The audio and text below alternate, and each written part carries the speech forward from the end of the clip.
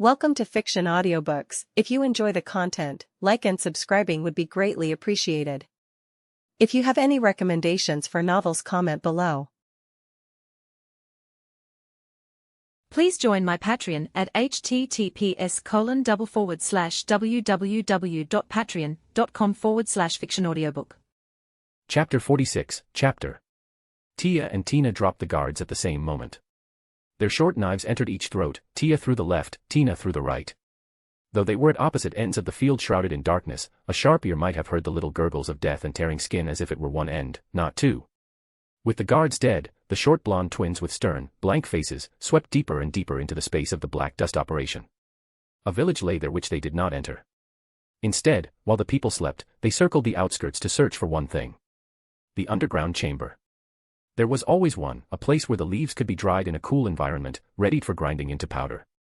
The cool air caressed their skin and, as if they were favored by the four gods, the night sky was covered by clouds, hiding a bright moon that might have otherwise given them away to some unexpected talented watcher.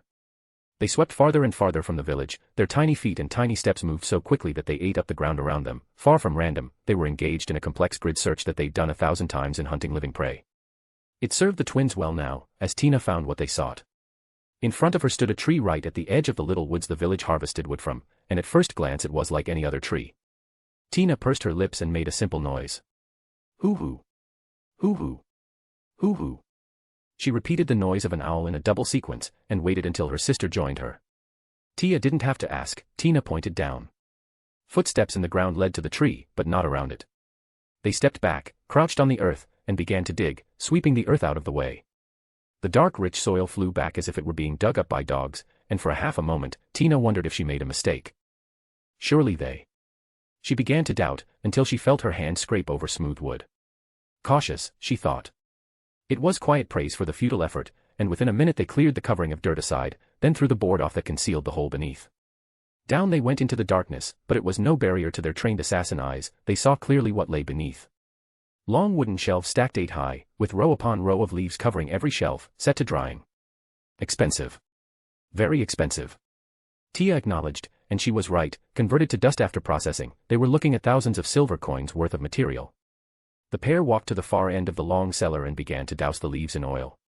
Droplets flew through the air and soaked or stained the drying materials, and when they reached the ladder they'd skipped climbing down, Tia turned, drew out a bit of tinder and flint, then struck a spark. The bright spark jumped into the air like a shooting star, caught the tinder, and began to burn up its life. She cast it from her slender fingers against the wooden shelf, with everything dry or tainted with oil, the flame leapt to life and began to roar through the underground chamber. The twins exited, and went back to the fields. Behind them smoke was billowing into the darkness, the light hidden by the ground over the chamber, only the smoke revealed the truth of the lost fortune, and nobody would find it till morning. When the twins reached the fields, pushing through the soft green leaves of the waist-high plants, the twins enacted the second stage of the plan. They crouched down, yanked a few plants out by the root, then bound them up into a bundle. Sparks leapt from flint again to catch on the plant stalks, and as one, the pair rose to their feet, and began to sprint through the fields letting the fire catch as they went. At their backs the crackling began low, and the light was little, but within a minute the little crackling that was like that of a comfortable hearth, became a roaring flame and the comforting light, like walking on the surface of the sun. The blaze caught and in the light breeze, easily spread. Fire spread from plant to plant, and night became like day. Within the village, some soul began to shout and raise the alarm. Fear and panic spread to the little population, they would rush out to fight the flames of the crop they were required to grow, but neither of the twin petals of blue rose remained to watch. With ninja speed, they blinked out and were gone. "We're done, evil boss," they said as one threw their message to Locuse. Locuse drew her sword out of the body of the thug that lay staining the stone red at her feet. A crude mattress stained with blood and other less noble bodily fluids lay off to one side, along the wall, various young women and boys were chained into position with nothing to cover themselves. Their teeth chattered with fear and they pressed themselves against the stone at their backs, quietly pleading for the blonde Deathbringer to be sated with killing only a few. Behind her lay other corpses adding the smell of their own blood and bowels to the pits of this hell within the city. She swept her sword out, casting the blood away and put it back into position over her shoulder. "Good. I'm just finishing up here," she said, and killed the link as soon as she acknowledged the receipt of Tina's message. She turned her sky-blue eyes to the wares on display. "Relax, I'm Locuse of Blue Rose, we've been hired to rescue you, sort of." Teeth stopped chattering, and stares became wild with hope, arms yanked forward and the sound of a dozen chains snapping taut was so loud it briefly drowned out their cries for freedom. Locuse didn't answer their questions right away, instead she addressed the more immediate matter. I'm going to cut your chains, then I'm going to take you somewhere safe. You don't have anything to worry about anymore. Everyone that put you into this hell is as good as dead. They just don't know it yet. Now be quiet, she said, and going from one to the next, she cast simple healing spells to ensure they could move when she needed them to. Gagarin, how is it going for you? Lupus asked, casting her own message spell while she finished up. Gagarin brought her hammer down and crumpled the door. It became splinters that wouldn't stop a fly that desired entry, let alone the moving mountain of an armored woman that barreled through with a battle cry. Unlike Tia or Tina, she had no care for whoever might be caught in her path. A roaring crowd calling for the blood of the fighters below, began screaming in fear of the shedding of their own blood when the behemoth began swinging her hammer. Bone crunched inside of bodies and tore through inner flesh like crude knives. Her meaty fist passed through hard heads and out the other side, spreading viscera and brain matter on those whose dirty faces became twisted with terror. Some too frightened to scream. Die already. Gagarin roared and swung her hammer in a wide arc, arms bent the wrong way and bodies were flung wildly into others. Skulls cracked against skulls and rough bodies fell atop one another, some living, others uncertain if they were or not, and still others dead before they hit the ground. Some tumbled into the pit where bruised and bloody captive fighters could only watch in shared confusion at the events in the space above. When understanding dawned on their faces, that their oppressors were being slaughtered, it was the turn of those within the pits to cheer on as horror unfolded above. Gagarin tore through the crowd while it struggled to find its way around her. Most died, a few fell and were trampled into mush by those indifferent fellows who rushed with thoughts only for their own lives. None were dressed very well, thugs and degenerates, gambling addicts, petty criminals excited by the visceral thrill of watching others shed blood in their stead. I have no reason to spare any of them. There are no humans up here.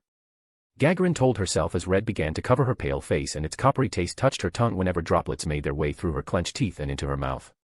It was over in minutes, a few made it out, she knew what they would find. Guards all dead, or if any of the other fighters I freed lingered, they'll find someone else to kill them. When it was only she and the pit fighters alive in the room, she took a better look around. It wasn't a large place, a low pit dug 20 feet below and with a sand-coated ground, it was an improvised arena. Walls built up around the rim were crude but effective barriers that kept spectators from falling in when pressed, and glow stones dotted the room to ensure adequate lighting. There were nearly 3 dozen bodies scattered about the room, none moving. Most with caved-in skulls or chests, many with broken arms or legs twisted in the wrong ways. She approached the edge and looked over the wall. Stay there, my name is Gagarin, from Blue Rose. I've been hired to get you out. The fighters were bloody and bruised, gnarled and damaged flesh showed them to be pit veterans that had survived many clashes in the past. Around their necks were heavy iron collars secured to chains that ran long enough to go from one wall to the next. Extra security to keep them in place. Ugly way to go. The sand on which they stood was stained deep crimson, and came from no beach Gagarin had ever heard of. Red sand. Never heard of that. An idle part of her brain contemplated until she saw a drop of blood fall from the rough beard of one of the pit fighters and land on the ground beneath his feet. Oh, that's it. For the mountain of a woman who faced countless battles, this was personal. Her blood raged at her to end the lives of those who treated combat like some sort of cruel sport. A few cries, please, and gurgles, reached her ears from the direction she'd come. Some stayed behind. She thought with satisfaction. The message came in from Lupus just as she smashed part of the wall and began dropping bodies into the pit below. Just climb up these, I'll break your chains and take you somewhere safe. I'm finishing up too, boss, just a few more to get out. We'll have to buy a drink for Sir Mammon and Lupus the next time we see them. I've wanted a crack at these bastards for a while. Gagarin replied, then killed the connection. The fighters below stacked the bodies up like cordwood, and clambered over dead flesh, their chains dragging through red sand until they reached the top. Gagarin held out her thick hand, and took the bruised and broken flesh of the captive. He was clearly relatively young, she could only guess how he ended up there. A peasant captured on the road, someone in debt to 8 fingers. She wanted to know, but only for herself. So Gagarin didn't ask, she helped him clamber up over the wall, then did the same for his companion, before standing up to break their chains. Evil Eye broke into the building with ease. Situated in the warehouse district, the intelligence she received told her that the goods housed here were not the usual sort. It was human capital. She licked her lips behind her mask, a talent pool of sorts, a safe house for the worst of the worst, which paid a sum to 8 fingers to smuggle them into the city, house them safely, and smuggle them out again. A lucrative practice that kept bandits out of the hangman's noose and allowed them to live well off of stolen goods and stolen lives. The building was, from the outside, a perfectly ordinary warehouse. Nobody went in, nobody went out. But as soon as she went in, she knew it was different. Crude walls went up to create many different rooms everywhere. Her vampiric senses told her how many people were present, and she counted them off. 70, there are probably 2 or 3 bandit gangs here right now, all over this building. She went to the first door. The sound of snoring went on as she expected. Her superhuman strength allowed her to turn the knob and break the lock, then there she was, standing over a human. Feed. Her instincts told her, feed. She restrained herself, then put her finger to his ear, and pushed it down. The body spasmed and gurgled as her finger went straight through and into his brain. Evil Eye's finger wiggled around inside to be sure, and then she removed her finger and wiped the brain matter and fluids on his blanket, then went on to the next one. Room by room, she went to the bandits who paid good money to sleep safely, and she ended their lives before they knew she was even there. Floor by crudely built floor, she ventured, killing silently and counting them off. 65. 64. 33. 32, down and down the number went. Till she was descending to the main floor. The aura of the living and the warmth of their lives were clearly visible to her. But one thing gave her pause. There are more voices than auras, undead. A vampire. Maximize magic, fly. Evil Eye quietly cast the spell and floated down the steps. She could hear the sound of their chatter. You'd better not be cheating. I only cheat on my wife, never at the table. If you're cheating on your wife with mine, I'll tell the boss to let Zul eat you. Evil Eye shot the rest of the way, coming into view to see the place that served as the lobby for the operation of the crime hotel. Shard buckshot, Evil Eye shouted, and a slew of crystals appeared out of nothing and shot toward the staff of lightly armed figures. 2 were torn to shreds immediately, the third however, dove out of the way and rolled to both knees. You made a bad mistake, girlie. You think you can stroll into 8 Fingers territory, hurt our business, hurt my job, and there won't be consequences. You're facing a vampire now, bitch. Evil Eye descended slowly to the ground. In front of her the men to survive bared his teeth to reveal his fangs. Behind him, blood was already flowing in a spreading, broad red stain. A chair held up by the corpse, toppled to the floor with a crash. Evil Eye pointed up. Notice you don't hear anything up there even after all that noise. They're all dead. Your hotel is shut down. The vampire snarled, his claws were bared, then I'll be the lone survivor. He broke into a charge, bellowing his fury and putting his fangs on display. He wasn't an overly large man, but vampires didn't need to be large to be deadly or strong. Evil Eye swept back the hood of her face, and possessed by what she admitted was probably a childish impulse, she removed her mask to bare her face. Her blood-red eyes brought a look of shock to that of the charging foe, but before he could do anything more, the hero of legend was inside his guard, grabbed his arm at the wrist, and flung him head over heels down to slam hard into the solid stone floor. Crystal dagger, she said, and the shard shot from her hand and into his heart, piercing body and stone to lodge itself into the floor. Understanding and unlife left the eyes of the vampire living among people, and it was done. Evil Eye slid her mask back into place, put her hood back over her head, and walked out the front door casting her message spell as she closed the entrance at her back. I'm done here, Lockhughes. Do you think Mommin will be impressed? She suppressed her giggle of enjoyment at the prospect. I think so.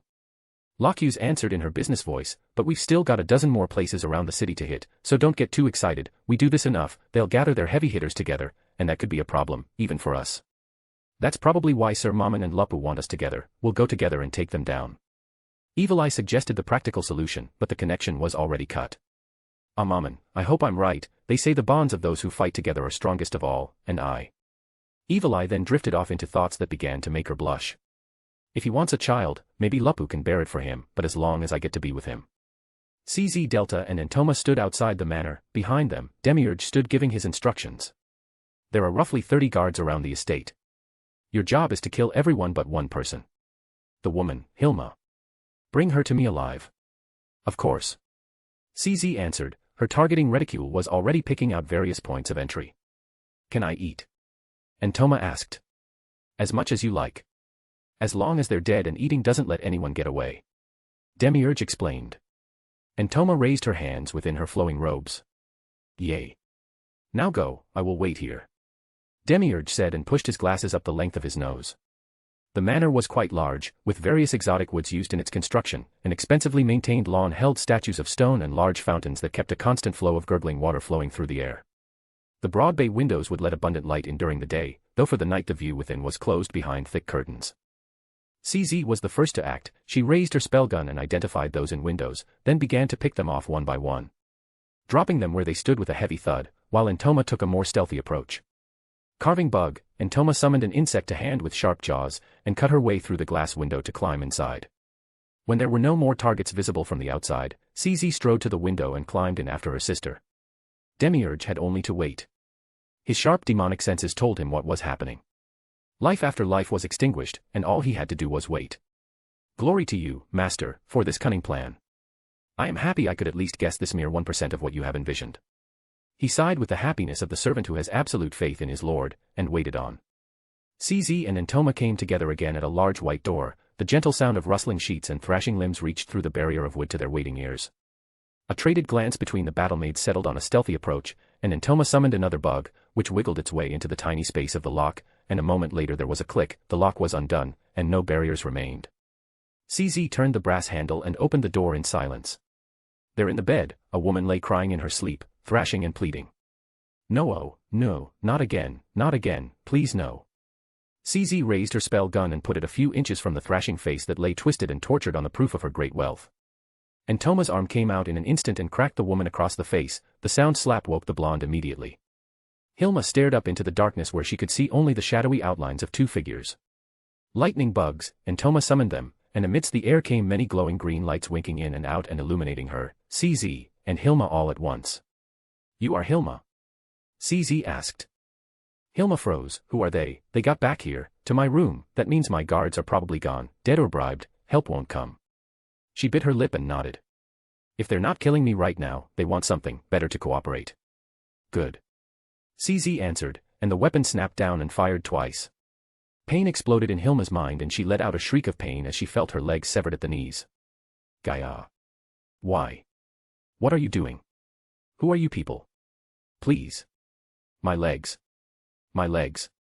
Hilma screamed as she was dragged into the darkness. You won't die. We won't let you. Don't worry. The young girl with purple hair and a strange, expressionless face replied before she grabbed Hilma by the hair near the base of her skull. No. She should worry. She will wish for it. CZ contradicted her sister, and Hilma's screaming only grew worse. The missing parts of her legs disappearing from her view when they dragged her out of her room, did nothing to help Hilma to stop her cries. Her one mercy, the expensive carpet being stained by her blood, did not hurt to be dragged over. It wasn't much, but it was all she had. Chapter 47, Chapter. Ainz sat in his private office, clad in a mask and wearing a ring that hid his magic. Flutter Paradine stood in front of him.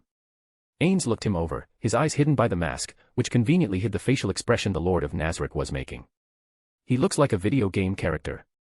Still, Ainz acknowledged privately, he is supposed to be the most powerful human caster in the world, until me at least. The desk in Ainz's private office sat on a slightly raised platform that meant the one behind it would look down on all the others. Around the room there hung the banners of the 41, plus the banner of the entire guild, each woven from silk and gold or silver thread, making each one by itself a priceless treasure to the outside world. There sat only one other chair in the room, intended for the presently absent guardian overseer or a single guest. Anyone else? They could stand or kneel. Flutter stood, stroking his beard and resting on his staff. You won't order me to kneel, Master Gown? Flutter asked. The very question sent shockwaves of discomfort through Ainz. His distaste for any disrespect for the elderly was palpable, at least to him. Though Flutter didn't seem to notice it. No, it might take you a while to rise, old man. Ainz attempted to make a congenial joke, and it actually drew a little smile to the old man's face. You're kind to spare an old man the difficulty. It makes my intended question seem rude, Master Gown, but I hope you will forgive me for asking it anyway. Flutter's voice was scratchy with age, but despite what time had done to his body, the energy and enthusiasm within his every word was as strong as if he were a man in his prime. Please. Ainz said with an inviting voice. Is it true that you could help me to peer into the abyss of magic? That my hopes, my dreams, can come true? Flutter, intentional or not, reflexively moved his staff forward a little and leaned in, his eyes turned up at the elevated man who he was told was a god, eyes glistening with acute awareness of his fading time among the living. It was enough to stir a memory in the Lord of Nazarick. Spare, some credits, need a new breath mask, please, young man. Ainz recalled the broken voice of the old man who sat, hopeless and weak with his back against the smooth surface of the building. Please. I won't last long. I can't keep using this one. The desperation in the old beggar stayed with the young office worker. The ragged clothing had been filthy, the body, unwashed and if possible, more filthy than the ripped-up clothing. The mask he used to filter the toxins that still made it into the domes, had little gouges in the rubber that were clearly visible, and probably other defects that were not. He gave the old man a few credits off his card and went off to work. The next day, he saw the body lying down in the alley, waiting to be collected. Ainz still remembered what he thought then. He didn't get enough for a filter, all I gave him was false hope that he would. The memory was uncomfortable, and it was enough to make Ainz bite his tongue. Words would not do, words would betray undesired emotions. Instead he held out his hand, and removed the ring. To the old man, it was as if the sun exploded inches from his eyes, the supreme overwhelming power swept over him like waves from the sea during a terrible storm. The mere presence threatened to consume Flutter and stop his heart out of sheer awe. Sweat ran down his body beneath the robe, his limbs trembled, and he held back tears only so that he could continue to look. Flutter dropped his staff in his jaw. God of magic. God of magic. I have found the god of magic at last. He yowled with joy and shuffled his sandaled feet in the old man's approximation of a happy dance. Ainz slipped the ring back into place and politely waited. Flutter's eyes shed the tears that were held within, and he wiped his face with vigor on the sleeve of the light blue robe he wore, ignoring the few that made it past his attempt at clearing them away, which got lost in his beard. Forgive me, my god, that was more than I hoped for. Everything I am is yours, though, if I could make one small request for someone else. Flutter asked slowly, bending down to pick up his staff. You can always ask. Ainz promised. Yes, master. The Emperor of Baharuth, if he isn't marked for death, I would be grateful if there were some way to spare him. I did help raise him. While the abyss of magic is all I truly care for, I wouldn't just throw the sweet boy into his grave if I don't have to. Flutter glanced away, his breathing more shallow than before, and his grip on his staff a little tighter than was strictly necessary. Ainz marked Flutter's character down a notch in the ledger of his heart. Unless I have absolute control over this one, he must never be permitted to rise too highly. I have a task for you, on that subject. I won't promise the Emperor will live, but I won't take his life if I don't have to. For now, what I want you to do is inform the Emperor that you found a ruin, a tomb, this tomb. Suggest it be explored for potential treasures to plunder, but that it be done by expendables. I must have our defenses properly tested before we engage in anything in the open. Ainz passed on the order, and Flutter stroked his beard, suddenly lost in thought. Yes, I can do that, master. There are a number of expendable nobles that can be acted through. Flutter answered, then asked, when should I begin? Immediately. Ainz replied, and then a moment later, the gate opened at Flutter's side. That will take you back to your office, see to this at once. Oh, and take this. He held out a folded piece of paper. This has the location of the tomb marked. Flutter made a humble bow and stored the paper into a pouch at his side, and with light taps of his staff on the stone floor, and the quiet shuffling of his feet, the most powerful man in the Empire, committed himself to treason in favor of his dream by stepping through the gate. When Flutter was gone, Ainz was alone, but only for a moment. The knock at the door was distinct, it came spaced out, another knock several seconds after the other, and that, not loud. Mayor. He realized, that means Aura won't be far behind, in fact she's probably with him now, along with Sebas, Archie, and Lupus Regina. He swallowed violently, painfully hard, and cleared his throat. Time for the next step then. He thought, and said with all the authority he could muster in his voice, enter. The click of the latch was followed by the slow creaking open of the door, and as Ainz predicted, Mayor entered the room. His skirt waving about with every step and his sister following on his heel. See, dum-dum, I told you it was fine to knock on Lord Ain's door, especially if he is the one to call us. Aura's voice was smugly confident, and Mayor, slightly hunched, was already blushing and clutching his staff against his body with a nervous, shifting energy about him that seemed to keep him from standing still.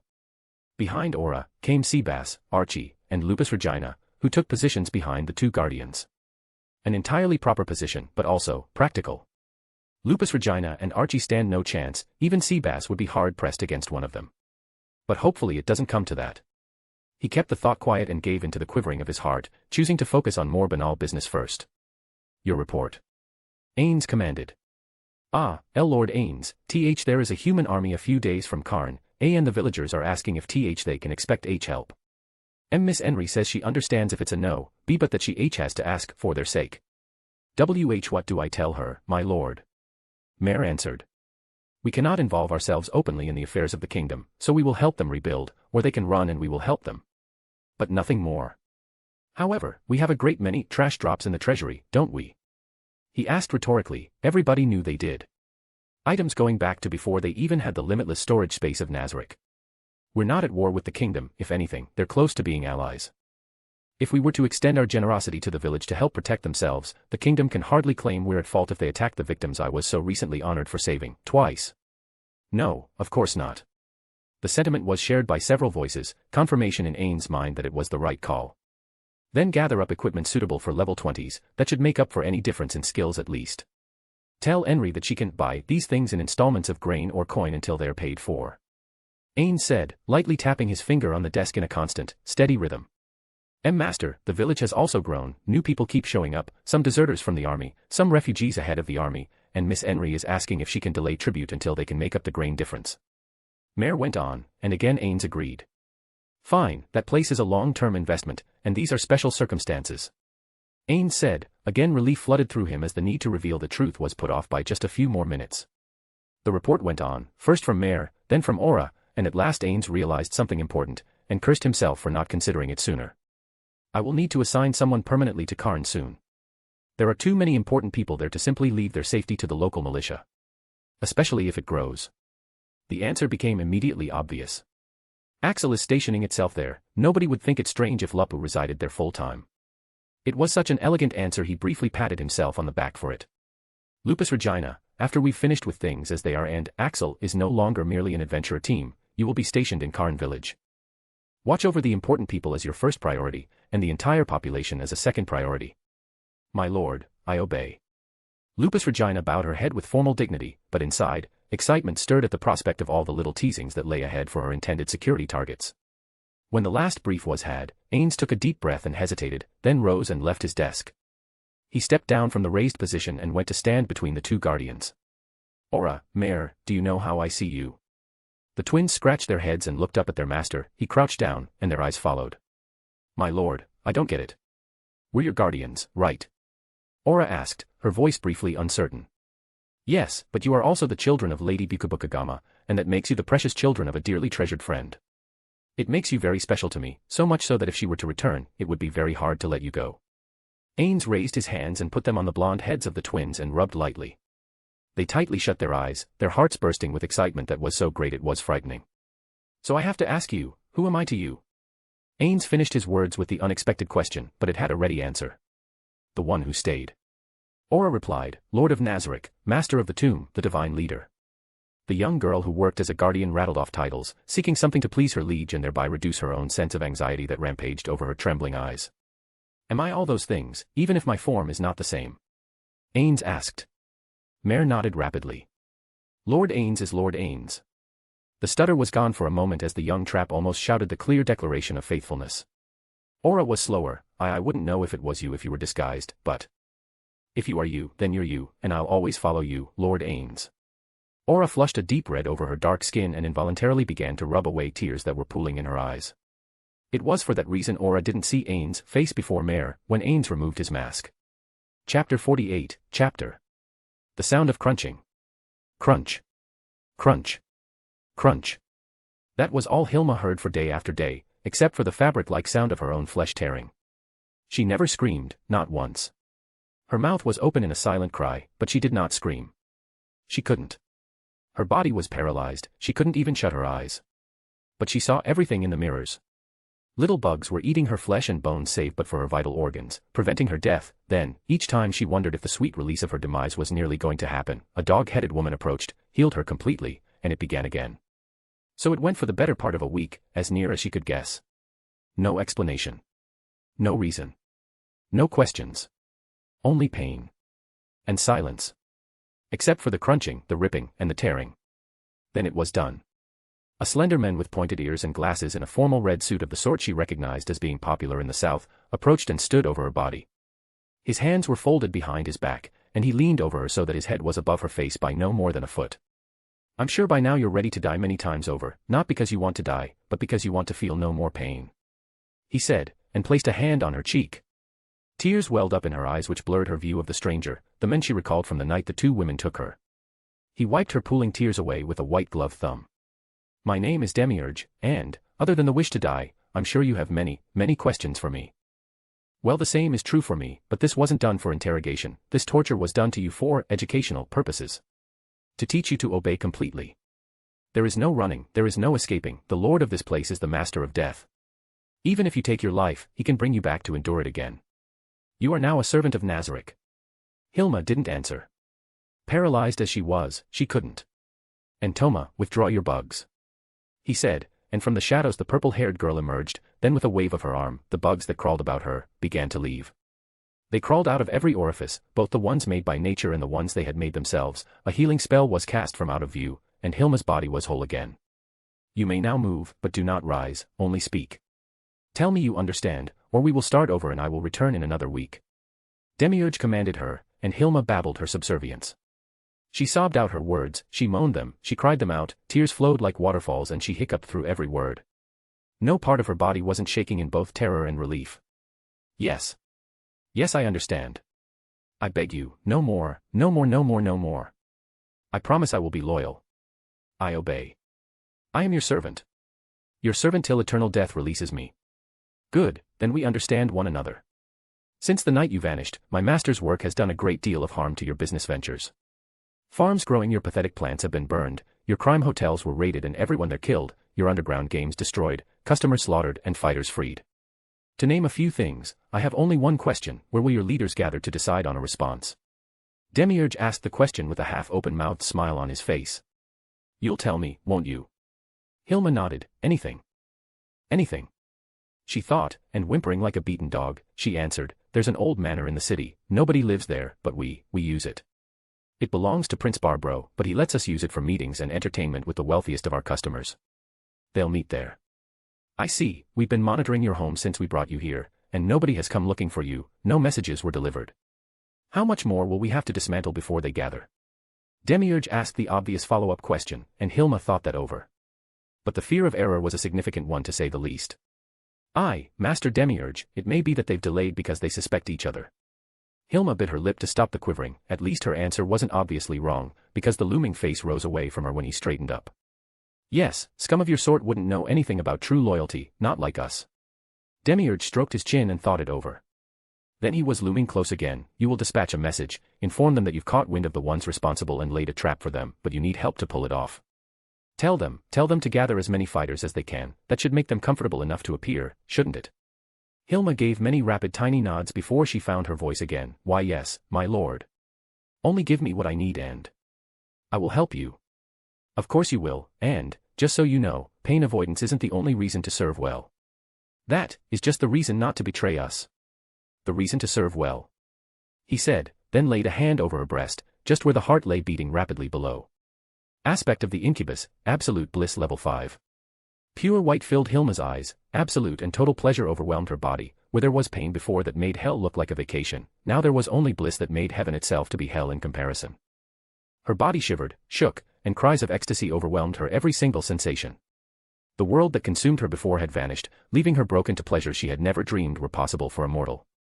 Then the touch to her skin was broken, and the bliss began to fade, leaving her a quivering lump that could barely breathe hard enough to stay alive. Obey well, and you will experience pleasure, comfort, and happiness. Disobey, or betray, and your suffering will be a tale of caution that will be whispered of in tales of terror for generations. Hilma couldn't respond, and as her brain started to work properly again, she realized she didn't need to. Her answer would come in the form of her actions. But that didn't stop her from giving it in the privacy of her own mind. Of course. I can't wait to betray them. Ainz looked at Aura and Mare through dark, human eyes, and with childlike innocence, their little hands came up and touched his cheek. Am my lord what? Mare started to ask, then listened with wide-eyed attention as Ainz explained everything. When he was finished, Aura was the first to speak. They knew, didn't they, my lord? She turned her head partially to indicate the trio behind her. Archie has never known me except in this form, but yes, they do. Lupus Regina figured it out during our travels, and I revealed it to Sebas not that long ago. Ainz admitted. That made the little dark elf twins start to tremble a little, and their green and blue eyes began to quiver, as did their lips. Didn't you trust us? Mare asked in a voice of hurt. Aura, Mare, that wasn't it. Something like this. Ainz brought his hand in and touched his own face. It is a great deal to cope with, and I couldn't be sure that this wouldn't hurt you. You're the children of my precious lady Bukabukagama, the woman I had. He gave a wry little smile to the twins, a bit of a crush on if you want the truth. The last thing I wanted to do was hurt her children, so I put off telling you for my own reasons, and I am sorry, can you forgive me? Ainz asked, and took Aura and Mare's right hands. Can we hug you, Lord Ainz? Aura asked, sounding as anxious as her brother ever did. She had a rare demure and uncertain look on her face, but it vanished into a look of shock when the Master of Death pulled both she and her brother into his embrace and squeezed them tight against his body. Their arms enfolded his own, and looking past them with their chins over his shoulders, he saw that Sebas, Lupus Regina, and Archie had each visibly relaxed with the passing of tension. That leaves the remaining battlemaids, Demiurge, Albedo, Shaltir, the ones most likely to pose a problem. Rubido was successfully started up, presumably she is loyal to me no matter what form I take, but still it would be best to inform her with backup available, which means telling the remaining guardians first. The thought filled Ainz with dread, and yet at the same moment, as he tried to imagine Albedo's reaction, the spine-tingling anxiety was almost cathartic. I did something truly awful to her, even if I didn't know it at the time. If she betrays me, I betrayed her first. I'm not ready to die, but if she cannot serve a human lord in Nazarick, I will give her somewhere she can be happy. Even if I have to create a kingdom just for her. The resolve settled in Ain's gut like the lump in his throat that refused to leave, and his embrace over the twins grew subconsciously tighter before he found his senses again and released his grip. When Ainz did, he gave them orders. Go to the treasury, explain what I said about proper weapons for Karn village, and deliver enough for the entire place to be equipped. Also, send Ninja to me as soon as you've made your delivery. I will be in the arena. Right away, Lord Ainz. Aura was bright-eyed and all smiles again, every inch an enthusiastic child who had just gotten a hug from a loved one, and with that, she grabbed her little brother's hand and hurried him away. When they were gone, Ainz stood to face the remaining trio. That went well. He said with an undisguised sigh of relief. I was confident it would, but doubt is the most insidious enemy. Ainz touched his forehead, then cast his spell. Perfect warrior, again the armored warrior of legend, he said, Archie, Lupus Regina, you are with me. We will be trying an experiment to see if I can increase your skills at the same rate when there is more than one of you at a time. Lupus Regina's wolfish grin was the only answer she needed to give, and the same went for Archie's bright eyes as her own ambitions to better her talent loomed large in her mind. The security of Archie's sisters allowed her to reawaken her former dreams, and little by little as she grew accustomed to a place filled with impossibly powerful monsters, she was blossoming. Nowhere was this more evident than in the 4th hour of their training when Ainz pinned the dragon down at the neck, while Lupus Regina tore violently at its exposed gut, and Archie shouted her spell again and again into its great red eyes. Lightning. Lightning. Lightning. Over and over Archie spammed the spell, feeling her body grow by leaps and bounds as an opponent that once would have been legendary, was rendered down to nothing but a punching bag. Power leveling in reality is shockingly like the game, satisfying. Ainz reflected and checked the EXP gains. His frequent private returns to Nazarick to have Cositas spawn opponents for him had proven exceedingly profitable. His own levels had gone up to 110, while Lupus Regina was now the second strongest of the battle maids, after Oriole Omega. Archie had grown less, but still thanks to Sebas's help, she was up to level 26 and was nearing her current peak. I'll need to provide her with new spell scrolls soon. Ainz made the mental note and stepped away as the young dragon breathed its last. The body was beginning to disappear when the gate opened, and from it stumbled a very uncertain, very fearful-looking little mage in a cheap brown cloak with a staff that was every bit as cheap as everything else she wore. Her smallish face was brightened somewhat by her wide eyes, but it was obvious she was nervous by the stumbling way she walked. Master Mom and I, sir, I was told I was going to meet the lord who saved Karn. Did I? What do I dash? She stumbled over her words, her knees were wobbly and she was looking down at the sand under her feet, as if unsure if she should kneel or not.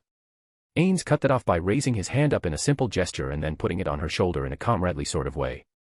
Tell me, Ninja, would you give up everything if it meant the chance to protect your new home from your sister's fate? If it meant that such things would never be allowed to just happen ever again? Would you give your absolute loyalty, if you had the power you needed to serve that purpose? Ainz asked, his noble voice and high charisma rating was clearly having an effect on the woman, and though she couldn't see his face from behind the helmet, there was only one answer. Sir Mammon. I still want to find some way to rescue my sister or avenge her if she's dead, but yes. I would do anything to have the power to do what you said. Ninja's face became bitter, her grip on her staff, tighter. Lord Ainz, he sent weapons to the village, it included a few magic items, things I'll use and do my best with but I am still weak. I can learn quickly, but I still need the experience, and that's extremely dangerous. It will take years, and the village doesn't have that. Are you going to fight? If you do. Ainz squeezed her shoulder a little, she ceased to speak, offer me your oath of allegiance, offer me everything you are, and your wish will be granted. He waited while Ninja took in those words, she recalled his absolute power on the battlefield, and caught the eye of the cleric companion to the mighty warrior. The absolute brutality of Lupus had been a sight to behold, even looking at the maid whose equally brutal advice had upended Ninja's world, made her shiver. But when the cleric gave a tiny nod, Ninja recognized that she was being given an opportunity that would not come again. I pledge myself. Your cause, your will, everything. My very soul is yours, do what you want with it. Ninja shot the words out like an arrow launched from a tightly drawn bow, and when she spoke, the last strength in her legs faded and she fell to her knees. I am your servant. Just, help me make this right. Ninja pled, then taking his hand from her shoulder, she slowly removed his glove, and kissed the ring on his finger as if he were a king, and she is subject. Then stand up, and follow me, you have some very difficult days ahead, but there is something else you must do first. Ainz said when he reclaimed his mailed glove and put it back on his hand. Chapter 49, Chapter Is this a dream? Enri asked when she held up a suit of armor in both hands. Though it was leather by the touch, it was like no leather she had ever felt. It reminded her very much of the touch of the skin of lizards. No. Unless I miss my guess, that's dragon leather. Infiltrating said, running his hand over the back of the black leather. Though his voice was calm, his mind was racing. Lesser dragon, but still, impossibly expensive stuff. Infiltrating reached into the wagon and took out a small wand carved of twine with the likes of which he'd never seen. The various cords of wood spiraled around a solid core and ended at an unfamiliar-looking green gem. A praise magic item, he cast his spell, and froze. This is. Master Gown is just letting us have these. Infiltrating asked, aghast. Enri shook her head. No, even if he offered, I couldn't accept that. We're buying them from him in installments. She stared long and hard at the leather armor in her hands. Even with no magical skill, she felt sure there was an enchantment of some type on it. He's telling us to fight, that it's our turn to protect our homes. And he's right. Around the wagons, a crowd had gathered. There were 8 large wagons lined up end to end. Enri raised her head and lowered the armor down so that she could see everyone. When Master Gown visited us, we needed saving. When Sir Mammon came to us, we needed saving again. Now we have to save ourselves. We've worked hard, trained hard, done things we'd never done before. Now Master Gown has given us the chance to prove we are worth his time. We know someone is coming for us to avenge the death of a worthless lord. We didn't do anything, and still we're going to die for it. I'm done with that. Done with all of that. Enri's fury boiled over and gave voice to the outrage of a lifetime. I reject the kingdom. Sir Mammon's request must have been refused. Why else would they be all right with coming this way and killing us all? If we can't have lords worth following from the kingdom, then we'll make our own. Damn them. Take up armor, take up swords. And let's get ready to fight. This is our home. This is our land. And they'll never take from us ever again. Enri bellowed like an outraged banshee, and the call began to rise up. Karn. Karn. Karn. Only to begin to transform, little by little. Emmet. Emmet. Emmet. And from some unknown throat another call began that took hold and would not let go. Hail to Queen Enri Emmet of the Kingdom of Karn. Enri blinked in dismay when the call went up. Her heart raced like it was trying to outpace her pulse. The scale of what just happened was far beyond her expectation, but caught in the moment and unable to think of what else to do, she gave her orders. Arm yourselves. Everyone. Arm yourselves. We have to prepare and we haven't a moment to spare. Enri shouted, and hundreds of hands began to scramble for hilts, shields, boots, and armor pieces as if these were holiday gifts being given out, and they were the children receiving them. Enri turned her eye toward Infiltrating. What just happened here? She asked as peasants began to put on armor and equip themselves like proper warriors. Infiltrating chuckled and put a hand on the shoulder of the woman he loved. You became a queen, I think. And if you'll have me, I'd love to be the king. He winked at her dismayed, shocked expression, and then the understanding of the meaning behind his words began to sink in. That's not how proposals work, Enfi. She blushed a deep crimson, but Infiltrating's loving expression, his broad smile and resolve did not waver. I've loved you for years, more than I could ever say. I don't know what'll happen next, but it'll be dangerous, and if I do have to leave this world, I want to do so married to the woman of my dreams. I'll love you for my whole life, you, only you, and no other. That is how you propose. Enri's blush didn't fade, but her surprise melted into happiness, before she dropped the armor into the dirt, then melted into his embrace in a passionate kiss that went on until the carts were entirely empty and the first army of Karn began to form up. Still no sign of her. Imina asked, her long purple hair bounced in its braids as she peeled off the rest of her clothing. No, nothing. Gagarin replied when he sat down on the stool. He didn't need to ask whom Imina meant, it was the same question for both women. The blonde beauty that beat him into ruin and then sent his friends out to heal him before he died, for one. And on the other hand, Archie's body. Robert and I sorted through the ashes again last night. Nothing. We did find her father's body, but not her mother's, nor her sister's, nor Archie's bodies. Gagarin sighed. It's a big house, a lot to sift through. Imina pointed out while she undid the hair ties and let the long purple strands come tumbling down. Yeah, I know. Gagarin said when he tossed a boot aside. But still, the fire happened sometime late in the evening. If there was a fire threatening the place, where would Archie go? Straight to her sister's room. Imina answered immediately when she threw her shirt over a chair. Right, so that was where we started. Archie is, a magic caster. Even in a dangerous blaze, she has a flight spell and should have been able to get them to safety. If she hadn't, then her sister's body should have been in the area where her room was, or not far away. Archie, I would have expected to be found close by. Gagarin pointed out while he undid his pants. So you think they weren't there at all? That the brutal bitch that beat you half to death was telling the truth? Imina asked, however she didn't sound as skeptical as he thought she would. No, I don't. I think Archie took her sisters and ran. I think that blonde woman knew more than she said about where Archie was. Am I crazy? Gagarin turned around to ask the slender half-elf. No, definitely not. Imina answered, because while looking for that one, guess what I heard? Gagarin didn't ask, instead he simply waited. He knew Imina'd say, and he was right. Imina went right on without him asking, saying to him that there was an agent coming about from Earl Flemmel, asking for people interested in a job raiding a newly discovered ruin, and didn't she say something about that? Gagarin rubbed his forehead. It's a little fuzzy, but this is far too convenient to be coincidence. If Archie is in trouble, there's only one place we need to be. So when do we leave? Imina pressed. Her entire body felt like it was on pins and needles. Gagarin's lean form was built for combat, and in moments like this, making a bold pronouncement of action for the sake of their team, he was the best of himself. She licked her lips and unconsciously parted her thighs as he approached.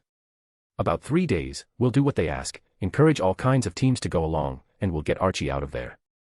Gagarin leaned forward and captured Imina's soft lips in a warm kiss, pressing her backwards onto the mattress of animal furs. She sighed when the taste of his lips left her own. Her arms wrapped around his neck, her legs around his waist. Taking your love into danger, is that heroism now?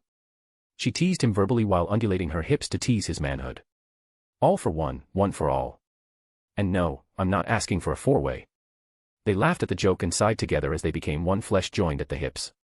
Their desire for one another was a fire fueled by the greatest of dangers, carrying them both, and their whole team, up to the ranks of mithril-class adventurers. Clinging to his treasured Imina, the fiery pain of her nails digging into his back demanded urgency. Her cries filled the room and spilled beyond their confining walls, into the rooms of others. It was shameless, and so they felt no shame. What was there to be ashamed of? We are alive. We are warm. We are happy. That was all their cries meant in a language older than the spoken word. But that time passed away. Imina fell into the sheets and accepted his quieting kiss before she fell asleep again. Gagarin, though, did not sleep. He sat up and looked over to the window where moonlight streamed into the room. Outside in the city beyond, he could see tiny lights from other rooms where other people were caught in moments like the one that had just passed for himself. I doubt many of them have my worries though. This may very well be the end of US, but we can't leave her to die, even if I have to face that monster of a woman again.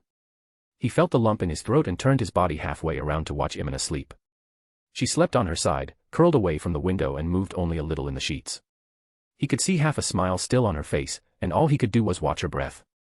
Wake her up, ask her to stay behind, let Robertick and I go, we'll get her out, you buy the drinks for us. He had the thought and hated himself for it. She'd slap me for the very idea. He knew that thought was the truth as soon as he had it, and so he didn't give it voice. He reached down to the bottle at his feet, took a long hard swig, then set it down, and slid into bed. He spooned against her, and she, long accustomed to his warmth, nestled herself more closely into his arms. He breathed in the scent of her hair, and only then, and very slowly, did Gagarin go to sleep. Prince Zanuck swallowed hard, very, very hard, and very often. His thighs hurt, his ass hurt, his back hurt. He did everything he could not to wince at every bounce of the horse beneath him. At his back, 7,000 soldiers marched, enough to convince his brother not to make a fight of things and to come back to the capital before he started something he couldn't finish. My stupid brother thinks he's just teaching some lords a lesson, but my sister was right. His line of march will take him straight to Karn, if he butchers the place Master Gown and Sir Mammon rescued, right after we honored them both. I can't even begin to imagine the falling out that will happen between the royal family, the nobles, the newly honored, the mage we want us to save, and even the guild. Prince Zanuck's grim pondering was the only thing that kept him distracted from the pain in his body as he tried and failed to get used to life as a field commander. At least I could get more people together, faster, than my damn fool of a brother. An advantage that wouldn't go unnoticed by the nobles when it came time to select the next heir. Prince Zanuck was only 2 days on the road when he came across the first ruined village. Having never seen death so close, let alone the ruined aftermath he found, he felt his stomach lurch. A woman who might have been pregnant before, and thus too slow to flee, had been killed somehow. She lay on her side, her arms still lay over her belly, but maggots and blowflies now made her body their home. A foul, putrid odor came off her corpse and her eyes were gone, turned into empty sockets that stared up accusingly at the prince, as if to blame him for her lot. Her clothing was mere tatters, ripped open where beasts had sought access to the flesh modesty once had concealed. Bones lay exposed everywhere, and the odor grew so strong that Prince Zanuck had to clutch to the reins when he leaned over and openly vomited into the dust. First time, my lord. A soldier at his back asked, and handed over a small white cloth. Prince Zanuck wiped his mouth of the acidic fluid that clung around his lips and then spat into the dust to clear the raw taste from his tongue. Yes, yes it is. I've seen dead men before, but nothing like this, not so close at least. You get used to it, my prince. The soldier said with a grim face that denied any desire of Zanuck's that he was making a joke. The prince offered back the cloth, but the young swarthy soldier who offered it shook his head. Keep it, my prince, this is the first time I didn't need it myself. I guess I'm past the vomiting stage. The war? Prince Zanuck asked. The young dark-haired soldier gave a regretful nod. Yes, my prince. I command a company during those. I've seen this every year for the last 5 years, though not quite like this, and usually we don't stick around to see what the rot looks like. Could we, unless there is a reason, perhaps we should move on. Prince Zanuck cleared his throat and tucked the cloth into his saddlebag for future use. Yes, yes we should. He raised his hand, and drew it down ahead of him. The flags waved, a horn blew, and the sound of 7,000 marching feet and clinking sets of armor began to drown out the chirping of birds again. Chapter 50, Chapter. Armed with the knowledge given by Hilma, and after using Blue Rose to apply pressure to the members of Eight Fingers' leadership, it was trivial to simply wait in the old estate. Hilma stood shivering and shaking with fear in the corner of the room. She was hugging her belly and staring up at the towering Ainz. Her teeth chattered. They'll be here. I promise they'll be here. I swear. I swear. I told them the ones responsible for it were operating out of this place as a further way to thumb your noses at Eight Fingers. The anger on their faces, it was beyond raw. Everyone worth anything will come here. Please, please believe me, I wouldn't lie, I wouldn't. Ainz tapped the flat of one sword on his right shoulder. How did you convince them that you were right? Hilma's already drawn, pale face went tighter, her lower lip trembled, and Lupus Regina crinkled her nose. Aw, she peed herself. I'm sorry. I'm just. I told them that one of my brothel girls had gotten close to one of them that got a little too talkative, promised that she would be free once he and his buddies took over Eight Fingers operations for themselves. Is that okay? Hilma felt her knees wobble. Yes, that's believable. Ainz said and walked away from the terrorized woman who seemed to want to join with the corner she pressed herself against. He walked to the head of a long table and sat down. Without being asked, Lupus Regina approached and stood behind his right shoulder. She sniffed the air a few times. They're coming, lots of them, I can't tell how many, but they're angry, blood-hungry. Hilma shot her eyes over toward the red-haired woman she knew as Lupus. Superior senses, is that a talent? Or is she not human at all, but only looks like it? Hilma's guts ached and a lancing pain from raw terror shot through her body. I know I didn't lie. I did what I was told. I'll be fine. Just tell the truth, be faithful and hope I'm not punished. Her beautiful face, despite being healed, was quite gaunt from the frequent vomiting after meals. She knew she was already losing weight, and that she didn't have that much that she could lose in the first place. I'm like the waif girls that decide to starve themselves in my brothels, but I don't want to die, not really, not like them. Hilma told herself when the footsteps and shouting drew closer. Search everywhere. Make sure nothing in the building is left unexposed. Find them. The rough voice called out. 0, if he's come himself, then the rest are certainly here as well. Hilma shivered. That was an unpleasant concept. In other times she would fear being exposed for betraying them, especially 0. Now she felt only a great swell of pity for her interdepartmental rivals. Very well, you've proven your worth. Ainz said, and the gate opened between them. Go and tell Demiurge you are to be rewarded. Hilma's eyes were out of his view thanks to the portal, but she knew that her eyes shone like the sun. Master. Thank you, Master. Hilma said and scurried on swift little steps through the portal, desperate for the sensations of bliss that were her reward for destroying her comrades. In here. Ainz shouted over the cacophony of noise, his voice carried, and then was picked up, and the call that the perpetrators were located, was carried all over the manor house. The pounding feet came on, drawn like ants to a pile of sugar where Ainz was waiting. The others should be in place around the manor. If no call has gone out about my servants, then nobody here is worth noting in terms of their detection skills. The first to enter was a monster of manhood. His muscles larger than those of Gazef Stronov, animal tattoos over his body that even a novice caster would have recognized as there for magical purposes, and a bald head to boot. Ainz laughed. Whatever reaction those who came into the room were expecting with their faces of wrath, mockery, or arrogance, for Ainz to laugh was the last on the list. What's so funny there, Tin Man? The bald figure Ainz recognized from Hilma's description as 0 asked. I was just thinking, you look a lot like some childish Janibu's imagination of a cartoon villain. When Ainz said it, the dumbfounded look on 0 made Ainz laugh even harder, so hard that his fist came down and smashed the stone table, sending a crack from one end to the other and a loud crashing noise as the hunky snapped off, shattered against the floor. Ainz had to wave his hand several times to stop stunned words from his counterparts while he composed himself. At his side, he was sure Lupus Regina was confused, but it was good to laugh anyway, and picking up on his mood, he could feel her rising excitement. I don't know what those words meant, but I know when I've been insulted. Zero thought, and did not like it. He snarled and pointed to the left and right of himself, his finest and strongest went along the wall. You've had your laugh, but now it's over. There are only 2 of you, and a lot of us. Zero chuckled, I was expecting more. Ainz shrugged and picked up the sword that had fallen to the floor, I am Mammon. This is Lupu, we're more than enough, either one of us by ourselves would do, but Axel is a team after all. Plus, I'm a kind leader and wouldn't deny her the pleasure of play when I don't have to. Rumbling anger met Ainz as more thugs filtered into the room. You really think you can win? Zero felt at least somewhat dumbfounded, thug or not, he was intelligent enough to run the 8 Fingers organization that spanned from the far south of Riestais to Arwentar itself, and the confidence of the Onyx armored man and his black and white clad female companion did not make sense. Ainz made his voice as reasonable and polite as possible. It's funny, someone else asked me something similar once, not that long ago, they had me outnumbered, and they too were wrong. Though it did change things for me, they're now all wishing they were dead. I'll make you the same offer I made them. Ainz held out an open hand, go to your knees, offer your lives to me, and I will make your deaths quick and painless. Or resist, and you will beg for death before sunrise. Zero frowned. How about I make you a different offer? Drop your swords, surrender, and we'll kill your woman there when we're done with her. Ainz heard the offer, and he wasn't quite sure he heard it properly. Could you repeat that? Ainz asked with the utmost courtesy as he slowly rose from his seat. I said, Zero repeated himself, drop your swords, surrender, and we'll kill your woman when we're done with her.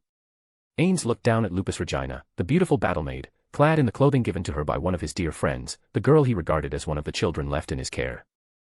She looked up at him and cocked her head, Mammon, sir, did he just? Ainz tapped the side of his helmet for a moment, then looked back over to Zero, just to clarify, did you offer to kill the child of my friend after you were all done raping her? Zero's face became smug. Trying to buy time, I'll teach you true strength. He said, and began activating his shamanic tattoos. Ainz stood stock still, processing what he understood to be an acknowledgement of his question. Then he lost all reason. Zero lost sight of his opponent in an instant, but before his facial expression could even register confusion, he was falling over and did not know why. What happened? He wondered when he landed hard on his side and rolled onto his back. Out of the corner of one eye, he saw the Onyx warrior sever the head of the undead king, Davarnok, whose body began to dissolve before he knew he was killed. Edstrom had enough time to raise her blades, but they fell with a clatter before the first screams of horror could rise up. Lungs were just intaking breath to scream when Zero saw Lupu flash past overhead and slap Succulent's head from off of his body, and shove her mouth into the jaw of Peshurian, and tore it away from his face along with part of the helmet. It clattered on the stone beside Zero's face. He had perfect teeth, I didn't know that. It was an absurd thought to have in the midst of the whirlwind of death, and then the pain hit him when he caught sight of the reason for his fall. Both of his legs had spun away from his body after being severed, and he toppled over onto the stone floor. The smell of copper, fear, and fluids was thick in the air, even more so than the dwindling screams. Malmvist attempted a thrust, his red hair bounced and his mouth opened to let out not a battle cry, but a childish cry of fear. The fear of one who knew it was futile. Malmvist was right, the great sword of the Dark Warrior slashed through him at the waist and sent his upper body spinning off to one side, leaving his lungs intact to let him scream while he lay dying. If they're dead, the rest weren't even worth bringing. Zero understood, and he began to try to pull himself over to his severed legs. The smell was rising, the noise was falling as the pair tore through the ranks of his finest as if there was a time limit.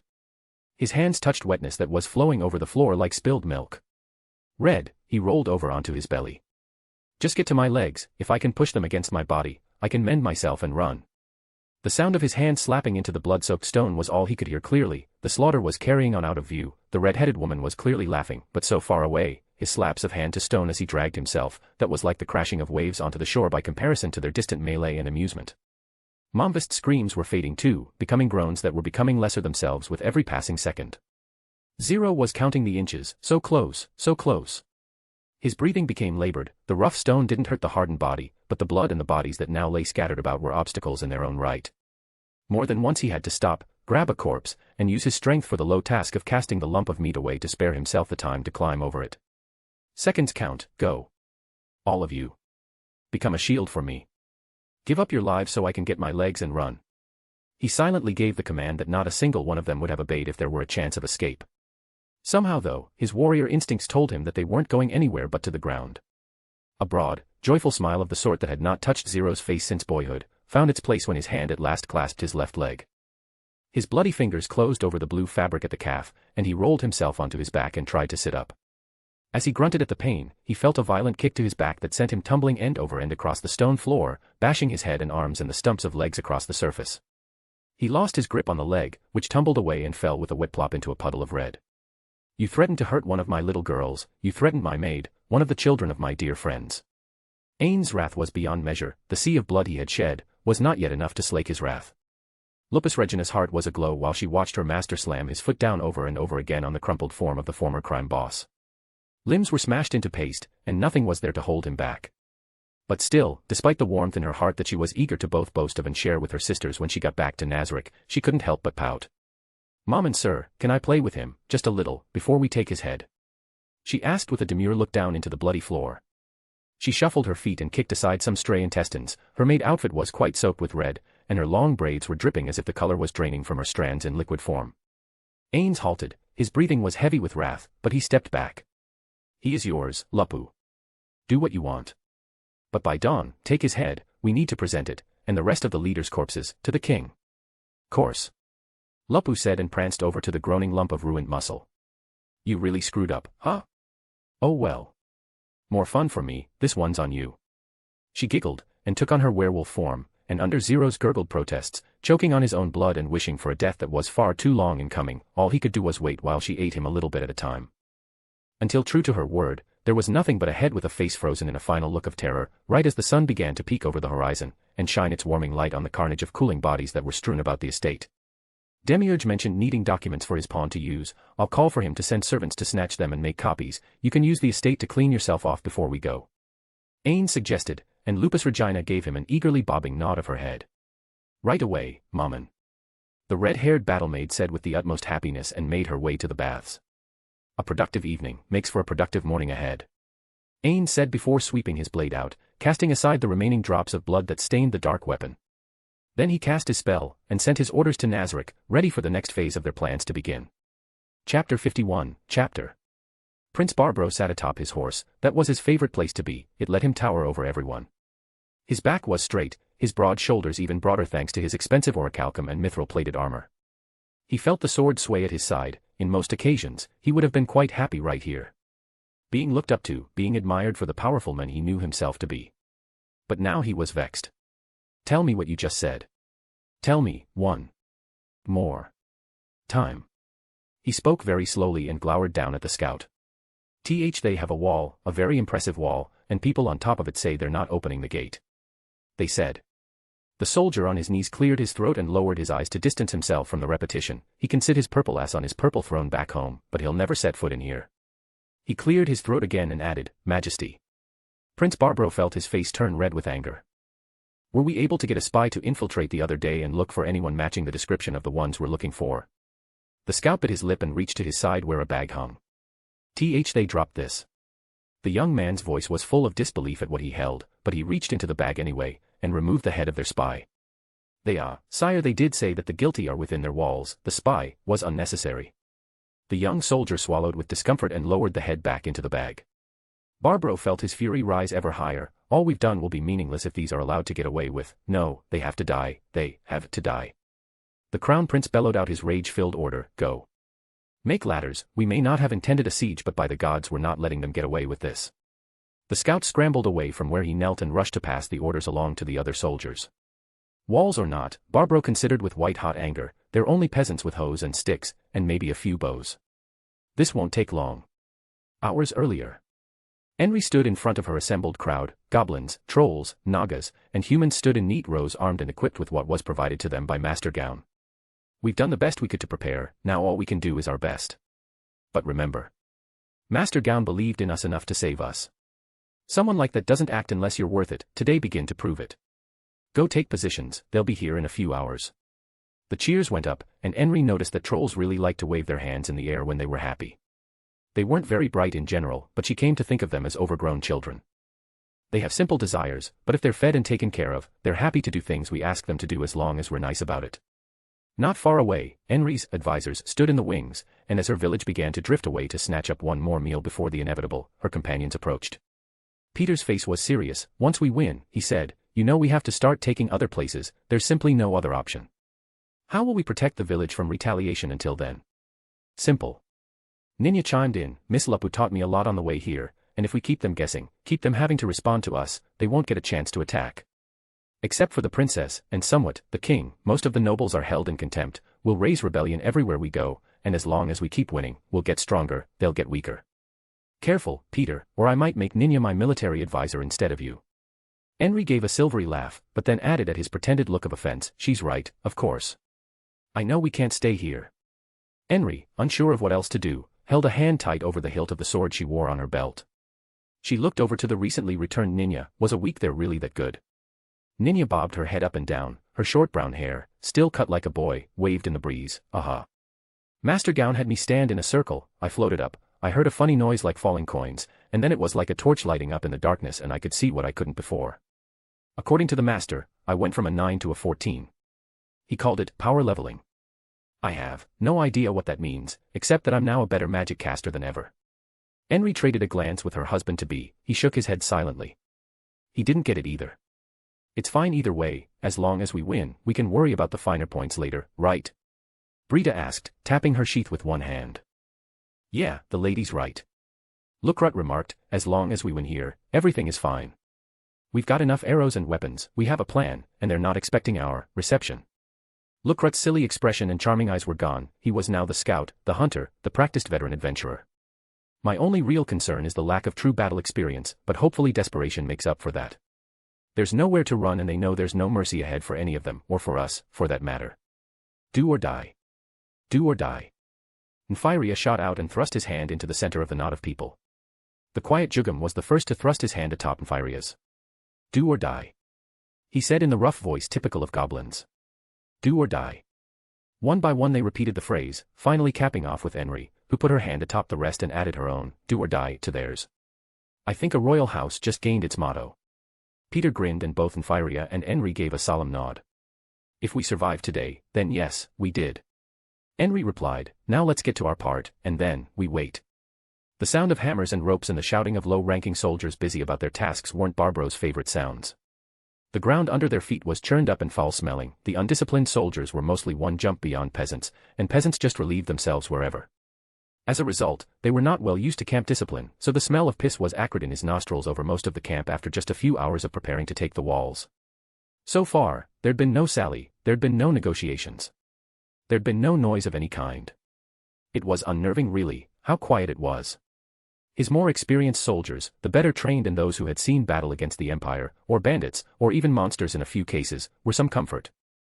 I still wish I had more people though. The prince thought, despite reviling the stench. The only tent that was up was his own, and that had little more than a cot and the woman he'd brought for his own comfort and recreation. He licked his lips again. Lockhews, as soon as I'm king, I'll make life difficult for you until you give in. The whore made a passable substitute at least, 8 fingers really knows how to break them.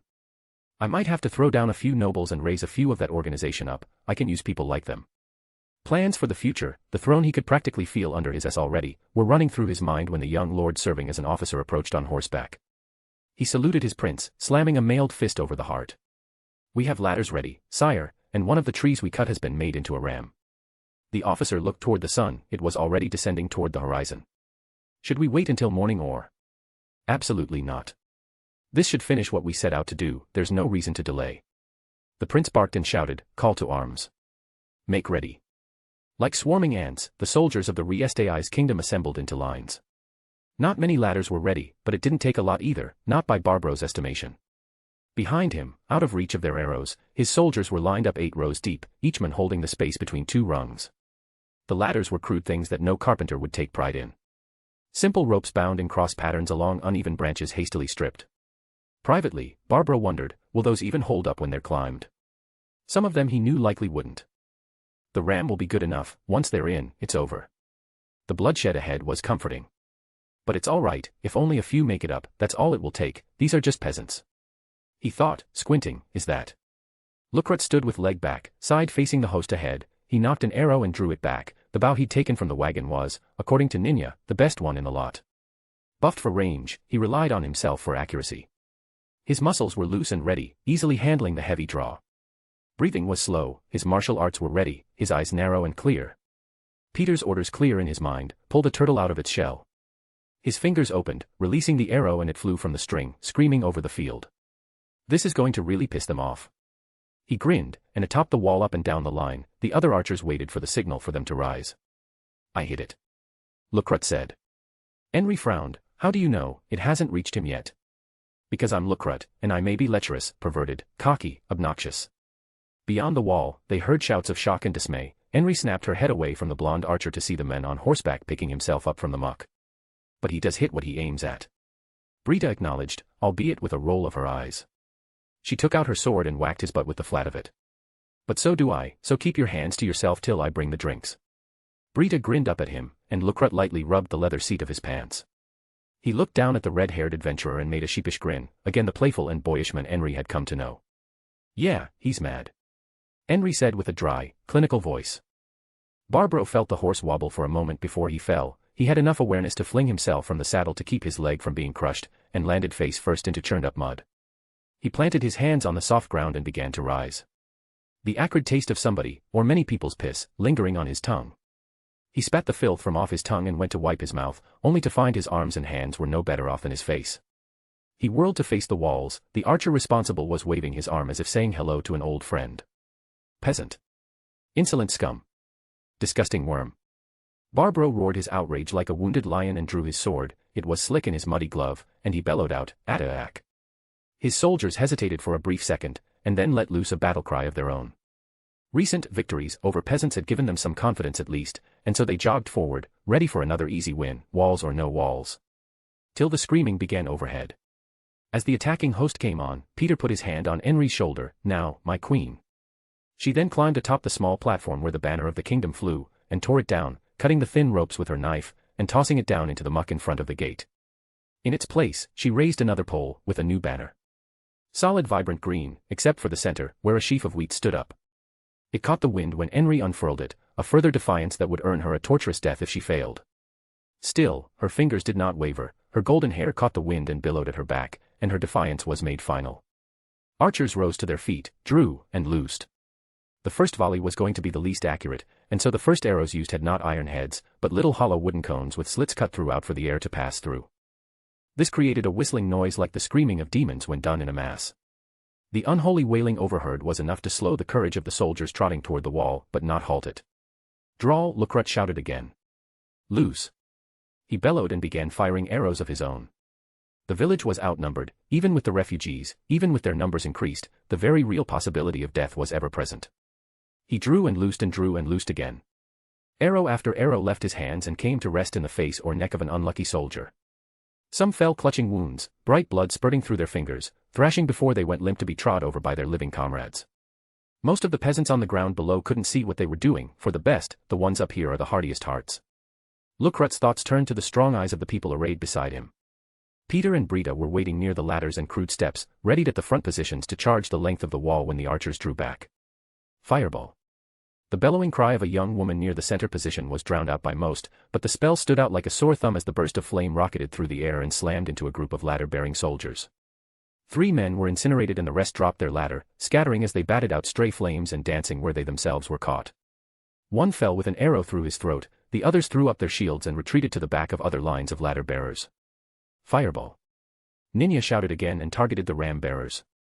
The fire struck and put 2 men on their backs screaming in flame as the pop and sizzle of fat beneath flesh burst into the air, the smell of burning meat as strong in the noses of their comrades as the smell of blood. But given the strength of numbers to support courage that not 1 in 10 had on their own, it became obvious that they were going to reach the wall. This will only work once. Enri said through gritted teeth as the ram came up and the ladders began to rise. Now. She shouted, and taking up the golden stalk that was her banner, the woman who would be queen waved it wildly left and right. The trolls waiting behind the gate raised the wooden barrier holding the gate shut, and dropped it at their feet. They flung the door wide, and just as had been practiced, the trolls charged out the door swinging their tree branch clubs into the faces of the ram-bearers. The screams of men and the crunch of their skulls and bones as they were beaten or trampled into the muck and the ram thrown over to fall with a crash, sent chills of horror through the ranks of men. Facing monsters had not been part of the plan. The trolls began to trot towards the ladders as fast as their lumbering legs would allow them. Men jumped away from their ladders and began to scream as they ran in terror. Not a single one made it to the top of the wall. The way cleared, the trolls began to rush back to the gate, which closed behind them. Lose. Lukrut called out, and arrows fell into the backs of the retreating kingdom soldiers, pinning men to the blood-stained earth to spasm and die, like insects pinned to a collector's board. My prince. The young nobleman asked in a hushed whisper as the wall they faced became silent as the grave again. What do we do now?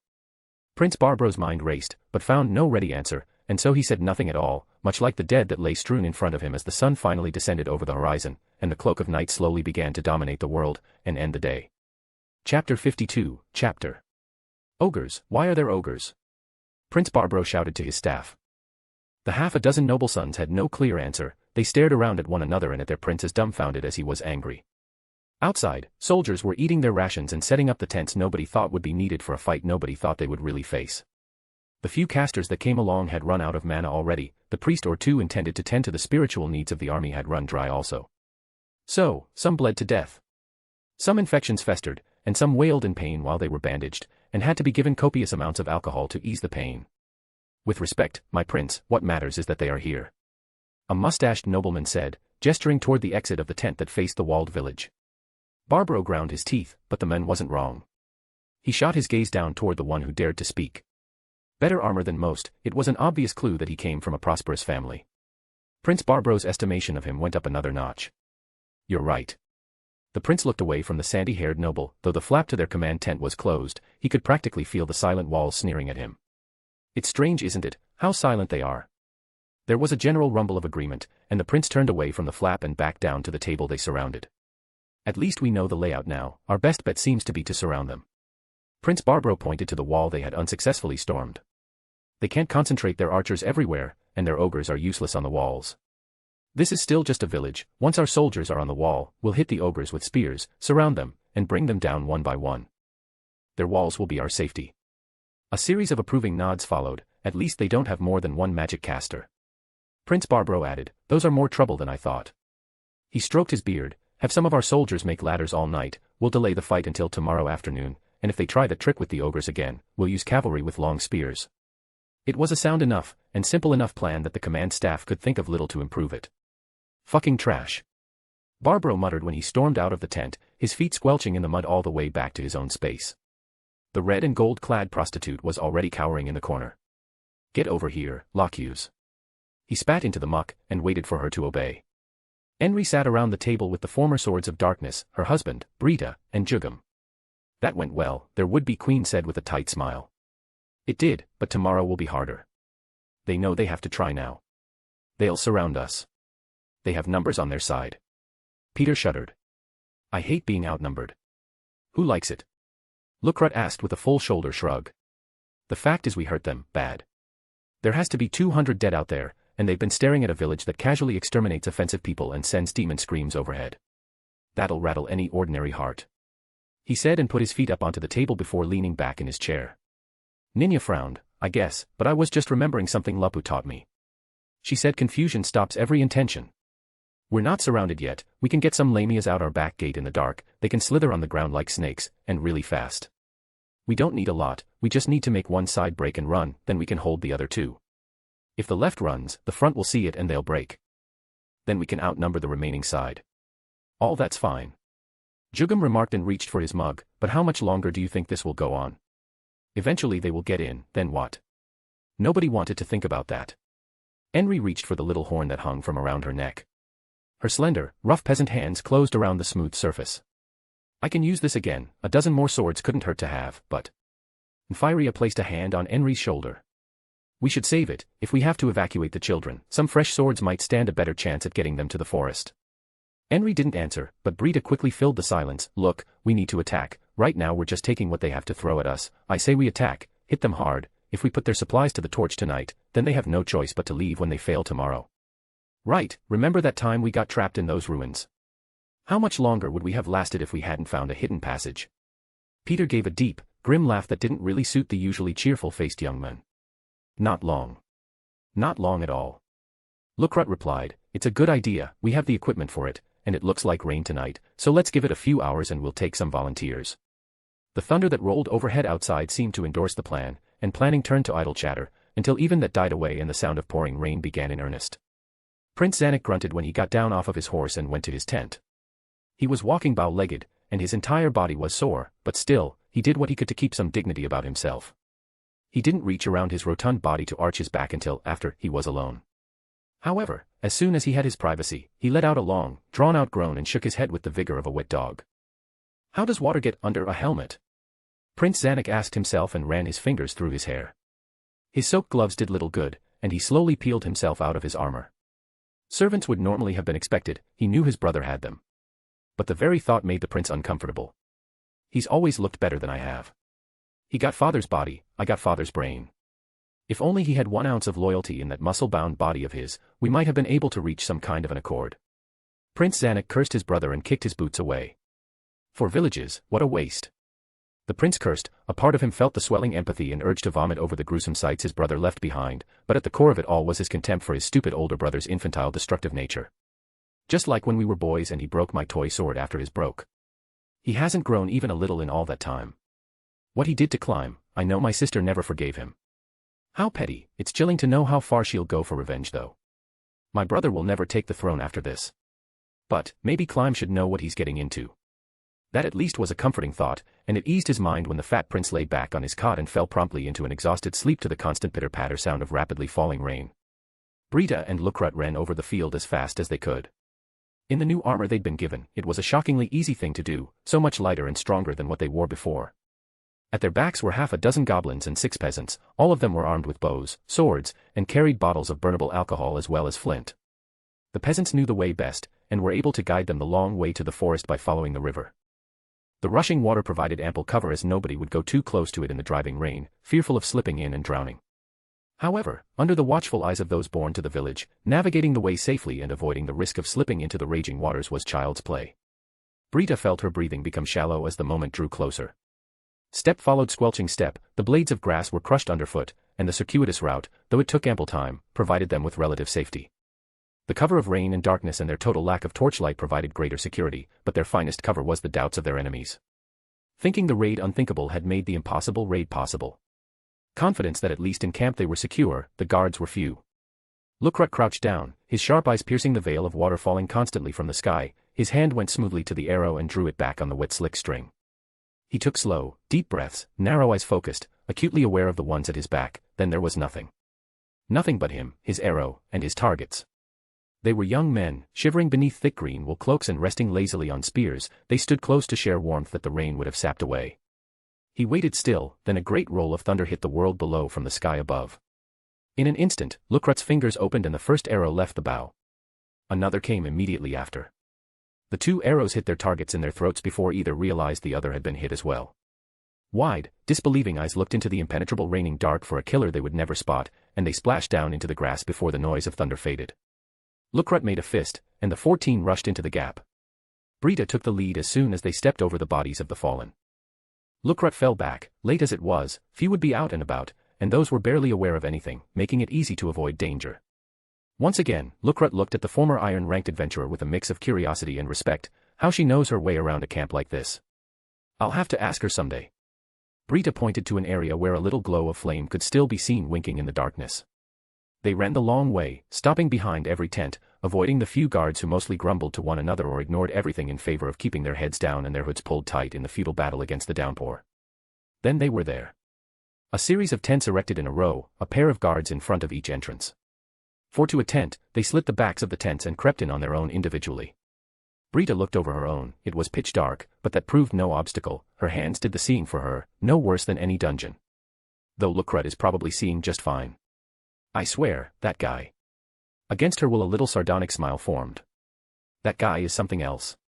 She roamed her hand over the barrels and sacks, rattling things lightly as she searched for anything flammable to further add to the conflagration she intended to create. Lamp oil, pitch, anything that would serve her ends. Her sardonic expression grew almost ecstatic when she heard the rattling of glass vials. Aha! She waited until the thunder rolled again, and popped the top off the small box. She shoved the tip of the bottle between her teeth, bit down on the cork, and pulled it open. She took a sniff to confirm the contents, and began to pour it over grain, meat, vegetables, everything she could, casting the bottle all over the various stored goods. Then she reached for the bottle she carried, yanked the cork, spat it on the ground, and shoved a dry rag into the hole. It stood upright on a box while she pulled her flint out of its pouch and began smacking the stones together. A spark jumped to life at the sharp cracking strike of stone to stone and it caught the dry cloth. The fire leapt to life, the offspring of the spark illuminating the grinning face of the red-haired Breida. She snatched up the bottle, raised it overhead, and threw it hard against a barrel full of grain. It shattered with a crashing noise, and the offspring of the flame became an all-consuming inferno. Protected from the saving rain, the flame spread unchecked while Breida made her escape out the back. Even the laziest of guards weren't going to miss that. Elsewhere in the same large tent, the trio of goblins to enter with her, finished their objectives and rushed out the same way. It was far, far too late for subtlety now as the shouts went up in earnest. Run for it! Breida shouted over the rain and the 14 began to sprint. 2 arms. 2 arms. Guards shouted and like a swarm of bees whose nest had been disturbed, swords flashed out and caught the flashing lightning. The little band of impromptu raiders was then forced to fight. Breida felt the whistle of air and the screaming noise of Lucret's arrow as it rushed past her ear and lodged into an unfortunate face. Their new equipment was put to the hardest of tests, and Breida grunted as a sword thrust toward her knocked the wind out of her and sent her sprawling back into the mud, but to both her surprise and that of the soldier who struck her, there was no blood or death. For a brief moment, they each looked at each other with stupid faces. In his face Breida felt she could read his mind. You're breaking the rules, you're supposed to be dead. He was still wearing that face when she rolled forward and with a banshee cry she ran her sword through his iron armor like it was paper and shoved him to lie dying in the grass. Go. Go. Lucret shouted as they made their way toward the forest. Behind her the sound of soldiers fighting the blaze was fading, but the noise around them as other opponents appeared, only continued. But father, I don't want to sit around and do nothing. I want to go out there and see the world. Breida recalled saying to her old men in their pathetic excuse for a hovel. Bah. Just tend the farm. His glib dismissal of Breida's dreams only fueled her determination, and that year she'd snuck off to Erantle to pretend to be a part of the levy for the army. Just one time taking the night's charge with those scared boys, I knew I'd rather face monsters. Now here I am again, only I'm killing those same boys because they're the monsters. What a bitch this world is. Breida cursed and swung her sword. An enemy head went flying into the darkness and the body toppled with a thud she never saw. But they kept coming. The goblins fought like maniacs, stronger than the average soldier. Each one took on 2 or 3, and then 5 or 6, the improved equipment giving them an advantage over the more crudely armored soldiers. A shriek off to her right caught her attention. One of the peasants took a spear to the face, and a goblin took a sword through the ear that sprouted out the other side of his head. So close. She scrambled on. The way they'd come would lead them into the forest. Pursuit would become dangerous or impossible soon. A little more. Hurry up. Lucret shouted from up ahead. He'd whirled on them, firing arrow after arrow into those who threatened to close in around their little band. Just die. Breida roared and tackled one of the soldiers who raised an axe with both hands. They rolled over and over on the slippery grass. The gap was widened, and both peasants and goblins brushed past. Breida raised her blade when she rolled on top of the soldier. He raised a hand and screamed into the night, her face twisted in wrath and illuminated by a flash of lighting at her back. Lucret bellowed into the rain, "Hurry up, Breida." Even for his eyes, the dark and the rain were not as bright as day, but in that flash of lightning that lasted several seconds, he saw the growing numbers closing in. The forest was close, but every second counted. Hurry up. He roared and drew a light dagger. He flung it full force, spinning end over end. It pierced the eye of a soldier close to where Breida was rising to her feet. She glanced behind her, and Lucret felt his stomach drop. Adventuring is the way to go. Breida recalled the thought, camaraderie. A team, not just a bunch of cowards, and nobody's orders but the ones we'll take. Only to find, no, we don't take women. The bitter words were ashes even now. She took up the weapon in the hands of the men who lay dead beneath her and flung it into another. Breida. She heard Lucret's voice behind her, and despite herself, she glanced back his way. The lightning was gone, only rain and dark and she couldn't see that far. She yanked the knife out of the face of the man Lucret killed, and squared herself off in front of the host of foes. As if they sensed her resolve and it was a weapon all its own, they hesitated. In that moment, Breida screamed out her defiance and ran at them, away from the woods and into the forest of blades. Her sword sang as it never had before, her armor fended off so many blows that she should have died a dozen times before she did. She swung and swung until her fingers ran slick with blood and the knife slipped from grasp when it lodged into an unfortunate face. She felt the blade that went into her armpit, and the blade that pierced her thigh. Still she swung the sword with her other hand, till she was down on her knees, and with it raised up for one more blow, swaying in the rain like one of the windswept trees into which her friends had gone, her sword came down again. Then a spear found its mark in her eye, and so, Breida died. Chapter 53, Chapter. Lucret watched the red-haired woman's glowering face, the moment of her resolve. I'll buy you time, just go. She never said a word, but she wore the face of someone that had said the same exact thing when he was younger and dumber. God damn it. He cursed when she put her back to him. He reached for his sword. Go with her. Go on. Coward. Trash. He cursed his unmoving feet, but even as he cursed himself, he knew it was futile. She was already doing what she had to do. All you can do now by going out with her, is insult her one more time. He knew it, and spun around to run into the forest. The fading cries of Breida, her victims, and her killers were swallowed up by the storm and distance alike as Lukrat and the survivors vanished into the darkness of the forest. When morning came on, Prince Barbro could only stare in mute horror that was contained behind a mask of rage, dozens more dead, but that was meaningless. What really mattered was the lost supplies. A village. A goddamn village. The throne looked farther away than ever before. At least we didn't lose the ladders we built. He thought and turned his head when he heard someone call for him. My prince, we've recovered 3 bodies, 2 humans and a goblin. A trio of soldiers lined up and knelt beside the dead they dragged over. Barbro could barely believe it. He chewed on his tongue and looked down beside the kneeling soldiers. They weren't wrong. A human female, a human male, and a goblin. What kind of armor is that? Prince Barbro's instincts for equipment were sound at least, and he knelt to touch the leathery covering over the woman's breast. It screamed, expensive. How could mere peasant trash have this? Why are there goblins and trolls, and it just doesn't make sense. Barbro's fingers ran over the dark armor and noticed something else. Give me your sword. He snapped and held out a hand. Sire. The soldier startled, snapping his head up at the unexpected order. Your sword, idiot. Barbro demanded and flexed his powerful fingers. Ah, yes of course. The young soldier drew the steel and handed it to his prince. Barbro took it by the hilt, stood up over the woman, held the blade in both hands, and began to drive the tip of the sword towards her gut. The armor gave, but the sword didn't pierce. He thrust again and again and again as if he hated her personally. The red-haired woman's corpse, however, did not suffer another wound. Damn it. Barbro cursed. Damn it. Damn it. Damn it. He began kicking the corpse of the red-haired woman that lay at his feet. How'd you do it? How'd you do it?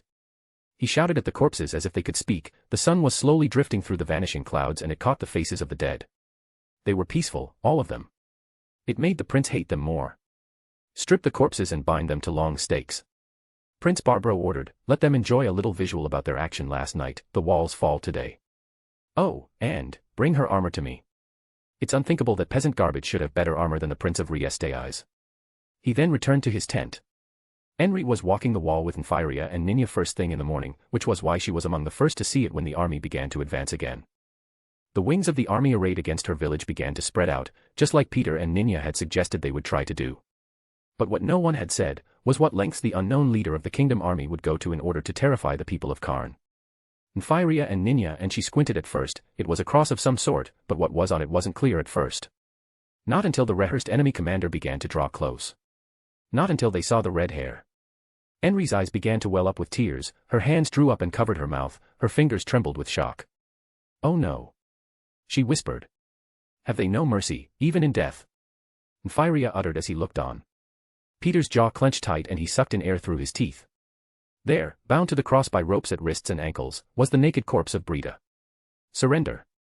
Or this will happen to all of you. The prince called out. Your little raid failed. Everyone is dead. This is just one of them. We sure had fun with her first. She just kept screaming how sorry she was. Prince Barbro lied to the wall. Was that to you? Was that to me? Come out here and ask her yourself. Enri began to shake, she leaned forward and began to breath harder and harder. Her hand fell on Infiltrating's shoulder. And all that carefully constructed plan, it was forgotten in an instant. Atawayak. Enri screamed the order with rage she hadn't felt since soldiers mocked her hopeless effort at saving her sister's life.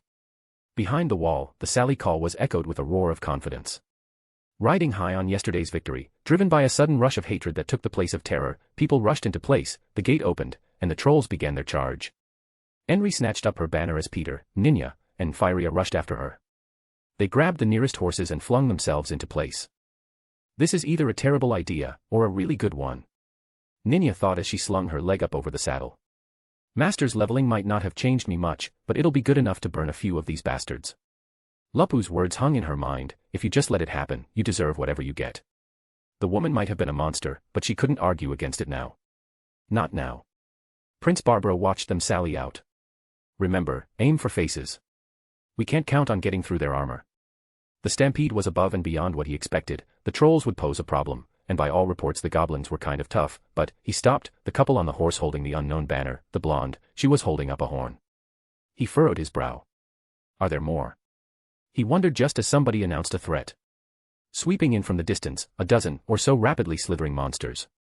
Nagas. Why are there Nagas? He felt a rising sense of terror, a sixth sense to danger that had let him survive countless times. He pointed toward the charging couple on the horse. Kill those. Fire your arrows, kill them. Kill them. Don't let her use that. Barbro shrieked, arrows flew from bows in a long graceful arc. A blue light spread out from the men holding the reins, and arrows bounced away. Magic. Barbro cursed, and the noise of the horn surpassed the thunder of the previous night's sky. It rang out over the land like it was calling all the world to battle. Then, it was gone. And a new thunder took its place. Pounding feet. Barbro looked to his left, heavily armored warriors were advancing with halberds down in perfect posture. Behind them, he caught glimpses of magic casters, and an arc of fireballs soared through the air. Screams began as they erupted among his unwary formation. Cavalry. Cavalry. Barbro shouted and pointed toward the advance on the left wing. Horsemen charged, only for a hull to drown out their hooves as if it were one giant wolf, only for him to see them by the hundreds racing past the heavy infantry. Goblin wolf riders. And the massive wolves, nearly the size of horses themselves, tore into the throats of the poor dull beasts that men rode. The whinnying scream of horses ripped from dying throats, and the blood of horses stained the churned-up earth. The blood and screams of their riders were quick to follow. Attack. Stop them. Prince Barbro ordered his army to advance and fight. His heart quivered and broke, his courage poured out the cracks, and he spurred his horse away. As his soldiers had nowhere to go but into the fight, they charged with determined shouts. The left flank crumpled almost instantly. The front which he rode behind was not lasting long either. The strange armor of the raiders were not the only sets, angry and hateful faces seemed everywhere he looked. The blonde woman holding the banner and sword aloft yelled her hatred after him, while at her flanks a pair of casters sent acid, arrows, and fire into a rapidly collapsing front. I have to run. I have to live. Prince Barbro thought, all desire for the throne replaced by the desire for just one more minute of life. The thunder of his horse's hooves underfoot was the only sound he wanted to hear, and little by little, the sound of fighting behind him began to fade away. Peter watched with horror as the cross holding Breida's body fell forward and landed in the mud. But before he could do anything about it, he had the living to contend with. Armed with weapons that Orichalcum warriors would envy, protected by armor they could spend years searching for and not find the equal of, he cut a swath through the ranks of soldiers that defied imagination. Blasts of magic seared him with heat when it consumed those around him, sweat ran down his body like a river, he felt the blows of spears and swords from too many to count, but other than scrapes and cuts on his arms, his body, it seemed, was all but untouchable. He smashed his shield out, and a scream resounded from someone whose arm Peter had just shattered. He spun and thrust his sword down, cutting off the scream without seeing whom he'd killed. His every martial art was in play, but the battle was over before it began. The army of Karn, backed by their unexpected reinforcements, was swallowing up the lives of the remaining forces of the kingdom. The foul smell of sweat, fear, and death hung in their noses, but it was a comfort to Ninya, seeing the oppressors crushed. Hatred in the eyes of villagers who had fled before and did not want to flee again, offered strength and resolve. Not far away, trolls that found themselves surrounded, found the villagers they lived with, breaking up formations that should have brought them down. Impromptu formations allowed the trolls to advance while villagers fended off attempts at encirclement. It was over in minutes. Shouts of victory crashed over the woods. Some of the defeated soldiers had obviously fled within, but were not pursued. Let them die there. Enri thought, and raised her banner up for the entire field to cheer for. Peter was flipping over the fallen cross to which Breida's body was still bound. Most of the corpse was now battered and broken, that much was obvious as soon as he flipped the wood over to land with a red splash into the ground. Do we need prisoners, your majesty? Peter asked, staring down at the once vibrant woman. No. Enri answered. Good. He responded. But we do need to chase down survivors. Ninya added, we should start checking the tents that are still up, maybe we can find something useful. We won this one, but Lupus told me that it doesn't matter if you win 100 battles if you lose in the end because you're ignorant. Fine, do that. I sent some wolf riders after the ones who fled on horseback. Enri replied and jammed her banner into the ground. My king, should we go see our people? Enri asked Nfiria, who wiped sweat from his brow and gave her a weak, exhausted smile. Why yeah, let's do that. He said through heavy, worn-out breaths. Ninya left them to do that, while she herself went straight for the commander's tent. She opened the flap and stepped inside. Please, please don't hurt me. I'm not a soldier. I'm not. I'm just a whore. Please. I just don't want to die. A crying voice shouted that Ninya would not forget in 10,000 years. Ninya's eyes went wide as saucers and she stumbled over, flipping the desk out of the way as she charged toward the sound in the back corner that lay curled up and hiding as best she could. Please. Twere cried out, thinking the noise was of an aggressor. Twere. Twere. Ninya shrieked and grabbed the hands of her sister at the wrist. She twisted the woman around. Twere froze. My name. She said, my name who is? The thought trailed off when the tantalizing voice touched a memory from another life. She let her hands come away from herself for reasons other than the tight grip she couldn't hope to break. Her tear-filled eyes turned to the slender little face of the brown-haired Ninya. Then Twere's lip began to tremble as she struggled to say real words, but none came out.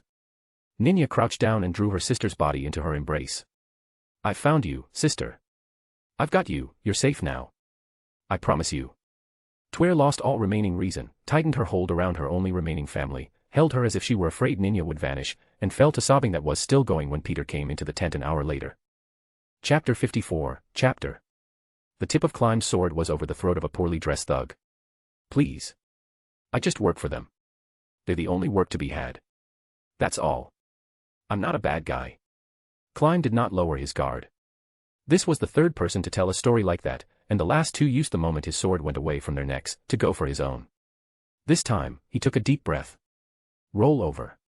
Climb ordered, and the shaking slender, scruffy thug obeyed with trembling, fear-filled body. The blond young warrior went down over the body of his captive and put his sword away, then bound the captured criminal with ropes, tying the unfortunate man's hands behind his back. There was no incident this time. 4 houses down, and the day is still young. He murmured. Did you say 4 houses down? The thug stammered the question, twisting his head to the side so he could look up into Climb's face. Yes. Climb answered, standing up and wiping sweat from his brow. The warm feel of salty wetness stained his glove, and he cast his hand away, spattering it onto the floor beside his prisoner. 6 arms will, you know they'll retaliate, right? Couple A raids is the cost of doing business. The thug's, I'm a victim, persona melted away as a sneer took over the part of his face that Climb could see. But this like going to war, boy. His sneer was quickly replaced by a look of confusion when Climb didn't react. That confusion froze on his face. There's nobody left to lead you. The heads of every 6 arms leader were delivered to King Ramposa this morning by the Adamantite team Axel. They got everything. Names and locations for safe houses, goods, and any important members who wouldn't have been with 6 arms that evening. The king's soldiers are sweeping the whole city, and a message was even sent with relevant information to the Baharuth Emperor himself so you could be wiped out everywhere. There's nowhere left to go. You are done. The thug began to kick and thrash on the floor like a toddler throwing a tantrum until Climb grabbed him by the neck and yanked him up to his feet. It extinguished the last spark of resistance, and he meekly walked ahead of his blonde captor, sword tip at his back, and out into the daylight he went. There sat a carriage with dozens of others bound together, nor was that the only one. This is going to be a long, long day, but I think I'll call it a good one. Climb said as he helped the broken thug into the back where an armed guard would bind the captive to his fellows. Yeah, it will be. 8 Fingers got my sister addicted to black dust. I found her working as a dust whore in the last brothel we hit, may they all get the axe. The guard answered, glaring with hate down at men who would not meet his eyes. Climb had nothing to say to that. Ramposa sat at the table still staring at the heads of the 8 Fingers leadership. The head stared at him through empty eyes, all upright on the folded-up robes of the member to leave no head behind. I am beyond impressed. You really did deliver on your promise, and you've earned your reward many times over. The old king sat with his hands folded over one another, and looked up to the adventurer team that stood a few feet away. There is only one more thing I can ask your help with. My daughter is going through the documents we seized. The corruption is far, far worse than I believed. My son. He is one of the ones involved with 8 Fingers. The king's voice was empty of emotion until he said that. The wrinkled old fist slammed down on the table.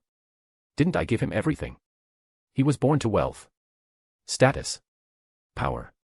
Even the throne was his by right of birth. But still he turns to this.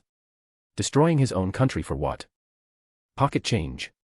The king's eyes turned dour. He stared down at the table between his hands. True rage and betrayal haunted the old man's eyes. Forgive me for unloading this on you. I shouldn't.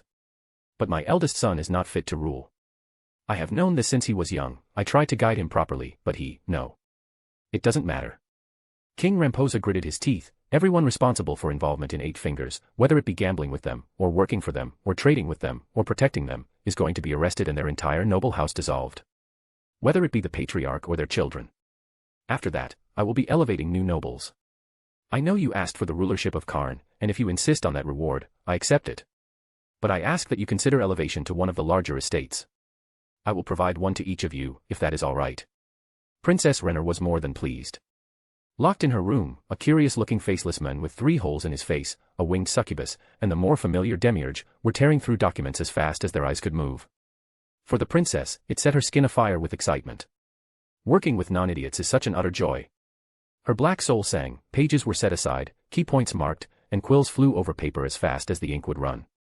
Renner's dainty fingers turned dark at the tips from the ink stains, and yet there was no slowing down. The sound of pages flipping and being stacked up as arrest warrants were issued and evidence compiled for each and every conspirator was inspiring. Between the 4 of them, the completion of the task took the better part of a day. But it was done, and when it was done, Renner looked over the many individual stacks of paper and said, "This is a small town's worth of executions ahead." "Is that a problem?" the sultry dark-haired demoness asked. Renner shook her head. "No, Lady Albedo, not at all. We'll just have to hire a few new executioners is all. With my brothers out of the way and this. All I can say is." Renner stopped, moved from her chair to the floor, and flung herself prostrate to the trio. "I pledge myself and my kingdom to the will of our shared master. And also, thank you for helping me today, it was a true pleasure." "So she is as intelligent as you said, main Guter Demiurge?" Pandora's actor said, and to that the archdevil could only agree. "Yes, she is. She will be useful in handing this box of jewels to our lord." Demiurge agreed, a fine bargain in exchange for one underfed puppy. Albedo's wings folded in around her body, the prostrate woman had yet to move, but the guardian overseer, acutely aware that her master had somehow changed, looked at the golden princess as much as a potential threat, as she did a useful tool. "Yes," Albedo added, "as long as she remembers her place, and doesn't seek elevation beyond her station, everything will be fine." Renner chose not to answer, her answer, she knew, lay in her behavior. "Finish the rest yourself," Albedo said with a sweet, matronly voice, "and you will get everything you desire." Then the gate opened, and one by one the trio left the princess alone.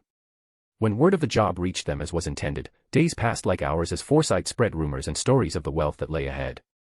Imina's elven heritage proved useful, telling stories, from her father, who had heard stories from his father's father centuries before of a powerful lord of greed who hoarded fortunes in his tomb. Stories of powerful artifacts spread among the rumor mills of the worker bars and taverns. But through it all, they searched for any hint of the missing Archie.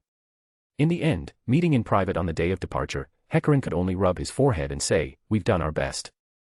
All we can do now is hope it's enough. Listen to me." He looked from Imina to Roberdijk, "The woman who kicked my ass, she looked human, but I don't think she was someone that strong, I'd have heard a rumor of at least. Adventurer or worker, there's no way someone like that just exists without me hearing about it. In other circumstances I'd think she was a foreigner, maybe from the theocracy, but the look on her face, no, she's not human. If she's not in charge there, who knows what kind of monsters we'll face. Remember what I told you," she said. "If we fail to rescue Archie." Imina touched his arm and looked up at her lover's eyes. "Don't think about that. We're Foresight, we've survived terrible things, we'll survive this too. And when it comes down to it, you'll do the right thing."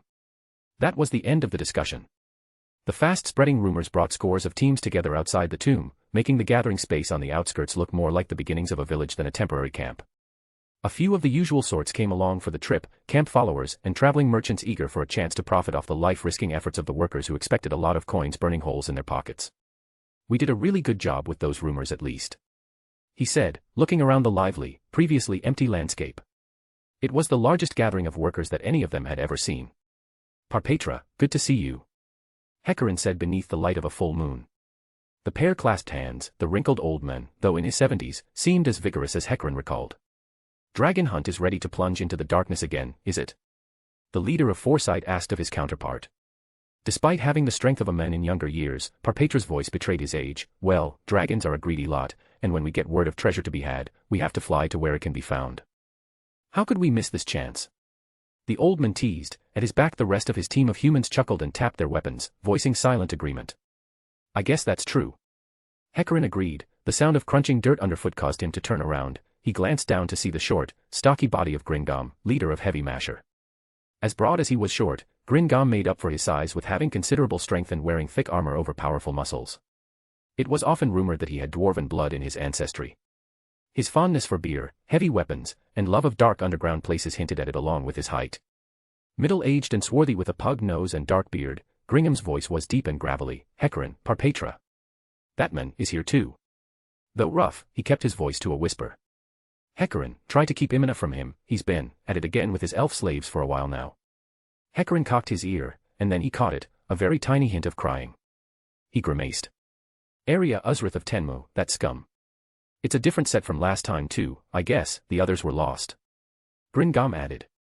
Gagarin blinked several times, he knew what the short leader of Heavy Masher meant. Arya was a powerful swordsman from the slain theocracy who took human supremacy seriously. His personality was so disagreeable that despite being compared to Gazef Stronov, he couldn't find or form a team, and so he bought mentally broken elf slaves to provide magical backup. He only ever purchased female elves, and he never properly armed or equipped them in any way, nor were they spared his advances when there was free time. Scum. Gagarin thought again, the leering eye the blonde swordsman turned on Imina, and his contempt for her half-elven ancestry, it brought lingering hatred that was made worse by virtue of the fact that the leader of Foresight knew he couldn't defeat Tenmu if it came down to it. Maybe if I'm lucky, he'll encounter the blonde monster that put me down, there's a cheerful thought. It was enough to perk the leader of Foresight up, so, Gagarin changed the subject and did his best to ignore the distant cries, you brought all 14 members this time. Gringam grunted, aye, we were going to go on another job soon, if we had, I'd only have brought a small team this time. Thank goodness for small favors, I hear this tomb is big. He turned his eyes to the place, it had large columns that towered overhead and a great open courtyard in front of it. The stone roof appeared to be marble and carved by extraordinarily gifted artisans. I've heard the same, but... Parpetra stroked his wizened old chin, I don't recognize anything we've seen of it so far. Not the symbol carved on the outer stones, and not the design. I've seen a lot of ruins, but never anything quite like this. The world is a big place, and we know there were a lot of things that were lost in the collapse 600 years ago. Who knows? Gagarin shrugged it off, for all we know the collapse 600 years ago wasn't even the first of its kind. Perhaps this is from an even earlier age. Parpetra tapped the butt of his spear on the ground, that's possible, we know so little about those days. He looked away from his fellow team leaders, a number of other worker teams were forming camp and getting ready for the exploration the next day. A lot of people took up this job. I hope there's enough treasure to go around. Parpetra added, he didn't look up when there was a particularly despairing scream from the tent of the Team Tenmu. Well, we could come to a kind of collective agreement, the three of us. Whatever our teams find, we all agree to divvy up accordingly. Gringam said, his voice went up a little to drown out the dying wail at his back. You have 14 members, Gagarin has only 4, and I have the same, that's not really an even split no matter how you slice it. Parpetra pointed out while stroking his short white beard. Speaking of 4. I haven't seen that pretty little one, the blonde caster. Archie, is she around? She's close by. Gagarin said with a cough and shifted the subject back to the matter at hand by turning to Gringam and adding, our very ancient old friend here is right. You'd get a lot more shares than we would out of a deal like that. What if we go in first, and take the biggest risk as compensation? Gringam pitched, and that was enough. Agreed. Parpetra said, and Gagarin could only nod. Is this really worth it? Gagarin asked, just gold. I mean. Gringam grunted, yeah, gold is life, it's what we strive for, you know that. And we'll take it any way it comes, even if we have to work with. He jabbed his thumb over his shoulder, a different voice began to wail like the first, that. Gagarin walked away with a mute, dead-eyed stare to return to his comrades in their own small tent. When this is over, he said, after we've saved Archie, I'm done. I don't want to do this anymore. It's pointless. Roberdyke sighed, my friend, the middle-aged cleric answered, I've toyed with the same thought many times, I've only stuck with this as long as I have because of who I work with. If we part ways, I'll find a village somewhere and settle down as a local priest. That will be good enough for me. I go where you go, even if that means no more tombs or caves. Imina said instantly, but first we rescue Archie. I pray to the gods she's all right, what if they're torturing her? What if they're... She tried not to think of the other possibilities and tuned out the suffering of an elven woman in the Tenmu tent. Don't think about it, most monsters aren't interested in humans like that at least, just get some rest, tomorrow we get started, and hopefully it all works out. Gagarin said, and went to his bedroll to collapse into ugly dreams. Chapter 55, Gagarin approached the entrance to the tomb. The sound of Heavy Masher's members rushing into the dark still echoed back to where he stood. Tenmu's footsteps were slower and more steady, however they were no less sure. Bastard didn't like being left out of our bargain, I guess. Well, fine, there's only one treasure we're after, anything else is a bonus. Gagarin reminded himself. Parpetra and his team, however, chose to be more circuitous. The many smaller teams of workers, however, simply rushed into the tomb, and thereby showed themselves as novices. With Heavy Masher and Tenmu in front, what have we got to worry about? Don't let them take all the loot. Cries like that kept Foresight standing to the right side of the walls while the overeager workers drawn by rumors of wealth went eagerly to their tasks. Most of them won't survive. Imina thought with a grim expression on her face, but then, most of them wouldn't survive anyway, but there's enough here for a military company or two. Why would anyone want this kind of attack, unless they were sure they could handle it? The whoops and mix of barked orders over the sound of crashing feet and kicked doors were receding into the distance. The flickering lights of torches that loomed like suns when they were close became flickering glow bugs as various members of worker teams charged down every path and toward every door. Excited cries came and redoubled, then redoubled again, then redoubled again. The sound of falling clinking coins and happy laughter echoed out through the dark halls. The cool air of the tomb brushed over their skin like the caress of a clammy, decaying hand. This way, follow the long hall. Imina heard the voice of Archie ringing in her head. Ignore anything and everything, touch not one single coin, not even to inspect it. When you hear cries for help, ignore them. Their trials are not yours. The half-elf stopped mid-step as the voice spoke to her. She felt her lover bump into her back. Watch it. Imina whispered without looking over her shoulder. You heard her. Roberdyke leaned forward to ask, the warmth of his breath wafted over Hecarin's ear, a stark contrast to the chill of the tomb. What do we do? Hecarin asked, is it her, is this a trap? You're asking if this is a trap now? Imina whispered with a rough voice of disbelief just as the first screams reached their ears. Of course it's a trap. She hissed over her shoulder and crouched down to peer into the dark. Somewhere not far away, a crunching noise began as the screaming subsided. I mean, is this part of? Hecarin drew his hand down over the front of his face. Never mind, do we listen or not? The trio looked back and forth up their still line, faces searching silent words of wisdom through hard or shallow breaths, darting eyes and shaking hands. The smell of fear began to come from each of them as for the first time in a long time, they wondered truly, will we survive this? Yes. Roberdyke finally added, putting on a brave, if wavering smile. If Archie were being made to trick us, at least she'd find some way to say so. Besides, we're already here, why lie now? Persuaded by their cleric, they began to advance. Priceless objects began to come into view through open, waiting doors. Glittering gold sparkled before Imina's eyes, and with her companions' martially enhanced senses, as well as her own, she could not just see, but also feel the pull of their bodies toward the gold and silver things. It was no less true for her. The wealth of kingdoms lay within a few paces, a whisper of temptation passed her parted lips when the corner of her eyes caught a golden statue of a woman's terrifying face with live snakes for hair. The eyes were rubies, the teeth were pearls, the scales of the snakes were flakes of emerald and jade, the artistic value alone made it beyond worth. What else is in there, what else is in here, can't we just? Imina asked when she stopped to look. She felt her lover's hand on her shoulder, his bright eyes were pleading, and full of fear. Imina felt the greed slip away in the face of her lover's anxious face. Their breath became shallow as they continued into the darkness. When you reach the four-way, wait. And do not use your weapons. Archie's words rang in Hecarin's head, there was no questioning them. I will listen, come what may. He told himself. Area was enjoying himself, a spring was in his every quiet step. A dozen skeletons had fallen to his sword without any bit of effort. His slaves walked with timid steps at his back. He could feel their eyes on him. He could feel their awe, he could feel their fear.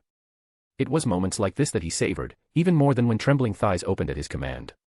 He knew that about himself, I am superior to them, and what's more, they know it now far better than at any other time, because I walk tall and strong, and they can only scurry after and let me lead.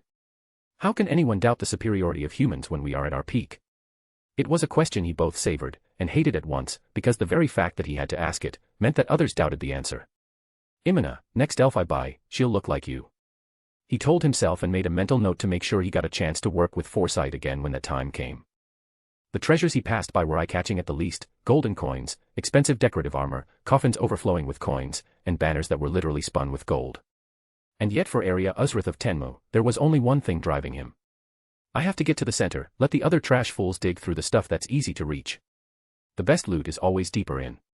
A golden rule of ruin exploration, though he had little idea why beyond the notion that throne rooms tended to be there, which was as good a reason as any, he supposed. A piercing howl of pain reached him, scrambling feet so far distant that he couldn't have helped if he wanted to, and he never did. Master, there are noises ahead. The blue-haired ranger elf said in her usual timid voice. She looked down at the stone beneath her bare feet. Clad in nothing but the cheapest ragged clothing, they had no enchanted gear or armor to protect themselves, not even basic sandals. The clammy chill of the flow of air through the tomb seemed to stick to him like the saliva of some nasty, disgusting lizard. Are you sure? Arya demanded, his narrow eyes narrowed even further. The other two nodded without giving voice to their agreement. All right, their hearing is better, he admitted, and asked, what is it? It sounds like a woman's voice, and, squeaking. Like she's humming music. The ranger answered, accompanied by furtive nods from her comrades. They clutched their hands together at the chest and tightly shut their eyes in case their master chose to hit them again. He didn't. Arya listened as carefully as he could, quieting even his breath, and they were right. He kicked a stray bone out of the way and watched it bounce and tumble with noisy, drum-like sounds of its own until it slid to a stop at the far wall near the door where the sounds were coming from. He drew his sword from his sheath and made his way forward again. The door was clearly open, resting slightly ajar, thick and heavy. It seemed to be made of one solid piece of iron. Between the gap and from the gap below, a flickering of many lights revealed that someone or something lay beneath. Arya flung open the door and entered as if he lived there. His face twisted in horror at what he beheld. The room. The room. The room was covered in pink ribbons, stuffed animals all designed to be so absurdly cute. It didn't fit anything he knew of dungeons, frilly lace, tiny puppy dolls and kitten dolls, like what a tasteless girl with an unlimited budget might have done. A fragrant scent of expensive perfume hung in the air as ephemeral as a single strand from a spider's web. The source. In the center of the room stood a young girl holding a small penguin wrapped in her arms. She was obviously squeezing it tight. More interestingly, the penguin was alive. Get me out. She won't let go. It wheezed out and flapped its flippers with frantic urgency. The girl had one green eye, mottled green gloves, a black and white maid dress with an almost metallic shine, auburn hair that hung loose down to her waist, a dark eye patch, and a blank expression. Everything about her was strangely cute, from her white boots that came up just below her thighs, to the tiny mouth whose lips were pursed as if she were disappointed and had just let out a huff. So you're my target. Surrender. It will be quick, the girl said in a short monotone. Arya held the sword out in front of him. No. Lead me to the greatest treasures in this place, and I'll make your end quick and painless. If it's worth enough, I might even let you live. So, you have chosen poorly, she said in the same cold monotone. She turned and walked to the wall where she then set the penguin down. That was when he saw an unfamiliar-looking device slung over her back. Arya flashed forward when her back was turned. I'll just take her head and be done with it, he told himself. A vicious little smile on his face, he could already see her head tumbling to the ground. Until he felt himself flying backwards with agonizing pain in his gut and his arms reflexively going forward to clutch his body. Pain shot through him from his front that made the thudding sensation when he landed on his back feel like nothing. He rose to his feet very slowly, his body shaking from both pain and fury. Names first. You do that, don't you? The girl asked while she took the long device off her back. He heard an unfamiliar sort of clicking noise as she fiddled with it, seemingly indifferent to him again. In duels with humans, but no matter what you look like, you're obviously a monster. No human would be in a filthy place like this. Arya spat and looked over his shoulder to his slaves. Boost magic and heal me, you worthless trash, he shouted, and though they winced at his words, they raised their hands and the glow of magic circles emitted a moment later. Arya felt his body strengthen, his dexterity rise, and began to activate his martial arts. I'll close the gap between man and monster and end this bitch. I see. I don't like you, the girl said in the same monotone. I made this room pretty, just for this. You are rude. We maids work hard. You should acknowledge that. My name is CZ Delta. Regret your rudeness in death. Arya snarled at her and attacked again, his body flashing towards her 3 times faster than before, only for him to see the tip of her weapon begin to flash like glowbugs. The punches to his gut were like hammer blows. His sword held up, bouncing back and forth as he tried to use it as a shield and bat away projectiles he could barely see. But there were too many. She simply stood there. He saw her finger twitching over and over and over, and the pain in his body began to rise. His armor dented, cracked, and shattered. The rain of her unknown weapons projectiles began to get through. I have to push through. Just bring my sword to her and... He struggled forward, the distance shrinking. A part of his armor shattered, and then he felt not a punch, but a tear as his body was pierced and flesh torn away from his forearm. It fell to the floor with a wet, sticky flop, exposing naked bone to the air. Arya grunted. He was there. He thrust out his sword, but the strange maid calling herself CZ Delta, spun on her heel faster than he could follow, brought her weapon into his already battered gut, and sent him tumbling back. His sword clattering and crashing end over end before it slid to a stop just in reach of him. Arya snatched it up and, aided by his martial arts, he shot to his feet again, breathing hard. The rain of blows from her distance weapon began to hit him again. The tiny projectile strikes tore through both his thighs, and then... He felt his hands burst like pressed grapes. Explosive rounds. she said with casual indifference as Arya stared through tearing, trembling eyes down at the bloody stumps. You should not have been rude. It is not cute. No. No. He mewed out. Injury was a common thing even for him, but losing the ability to hold his sword, that had never taken place. He yanked his head around as he came crashing to his knees when the strength of his thighs gave out. Heal me. Heal me, you worthless slaves. They only smiled at him, sweetly, hatefully, and began to giggle. No. No. They pointed at him, and began to laugh, and their laughter was like knives. Don't you know? I'm better than you. He pointed a bloody stump at the trio. Do it. Heal. Heal. His shouts went unanswered, and his orders died in Arya's throat when he heard the tap of a heel on the stone just in front of him. Neuronist can have you. We are done. CZ followed up. He spun his head back to the front and stared up at the young girl who now towered over him. He opened his mouth to say no one more time, only to see her bring the butt of her weapon up, and then crash down into his face. Slaves. CZ asked the trio, who stared down laughing with joy at the unconscious body of their master. They began to kick him repeatedly with their bare feet. They looked up at her with pitiful expressions. Make it quick. They said in unison, and went back to kicking the unconscious blonde swordsman. If you had no choice, you might be spared. Wait, and we will see. CZ replied, and this seemed to please the slit-eared elves, who went on kicking their former master, for quite some time. Parpetra was cautious by nature, allowing others to go in as if there was no danger.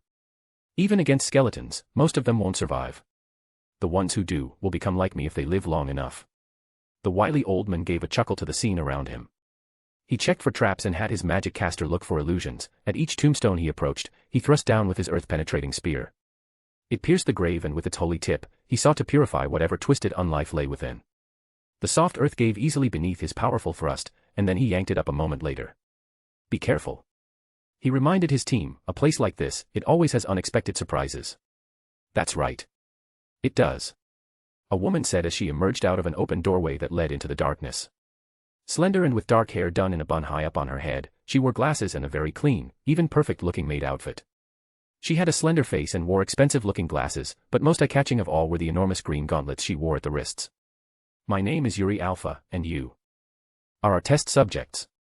She swept her hand out in a grand gesture before her, and following her arm with their eyes, they saw rising from the ground a slew of heavily armored skeletons. You think you can beat us with these to help you?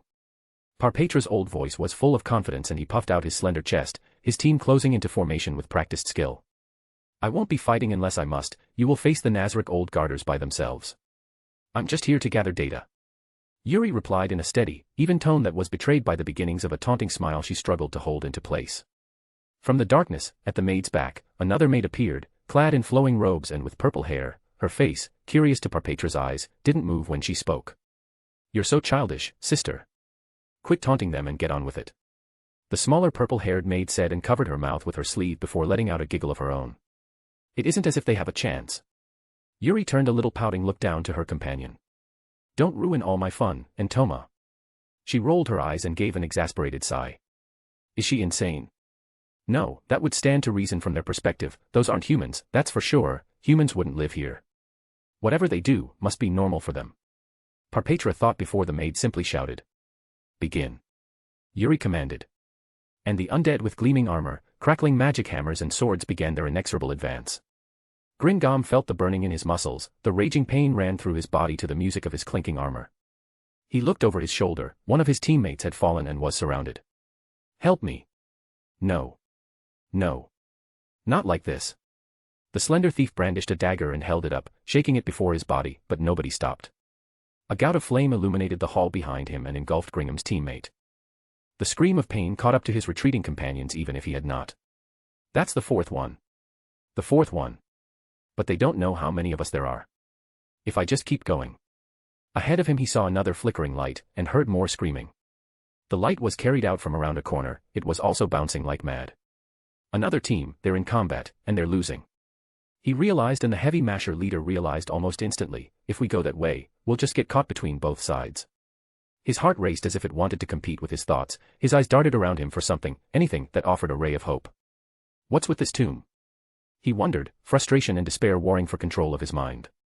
A door caught his eye and without thinking, he ran for it, flinging it open and diving in. A few of his comrades made it in, but the rest who were looking behind them, missed what happened and kept going. Gringam did not open the door to call them, instead he flung his back against the door, was breathing heavily and turned his head to press his ear to the door, forcing his mouth to shut while he listened. The sound of tearing flesh, like ripping cloth, and screams, echoed and redoubled when his pursuers caught up to the part of his team that kept running, and whatever team was struggling around the corner. Then it was done. It was pitch dark within the room, except for one small flickering white light from the far side. Do we go in? Gringam recognized the voice of one of his rangers. No, we wait, then we go back out the way we came, grab what gold we saw along the way, leave this place, and never come back. Gringam replied with a whisper. I think I'm done with this. He added with the whites of his eyes wider than he thought they could be. So, you're thieves after all. Even with your comrades dead, all you think about is taking what isn't yours and running away. I have seen a few noble humans, but you are not among them. The room began to brighten, and within it stood an old man in a butler outfit. Gringam of Heavy Masher was not a man easily frightened, and yet when the aged man in the formal suit bowed with a hand over his chest, the veteran worker could only feel a profound existential dread. The butler straightened up. My name is Sebas, and I am afraid you have committed 3 grave sins for which you must be punished. Sebas raised his hand and held out a finger. The first is that you have attacked my master's home. He raised a second finger. The second is that you abandoned your comrades, leaving them to die to save yourselves. He raised his thumb. The third is that you sought to steal. If I were to add a fourth, it is that you made me lose a bet with a colleague. Ah, a bet. Gringam stammered. He's talking. As long as we're talking, there's a chance. He realized, and held his hands out openly as if making an offering. What if we were to help you to win another bet instead, double or nothing? Then could we persuade you to let us make it up to you? And your master also? Sebas didn't respond, not with words. Instead, he changed. The old man was gone. The body seemed to melt into itself as something else grew out of it, so that he was now 2 or 3 times his former height and build. Dark scales that were even at a glance, utterly impenetrable. Sharp, hook-like spikes and protrusions thrust from his shoulders and head, and the hands were now tipped with razor claws. However, his gestures remained as formal and dignified as the butler who stood before them a moment ago. One hand came out, turned palm up and with fingers open. Sebas gave a half bow again and said, I accept your offer. My colleague predicted you would make it, and despite our differences, I respect his mind, and out of that respect, if nothing else, I allow you a second chance. You may choose to fight me to the death, and if you are victorious, you will be allowed to go free. Or.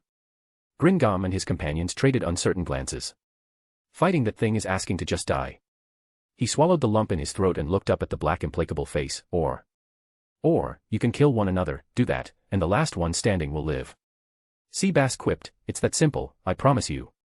Gringam and his companions drew their weapons. There were 5, including himself, and of them, none are a real threat to me. Resolve settled on all their faces. This is about survival, it's nothing personal. Sebas watched with disinterest as they fell to hacking at one another, one by one falling to the floor, reduced to lumps of dead meat. Of them all, one still stood within 2 minutes' time, blood-streaked and breathing like he'd run a marathon. The heavy-armored Gringam went down to one knee, his heavy hammer falling from nerveless fingers, to thud to the floor. You killed your comrades, and won your life. Sebas said with an icy stare. Gringam nodded, yes. Does that atone? Can I rest a minute before I leave? Leave? Sebas asked rhetorically, you're not leaving. Gringam's eyes shot up, but you said if dash. I said that if you defeated me you would be allowed to leave, but if you killed each other, then one of you would be allowed to live. I will keep my promise, you will continue to live. I fear, however, that you will regret that very much, as you spend the rest of your days in the frozen prison. Sebas replied, and with 2 long steps, he towered over the worker. Gringam screamed as he was dragged away, he screamed as he was dragged down the hall, as he was dragged downstairs, and as he was dragged into a frozen hell. The door shut behind him and was now alone, and around him, nothing but ice, snow, and icy blocks. The warmth of his body's exertions were slowly drained away, until heat became a distant memory. He would never leave that room. When they reached the 4-way intersection they were told of, and finally stopped, Gagarin spoke. Why do you think we haven't faced any opposition? Weren't we supposed to fight? Maybe you misunderstood. Imina suggested doubtfully, scratching her ear. Maybe. Roberdijk added, or maybe we're being led to the fight. We've heard the screaming, who knows how many are still alive? Who can say? Whatever he was going to add, the cleric changed his mind and clutched his mace tighter against his body. Well. You came after all. A taunting, beautiful voice came from the darkness. You remember me, don't you? Solution asked when she stepped into the light. Her hands were on her hips and her chin was raised with an arrogant expression. Yes, now we came. Give us back Archie. Gagarin demanded with more courage than he truly felt. The buxom blonde brought a hand to her lips and laughed like he'd told the world's funniest joke. I don't have her, I'm only to lead you to her. If you stay with me, you'll be safe until you get to the arena. After that. She shrugged, the rest is on you. How do I know I can trust you? Gagarin demanded. The woman looked flatly offended and drew herself up close to him. My name is Solution Epsilon. I will torture, I will kill, eat, and consume any living thing I please that my master does not prohibit me from taking, but I will never lie. Least of all to an inferior life form with few redeeming qualities. Her hand came up and gripped him by his jaw. He felt the radiating heat threatening to rise and burn his flesh away. And then before he could even understand the viciousness in her bright blue eyes, and before his comrades could intervene, she released her grip. Proof enough. I could have killed you then, boy, and chose not to. This hall isn't where it ends for you. Now shut up and follow, before my master thinks you're being rude. Solution spat the vicious words and whirled around to show her back to them as if to say, it doesn't matter if you're behind me, you're not a threat. As if to further taunt the lot of them, the woman wore a maid outfit, and her skirt was slit at the thigh and all the way up to her hips. She walked with the sultry air of a woman leading a suitor to a bedchamber for a night of fun. Gagarin felt his team's eyes on the back of his head, but unable to think of what else to do, he followed. They passed monsters he'd only heard of, demons of wrath, elder liches, and bizarre creatures with many tentacles and strange horns. Yet nothing touched him or his team as they followed the curious blonde maid. If we hadn't obeyed, what would have happened if we encountered these things without her as our escort? Imina wondered, and did not like the answer. She still clutched her bow, as Roberdijk did his mace, but her lover in front of her seemed disturbingly at ease. Like he's just given up and lost all hope. Imina thought. It seemed oddly freeing. His twin swords remained in hand, but nothing about his posture suggested he intended to do anything with them. It was a long, silent walk until a pair of maids came from another hall and fell in beside the blonde to chat amiably as if Foresight was not following them. The blonde maid treated the duo of maids very, very differently. Comrades, so, monsters can have comrades. Strange to think about, but that's the only thing that makes sense. Gagarin concluded just as the trio bade farewell and parted company, and in the distance a portcullis rose up and to reveal a much brighter area beyond. Just in here. Solution said and stopped at the opening, waving them on. Up ahead, there was erected a dark iron wall set in the middle of the sands, and to that dark wall was chained their comrade. Archie. The trio shouted and rushed past where Solution stood. They moved so quickly they almost missed the masked-robed magic caster who stood beside their bound comrade. Stop. He bellowed with a voice of thunder, and held a gloved hand out over the forehead of their captive companion. In his other hand a golden staff of incalculable value snapped down to point at the trio in a gesture that could only be called threatening. The waves of sand they kicked up as they ran stopped instantly. Fear of what the unknown figure might do was visible on each of their faces and none of the three could even make an attempt to hide it. Then the same noble voice rang out, and the staff the mysterious caster held in his hand swept out in front of him. The bright lights grew brighter as the flames of torches tripled in size, illuminating a vast number of stone golems serving as stand-ins for an audience. My name is Ains Olgaun. Welcome to the Great Tomb of Nazarick. Chapter 56, Chapter. Archie's eyes flew open as soon as the caster spoke. You guys, you came for me. I knew you would. I knew it. The little blonde caster said with pride so great she choked on the emotion. Gagarin had no idea what to do. To fight a being that had a servant that could crush him was almost unthinkable. It was Imina who came to the idea first. She knelt, laying her bow beside her, bending one knee while the other bent back. She bowed her head. What do we have to do to get her back? Ah. Master Ainz. Please, whatever she has done to offend your mightiness, there must be some way to make it right. Prompted by Imina's action, Gagarin and Roberdijk followed her initiative and did the same, laying their weapons in the sands while bowing their heads. Please. Gagarin asked with the greatest humility he could muster. She has sisters that need her care. They've done nothing to you. Her sisters are here, for the same reason she is. Ainz asked. My lord, we at first believed them all dead, but then your servant told us otherwise. Roberdijk answered, closing his eyes against his own regret at being so duped. The chains that bound Archie to the iron wall went taut as she yanked herself against them. Please. Just leave me. Saying goodbye to you was my final request. You're my friends, my only friends. I don't want you to pay for my mistakes. Just be content with a goodbye. Stand up. Stand up. Walk. Out. Of here. Our lives are over. Don't give up yours. Archie shouted at her companions. No. Gagarin replied, glaring at Archie through teary eyes. Their first moments running through his mind. So you're a rich girl, why would you be in a place like this? Hecarin asked the diminutive blonde with the cheap staff but outrageously expensive clothing of bright green and gold dyes. Because I want to be an adventurer. Archie answered. This place is for workers, rich girl. Go use daddy's pull to get you in there. He chuckled when Imina and Roberdijk approached and sat at their table, mugs of beer in hand. My father got me blackballed from there, so it's either worker or nothing, and I'm not going to do nothing. Just give me a chance, and my name isn't Rich Girl, it's Archie. Damn it. Hecarin said, again snapped to the present, and he reached slowly for his swords. No, it was my understanding that we could fight. If we could do well, you might let someone go. Hecarin said with sullen understanding that he would not see another day. Hecarin. Just, you don't have to do this. Archie shouted from where she was secured. Beside her, the magic caster raised his head to look past them. Solution. Is there anyone left alive among the invaders? Ainz asked. Nobody but prisoners, my lord. Solution shouted, besides those 3 in front of you, everyone else is dead or wishing they were. Ainz turned his masked face back toward the trio in the sands. Do you think you can win? Do you think you can even entertain me? Ainz asked as if an ant had challenged him to arm wrestle. No. But my comrade is over there, her sisters are there. It doesn't matter, I can't just walk away with them in danger, whatever she did, even if she is to suffer for it, even if I can't fight. Hecarin swallowed, let her walk out. I'll take her place. The promise was ripped from his throat as if by hooks, and he shot from his kneeling position to stand and face his adversary. If a fight is worthless, then take that instead. I'll make my goodbyes, just let Archie and her sisters leave instead. Please, you've shown your power. I beg you. Show your grace. Hecarin asked. You want to trade your 1 life for their 3? Ainz asked as if affronted. I'm no merchant, but I know my numbers, boy. 1 life is worth only that. He held up a gloved hand. 1. I will permit Archie to leave if you will take her place, but her sisters. I'll stay too. Roberdijk and Imina declared, though they remained kneeling as they made their declaration. As if to convince herself, her voice turned sorrowful, mournful, as Imina went on. My Hecarin is staying, so I would have stayed with him anyway, but if it can save one of my comrades' little sisters, fair trade. I was probably near the end of the road anyway. I am a priest, who would listen to a priest that would leave a child in merciless hands? Roberdijk asked and snorted, that sounded less pretentious in my head. There, you have your 3 lives, we'll be substitutes for them, whatever punishment she and her sisters were to suffer, we'll take for them. 1 life, for 1 life. That is what you said, isn't it, mighty lord? Hecarin asked, words tumbled out in a frantic rush. Please, it costs you nothing, play God with our lives and hers, alter their fates, I beg you.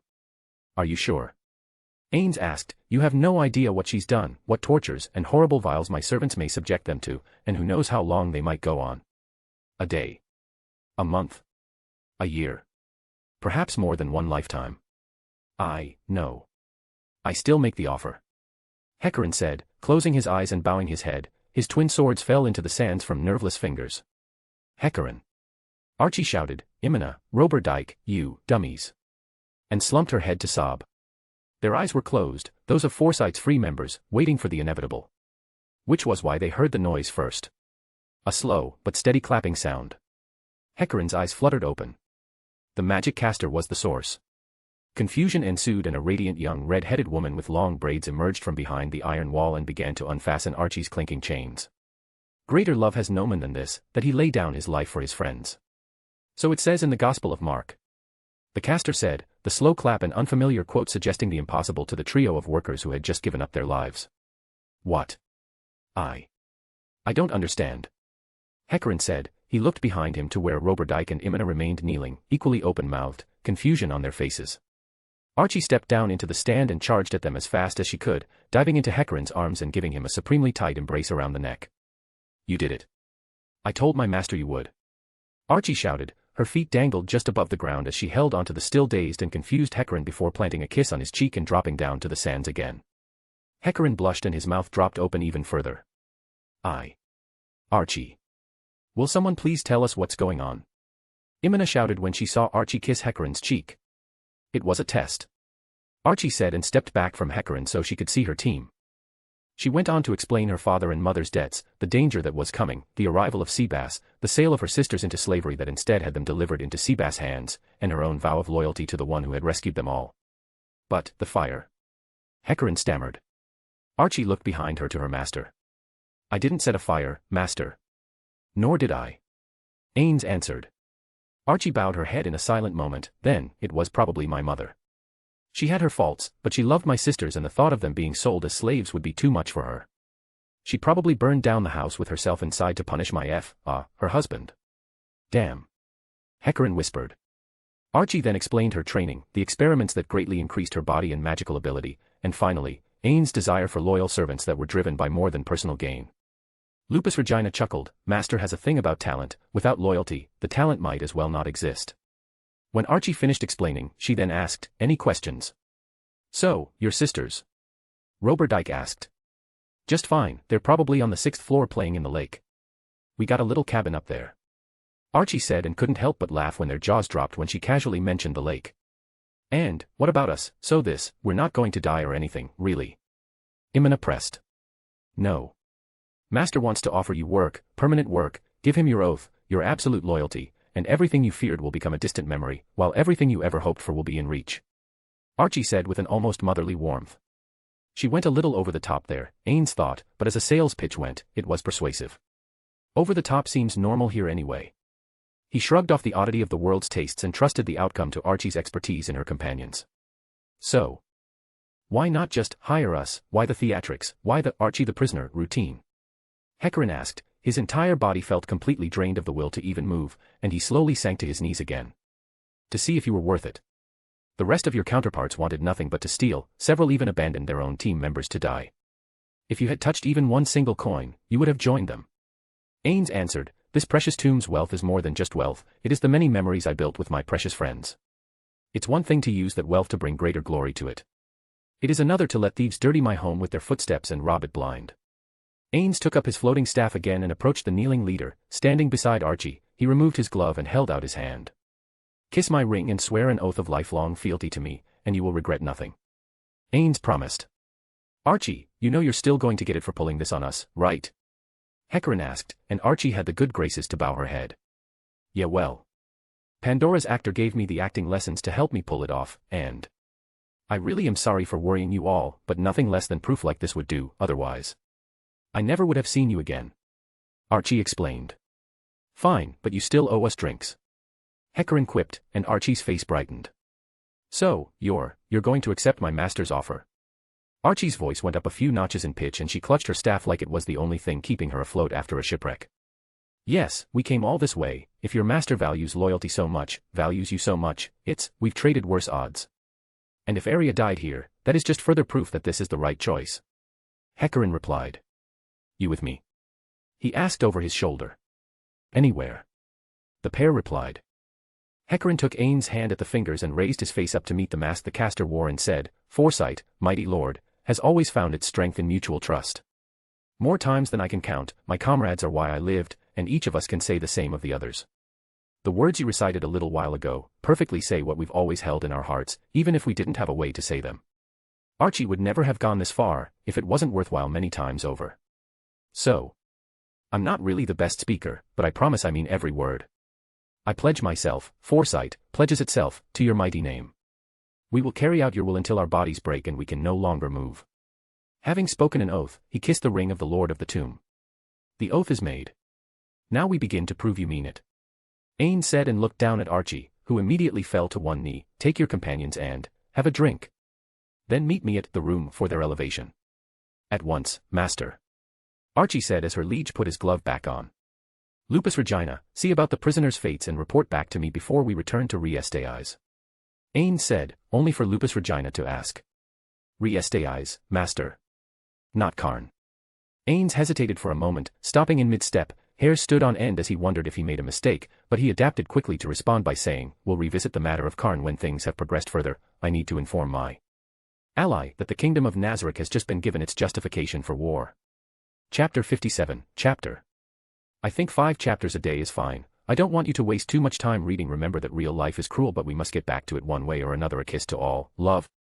The aftermath of the battle was frenzied, celebratory, and full of mourning. It was hours later that Lukrut and the survivors of the raid made it back to the village, and when they did, the worst of the cleanup had passed. The bodies of the fallen were laid out in a tiered pyre of stacked wood with bodies in various layers. Enri, Firia, and the remaining Swords of Darkness members stood at the fore while villagers still bearing arms and blood-stained armor bowed their heads. The wind blew lightly as a mother's touch over their skin, as if the world itself wanted to offer rare comfort to the bereaved. It wasn't lost on Lukrut that the village fell into military lines. Did they do that on their own, or were they ordered as such? He and his remaining numbers fell into place off to one side as Enri began to speak. I've never been more than a peasant and a farmer, not in my whole short life. But because the outside world came to hurt us, more than once, I've been called to be more. So has my husband to be, so have common adventurers. So have all of you. Today. Enri held up the still muddy, slender golden crown that had fallen from the warrior who fled. We defeated a prince. They won't forget that. They will want to erase us, erase their shame. And make us forget that our dead ever lived at all. Today, on the fields of Karn, villagers became true warriors, and those who died, died to protect the lives of those they cherished. Say their names, while we send them to the skies and their ashes to the earth. Firia, Ninja, go ahead. Enri said and cast the muddy crown of gold on top of the pyre. Flame, Firia said, and a slow and steady flame spell gouged from his hand. Ninja did the same, and as the crackling of burning wood and the smell of burning flesh rose into the air, Enri saw the returned raiders and went to speak with them. I thought you were dead. Enri said to the ashen-faced Lukrut. Nearly. Breida sacrificed herself to buy us time to make it into the woods. From there the villagers with me guided us to safety. I guess we won, huh? So she didn't die for nothing. Lukrut swallowed the lump in his throat, but could do nothing about the trembling of his lower lips. Enri felt the urge to comfort him, but instead she did her best to focus on business. The prince claimed you failed before fleeing with his survivors. Before his defeat, he said that you all failed. No. Lukrut's voice became predatory, his battered and bruised hand came up in a fist. We screwed those bastards good. Burned most or all of their supplies. They may have run, but they'll run hungry. Enri took that in with a silent, thoughtful look toward the direction of the escape. We're going to chase them. Chase them. Lukrut stared at her, aghast. You're talking. War. Yes. Ninja picked up a lot of lessons from Lupus when she was here. We can't stop now, we're going to push them hard. I've sent out my wolf rider scouts, the rest of us will be chasing them down and leaving 1 in every 10 of the army behind to protect the village. The prince, he's worse than we ever dreamed he was. Enri shuddered. Wait till you hear just what he has done. Lukrut did not wait as long as he thought. When the funeral had passed and the ashes scattered to the fields, Enri gathered her war council, with one extra member. A beautiful woman in a mockery of the clothing typically worn by Locus of Blue Rose. Lukrut, Peter, this is my sister, Twer. Ninja said with a broken voice that made it obvious she'd been crying. The little brown-haired magic caster held her sister tight against her body, one arm around her sister's shoulder, only relaxing to allow Twer to look at the rest of the table. The greetings were muted and looks distant.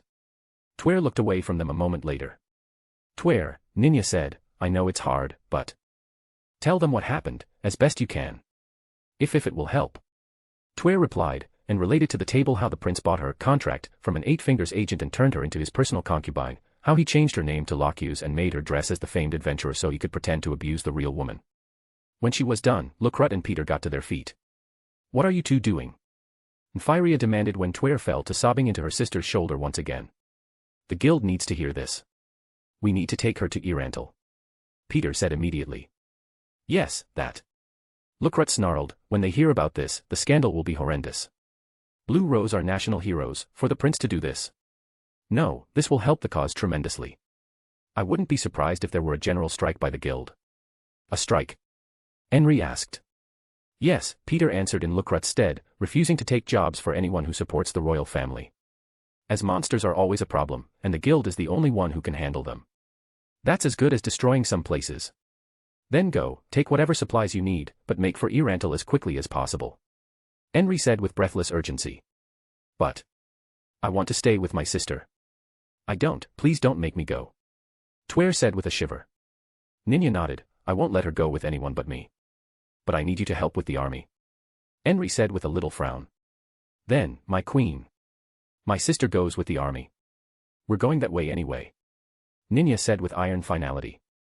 But Enri said, then looked at the pathetic, broken face of the blonde woman, and then slumped. Fine, she'll travel with us, you two go spread word at the guild, tell them the proof travels with the rebels. That will have to do. Peter said. It'll be fine, I'll make sure I tell them everything, it's not like they don't know us, chances are they'll believe us even without her. Even if they don't, the rumors will spread faster than a flash flood, especially when as promised, an army shows up. Lukrut punched the surface of the table, I'll get more arrows, and then we'll leave. Good luck to you. Firia said, and standing up, he thrust out his hand. Peter, then Lucret shook it, and the two former adventurers said in turn, "And to you." Then they left. When they were gone, the planning resumed until they were ready to march. Prince Barbro wiped his face clean of mud and dropped his helmet.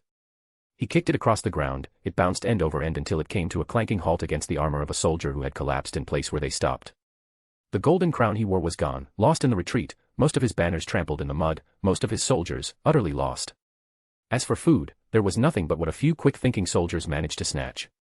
He was 6 days on the road back, forced march after forced march, harassed by wolf-riding goblin scouts that killed any cavalry he sent after them, the sickening sound of the wolves' teeth tearing into screaming humans and the dying whinnies of the horses unnerved the survivors, when finally a miracle occurred. Prince Barbro knew he stank, and hated it. He knew he was filthy, coated with dried mud on his clothing, nothing looked good. "I'll have to completely rewrite this story when I reach the throne," he thought, grinning more and more broadly as he saw the advancing in the distance. Ha, ah ha ha. Yes. Yes. His brother's banner flew in the wind, and at its back was a force several times what Barbro himself left with. On any other day, that would have sparked jealousy, envy, or anger. But now it was only relief. With this I can finish those bastards, they won because they kept an army hidden and outnumbered us. With these, it's at least 2 for every one. With this, I can win. Prince Barbro said, and waved with a bright smile on his face of the sort he hadn't worn for Zanuck since boyhood. It's true. I swear it. Some of you met Ninya, in fact most of you did, it turns out, yeah, he's a she. Who knew, right? Lucret said from his place standing atop the table, murmurs of surprise and doubtful glances came from some of the adventurers and a few of the waitresses. It was a rough and ready crowd in the guild, business had been a bit slow since the destruction of Zuranon's enclave, but that meant more time for drinking, so drink they did. Rangers, warriors, thieves, clerics and casters, all manner of adventurers sat around and enjoyed the peace, until Lucret called for their attention and told them what happened at Karn village. So yes, the Crown Prince attacked, intending to wipe out the place Sir Mammon saved. And more than that. Lucret said, and when he was done explaining Twer's fate, the sister of an adventurer, used to mock one of the most well-respected teams in the Riestai's kingdom, utter chaos ensued. Voices bellowed and fists pounded tables, furious talk went against the royal family as Lucret spun the story of destroyed villages and the survivors taking refuge in Karn, and he used all his bard-like skills to weave a tale of heroism among the villagers that fought back. The way the royal family's forces were annihilated, the prince routed, the new queen of Karn arisen and a vengeful adventurer turned general in hot pursuit, it stirred the blood. Ainz listened with absolute dread. I know Lucret, he's an unprincipled flirt, but he's not one to make this up, neither is Peter, and there's no way to be just mistaken. A peasant rebellion, what a thing. He approached the table where Lucret stood winding down his story with wild gesticulations, telling about the death of Breida and how the former adventurer was mocked in death after a sacrifice. More than one head bowed in silent remembrance of the spunky, red-haired woman and the chances she had too often been denied. Lucret, a moment. Ainz asked, putting a hand up on Lucret's forearm. The ranger nodded, hopped down from the table with quiet deftness, and followed Ainz up to his private office. Ainz sat at his desk and gestured to the opposite chair. Lucret sat without his usual panache, the look in his boyish eyes, dead serious and unflinchingly focused on the portly, round-faced guild leader. Would you put your life at stake over the truth of what you're saying? The plump guild master asked, and Lucret did not hesitate. I did that just by telling you all what happened, and yes, I promise, every word is absolutely true. Breida is dead, the prince renamed a forced prostitute of 8 fingers to Locus, dressed her up like a mockery of the hero, and abused her for gods know how long. He attacked and destroyed several villages, and tried to destroy Karn, the residence of Mammon. As far as I know, the prince is still retreating now, if Queen Enri Emmet and General Ninya haven't caught up to him yet. Everything, every word, is true. Lucret insisted and placed his hands on the desk. Do you doubt me? Lucret asked. No. Ainz let out the breath he held, his heavy gut falling in regret. I have to inform the other guild masters about this, we need a unified response to the royal family and all the other nobles. If we don't, for all we know, Blue Rose may leave the kingdom entirely, we can replace a stupid prince, but we can't just replace an adamantite-ranked adventuring team, and even if we could, this is an insult to our entire profession that can't be allowed to go unanswered. And, the rebellion? Lucret asked. We stay out of that. Ainz shot back immediately. As long as the guild hall isn't attacked, it doesn't matter what happens, we can't be seen as kingdom soldiers and we don't want to be tainted with distrust for rebelling either. Though, Ainz privately thought, if a few trash nobles were wiped out along the way by this, I wouldn't be shedding any tears of regret. Lucret relaxed, no, I understand. The ranger tensed again for a moment, then stood up.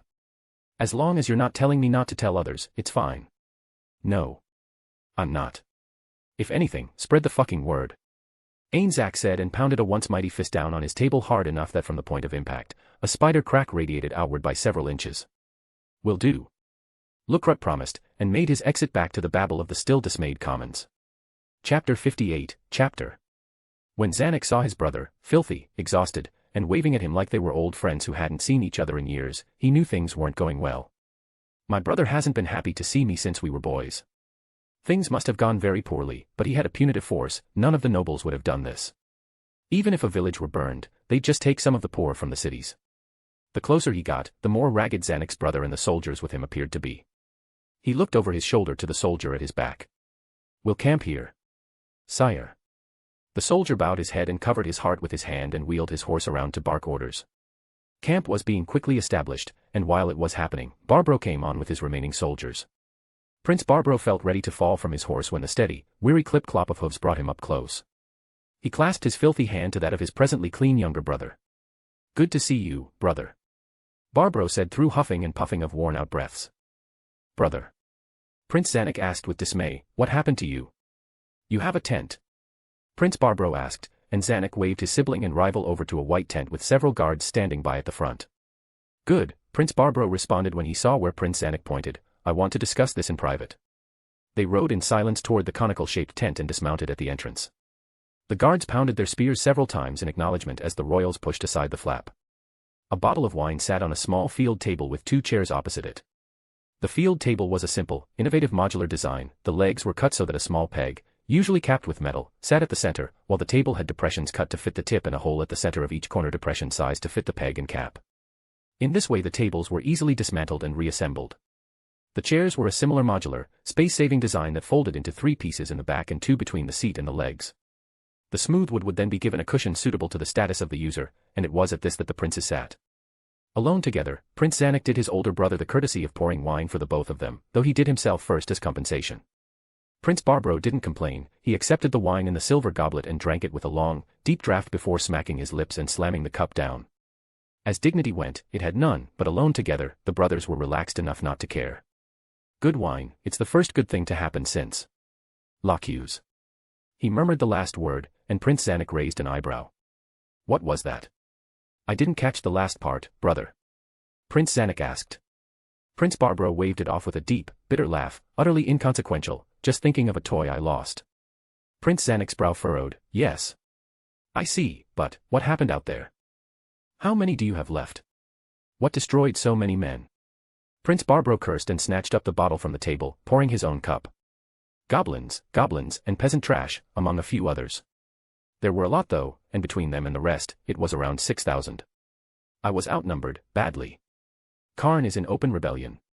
Prince Zanuck gasped, a rebellion of peasants and monster helpers. You're joking. Prince Barbro shook his head, no, I'm not. We've been on a forced march all this time. Out of the 2,500 of us originally, we have less than 1,000 left, and they've been chasing us. Wolf riders have decimated my cavalry, but they haven't been engaging us aggressively. They're tracking us. I'm sure the ones in charge are following us. Prince Zanuck's face paled. We've got to go then. We need to inform father and the other nobles. We need to put this rebellion down. The younger prince rubbed his forehead and shook his head, pressing his face into his hand. Damn it, Barbro. I was afraid of this. You went too far, way too far. Attacking Karn was a bad idea. Prince Zanuck said with exasperation. Obviously, but, wait, you mean something else, don't you, Zanuck? Barbro felt the throne start to retreat from him again. Don't you read the notices we get? Karn is the village Master Gown rescued, and it's the village that Sir Mammon defended and made into his home. Sir Mammon even asked for it as a governorship reward for service. You've alienated not one, but 2 powerful allies to the royal family at a crucial time, and sparked a rebellion on top of that. Prince Zanuck pounded his fists on the table, shaking the bottle and tipping over his cup. It toppled off the edge and spilled the red wine within, down into the dust.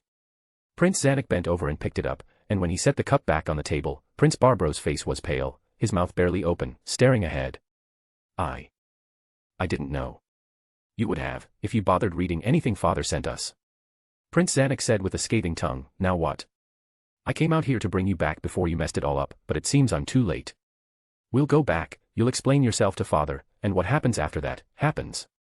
Prince Barbro bowed his head, just get me out of here alive, I'll be grateful for that, but my soldiers are too exhausted to move, we have enough space ahead for a night's rest, and I doubt they'll want to take on, what do you have?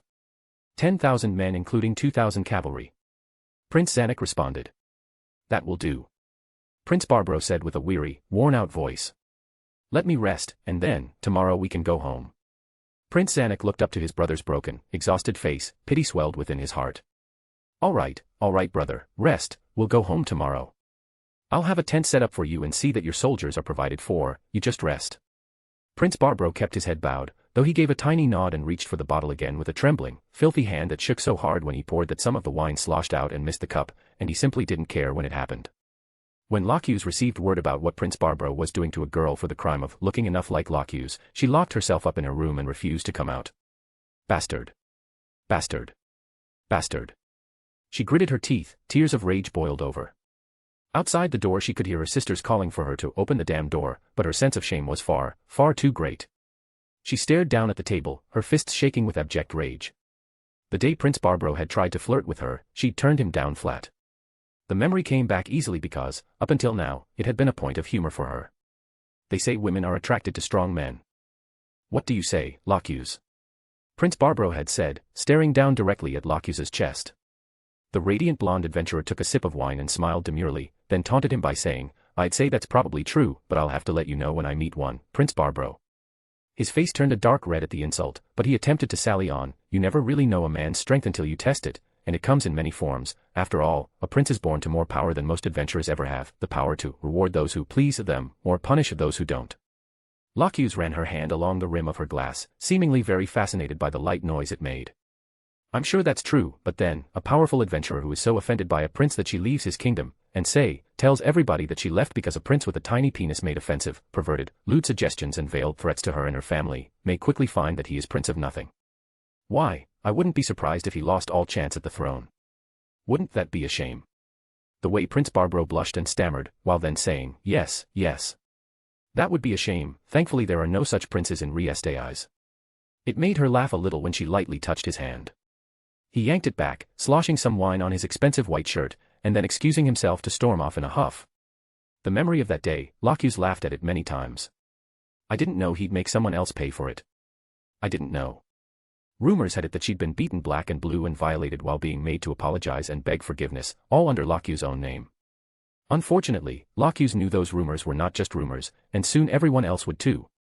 Guilt rampaged through her as fast as her heart could pump her blood. The pounding on her door grew worse, and finally the wood splintered and Gagarin kicked several times, sending pieces of wood as thick as her arm splintering and sailing across the room to smash into smaller splinters before falling down to become tinder piles on the floor. Gagarin, what the? Lockhughes looked up, but the giant of a woman only swiftly walked over, put a beefy armored hand on her sister's shoulder and shot out. You know this isn't on you, right, Lockhughes? Gagarin said in an attempt to comfort her sister. Lockhughes gave a tiny nod as her sisters stepped over the debris and into the room to join her as well. I know that. I know that empirically. But emotionally? If I'd just been nicer about turning him down, made some excuse, maybe he wouldn't have hurt that one. Maybe if we hadn't waited until Maman gave us the excuse we needed to take down 8 Fingers, maybe if Barbro and the other nobles hadn't always blocked Princess Renner's attempts at funding a job request for us to bring them down, none of that would have happened. Lockhughes dug her nails into her palms. It's infuriating, it's humiliating, it's degrading, which is I'm sure exactly what that slime wanted, even if he didn't want it to be public knowledge, but I'm sure it's even worse for her, whoever she is.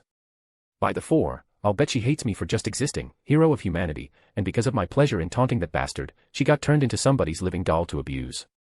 It's still just on him. He made his own choices.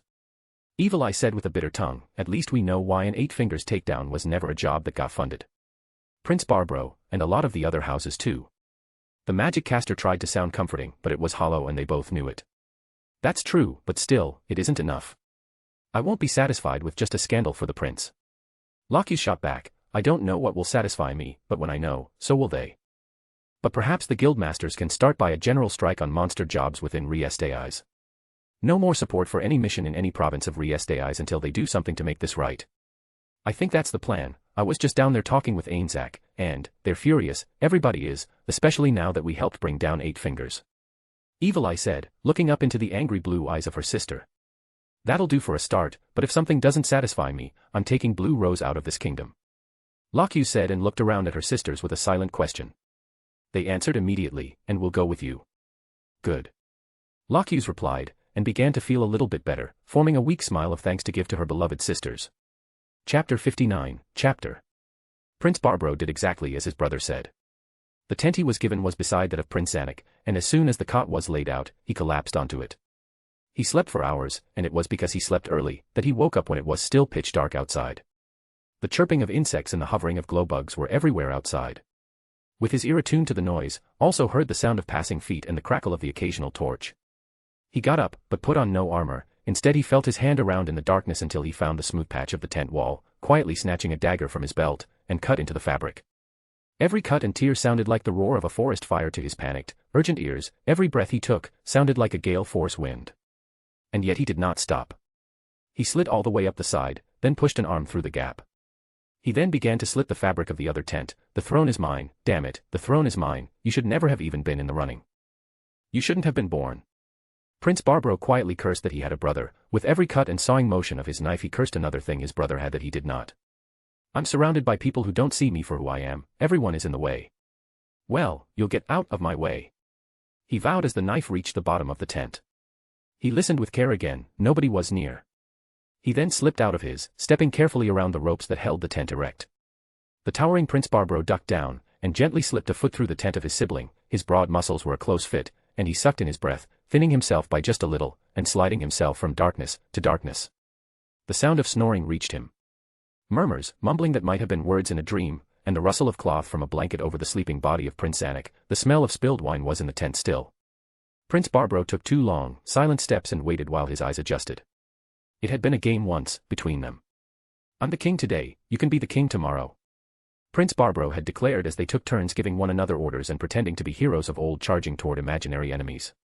The game went on until their last session, when Barbro played the role of king, and told his younger brother, I don't want to play this anymore. The hurt on Zanek's face that day never truly left Barbro's memory. Was that where it changed? Overnight, Prince Zanek became a rival rather than a brother and a playmate, and it was never the same. Prince Barbro found the sleeping body of his brother very easily. The snoring was a dead giveaway. He raised up his knife, spread his feet apart, and towered over the short, fat competitor. Zanek rolled over so that he was on his back. Prince Barbro hesitated. His brother looked so peaceful. A little moonlight made it through the mesh and that served as a dim window, and he could see a smile form on his brother's face. Hooray! Prince Zanek murmured in his sleep. Whatever it was a good dream. Prince Barbro braced himself, then muttered with quiet resolve, I am the king. He then slapped his powerful hand down over Prince Zanek's mouth. MHMMPFFF. Math. Prince Zanek struggled to speak, his legs kicked against the soft blanket and made no sound, his fat fingers clawed at the hand he suddenly felt stealing away his breath. Barbro whispered soft words to the fat little prince struggling under his hold. Shoo, shhh, this is how it has to be, brother. For what it's worth, I'm sorry. I thought I could just exile you, but it's clear I can't stop at that. So, goodbye, I'll try to make it painless. He then brought his knife down to Zanek's heart. The force of his blow pierced through the breastbone, tearing open his brother's heart, and spilling out his life. The whites were wide as saucers as the pain lanced through the youngest prince.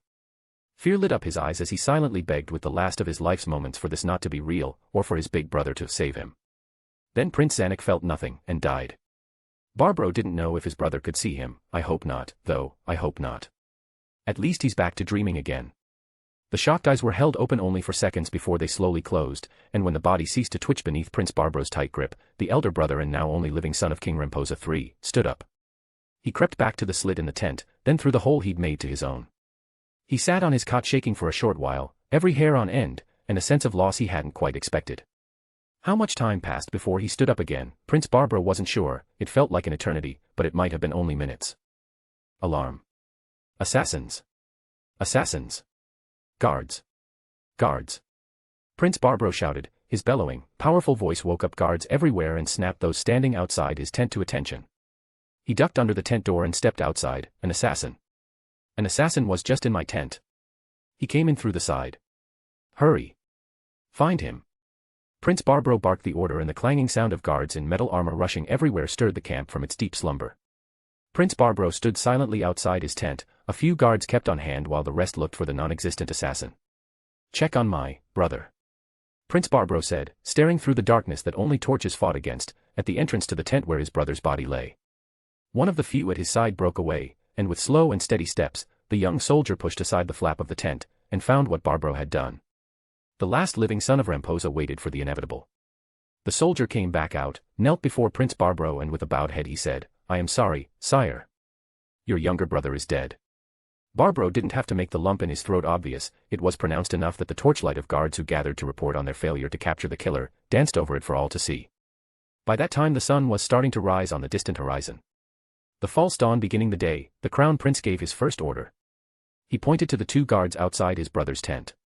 "Hang those two, they were supposed to guard my brother, instead, he is dead. If they'd done their jobs right, then the peasants wouldn't have been able to kill him. Either they were incompetent, or they were in on it, and either way I don't need that." Barbro's voice carried the natural air of authority that came with a lifetime of being prepared to rule, and loyal guards rushed to grab hold of the now struggling pair. "What? No. No. We guarded our posts. We weren't in on it. We weren't. We swear. By the gods, no." They struggled, kicked and flailed their legs about as four of their comrades dragged them over to a nearby tree, fashioned a noose as they continued to beg for their lives, and slipped the ropes around their necks. "My prince. Please. Mercy. We were loyal. We are loyal." They cried out under Barbro's watchful eyes. He kept his focus on their tearful, fearful faces as two men began to haul the long end of the rope. The nooses tightened and the condemned dangled over the grass, their toes desperate to touch even a single blade of grass, and gain some support for their bodies as their own weight strangled them. The gurgling and gasping noises and their spasming limbs joined the smell of their bodies soiling themselves in death, as one final indignity overtook the pair, and within minutes, the strangled duo swayed like branches blown lightly in the wind. The rope creaking as they moved was the only sound to be had when the sun rose on the horizon and illuminated the day, putting the gruesome ends on display. When it was finally over and Barbro was satisfied, he had the unit gathered and went to don the armor Prince Zanuck had cleaned for him the day before. Looking properly princely, and now well rested, Barbro strode over to his brother's horse, flung his leg over to mount it, and then turned it around to face the host. "My brother was murdered by peasant rebels. They've killed a member of the royal family. That is an assault on the kingdom itself.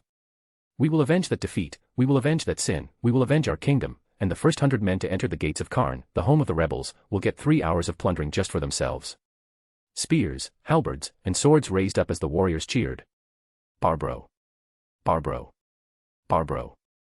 With that, the prince gave his next order. "Break camp, and prepare to march, we've got a rebellion to crush." Chapter 60, Chapter. Queen Enri rode at the center of her staff. Jugum held up her banner at her back, Ninja at her right hand, Nfiria at her left, and the goblin strategist on the outside to Ninja's right. The goblin strategist stroked his thin beard and kept his eyes on the horizon. "What can you tell me about our unfortunate enemies? The one we're facing right now is an idiot." Queen Enri said with vitriol, her hands clenched the reins of her horse. Behind her column there lay wagons loaded with captured armor for the recruits she intended to raise.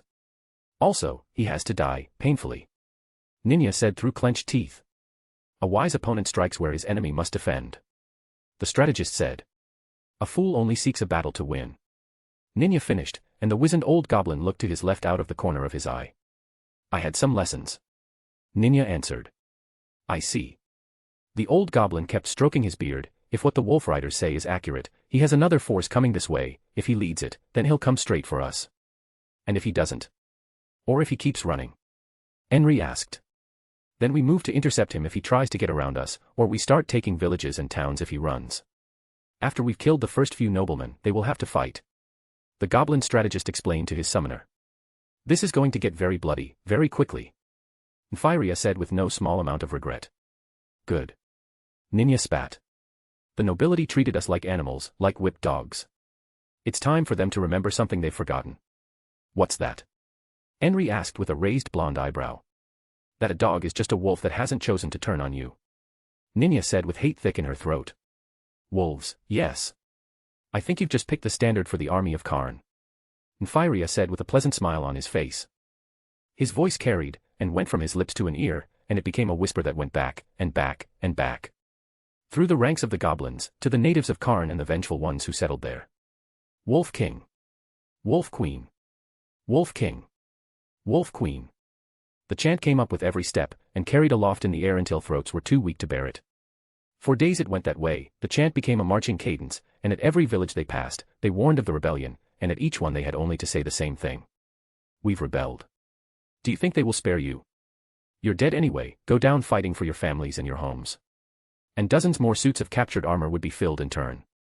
Village after village, with no hope to survive the wrath of the nobility, had its young people join the ranks of the army of Karn. And so the cadence, Wolf King, Wolf Queen, was carried on, to the sound of thousands of marching feet and slavering, hungry wolf riders got ever louder. Until they encountered their target. Yup.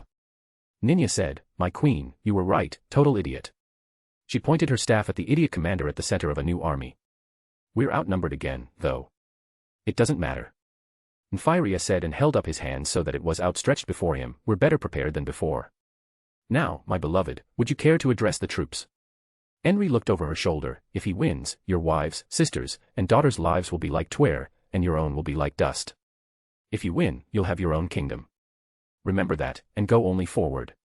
Enri raised the sword she could barely use, but clad in her dark armor with a red cape caught in the breeze and standing up in her stirrups with her long blonde hair waving like her battle standard in the wind, she made an inspiring figure.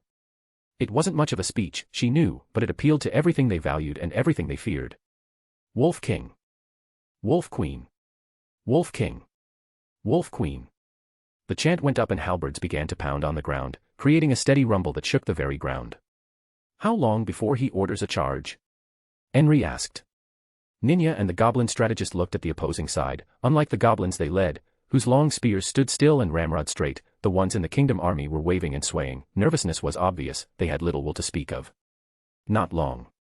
Ninya answered with her eyes narrowing and sweeping the ranks. The prince made his lines long to give them confidence, to make them appear to be larger in number than they were. But kingdom soldiers were conscripts for the most part, they had little real taste for battle, they could receive a charge, but nothing more with any order. He is an idiot. The goblin strategist re-emphasized. Right, so we wait, perhaps they'll run, if they do, we give chase.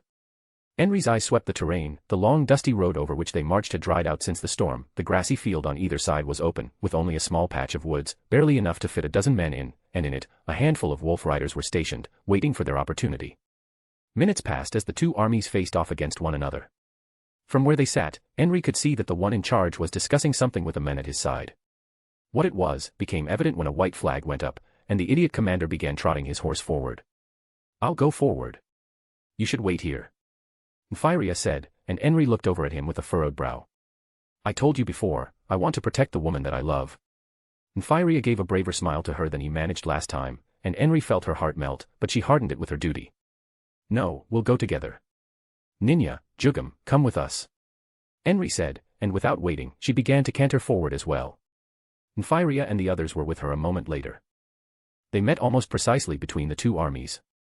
Prince Barbro looked down at them with contempt, his face twisted with anger. So, peasant trash, it's been suggested to me that I let you go home without punishing you.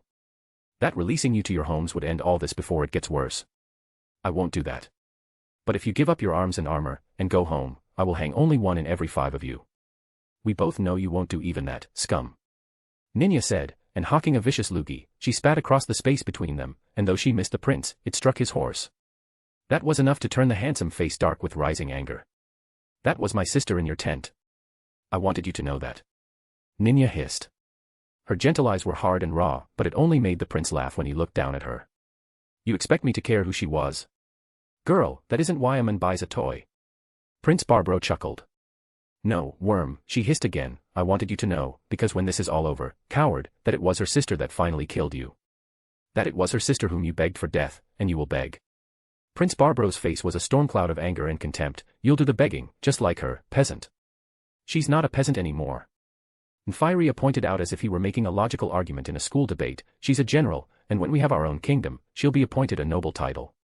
The prince's mouth fell open at the nearly blasphemous statement, by what right, by what? Because I am King Infiltrating the First, and this, he placed a loving hand on Enri, is Queen Enri the First. We'll ennoble her to the kingdom of Karn, and you, we'll feed you to the dogs. Enri had felt proud of Infiltrating many times in their time knowing one another, up until that moment, her greatest pride had been at the moment of greatest danger, but the present moment left all those behind. Her heart redoubled in size, so much so that she felt her breast could not contain it, and as if it needed somewhere to go, she began to laugh. Crystalline and beautiful, the wolf queen of the kingdom of Karn pointed behind the prince. You've got our answer, we're not surrendering anything. Go, scurry along back, we've got a kingdom to tear apart, a kingdom to build, and we won't wait on you. Barbro cursed and spat, and then wheeled his horse around and galloped back to his lines. As they returned to their own, Enri asked her companions, "Is he mad enough now?" "I think so. If he weren't a coward too, I'd even expect him to lead the charge," Ninja said just as they reached their positions. She was right, the kingdom's drums began to pound, and the infantry began to move forward. Ninja looked behind her, signal the goblin mages. The flag began to wave, and Ninja raised her hand up. Fireball. Acid javelin. Bombard. The spells came from Firia, Ninja, and the host of casters at their backs. Fire and acid flew in a long, deadly, inexorable arc into the densely packed lines of the kingdom infantry. Men fell screaming and writhing in pain as fire and acid consumed their bodies. The bombardments came again, and the walk became a jog. Archers. Enri called out, and arrows were knocked, then flew into the air to land again among the densely packed ranks. Men fell screaming to shafts in their necks, or silenced immediately when their lives were ended by an arrow through the eye. The path of advance was measured in death as the kingdom army's numbers dwindled. A horn blew from behind the kingdom lines, and cavalry began their charge. Heavy horses thudded over the ground, adding to the rumble of marching feet. Wolf riders. Enri shouted. Her husband continued firing off acid into oncoming faces, unable to miss hitting someone with every blast. The howling of wolves drowned out all else for a moment, and then the pounding of large paws from massive wolves began to compete with horses. The goblins atop the wolves were armored and skilled in ways that the kingdom cavalry could only dream of being. Though they were fewer in number, the wolf riders began to extract a heavy toll on the flanks where cavalry began their once proud charge. "All right, now," Ninja said, "infantry, and sound the drums." The boom of the goblin army war drums sent waves of terror into the advancing, thinning ranks of the kingdom soldiers. Their steel armor could not protect them from their own cowardice. They began to waver with the first steps of the goblin heavy infantry. Enri drew out her sword. Her infantry were close. Her heart was running wild in her chest, fear was palpable, but worse was the fear of going back, worse was the fear of losing without doing anything. Last time they came, all I could do was run away and die. I couldn't protect Nimue. I couldn't save my parents. I couldn't do anything but die. I can do something this time, I will do something this time. Her sword went into the air, her armor was one of the finest sets in the carts delivered to her village by Master Gown, and at a full set, the only places on her body that were vulnerable were her face, head, and throat. "Charge!" she shouted, and lowered her sword forward. Firia, Ninja, and Enri spurred their horses as one, and into the fray they headed. The bouncing of their horses made aiming difficult, but Firia's acid javelins and Ninja's fireballs were nonetheless hitting at least some targets. The clashing and clamoring of swords, the screams and dying of men were indistinguishable from those of wild beasts. The heavy goblin infantry treated war like a chore, like farming, and the kingdom soldiers, regardless of their superior numbers, began to fall like wheat before the scythes. Men fell screaming into the churned-up earth. Once dry, it became muddy with sweat, fear, piss, and blood all churned up into a morass into which men sank. The numerical advantage shifted, and the goblin strategist gave the final signal. From the little clump of woods, the small number of hidden wolf riders emerged. Behind enemy lines, they rushed straight for the commander of the army of the kingdom. His small honored guard saw the surprise attack too late, and spun their horses to charge and meet a threat for which they were no match. Barbro saw the horror unfolding in front of him. His army of almost 11,000 men, the 10,000 his brother delivered, and the nearly 1,000 he had remaining, was being whittled down by the second. His mouth dropped open in disbelief. He felt his fear begin to rise in his mighty chest. No. It can't be. I'm a prince, damn it. Why aren't they winning? This should have been easy. They're just goblins and peasants, okay, some nagas and ogres. He acknowledged when he saw the ogres kick dozens of his men out of their formation and a naga's tail smash into a group and send them flying to the ground. But they're so few. How can this be happening to me? Prince Barbro wanted to pull at his hair, only the princely dignity he still had when surrounded by his honor guard prevented him from doing so. Then one of his men let out a cry of alarm. Ambush. Barbro whipped his head to where the warrior pointed. A dozen wolf riders had been hidden in a little patch of woods, and were charging toward him full tilt. Get them. Get them, you idiots. Protect your prince. Barbro's voice became a high-pitched squeal of fear as his warriors turned to do just as he said. They roared out brave battle cries and raised their swords for the clash that would decide the fate of their prince. Horses screamed and died so close that he could smell their fear. A few loyal guards yelled for him to run while the goblin wolf riders tore his guards to shreds. Flashing teeth of white became teeth of red, claw-like nails on the wolves raked over faces and horse throats, tearing out streaks of flesh to cast into the red-stained grass, and the bodyguards died off. Before the call for him to run had even reached his ears, Prince Barbro began to do exactly that. He turned his horse around and began to spur it to a gallop. Behind him his army, losing their leader, broke entirely and soldiers ran for their lives, trading their pride and dignity for a precious few seconds of ephemeral life. The battle became a massacre, and the prince alone survived. His lungs were burning from his hard breathing, the horse's flanks were bloody from the force of his legs digging into them to spur it on further. And yet, at his back, the wolf riders were gaining on him. No. He cried out and flung off his helmet to save his horse a tiny bit of the burden of carrying it while he was trying to escape. At his left and right, the wolf riders fell in, almost like they were his honor guard, taunting him, laughing, waving, their wolves keeping pace with the horse of the prince, but not turning on him. They went on, and on, and on, the horse's fear of the wolves greater than its desire to carry its human passenger to safety, carried on for what seemed like an hour, until at last, it reared back on its hind hooves, forelegs kicking wildly, flinging Barbro from its back, and giving out a single final whinny of pain and fear, then it fell. It landed, dead on its side, its powerful heart overloaded from fear and stress. Prince Barbro felt the wind knocked out of him when he landed on his back. He lay there coughing and wheezing without any air to spare, staring at the wolves and their riders that now circled him. "Bring him back to the summoner," one of them finally said, and a wolf's jaws snapped out over Barbro's leg, piercing the leather boot and the flesh beneath, and breaking the bone. "No." He screamed and clawed at the dirt, as the wolf began to run, dragging him over dirt and rocks and grass, all the way back to the site of the massacre. The victors were still working, and the commanders waiting, when Barbro was dragged over the grass by the wolf who still held his broken leg.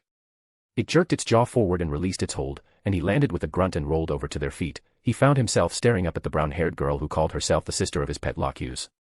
"Do it," Enri said, "but don't waste time, we have a kingdom to build." "Yes, my queen," Ninja replied. She put her foot on his throat and began to press down. The prince's eyes bulged in his head. "My name is Ninja Veyron, you raped my sister, prepare to die." She then looked up at the wolf riders. "Start to chew on his limbs, make it hurt, but don't kill him. He's not allowed to die till he begs." Barbro's head shook under the boot on his throat, and then he gurgled out howls of pain as a wolf latched onto each limb and began to tear away at his flesh like his armor wasn't even there. Bits and pieces of metal began to fall away, and with it went flesh and blood. Ninja lifted up her foot from his throat to allow his screams to fill the world, and with his screams, her heart sang a happy song. Lupus was absolutely right. "I'll have to do something for her when I see her again." Ninja made a mental note about that as the tearing began to peel strips of flesh down to his bones, exposing them to the air. He kicked and struggled against the massive jaws, but all it did was injure himself more, and the breaks added up. Until at last, he begged. "Please. No more. I'm sorry. No more. I beg you. Kill me. Kill me. Kill me." Ninja raised a hand, and the wolves stopped their chewing. The prince dropped like a sack of bloody potatoes into the grass and stared up at her. "Mercy. Death. Kill me. Beg you, no more pain." Ninja recalled what her sister had said, her begging, crawling, scraping, the way he made her humble herself as if she'd done something wrong. How she was made a substitute for his hatred of someone else. Eventually. Ninja said, "Continue." Barbro screamed again as the wolves went back to tearing off bits of his flesh. It was only when Barbro could no longer scream or beg, when his throat had lost the power to even plead, that Ninja said with cold satisfaction, "Now you can die, be grateful. It's a greater kindness than you ever gave." Barbro's eyes still worked, and he saw the open mouth of razor teeth belonging to one of the massive wolves, coming toward his throat. His fear of death, however, was long, long gone. Now Barbro feared only one thing. As the maw began to drip hot wolf drool over his cheek, he feared not being allowed to die. The teeth closed in, they slowly pierced his skin, he felt blood begin to spurt out of his veins and the hot fluid run over his skin, and his head began to crunch as the jaws closed tighter. Then there was nothing to be afraid of anymore, for Prince Barbro, last son of King Remposa III, firstborn and rightful heir to the throne of Aiz, was dead. And with his death, a cheer shook the world. Wolf King, Wolf Queen, Wolf King, Wolf Queen. And the green and gold banner of Karn waved proudly over the field. Chapter 61, Chapter. King Remposa's face was drawn and ashen. His fingers shook so much that they rattled the paper on which the words were written. Everything was looking up. He thought with utter despair. 8 fingers was broken, the heads of their leaders sat on top of pikes at the gates of the capital. A caster at hand who may have had the power to defeat the Empire, now this. He set the rattling, shaking paper down on the table. One bad thing after another had happened in the span of little more than days. "Sire, what do we do? If the Adventurers Guild refuses to undertake any quests for any members of the royal faction, then we won't have a faction." Marquis Raven shuddered at the thought. "That is bad." Princess Renner replied, "But, my brothers, and the peasant rebellion, that is worse. My sons, both of them. The king could no longer read the document put together from survivor testimony. The hated ink grew blurry through his pooling tears, while bitterness filled his voice for more reasons than one. Word of Prince Barbro's abuses and corruption spread like wildfire, even without the documented proof. The use of an 8 fingers contract purchase to pretend to abuse an adamantite-ranked adventurer made it easy to draw the correct conclusion. And all the king could do was sit in private with his few trusted advisors and wallow in despair. My son. Barbro, he cost me much. But I would have preferred he lived, and cost me more. The king's head slumped. He was wrong. You don't have to tell me that, Gazef. The king did not meet the look he knew his head warrior was giving him. But he was my son, and bad as he was, I loved him. And Zanuck, he would have been a good king, if only he hadn't been killed. His hand drifted over the documents arrayed on the desk, next to the one informing him of his son's demise and the Declaration of Independence for the Kingdom of Karn. Sat reports of the places they'd taken. Several minor noble houses had been exterminated already, a number of towns, villages, and Irantil even surrendered without a fight. Beside that, sat the document from the Empire, declaring their annual war. What can I even do? King Ramposa asked. He was at a loss. Neither Gazef nor Raven had an answer. His last remaining child, however, did. Father. There is only one course of action. Renner put her hand over his and looked up into his face with her loving, warm blue eyes. My brothers. She blinked back tears. My brothers are gone, but the kingdom remains. The nobles won't send an army to fight the Empire when the rebels are hanging entire houses. They can't even if they wanted to. We have to stop the rebellion from swallowing us in pieces. Master Gaun is ready to declare the existence of his kingdom and warn the Empire to steer clear. Let him do that, and then, we gather the noble houses together, all of the noble faction, and go to fight the rebels. Slaughtering the people of my kingdom doesn't sit well with me. Gazef remarked with a sullen look. If they only knew the king I know. But they don't. Marquis Raven pointed out. And there's no way they want to now, between everything that has happened with Prince Barbro, the guild, and now this. I don't propose we go fight to win the battle, I propose we go to fight to win the war. Princess Renner said, and the 3 men looked at her, even her father's face of mourning vanished in the confusion. As the princess laid out her plan, the faces of her father, the Marquis, and Gazef, first turned ashen, then intrigued, and finally, as she spoke and argued as gently as she could, resigned. 1/3 of Riestai's will be lost. Her father replied at last. If we don't cut off the arm, the whole body will die. We can have 2/3 of our kingdom, or none of it. And at the end, father, you know you will have to step down. A new ruler will be needed. Renner said and gently laid her hand on his arm. Let our kingdom's great renewal be your legacy, not the things my oldest brother did. If you go out the right way, then you can spare him that shame. Please, father, let me help you. Renner wiped tears away from her eyes, and the king finally gave a somber, silent nod. It took weeks for it to happen. The nobles were slow to heed the call at first, and village after village joined the rebellion. The Wolf King and Wolf Queen ate up territory and captured noble houses were hanged from their own towers. Small engagements left more weapons and armor in the hands of the rebellion, and made the kingdom of Karn seem unbeatable. But the call was answered. Tens of thousands of levied soldiers and household retainers, along with the heads and entire families of the noble houses, came to gather at the capital. Father, is it really necessary for you to go yourself? Renner asked while her shaking hand caressed the back of his own, her eyes lingering up at him, worry filling her face. Yes, my daughter. I am the king. I do what needs to be done. I sacrifice what I must sacrifice for the greater good. And that means I must put myself at risk. King Ramposa said, his voice weaker than Renner had ever known it. He was clear in his determination. Covering her hand with his own, he looked down at her for a long moment of reflection. Daughter, Renner, you were more than I knew you to be, and I regret not seeing it until your brothers were gone. King Ramposa laughed bitterly. Not to worry though, I will make up for lost time when I come back. We'll set everything right, and restore our kingdom to what it used to be. Yes, father, I can hardly wait. Renner replied, and flung her arms around him in a tight embrace. The hardness of his armor and the softness of his royal cape that hung down at his back were at odds with one another, but the warmth of his kiss to her forehead was real, clear, and utterly sincere. Renner's pure white dress was long and flowing, and though in heels, she had to rise to her tiptoes to kiss her father's white-bearded cheek. At least take Gazef with you, father. She pointed a few feet away where Climb stood dutifully in the wings. I have my Climb to protect me. I don't want you to go out there into danger without some assurance that you'll come home. Very well, Renner, very well. King Ramposa III said with an aching heart as the worry from his youngest living child for himself warred against his worry for her. Just assist Marquis Raven as best you can, and I'll go end this once and for all. As you say, father. Renner answered and broke her tight embrace, removing herself to the side of her bodyguard. Protect my daughter, Climb. She is all I have left. King Ramposa said with a deep well of sorrow still roiling in his guts. Climb immediately went down to one knee and bowed his head to swear loud enough that it echoed off the stone walls of the palace, Majesty, no one will touch her unless they've killed me first. I believe you. The king said, looking the blonde boy over, clad in the armor the princess had scrimped and saved to give to him. Having clear eyes and a hard, handsome look about him, nearing manhood, the boy was always diligent, hard-working, loyal, and devoted. The poor boy, in love with my daughter, but this was all he could ever do. If he'd been born a nobleman, he might have made a fine match, he might even have been a worthy king. But, it simply isn't meant to be. King Ramposa reflected with a sense of pity for the young Climb. Send word to Gazef that I will bring him after all, and tell him to hurry, we're leaving soon. The king said, and then walked away without looking back. Emperor Jerknif sat in his private council chamber. Is this a joke? He asked, rolling up the document and shaking it like a stick. I'm afraid not, my boy. Flutter replied.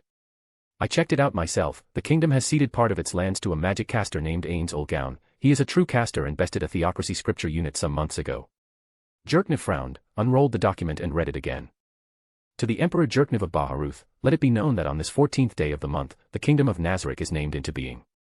Also, we enter into a state of war in support of our ally, the kingdom of Reiz, and in retaliation for the military attack upon our lands by your workers on your government's order.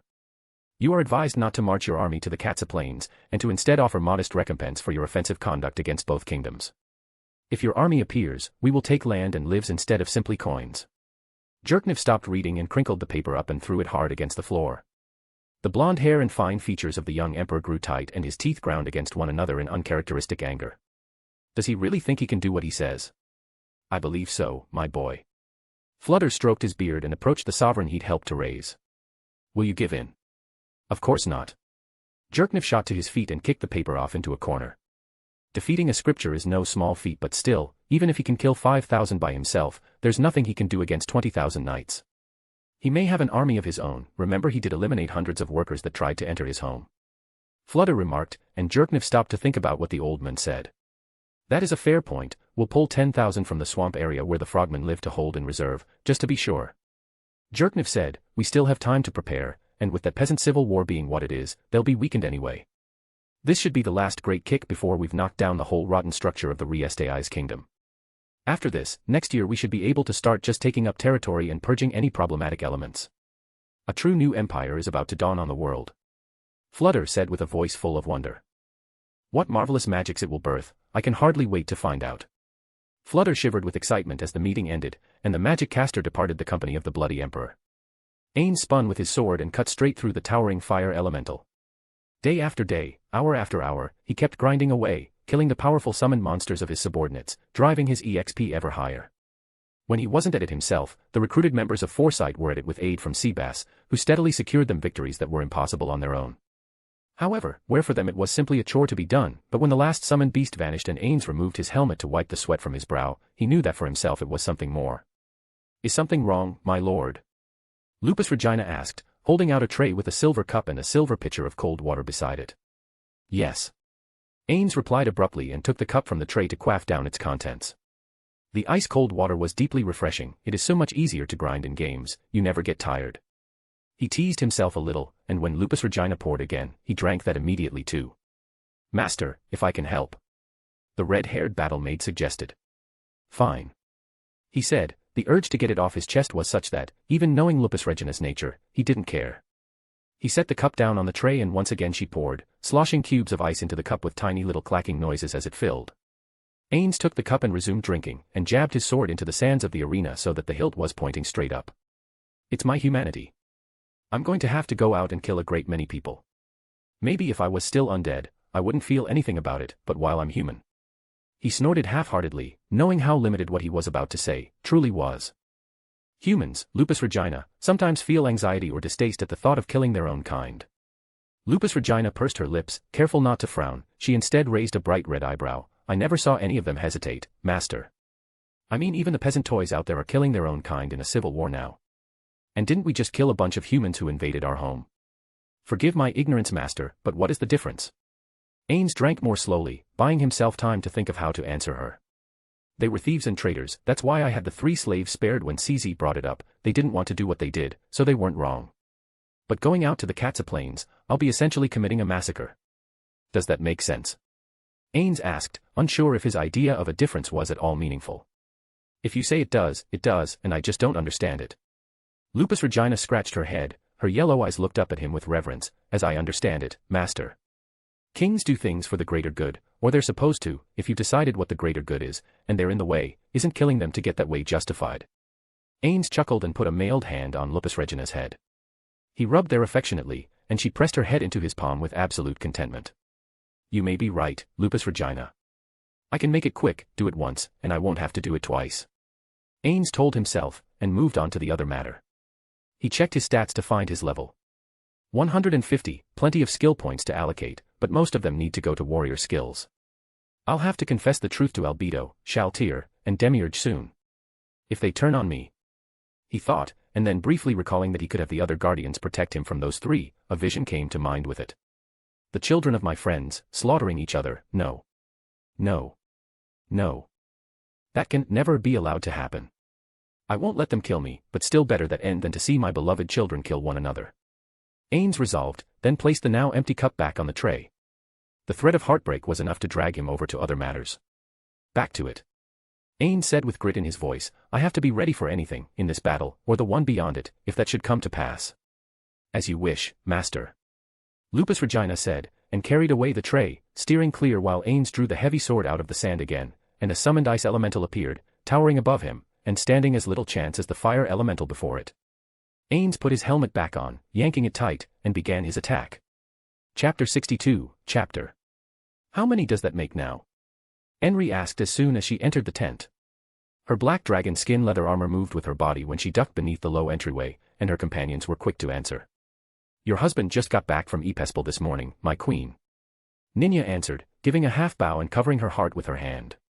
So between that and the mining city of Erors to the north, we now have 3 cities, 40 towns, and 300 villages of various sizes going as far west as 130 miles from Rilobel. We're ready to move on to Ilibura, and from there. Ninya traced her hand along the map as Queen Enri approached and looked over it. It's a week-long march to the capital. They won't be waiting for you to take Ilibura. The goblin strategist pointed out, his staff tapped the dirt beneath their feet. They've had weeks, and we've faced nothing but skirmishes. They'll fight for that city to keep from fighting at the capital itself. Enri brushed her long golden hair back over her shoulder. I think you're right. I'm not that good at these things, yet. But I can't picture the king just letting us take another city. We're going to fight another pitched battle soon. Very soon. Nfiria said when he entered the tent. Enri's serious face went bright with youthful happiness and she rushed into his embrace. The former shyness and newness of their affection was burned away and in its place was a conflagration of open passion between the pair. The warmth and heat of his body was little impeded by the magic armor either of them wore, but that was nothing in the face of the fiery kiss that they shared, or the tightness of their embrace. Welcome back. Enri said breathlessly when the kiss broke. Thank you, dear. Nfiria grinned almost as sheepishly as he would have before everything went to hell. But his face quickly became serious. The Wolf Riders have reported the Riestai's king is on the way here. He has an army of 50,000 at his back. 50,000, that's a lot. Enri's mind was dizzy at the mere concept of so many people. I'm sure it would have been more, but when we started hanging nobles, they decided to take this seriously and move faster, even if it meant giving up numbers. Ninya pointed out, it sounds worse than it is. A scythe is outnumbered by stalks of wheat, but what does it have to worry about? Can we take Ilibura before they get there? Enri asked, and the table was silent. I don't think so. Ninya finally acknowledged, we could take it, probably even easily, but I don't like arguing with stone walls, especially with an army on the way. I say we lead them away from the city, act like we're bypassing it to get to the capital. She traced her finger from Erors, over the plains away from the roads. They can't let us besiege it, so of course they'll get in the way, which is just fine. As long as Ilibura isn't there to reinforce them, everything will be fine. Good, how soon can we go? Enri asked, resting her hands on the table and staring more down at the map than at her companions. My soldiers are worn out, humans had to do most of the fighting at Epespel, so I'd give them a day of rest. Nfiria suggested, if we can manage it, and I think we can as long as we send a small force ahead to prepare camp for us. Sounds good, let's do that then. Enri replied and slapped the table with the flat of her hand. Ramposa rocked slightly side to side atop his horse, his eyes steady ahead, while at his side, rode Gazef Stronov. My king, you've barely said anything this whole time. Gazef said, the king's dark, 1,000-yard stare, set the head warrior on edge. Everything about His Majesty was in a stark contrast to the scene. Overhead, birds flew without a care, beasts fled at the sound of the army's approach, but the sun was warm and the air comfortable, the weather was in every way, perfect for a walk, a ride, a hunt. Most of their recent days on the road had been like that. But the king's mood had always been the same, he said little to anyone, and would not even hold, let alone take counsel. What should I say, old friend? Ramposa III finally asked without looking over. Majesty. I don't know. Gazef said with a difficult swallow. Should I say that I miss my boys? That I think nightly of the warmth of their bodies, that I wonder what was done with them in death? Were they buried, or torn apart by beasts? Should I ask, how did it come to this, and beg the four for an answer? Or should I ask what kind of king I was to let my kingdom come to this sorry state? Majesty, you did the best any man could do. Gazef quietly exclaimed, his wide-set eyes open as much as they could be while he looked at the king he admired. It wasn't enough, Gazef, and you know it. The theocracy tried to have you killed and nearly succeeded, my own nobility cooperated, and yet until the peasants started hanging nobles, nothing was done about it. I tried to raise my sons to value their kingdom, and I failed the one who should have succeeded me. My youngest daughter, I protected from marriage that might have helped my country. I put her first, and I was wrong for it. The king's rambling words were low and thick as blood with their bitterness. The empire was going to take my kingdom sooner or later. Even you couldn't have prevented that. King Ramposa III put a hand on Gazef's shoulder, but I know you would have tried, and for that I am grateful. But now I have one more task for you, will you carry it out tonight after we make camp? Sire, Gazef replied, and seeing the blurry eyes beneath the gold-crowned helmet, he gave a humble, yes, of course. Good. The king replied, and Gazef listened in disbelief to what his king had to say, but having given his word, he could think of nothing else to do but wait to do the unthinkable. 3 more days of marching carried the army of Karn southwest of Ilabura before scouts rushed word that the Riestai's army had been spotted. With that, the army settled into the camp, their advanced riders prepared beforehand. That night, Firia was on top of Enri, each thrust of desire filling her body and driving spasms of pleasure throughout. She slid her thighs up against his side and wrapped her legs around him. Her arms reached out to pull him into her embrace. Yes, yes, yes. Enri whispered into his ears when he was closer. She undulated her hips against his manhood and began to rake her nails over his skin. The powerful praise of their followers, to the king and queen of the wolves of Karn, was an aphrodisiac in and of itself. Success, power, and pleasure blended to become fuel for the fires of their shared desires, and the natural peak they both sought to become as one flesh and bliss was close. Then the flap of their tent was pushed open and Ninya entered, my queen. My king. She shouted and immediately blushed and looked away. What is it?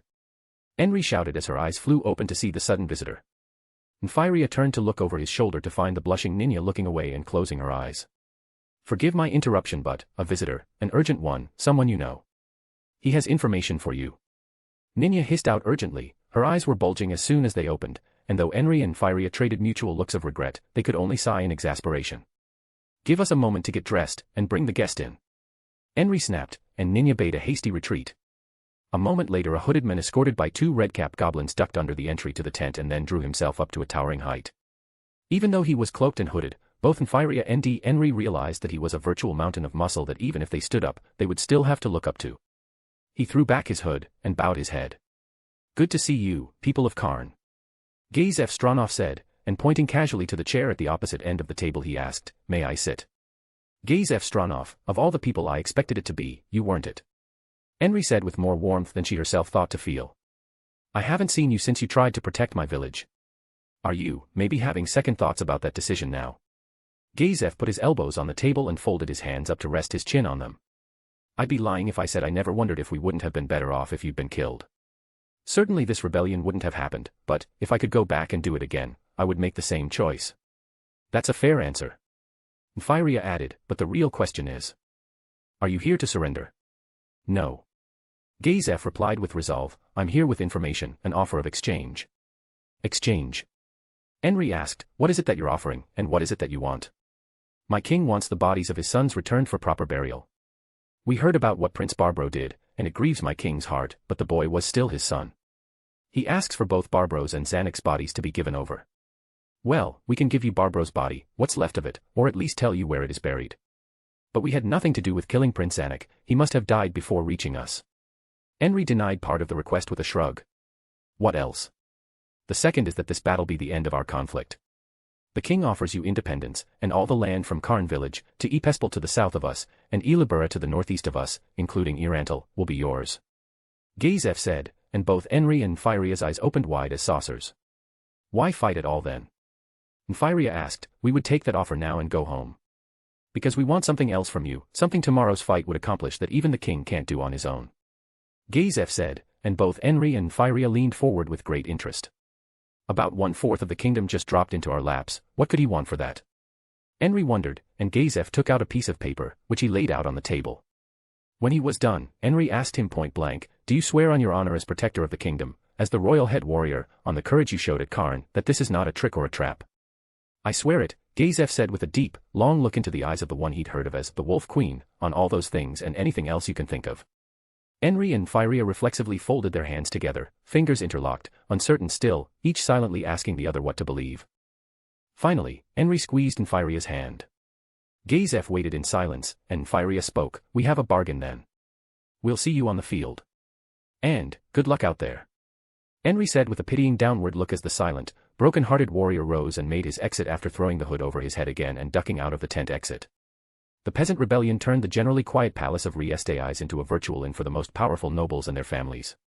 The violence done by the Karnian rebels in hanging those nobles that fell into their hands sent shockwaves of terror through those on estates throughout the kingdom. More than that, the rebels of Karn, with their stunning successes, inspired other rebellions among discontented peasants who finally saw a chance to better their lives. At any other time such minor insurrections would have been easily crushed and the perpetrators drawn and quartered, but fear caused many a noble to flee to the well-fortified capital at the mere whisper of angry peasants.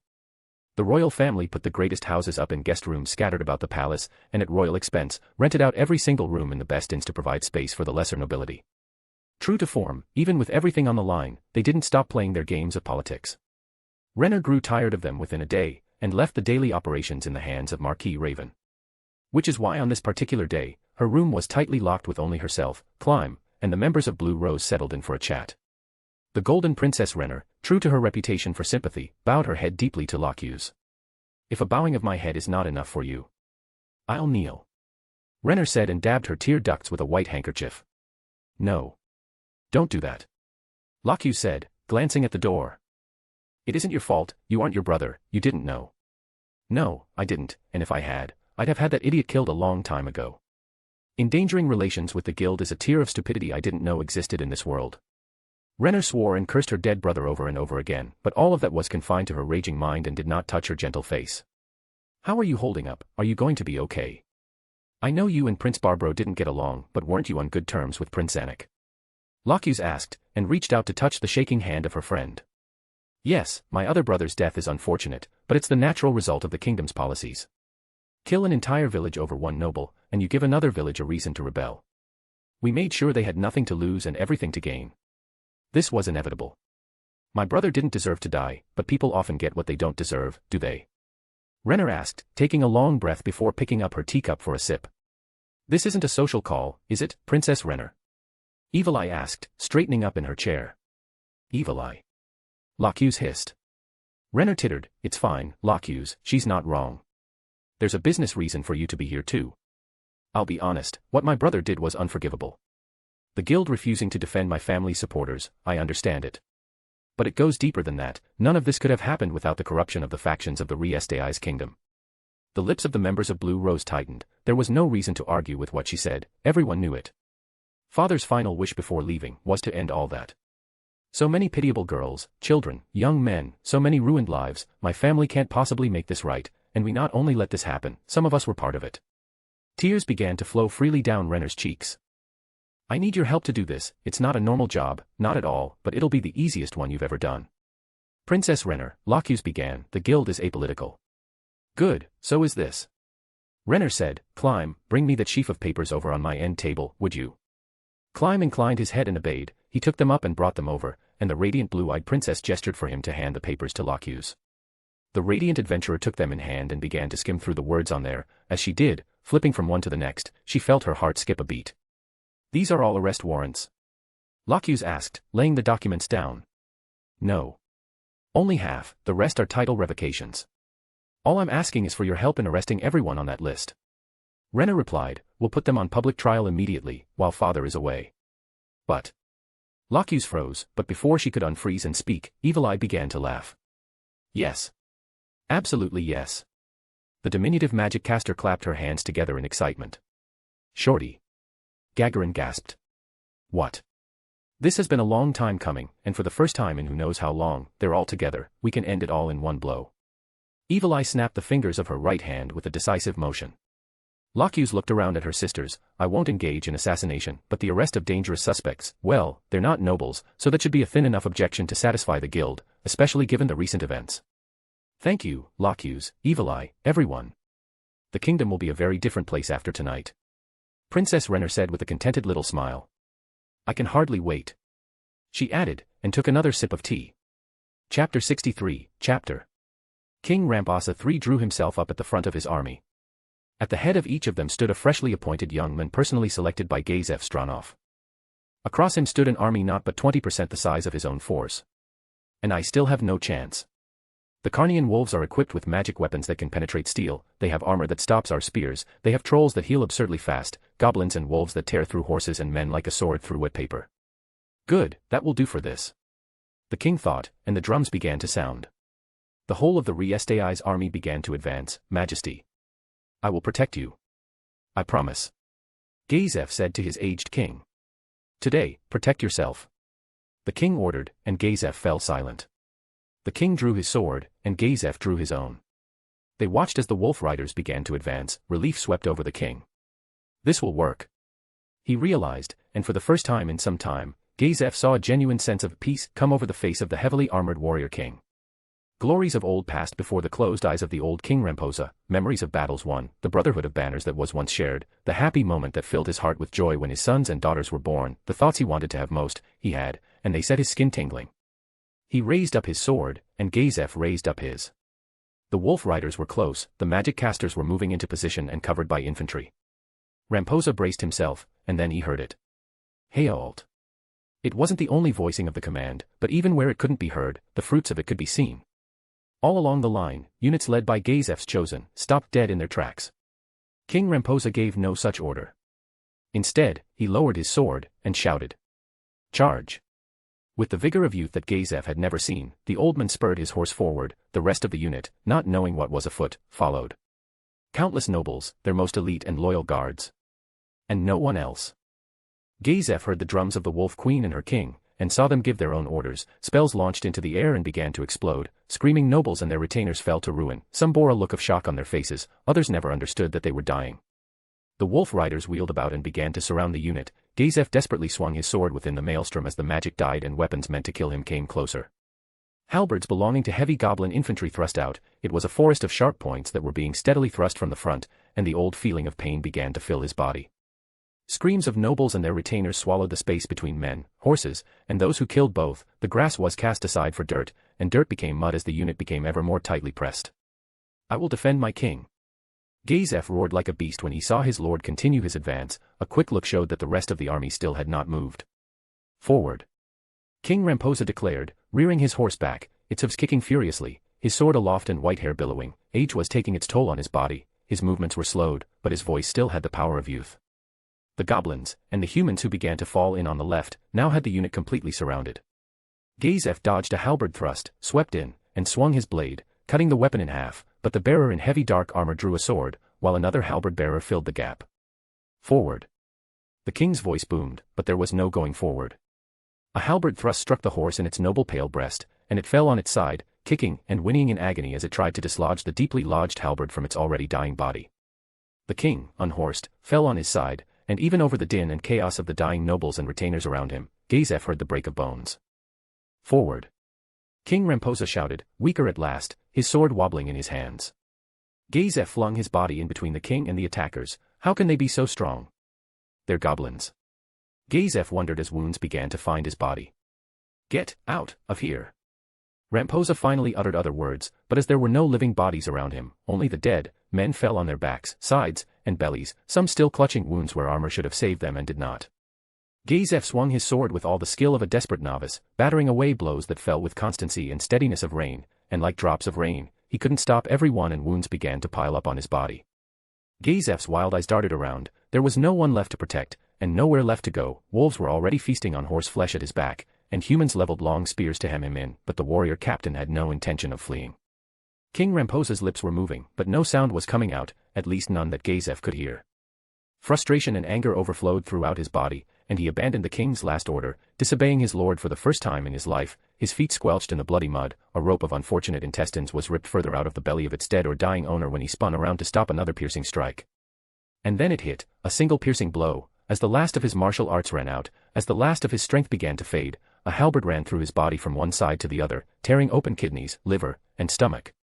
"I will protect my king," he said through blood-foaming lips, and a halberd pierced his chest, came out the other side, and pinned both he and King Ramposa III to the ground, where they died, with Gazef's corpse still trying to protect his king, and his sword in nerveless fingers that somehow still did not open to let loose their grip. Getting nobles drunk was easy. Getting confident nobles drunk was easier. Getting frightened nobles drunk was easiest. The servants of the royal family kept the wine bottles coming out, and from where she sat at her father's place at the table, she raised her glass again and again in toast. "To victory," she said, and they drank. "To the kingdom," she shouted, and they drank more. "To the future." And she would raise her cup again, and they would drink with her.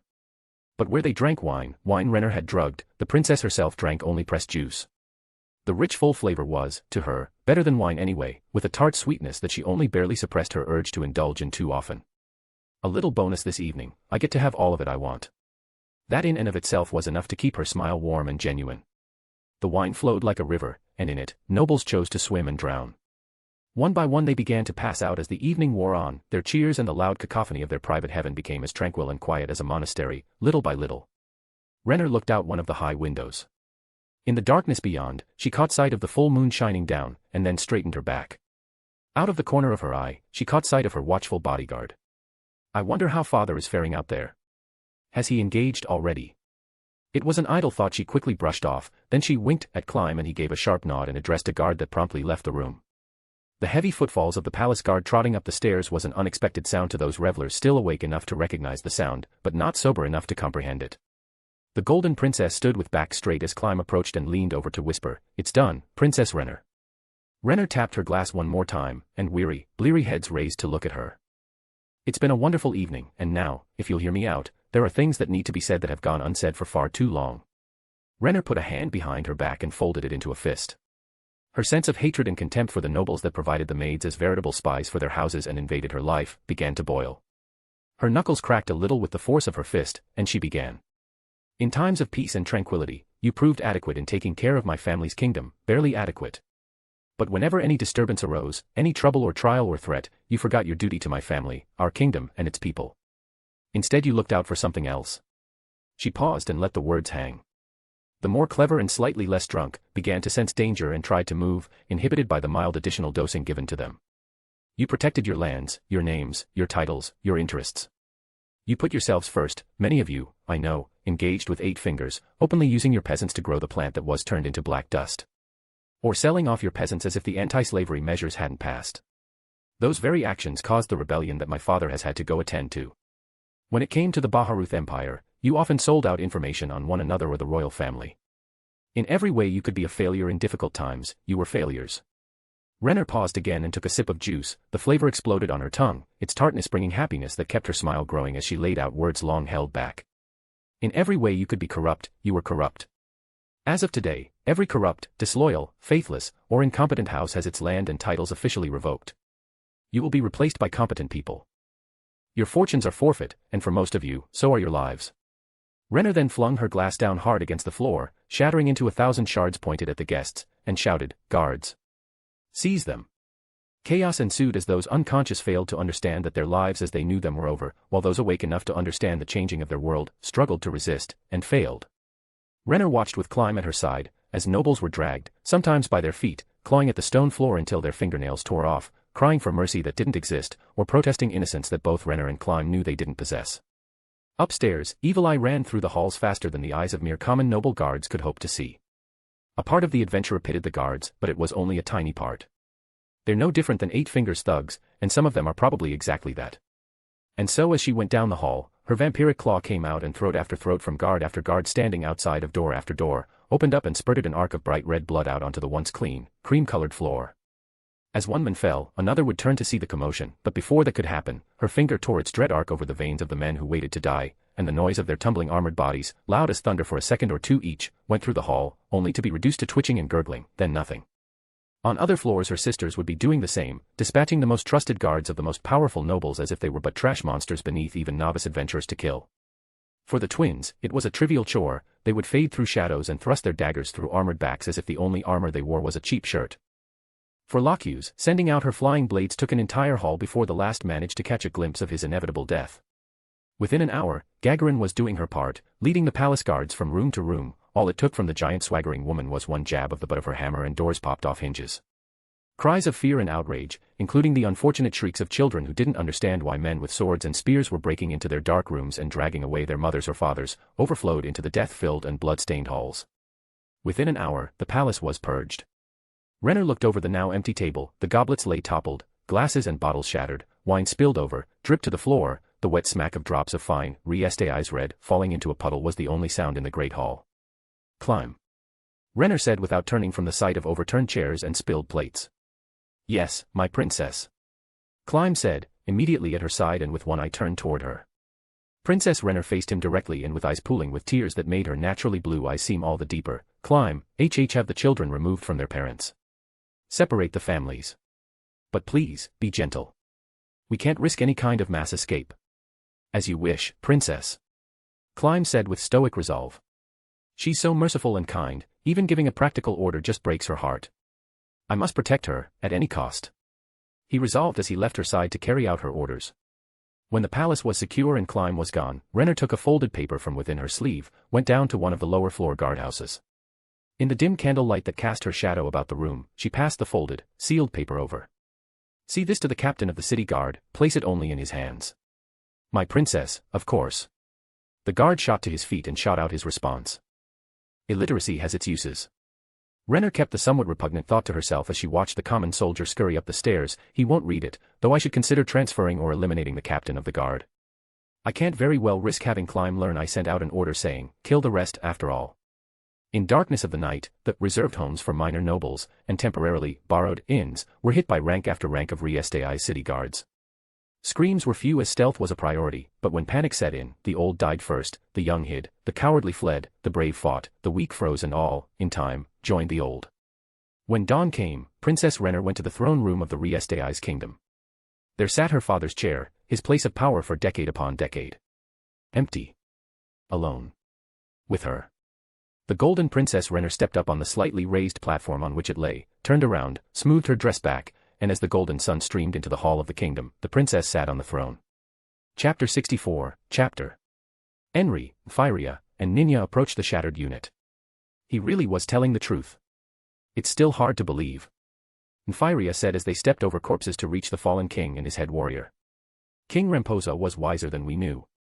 Enri said while leaning over to close the wide open eyes of the fallen king. His real enemies weren't on the other side of the battle line, but around him. So this was what, penance? Ninja asked, planting her staff on the ground. The rest of the army had surrendered as soon as the last of the nobles fell, and at that moment they were stripping off their armor and donning regular clothes, ready to go back home. Queen Enri shrugged. "I honestly don't know, maybe. He probably heard what his son did, maybe the shame was too much, maybe the guild's terms of apology were too great, maybe losing his only boys was too much.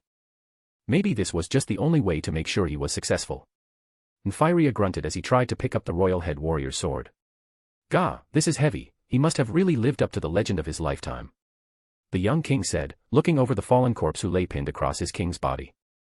"I could see that. Who knows what lies he spun to the nobles, but he got them all together, and told us where they were, and if his daughter and the Marquis did their work well, then the rest are purged in the capital too. So much for asking Sir Mammon to rule us though, which is honestly a shame. You don't want to be a king, Enfi?" Enri asked and reached out to take his hand. Firia vigorously denied it. "No, being your husband and an apothecary of some note, doing my research, making my potions, that's what I wanted, those I take by choice, but the crown is being forced on me." Enri squeezed his hand. "I'll make it up to you, every night, as long as you can keep up. I'll do my best." Firia said with a dry voice giving the lie by the gleam in his eyes. Ninja pointed to the kingdom soldiers. "Do you really want to send them all back?" "That was the agreement." Enri replied. "I wish the head warrior lived to see that we kept it, but for his own reasons. I guess he didn't want to survive his king." We'll send both their bodies home with proper honors. King Ramposa III might not have been a perfect king, but he gave his life to try to set things right. So he can't have been all bad. But that many soldiers? Ninya asked. The Wolf Queen shrugged it off, without armor, or weapons, or the will to fight. We can be generous once to people who had no choice about coming against us. Besides, I don't want to start things off acting like Dash. Understood, my queen. Ninya replied, understood. She shuddered at the comparison she was sure was coming. In the end, the plunder of weapons, armor, and war gear, less that carried by the king and his most loyal servant, took dozens of carts to fill, and the army that had been brought to destroy the rebellion, left feeling grateful to the rebels for their lives. Their one task, bury the dead of their own side, and then depart with enough food to go back to their homes. The sound of thousands of spades heaving earth, the smell of stirred-up grass and blood, it still made Infiltrating feel like Enri seemed to be whenever she visited his workshop. But it had to be done. The ranks of the wolves of Karn formed up before sunset, and began the walk home to await the official concession of their independence. Are you worried they'll go back on it? Ninya asked when she rode beside her queen. No, not really. Sir Mammon went that way. I'm confident that he'll persuade any opposition that going to war against us would be a futile waste. The Wolf Queen replied, and we'll reach out to Master Gown as well, we can repay our debt much faster now. I doubt he'd be pleased to know the people he rescued are under threat again before we can properly pay him back. Satisfied grins ran all around. A kingdom, a real kingdom. I never imagined. Ninya gasped as the reality began to set in. Breida, she would have been very proud. Enri said in a quiet whisper. That left them somber until they returned to Karn. The ramparts of the village were jam-packed with people, the roaring and cheering soared over the heads of the returning victors, but before they could enter, Enri called a halt. Before I enter my home again, I want a moment of silence for the honored dead. Enri bowed her head, and both soldiers and residents alike did the same. When she raised her head, and others with her, the gate opened, and the Wolf Queen and Wolf King rode into their home in triumph. When she stopped at what she still thought of as the village center, and turned around to see her army had not even fully entered the gate yet, another sober realization hit her. By the gods, we're going to grow, massively, and soon. She felt the hot wind of change rushing over her body, but forced herself to focus.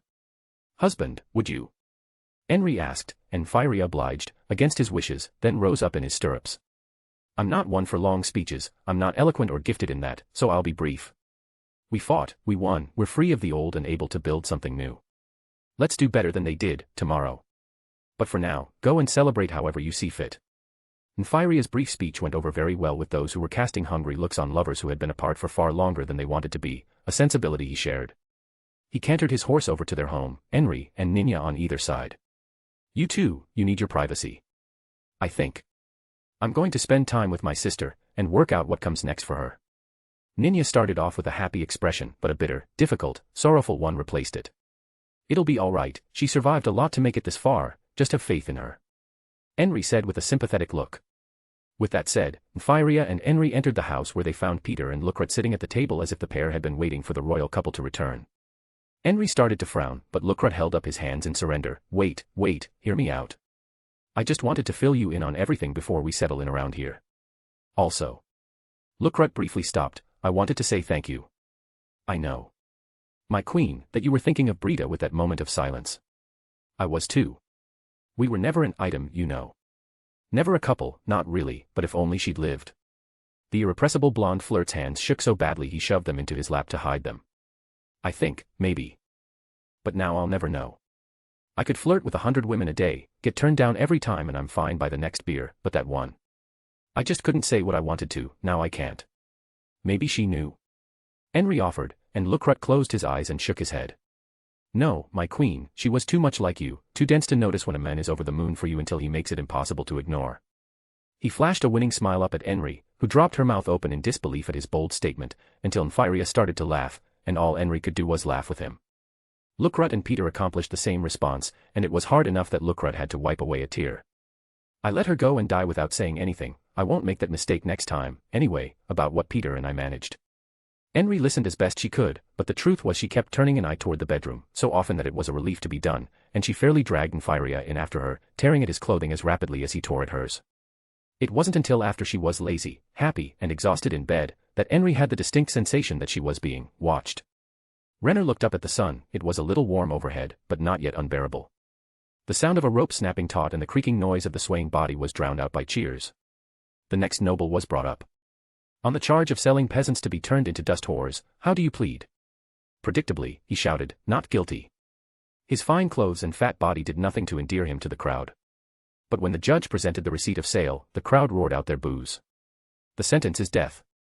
Princess Renner announced, and another fat noble almost snapped the rope before the rope could snap his neck. So it went, until there were no surviving old nobility that were not too young to matter. Before word even reached the city that the battle was lost, that the king was dead, and the conflict was at its end, there was already an excitement in the air at the feel of change. The evening of the last hanging, Princess Renner called together the current head of the Adventurers Guild, the Merchants Guild, the Mages Guild, and various other key artisan and crafts guilds. She also called together the largest farmers and miners, everybody of importance but no title within the city. They sat around the long table, clad in the clothing of their professions, while Princess Renner sat at the head of the table with Climb at her right hand, and the Marquis Raven at her left, one of the last survivors of the old nobility. Armed guards filled the role of servants, the clink of armor and smell of oil wafted through the air, but was quickly drowned out by the smell of good wine, something these preeminent men of their trades uniformly appreciated.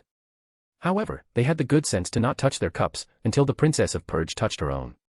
When she did, she didn't drink, instead, she spoke. I'm not telling any of you anything new when I talk about the divisiveness, petty politics, and absurdity of the old nobility. You yourselves were often its victims, so we can skip that part. The princess said, keeping her tone quite blunt and drawing their attention all the more for doing so. The kingdom needs people to rule it, but we don't need incompetent rulers who have no idea how to do anything but abuse their power. So, I am going to establish a new nobility. You. Renner said, pointing to both sides of the tables with her arms outstretched. Stunned into silence that did not even let them babble, she was free to continue. However, I didn't just get rid of one problem to get a whole new set of them. I'm the last unbound heir of King Remposa III. So you have two choices, hail me as the first queen of Aiz, or risk civil war. Do I need to tell you how well most of you will fare during civil war? Pale faces and looks of horror was proof enough that she did not. We were lucky enough that the wolves of Karn only wanted independence, and that my father found a way to salvage the kingdom at the end. You won't be that lucky twice. Besides that, the entire plan hinges on a clean succession that lets us make a smooth peace with the new kingdom to the east. Renner paused for effect. Without that, war resumes and you'll have angry peasants, goblins, trolls, nagas, and who knows what else rampaging all over the kingdom. What do you think they'll do to your livelihoods? To the pale faces, were added horrified, hyperventilating breaths from more than a few men who most greatly depended upon peace for their prosperity. Exactly. So, tomorrow, I will have it announced that I am the new queen of Aiz, and you gentlemen will spend the rest of the day getting ennobled. And in return, as your first gift you will make sure that the entire city is overjoyed at my ascension. Are we clear? Renner batted her eyes at them as if she were innocently giving them the time of day, when in fact she was dangling the world before their eyes. Heads bobbed like wobbling dolls. There are some additional conditions. For starters, your title will only remain the same or increase if your child marries someone of merit rather than blood nobility, or completes 7 years of service to the crown when they come of age. I won't have talent languishing at the bottom. You gentlemen know the value of talented learners, embrace that in your nobility as well. Renner waited while they let that sink in, and then she added her final condition. A large part of the destruction and hatred, not to mention general distrust, came from seeing nobles with no connection to the common people. Therefore I intend my reign to begin in the exact opposite way. I will marry a commoner that I elevate to the ranks of the nobility. A man well known for his skill, power, bravery, and protectiveness of the people. Renner reached beside her to touch the hand of her bodyguard. I will wed Climb, and he will be my consort. Through his ascension, and yours, all the kingdom will have hope for better lives, even if we suffered some losses before today. Are there any objections? Princess Renner asked in a sweet voice that said there damn well better not be any. Princess, you didn't. I don't. Climb stared down at her, more than a little flustered. Marquis Raven, however, shook his head and looked down at the young blonde warrior. Now, noble Climb, your wife to be asked if there were any objections, and speaking as a married man, I advise you to understand now that it's always happier when, with some women, there are none. The Marquis was rewarded by a radiant smile from the princess that almost made him forget just what she truly was, though perhaps he'll temper her some, we can only hope. He thought, and Climb fell to quiet blushing. Now, there's only one final matter to attend to, and then I'll let you all go to spread the word among your people about what I expect tomorrow, and remind key members that there are more titles and lands to be had than there are spaces at this table. Renner's voice stilled the budding conversation. As you know, my father, brothers, and Gazef Stronov were all killed in the conflict. Our nation needs a new royal head warrior, and I could think of no one better than the men who broke the back of 8 fingers. Sir Mammon, would you join us, please? Renner called out, and right on cue, Pandora's actor opened the door and stood behind the throne. You accept the job, don't you, Sir Mammon? Renner asked rhetorically. The towering onyx warrior looked down the length of the table and crossed his arms, defying anyone at the table to consider opposing her selection. My queen, I would be pleased to accept such an offer. My partner, after all, has decided she missed her friends from Karn and has chosen to return. That leaves me free for as long as you need me to help keep order. Pandora's actor said in a voice that was deep, noble, and menacing all at once. If there were any thoughts of rebellion, they were quashed at the sight of the unbeatable champion with ties to the new Karn kingdom and the new Wolf Queen, with the power to crush and slay skeletal dragons all by himself, taking a side with the new Reisteai's administration. That worked out well, Renner thought. Father's plan wasn't bad, but Lord Demiurge's was better, but that's to be expected. I still need to satisfy my curiosity about whether Mammon is Mastergown's son, or brother, or what, but for now it's enough to know, there's nobody left in my way. Chapter 65, End of volume. The coronation of Queen Renner and King Climb resulted in a celebration that spanned 3 straight days, the streets so overwhelmed with music, performances, and not to mention drunkards, it was harder for Gagarin to navigate the streets than it was to navigate a battlefield. At least on the battlefield I can swing my hammer at things. She groused a bit, but all in all, her spirits were high, and at least the alcohol was cheap, a collaborative project of multiple guilds to temporarily lower the price on everything. A popular opening move. I always thought Renner was naive, but maybe I misjudged her. Or maybe that was the people she appointed, making their own opening moves to win favor. Gagarin felt her head start to hurt at even the prospect of trying to work all that out, and quickly put it out of her mind. Instead she focused on the matter at hand, getting to her favorite booth. Weaving around or slightly shoving her way through the crowd of revelers on the corner, including a few adventurers as she drew ever closer to her goal, might have been time-consuming, but it was worth it. It was worth it because of what she saw when she went in. Locke stood and waved her over. The twins remained seated and raised their cups, but Evil Eye, there, her shorty jumped up on the booth and waved her hands like a wild monkey for Gagarin to join them. Though she couldn't see the bright eyes of her sister behind the mask she never removed, it didn't stop her from imagining a young girl with bright blue eyes overjoyed at everything good in her life. Gagarin felt herself almost skip to the booth before she claimed her seat. Can you believe it, Gagarin? Sir Mammon is here. And he'll be here for a long, long time. I'll get to see him often, without having to wait for jobs. She clapped her hands together and let out a joyful little wee noise. Yeah, great, but I kinda miss Little Red. Gagarin chuckled. Little who? The twins asked at once. Oh, his little red-haired cleric, she was fun to drink with, but she's gone all the way to Karn, a whole other kingdom now, or it will be next week, or tomorrow, or however long it takes for the writer to get the signed treaty from Reisteai's to there. Gagarin put the math out of her head and instead brought a mug of beer dropped off for her, straight to her lips. Does she know about that nickname? Locke asked with a funny cockeyed look. I'll tell her about it over drinks, which, we know you'll be buying. Gagarin winked at Evil Eye, who groaned good-naturedly at the reminder. So what's next for us though, other than watching Shorty try to seduce Sir Mammon? Gagarin asked, prompting Evil Eye to fume and pout in the corner of the booth. A lot, actually. The Draconic Queen is begging for help from everyone she can ask, and there isn't much else in the way of contracts right now, so I was thinking we head there, at least for a season. Locke suggested. Can she afford us? Evil Eye asked. We'll find out soon, but for now, we drink. Locke ordered her team, and 5 sets of frothing mugs sold on the cheap were raised and crashed with a splash together at the center of the booth. To the future of the kingdom. They shouted, and a diminutive little masked caster added under her breath. And my future with Sir Mammon. If anyone heard her, and they certainly did, they were kind enough not to say so. Archie wobbled and fell over into the sand. She remained on all fours there, while Sebas poured water and handed it to her. You've done enough for now. No. I haven't. I have to repay him, and you for what was done for me, for my unworthy self. Archie did not raise her head, and Sebas sensed that reluctance was not due to physical weakness. Archie, you and your companions have been working so hard that even the Supreme Being himself, the one who stayed, has praised your efforts. Sebas replied with the steady, stable voice he commonly used. Sir Sebas, that isn't it. I know how many died in the tomb, how many workers suffered terrible ends, but the truth is, I'm no different than they were. If Foresight had been offered the chance to raid here, the chance to rob this place and, well, would I have done it? I think so. Archie bit her lower lip. The only thing that separates me from a deserved death and who I am now, alive and growing stronger, is a bit of luck in encountering you and your kindness. You'd have been within your rights to throw me aside a dozen times that night in my home. Don't even try to deny it. Archie said with a bitter smile staring down at the sand. I won't deny it. But that isn't what happened, and even if that had been the case, Archie, you would have been acting out of love for your sisters, enough that you would have given up your life for them. Yes, you and your team would have been villains, and killed for it, but you'd have been villains for the right reason. Now you have a new chance, don't dwell on the wrong you never did, only focus on the right you can do. Archie wiped her face on her green sleeve. You're amazing, Sir Sebas. Would it be alright if I asked you to at least let me make you dinner at my little cabin? Kudarica and Uririca haven't seen you in days, and they miss you. I would be honored, thank you. Sebas gave a half bow and held a white-gloved hand out to help Archie up. Now, take a break, we need to see if your level has gone up, and the rest of your team. Lord Ainz has a use for you on the Katsa Plains.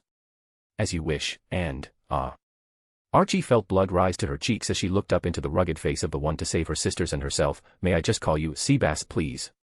Her blush went much deeper for an instant and she squeaked out, if not, that's okay. I don't want to be too forward or... Sebas let out a low, dignified, gentlemanly laugh. If it pleases you, it pleases me. Archie, now let's go, we have to see about increasing your potential. As you wish, Sebas. As you wish. Archie responded, and followed where he led her. The 3 former elven slaves bowed deeply as the master of Nazarick passed. Once I end the Empire's army at the Katsa Plains, I'll have proven my claim to kingship, and I'll have to come up with a proper title. Just king is so banal. Plus all the coolest rulers had great titles. Wait, am I being Chinibu again? He asked, and shuddered with worry that he might be. Instead of lingering on that unpleasant thought, he turned his mind toward something better. Almost everybody now knew of his changing. All that remained was solution, Narbril, Demiurge, Albedo, and Shaltir. Before or after the battle, when is it better? Lupus Regina had a good point about the greater good. If I win just one decisive battle, I might save lives in the long run. Trying to avoid making enemies of anyone, trying not to hurt anyone, trying not to offend anyone, I'll just end up with no one on my side at all. It was this sort of thinking that made Ainz turn over the events of the Riestai Civil War. Enri made hard choices, so did Firia, and Ninya, so did King Remposa and Renner. I need a model of kingship to study, and he's dead now. I'll have to think about whom to watch. His thoughts rambled on, independent of his desire to focus, and his desire to navigate, which was no doubt why he found his way to his room and was through the door before he really noticed where he'd gone. The smell of perfume coming from off his sheets, it was enticing beyond all measure, and all he wanted was to slide between them and sleep. I may sleep fine away from Nazarick, but, maybe because this is my true home, I always have the best dreams in my own bed. He thought, but instead forced himself to sit down at the desk and review at least some of the reports that had been delivered. If the name, Kingdom of Nazarick, doesn't get the attention of any players, it's because there are none here. He muttered under his breath, and his heart skipped a beat. You're alone here. The thought was one that filled him with dread, and he pushed it down. No, it seems like the founders of the theocracy were players, and some of the other ones to appear, they may have been NPCs, even if there are no players now, we seem to be appearing at different points in time. My friends might come later. Or... The thought began hopeful, but as he thought about it, a new kind of dread came over him. Hostile players were bad enough, at least they'd still have human memories, and would likely be cooperative in a new environment. But there were NPCs as dangerous or more so than his own. In-game bosses who lived only to spread destruction. The thought gave new urgency to his constant training to increase his other skills. I was worried about my own NPC's reactions, but the true danger might be worse than that. Ainz began to breathe hard as he recalled some of the worst dangers of the game, and then imagined them real, alive, and driven by their backstories. The greater good. He thought to himself, recalling Lupus Regina's words not that long ago. In a few days the Kingdom of Nazarick would take the field for the first time against, if the papers he was sent were right, 30,000 Baharuthian Imperial Knights. If the rest of the world is no stronger than what I've seen so far, that will be easy. But I also know I can break the level caps of others now, though how far that goes remains to be seen. Could Archie surpass Blue Rose? Could Blue Rose reach level 100? Just how powerful are the individual knights? When the knights arrived, his first plan was a battle of champions pitting Foresight against a few of the Empire. A formal duel likely wouldn't be rejected. After that, what spell will I use? The thought of ending so many lives made him physically ill, his stomach rebelling against the idea. He covered his mouth and swallowed the reflux back down. The greater good. If destructive NPCs come this way again, or destructive players, maybe, I might be the only one who can stop them. Or at least the only one who can give those in this world the power to stop them. Ainz noticed the paper in his hands was shaking. He set it down, then rested his hands on the smooth onyx surface and breathed in slowly and deeply for several minutes until his hands stopped the incessant trembling. He took up the next one, it was still sealed. He cracked the red wax and opened the tan paper to find a royal greeting. From the house of Auriculus, greetings, he read, Auriculus, oh yes. Queen Draudolin. He let out a little smile of pride at the accomplishment, memorizing names of various rulers paid off. He read on. It is with a glad heart that we welcome you to the family of kingdoms. As Ainz read on, he felt a profound sense of dignity from the author. The Queen's prose was flawless and suggested an abundant education in royal mannerisms. She's been ruling for a very long time, and there's an invitation to visit her kingdom. The idea was profoundly tempting, even if they were in the middle of an invasion. When I'm done with the Empire's army, my territory will somewhat border hers. The beastmen don't seem like the best neighbors. Perhaps I can peacefully acquire some territory in exchange for some form of aid. It wasn't a bad idea, but then there was the other matter. I need more resources, and the dwarf kingdom is right there. It made him reach to the right side of his desk, one of the little things picked up in the Empire as a curiosity. A dagger with a rune on it. Runecraft, enchanting without resources. For the salaryman he was in his old world, it was the equivalent of free meals. Perhaps I can send Albedo, Demiurge, or Shaltir there and put off the truth a little longer. He clenched his eyes tightly shut against the rising sense of frustration. Keeping the secret of his transformation felt like betrayal, avoiding them might have even stung them a bit, but Ainz knew it couldn't be put off forever. At level 150 now, he wasn't worried about losing, but the notion of hurting Perarancino's daughter, or Tabula Smaragdina's, or the son of Albert, having to raise his sword or cast his spells against them, it was far too much. You're a coward, Satoru. Ainz told himself, but that didn't change his mind. He set the royal greeting from Queen Draudolin aside and took up the next paper in the stack, mostly to avoid thinking about which of three were most dangerous to tell next. This seal, he recognized. Slain Theocracy. He thought, and broke the seal, then began to read. The nations of humanity are beset on all sides. We object, not to the founding of this nation, but that the kingdom of Nazarick and that the empire of Baharuth should begin by destroying the precious gift of human lives. If a path to peace may be found, we pray to the six that you both will seek it, for the common good of men. He set the letter down and immediately tossed it aside. Hypocrites. They were slaughtering peasants as easily as fishermen hooked fish. Who are they to object to anything? He asked rhetorically, not that he thought they were entirely wrong. This world is dangerous for the weak, no question about that. But still he saw no reason to respond. I should pay them a visit however, I'm curious about their abilities beyond those pathetic scriptures. He made a mental note, and his thoughts turned to Nigan. The surviving Sunlight Scripture members were probably being baptized now. They'll be as useful as Hilma, or better, eventually. About that, he felt no guilt to speak of, and it fell away from his thoughts. He leaned back in his chair and began to rock it as he considered his options. Decisions, decisions, decisions. Ainz recited and crossed his arms over his chest. I can't put it off forever, but maybe just a few days more. I'll take care of Baharuth first, and then. We'll see. He told himself, and even though he knew it was procrastinating just a little bit, it felt pretty good to feel like had some room to breath. That would be good enough for now. The former Madame Furt sat at her little fruit stand. She took several copper coins and handed over a banana to a customer. Seemingly with an expression of greed, she put the coins into a heavy iron box beneath her wheeled stand. But the truth was the coins were an afterthought. Instead, her eyes were turned up toward the auction block. Another pair of dark elf slaves. She cursed. And again tried to fight back tears, listening to the bidding go on, seeing the fear on their little faces. Is that what my Cuckoo and Ryrie went though? My girls. I'm sorry. I failed you. But I'll find you. I'll go to every auction, ask everyone I meet, and one day, someday, I'll find where you are and beg your forgiveness. I promise. I will never ever give up. I will find you, buy you, and set you free. After that, whatever you say or do, I will accept.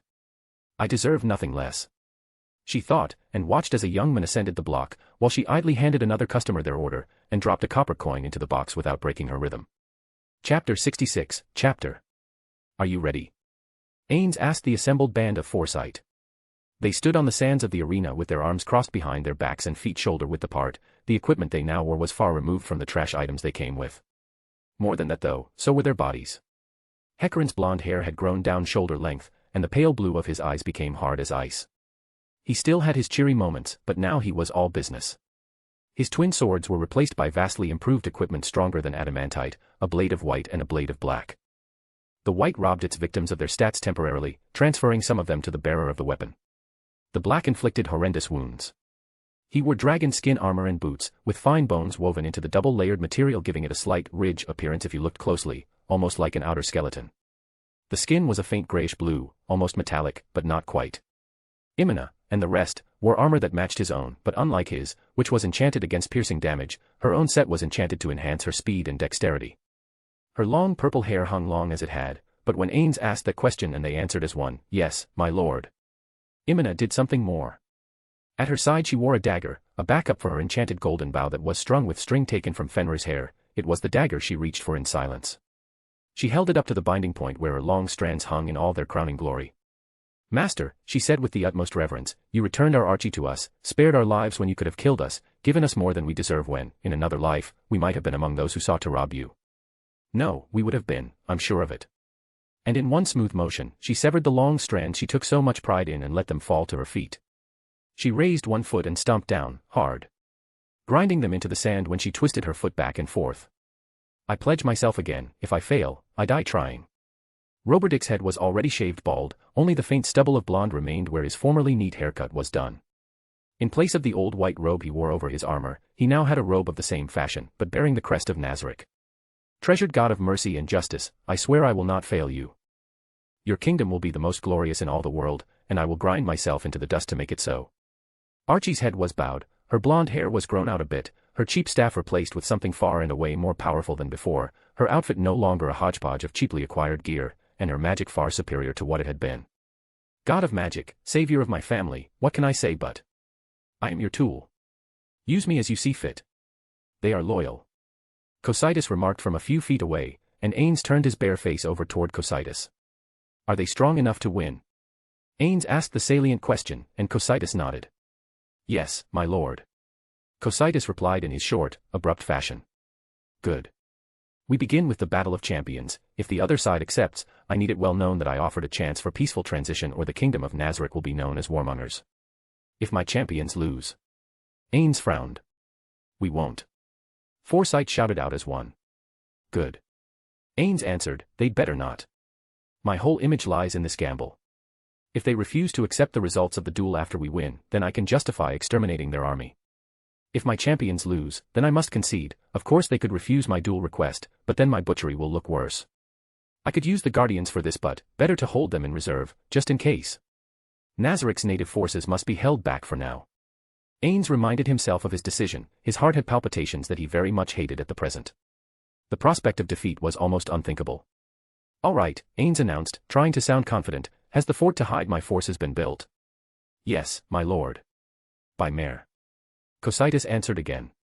"Then it's time to go," Ainz said, praying no hint of nervousness showed in his voice before he opened the gate and vanished through the swirling hole in reality. Foresight followed him only seconds later. The sun was bright and shining down on the long wooden fort, the wind blew lightly over the hill that overlooked the lower plains ahead, and from the entrance to the fort he could see the other side. Broken towers and fortifications that sat in a half-finished or actively destroyed state stood like monuments to madness and decay. Some burned, others rotted. The space between where the two armies were remained desolate, devoid of life. Clad in his dark magic robes, Ainz raised a hand and released a spell.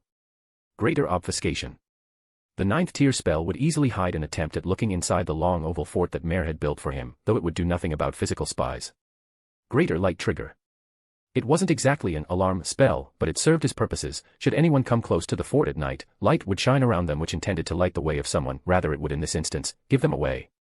He then cast a message spell. "Albedo, send my forces into the fort, we are ready," he said. "At once, my sweet and wonderful beloved, wonder and master of my heart, lord and master of Nazarick." Albedo answered, and Ainz sensed her intent to continue. "Albedo, the gate." He gently reminded her, and it opened a moment later. He cut the connection, and the growling hate-filled undead monsters began to fill the fort. None of his new world champions were disturbed by the presence of the undead. It had become a non-issue for them as they had every dream of their lives fulfilled. Roberdick in particular had begun to take to them. "Holiest of gods who lets me heal the sick and care for the injured without care for cost or profit, sacred divine ruler of life and death, granter of mercy and master of my soul. I can't wait to prove the depths of my loyalty," he said while stroking the shadowy body of a soul eater. If the mercy given to Archie had not been sufficient for him, it had been that his master allowed him to spend his free hours going about the land using his Templar and cleric skills to heal the injured and ill without charge. He had not even asked that his name be spread. So Roberdick spread it. "I work the will of God," he'd said in the kingdom of Karn, and found that his message had been well received, as a place that had also benefited from his master's mercy. That he had to protect them from humanity says enough. He is the new divine, and I will prove it. Imina was indifferent to the undead monsters. Rather than fond of them, she instead went to the entrance of the fort and slipped out, shutting the gate behind her and watching the distance. Are they here yet? Archie asked, slipping out as well and falling in beside the girl she considered a big sister. Her hands clutched her staff, holding the gift tight against her body. No, not yet. We're early. The power of our Lord to move southwest quickly from place to place is, uniquely his. She smiled a bit down at her little sister and her half-elven ears flicked about playfully. Personally, I'm looking forward to the slain theocracies coming. I want to see their faces full of hate for my half-breed self before I stomp a human champion into pieces. Archie shifted uncomfortably on her feet. Imina immediately flung an arm around her companion's shoulder and pulled her close. It's not that. Imina insisted immediately, not at all, it's just that those humans hate half-breeds like me, and it'll feel good to tweak their noses a bit. Right. I guess it will. Archie gave a fragile smile up to the half-elf, just don't let that get the better of you, okay? I like you better when you're happy-go-lucky, you know. Not to worry, little sister. Imina smirked. Will they really show up? They don't fight in these kinds of things, do they? Archie asked.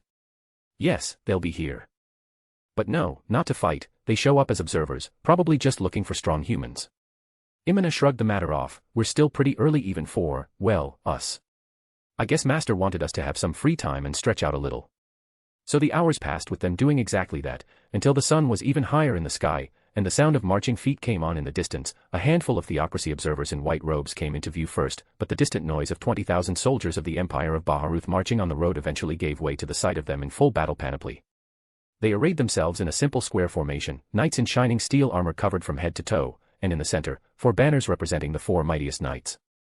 My lord, as you predicted. Hecarin Termite said softly, your new kingdom announcement prompted them to go all out. They've sent the 4 knights. Emperor Elnix wouldn't have done that if he didn't intend to use them. Then the battle of champions is half over. Ainz said, sweating in relief beneath his mask and robes. My lord. Hecarin asked quizzically and looked up to his master's masked face. They've done what we wanted, moving according to my will. Ainz answered and left it at that. I see. Hecarin said with awe at the skill of his lord. The theocracy representative is moving to the center, come, let's go meet with them. Ainz said, and taking out a scroll, he uttered, summon basic party mounts. The scroll burned up in blue fire, and 5 ordinary brown percherons appeared in a puff of smoke. When Ainz mounted the horse, the rest of Foresight did the same, and they began to trot down to the center space of the Katsa Plains. The 4 banners of the Imperial Knights began to descend as well, kicking up dust along the way. Within a mere minute or 3, all 3 nations were represented. Predictably, the theocracy representative, acting as the neutral party, spoke first. We of the slain theocracy again protest this misuse of vital resources of humanity. We implore you all, seek peace. This usurper demands Imperial land for himself, so, that'll be a no from us. Bazywood said with a deep, barrel-chested laugh, his long mouth opened so wide it was obvious he hadn't even tried to stop himself from laughing. I, for one, Ainz said, extending an upturned open hand out to them, wouldn't mind settling this in the oldest of traditions. A simple duel, your 4 champions, against my 4 champions. When we win, I will take the land I have so politely pressed for as compensation for all the harm done to my ally, the Riestai's kingdom, and the harm done to me when your empire's noble attacked my home. But nothing else. And when we win. Nazami growled, looking the robed caster over, along with the curiously silent and stern-faced champions at his back. Curiously blank faces, it's like they don't care. The closest thing to a reaction has been the way they gripped the reins of their horses when Bazywood laughed. Then I withdraw my claim of compensation. Ainz remarked, and remain on the land conceded to me by the Riestai's kingdom. You mean, in the way, don't you? Nimble asked. If you want to put it that way, I won't stop you. Ainz said with a passive shrug. The 4 knights looked at one another. The prospect of a bloodless fight and an easy win by 4 famous champions over 4 unknown nobodies was an appealing one.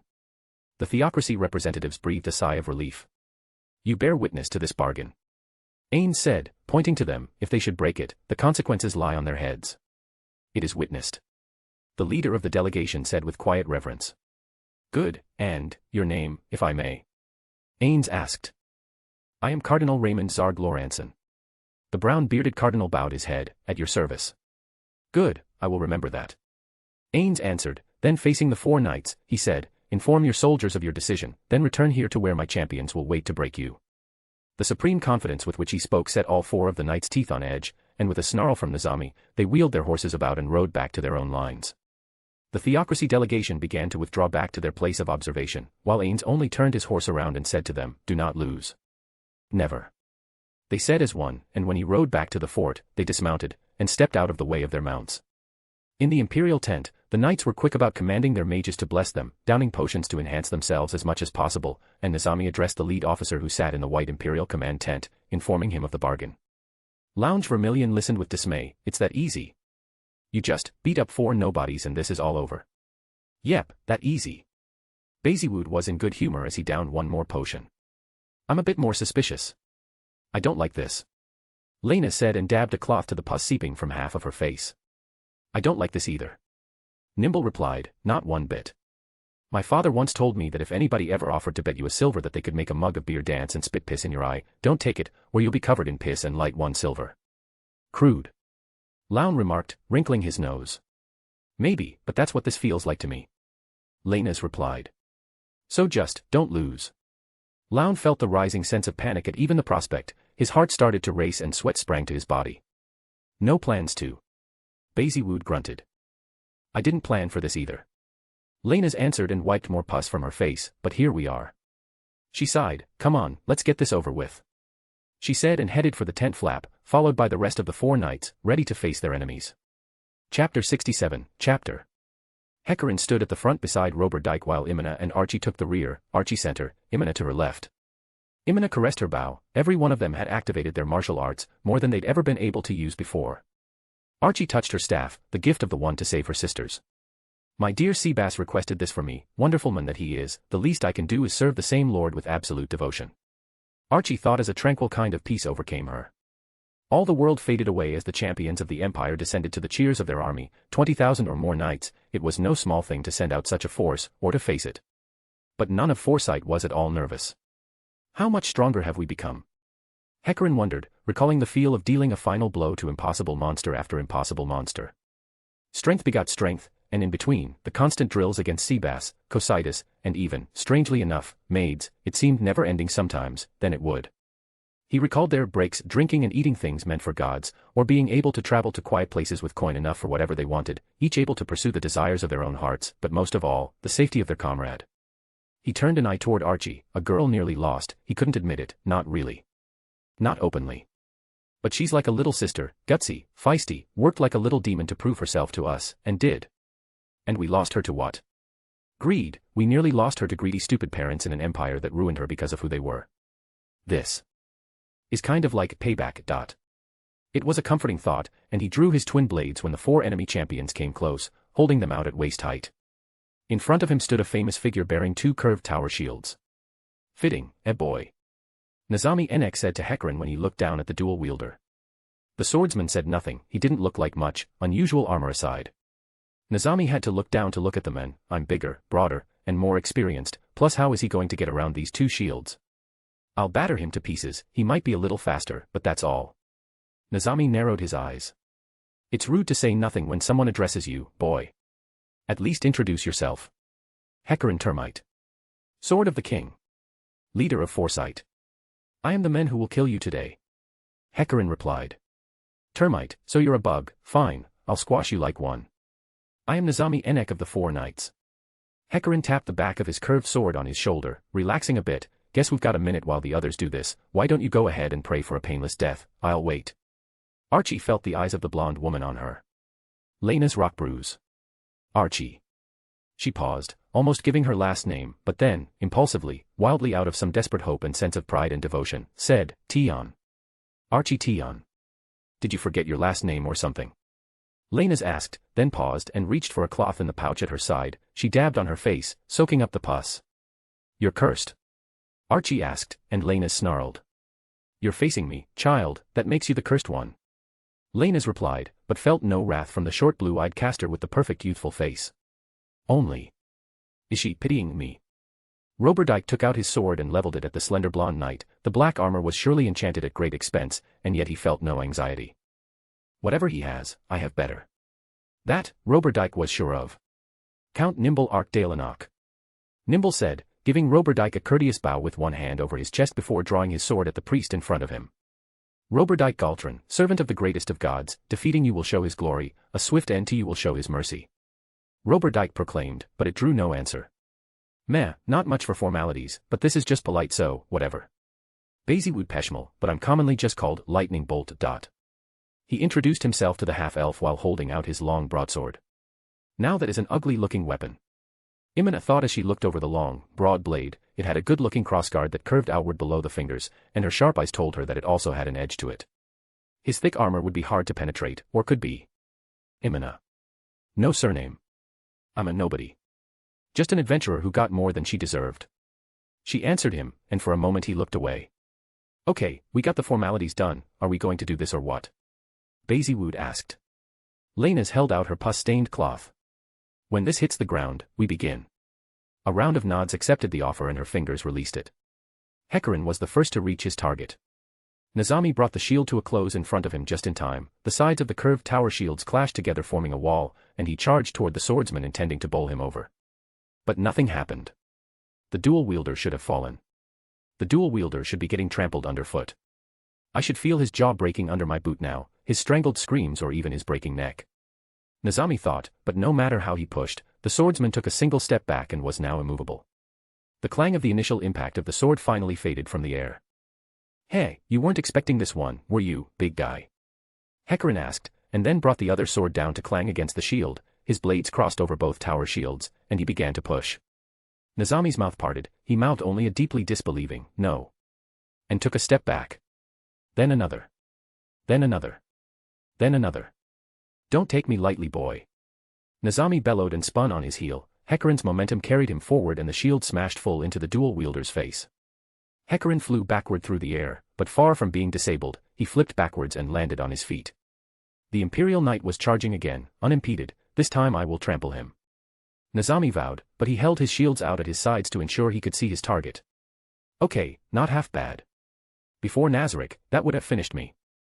Gagarin admitted, now, half bad is not the same as any good. He charged forward again, and leapt over the warrior, both blades slashing down as he flipped, and blood sprayed in the air. Nazami howled and whirled around, pain lanced through him, and down on the dirt he saw the cause of his pain. My ears. You cut off my ears.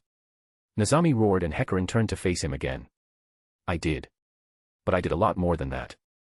Gagarin said, and a moment later Nazami began to understand, the weight of his shields was growing. Am I cursed? Are those cursed swords?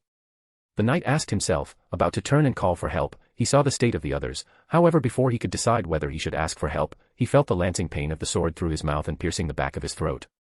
He saw the neutral face of the dual wielder, and felt another piercing blow through his armor only a moment later, the swords pierced his body through and through.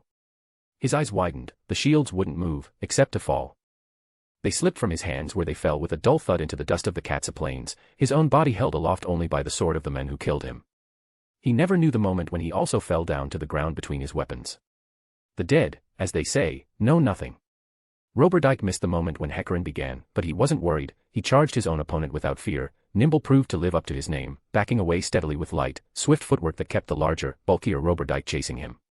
He thinks he can tire me out, pick me off at his leisure, in another life, he'd be right.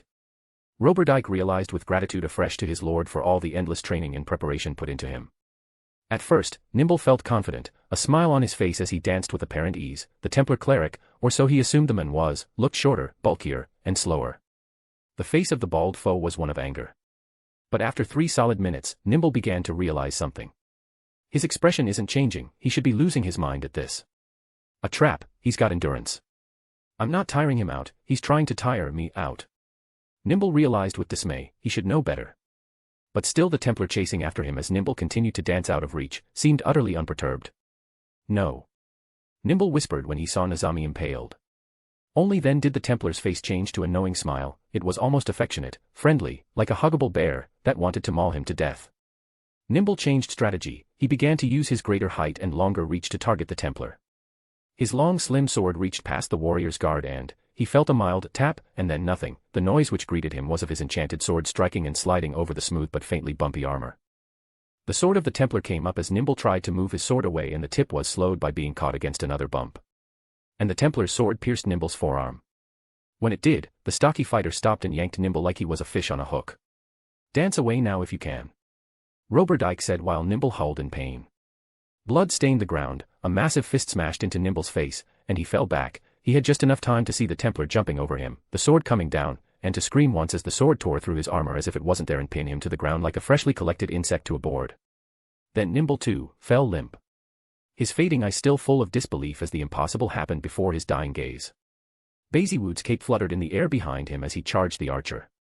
This should be easy, he thought, as her bow was out and an arrow flew from it, which he avoided, eating up ground as she began to fall back steadily on her heels, loosing arrow after arrow as she went. He dodged each one, but she showed no fear. His sword came out to the front of himself, thrusting forward where he expected to impale her slender elven body at the belly and nearly cut her in half. But she was gone. No, not gone. She dropped her bow, bent backward, flopped on the ground, and her feet came up to catch his body. Her hands grabbed his wrists and squeezed. The armor crunched, pain lanced through him that was so overwhelming that he dropped his sword. It fell, useless to the ground, and her legs pushed off, sending him flying overhead to land hard on his back. She took up her bow again, far faster than himself. She had another arrow knocked before he'd risen past his knees. The arrow pierced his body, and he fell forward, blood fountained out of his mouth and out of the hole in his chest. Wow, this bow really does pack a punch. Imina muttered. Nobody to nobody, she said as she approached the dying man. It was never a fair fight. We had God's help, you fought alone. I made it quick, I made it painless.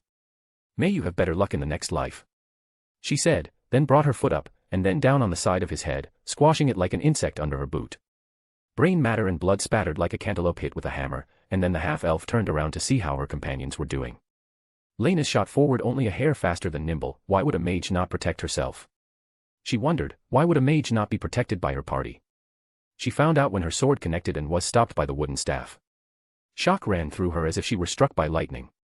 It's not just wood, you're no match for me, Archie whispered. Lena's felt anger run through her body. We'll see, she hissed at the mask of pity the young girl showed to her. Her sword began to flash out faster and faster, and yet Archie seemed to be deflecting it with her staff as if it was just a child's efforts and not one of the 4 Imperial knights. Lena's began to grow more and more angry. Sweat ran down her face, her eyes bugged out of her head. She ignored the pus that ran down her skin and the sense of self-loathing it gave to her. I have to win. I have to win or I will never be whole. I have to. I must, she wailed in her head, and the sense of infuriating pity from the caster grew only more sympathetic. The girl gave ground, but didn't use a single spell. The whole world faded away, but Lena's did not know for how long. It was only when the small girl said to her, look at your comrades. Lena's would have ignored the instruction, but the bright blue eyes looked so utterly sad, that Lena's couldn't help herself. She turned to look. Nazami, Nimble, Bazywood, all of them were dead. Even if you hit me, your sword can't pierce my armor, Archie whispered, and by some trick of what Lena's prayed was magic and not, worse, physical superiority, the girl was in her face. Fall down, and deliver the army into my master's hands, and I will have you healed, Archie said so softly that Lena's didn't think she heard properly at first. A small hand suddenly closed around Lena's throat.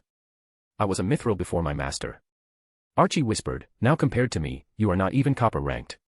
She squeezed. Lena's felt her throat tighten, her body tensed as the girl was dragging her down. I'm going to hit you, go limp. If you get up before the end is called, I will kill you. Archie's whisper was the promise of death. Die tainted and cursed if you want. Lena's was just starting to nod when the punch in the woman's staff hand sent her flying through the air. Lena's landed on her back, and went limp. For seconds, nothing happened. Silence ruled. Gagarin raised his sword, and a roar of triumph by Foresight split the silence like an axe did dry wood. Their weapons pumped up and down with their fists. Nazarick! Nazarick! Nazarick! They roared, proud beneath the watching eyes of their collective god. Shouts of disbelief came from the Empire's side until Lena's herself began to stir. Deliver the army? How? How can she? No. They can't possibly think they can defeat the whole. No, he has an army that can. Lena's realized as she trudged, broken and defeated, back to her own lines. I just have to hope she tells them to spare me. This is a gamble, the biggest one of my life, but I have no choice, she thought, and wiped away pus that dripped past the hair meant to hide it. However, there was only one thing that mattered to her. She glanced over her shoulder and watched the 4 champions return to the fort, and the king in his dark robes step forward out of the gate of his fort. That fort can only hold a few hundred or so, and he has no others. What can he possibly do? Lena's wondered as she reached her own lines again. She rubbed her aching throat and said with a hoarse voice to the first soldier to reach her, Get down, we need to order a general assault. Now. Chapter 68, Chapter. Loun Vermilion stood in the tent beside General Carvain and tried to ignore the chaos outside while Lena's was helped back within, a soldier beneath her arm, walking her forward. She fell hard on the dirt in front of them, her knees hit before she fell to all fours. Why you have to attack? She coughed, it was a trap. A hidden item, but they used it, they thought I didn't see it, but I did, I saw it break. But, we had a bargain. Loun Vermillion's dark robe fluttered when he strode forward and crouched in front of the fallen knight. They don't have the troops. Lena spat, will you give up 20% of the empire because of 3 dead knights and a trick? Loun began to say, his long oval face and sharp chin only a hand span from Lena's. He looked up at the horrified general, his brown mustache wiggled beneath his sharp nose, his short brown hair was bunched up when his hands reached up and grabbed hold of it. We can explain it afterward, General. But right now this is on you. Both of you, either fall for the trick and lose 1/5 of the empire, or attack and end this. Lena's hissed. Are you sure this is a trick? General Natel Inyam Dale Carvane shivered at the prospect of what the Imperial Knight, one of the 4, was telling him needed to be done. She was holding her throat with one hand, while coughing. I saw. Now do it or lose when the slain theocracy representatives begin a handoff. That fort hides their forces, it can only hide a few hundred. That's why they wanted a duel of champions, it was a trick. She hissed. General Carvane and Secretary Loun traded lost, hopeless looks. All right, we'll do it. General Carvane said and rushed from the tent. Praise the gods. Lena said with a hoarse voice and let a violent series of coughs spray spittle into the dirt. Yes, praise the gods. Loun said with his head bowed in hushed reverence when the sound of marching armored soldiers and their clinking, clattering, crashing armor hit his ears through the tent. Raymond watched the duel with great interest. At first, the famous champions were his favorite to win, with good reason. But within mere moments.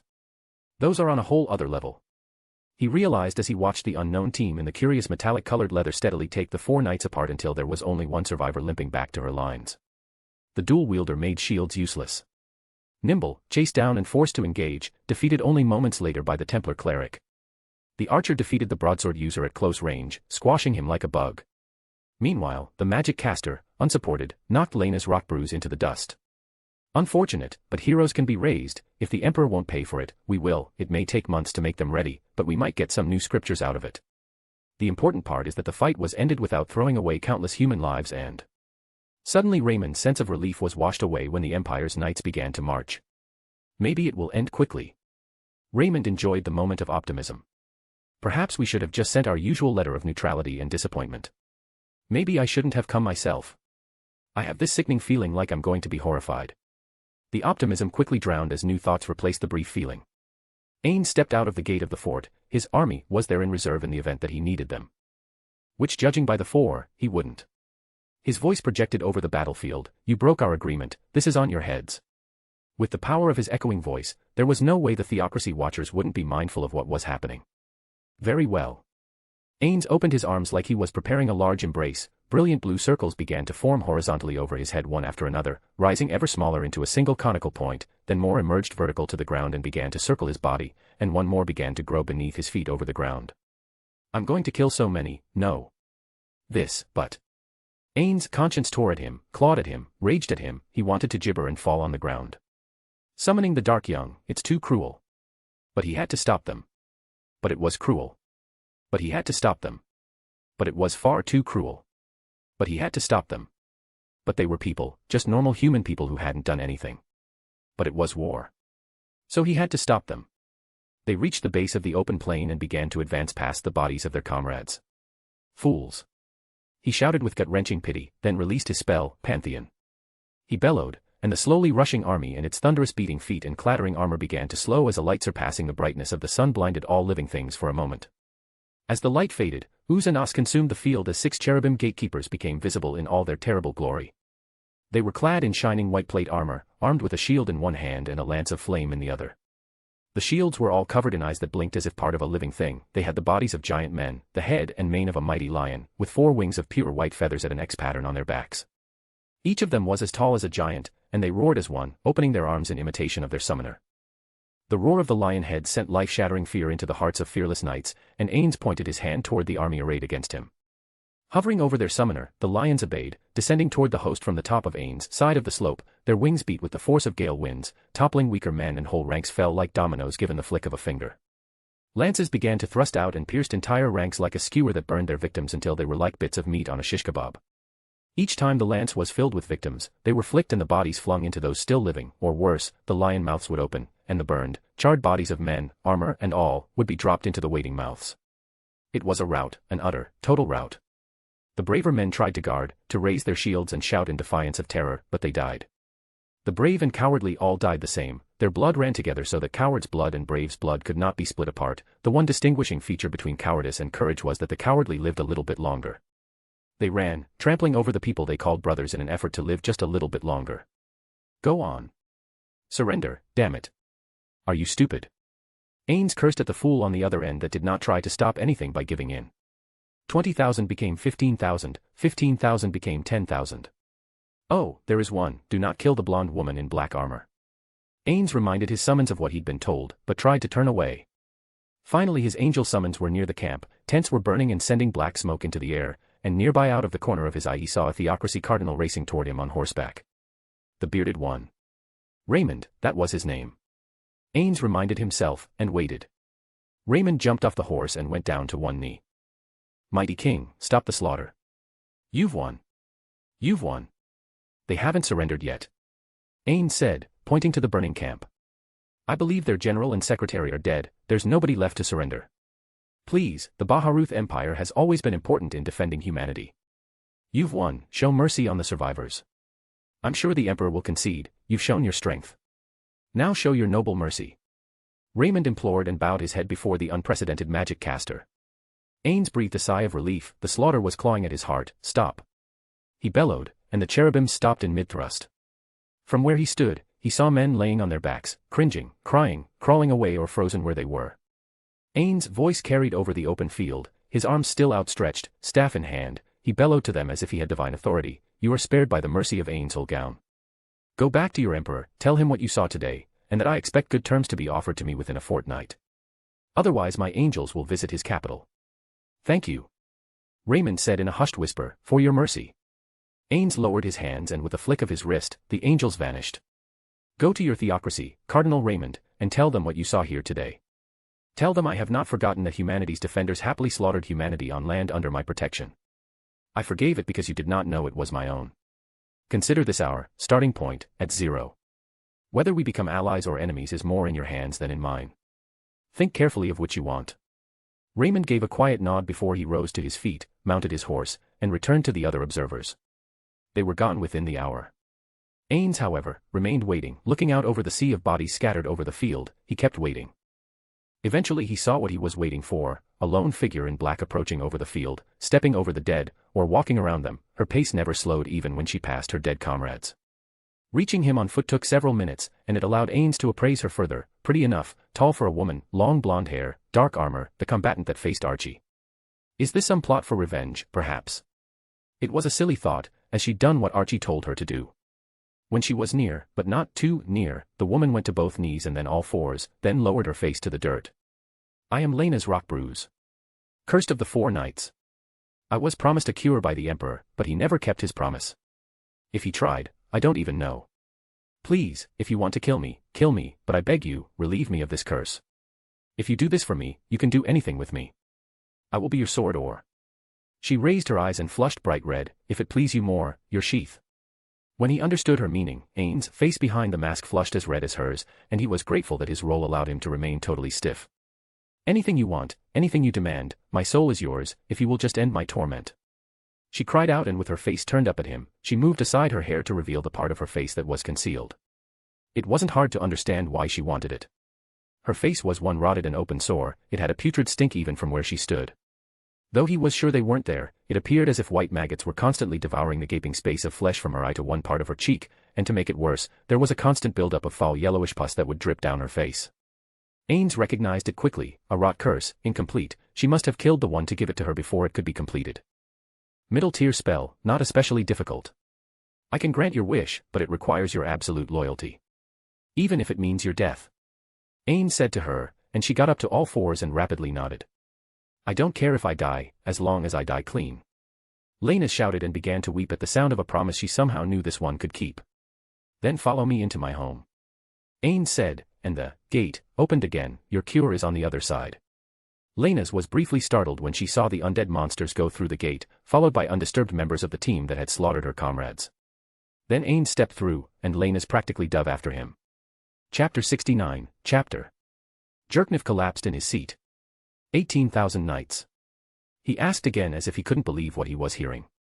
Down on one knee before the Emperor, the messenger spoke on, "Yes, Emperor Jerkniv, all 4 Imperial knights appear to have been killed, and the survivors making their way back all report the same thing. Angels on an unprecedented level of power, 6 of them, slew everything in their path.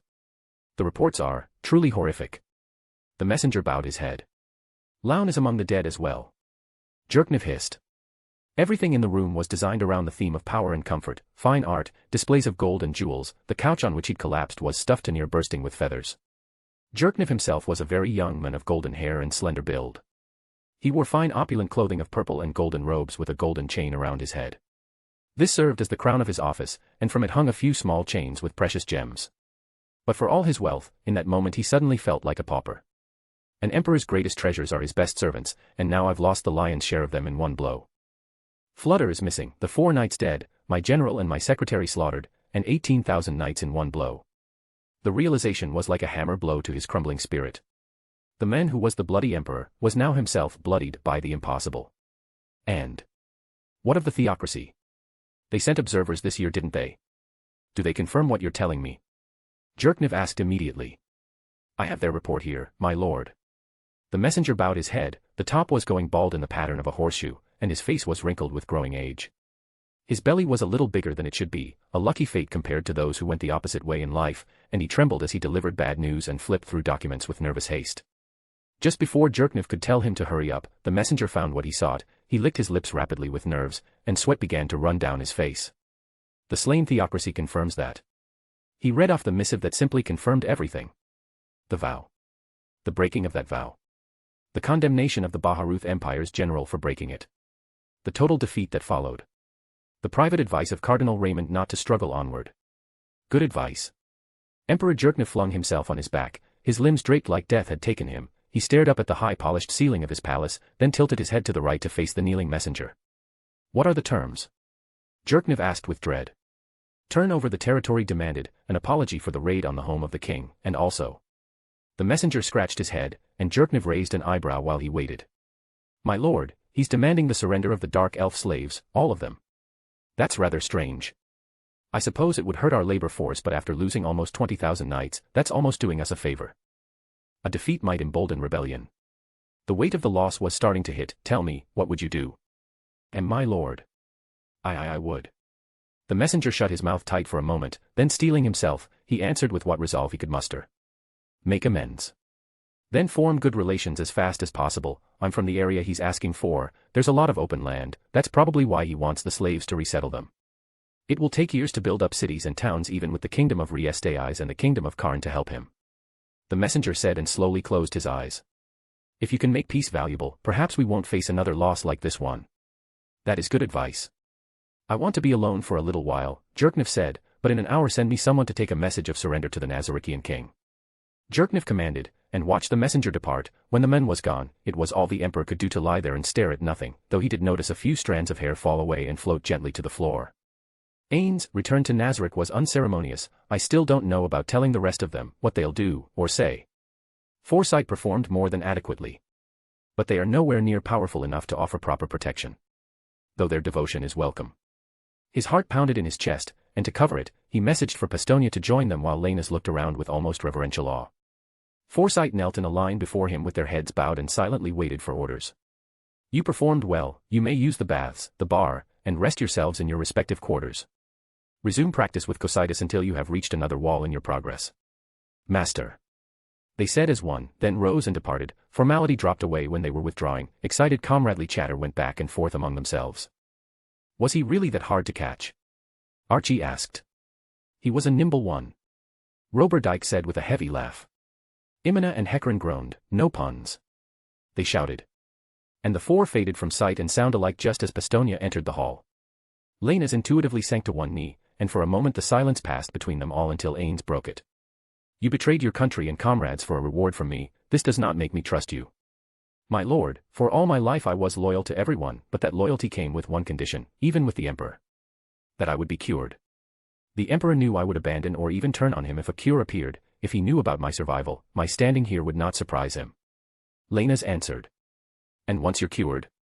Ainz asked, what then? Anything, before my curse. I was considered beautiful. Warming your bed, bearing your children, fighting your enemies to the death, anything, everything, my life's wish fulfilled, my every reason to be will be the reasons you give to me. Lena's vowed, and she hadn't blushed then, though behind his mask, Ainz did.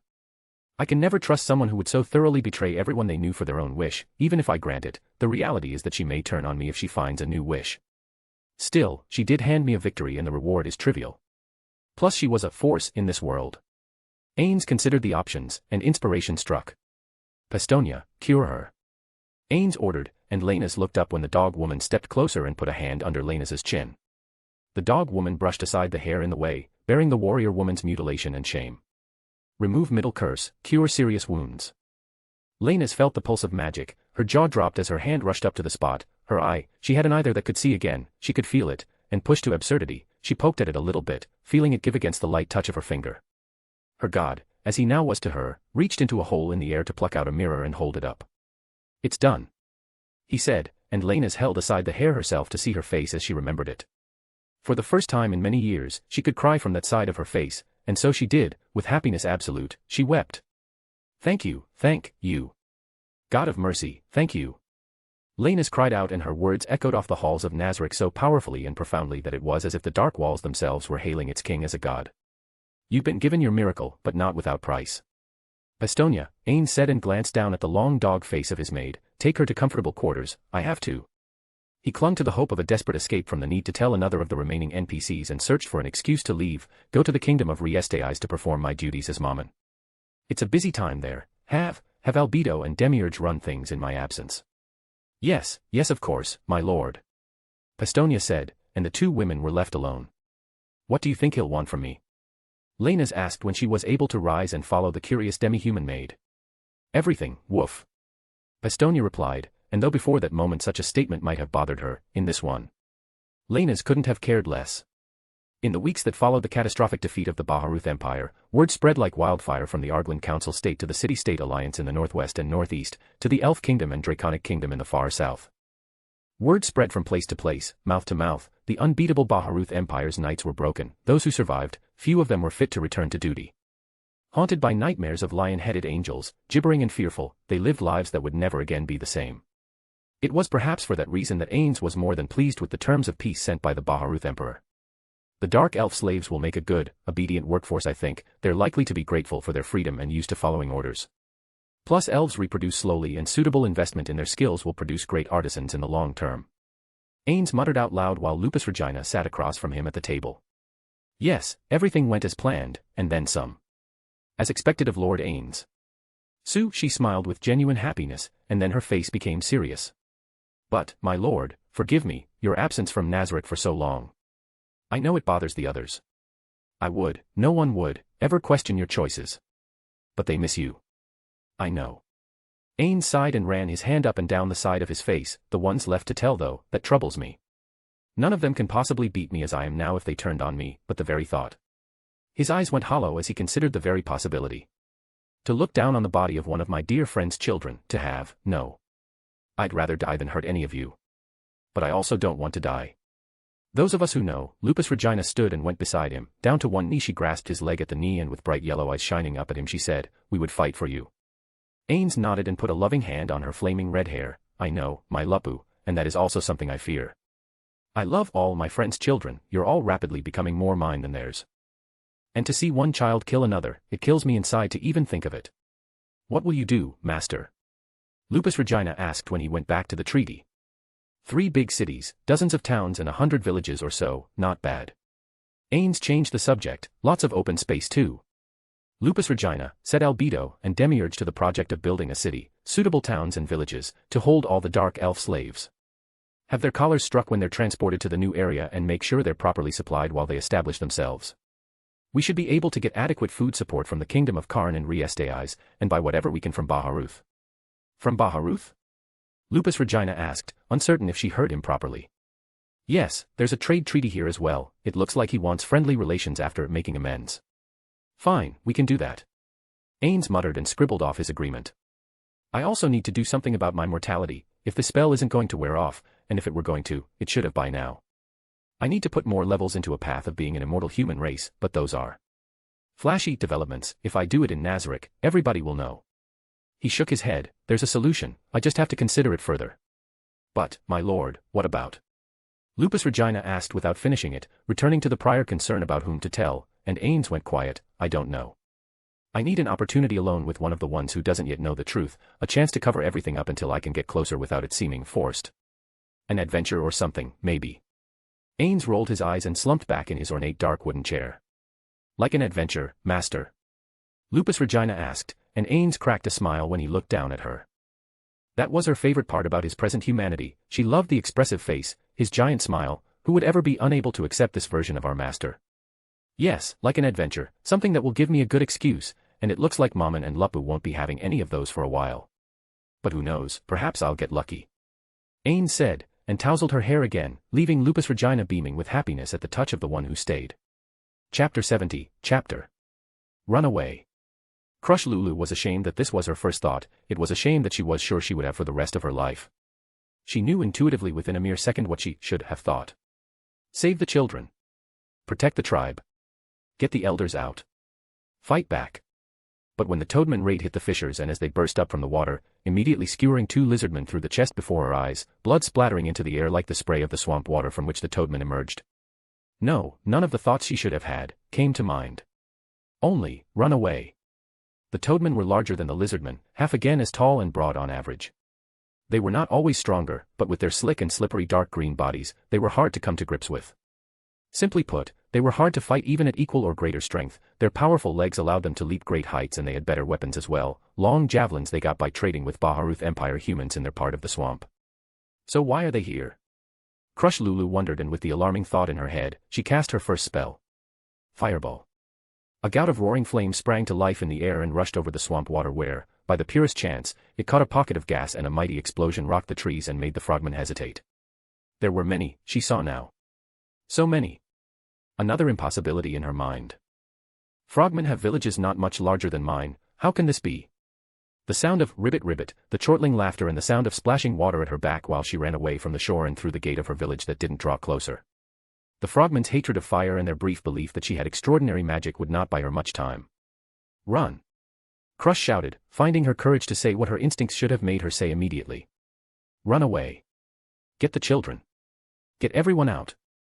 A frogman army, she shouted, and two large lizardmen began to force the gate closed. It won't buy much time, moments only. She watched it close and readied her next spell. When the line of burning gas that briefly made the frogmen stop, died down or was extinguished by their own mages, they would be on her village's heels. Splashing lizardmen feet and tails went to and fro, word spread immediately and warriors gathered at the far gate, ready to make a stand while the rest began to flee. How could there be an army? I've never seen so many frogmen before. Crush felt her blood run like ice and her heart race. Her pale white tail slapped at the swamp water, when she saw a frogman holding a long spear leap into the air. Magic arrow. She shouted, and the frog's gut was pierced before it could throw. It fell back, then howled in pain. Crush rushed to the top of the wooden wall when consternation and noise entirely unexpected came from the other side. Beyond the flames stood so many frogmen, like they threatened to drown the water itself with their bodies. Their large, oversized heads and faint up tilt to their mouths bulged with every heavy breath. But one stood out, broader than any three lizardmen, and taller than any two standing on one another's heads, a frogman lord. Crush realized in dismay. You are the one who killed that one, aren't you? Ribbit, it bellowed at her and held a large orichalcum trident. It pointed to the burning corpse of the frogman that had fallen back into the fires. It wasn't wailing or calling for help at all, it was a roasting corpse. By instinct, Crush nodded. He was my brother, I am Hecate. Frogmother. I was only going to conquer you lizardmen, but to kill my brother so that he would burn in flame. No. You've signed the death warrant for all your people. The lizardmen are going to be destroyed down to the last of your young. The swamp is ours. You have no place in it now. Ribbit. Crush could think of nothing to say. The frogmen magic casters were already moving up to deal with the fire. It's only pure luck that they think they're dealing with magic of mine and not just burning gas. That will buy me some time, but they'll figure it out. She stared across the flames that divided the two of them, and raising her arm, she pointed at her rival with one claw out. I am Crush Lulu of the Red-Eye tribe, and you have made an enemy today. We will meet again. She declared with boldness she didn't really feel, then hopped back down and hissed at the two lizardmen who waited below. Go. They raced away to where the little band of warriors waited, and collectively abandoned their home. Where are we supposed to go from here? The one to ask her that wasn't the only one with that question on their mind when they were out of sight of the village. Thankfully they couldn't hear the sound of the plunder happening, all their things, their meager possessions, falling into the hands of the frogman invaders. But they knew that was happening even if they couldn't see it. The question Crush Lulu didn't have a ready answer for. The shame of her initial fear still gripped her heart, and that fear faded not even a little bit when she beheld the massive Hecate, or the sheer size of the opposition which threatened the Red-Eye tribe. As they continued splashing through the waters beside the Great Lake, however, just putting distance between themselves and the army, an idea did come to mind. She promised to destroy all lizardmen. I think that means we should visit our neighbors, search for allies. We'll go to the Green Claws, they're the closest one to us. Crush said, and taking her place at the front of her tribe, she guided them as best she could, hoping against hope that they would listen to her. Zariusu was wading through the water of his fish farm, the warm water lapped at his body and the mud seeped between his scaled toes, his tail batted about within the water itself and scattered the fish away from himself. His finger claws worked with practiced deftness at the corner of a pole. It was now routine for him to do this since the project began. I thought I knew fear when I was a traveler, I thought I knew fear during the war. I never knew what fear was till I became a fish farmer. Every night. I wonder what will be broken in the morning. Every day I have to worry that some beast might have devoured my stock and destroyed everything. War and the unknown are brief flashes of fear. This is constant. He sighed and fixed the fraying cord that held the net secure. Zariusa then took up a small twig and began to check each little gap in the net by pressing the twig down, hoping each time to feel resistance so that he would know the net was intact. He rolled his eyes when he recalled how many times he'd screwed up by using his finger claw and snapping the line himself before coming up with the obvious solution of using a twig. It was busy work, and he was still alone in doing it. At least my brother supports me. Zariusu had the comforting thought just as he heard his brother's voice at his back. Hey! Zariusu heard the voice at his back and looked over his shoulder. Shisuryu was waving at him, mouth open and tongue out. He's hungry. Zariusu wanted to laugh about that, but he was focused on his work. He held up a hand behind him with one claw up, telling the chief to wait. He then resumed checking the netting for gaps. The hardest part was checking the ones closest to the bottom, and ensuring there was no gap at the base that the fish could easily wiggle under. For that, he had a number of wooden stakes pinning the net into the muck below so that the net was flush at the bottom, but things could go wrong. The steady flowing water could change the lay of the bottom and create a gap where there was none before, or slowly work a stake loose from its position. The big posts every 20 paces could be easily checked and not easily removed. But the small stakes underwater? Those were harder. He swept his foot over them each time and pressed his weight down just to confirm their placement, and his brother waited patiently on shore. Shisuryu watched his brother go about the work of the farm, and not for the first time admiration for the young lizardman, the bearer of frost pain, rose up in his breast. If I were not chief, he should be. He thought to himself and watched the slow, steady way in which Zariusu worked. Hole by hole, stake by stake, the traveler made his way all around the circuit until he had returned to shore. Zariusu stepped up onto the moist ground and approached his brother. Water dripped from his body and ran down the length of his tail to fall away at the tip, where his brown scales contrasted the green of his brother. Shisuryu kept his eyes on the churning waters. How are the fish coming? Ah, brother, seeing is believing. Zariusu said, then wading into the water, his hand darted out and broke through the surface of the lake and yanked out a fish by the tail. It flopped around, dangling in his hand. Zariusu's mouth fell open from contented happiness. Bigger. Bigger than what we get from wild harvests, and what's more, I'm selecting them for size. The ones who get the biggest, fastest, are the ones I'm leaving alone, the smaller ones I'm selecting for bait to lure beasts away from these. How are you doing that? Shisuryu asked, looking around the fish farm for some hint that he had overlooked. Zariusu pointed to a space farther away where a number of tree limbs hung over the water. I hang bait from those, it's easy meat and so they avoid the farm. As it turns out, we can also lay ambushes for the beasts themselves that chase the bait, and draw extra meat from those. Shisuryu gave a slow nod of understanding, but looked disappointed when his brother dropped the wiggling fish back into the farm where it swam to what it thought of as safety. The fish, by the way, are so fatty now that they melt in your mouth, they're succulent and juicy down to the last scrap of themselves.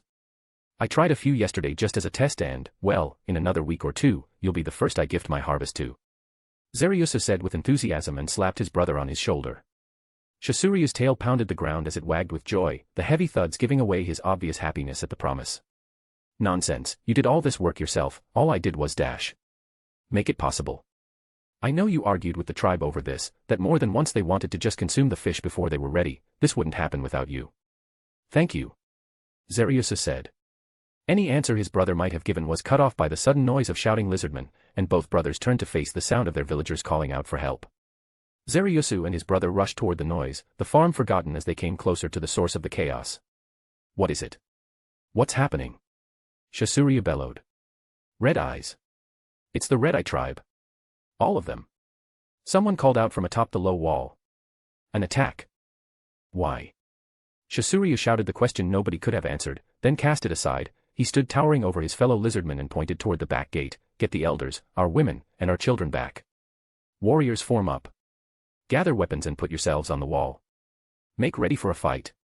Rallied by their chieftain, Zaryusa retrieved Frostpain, then rushed to the wall and took up a place at his side just above the double-doored gate as the Red Eye tribe came closer, and the most beautiful lizard woman he'd ever seen stepped forward as the tribe came to a halt.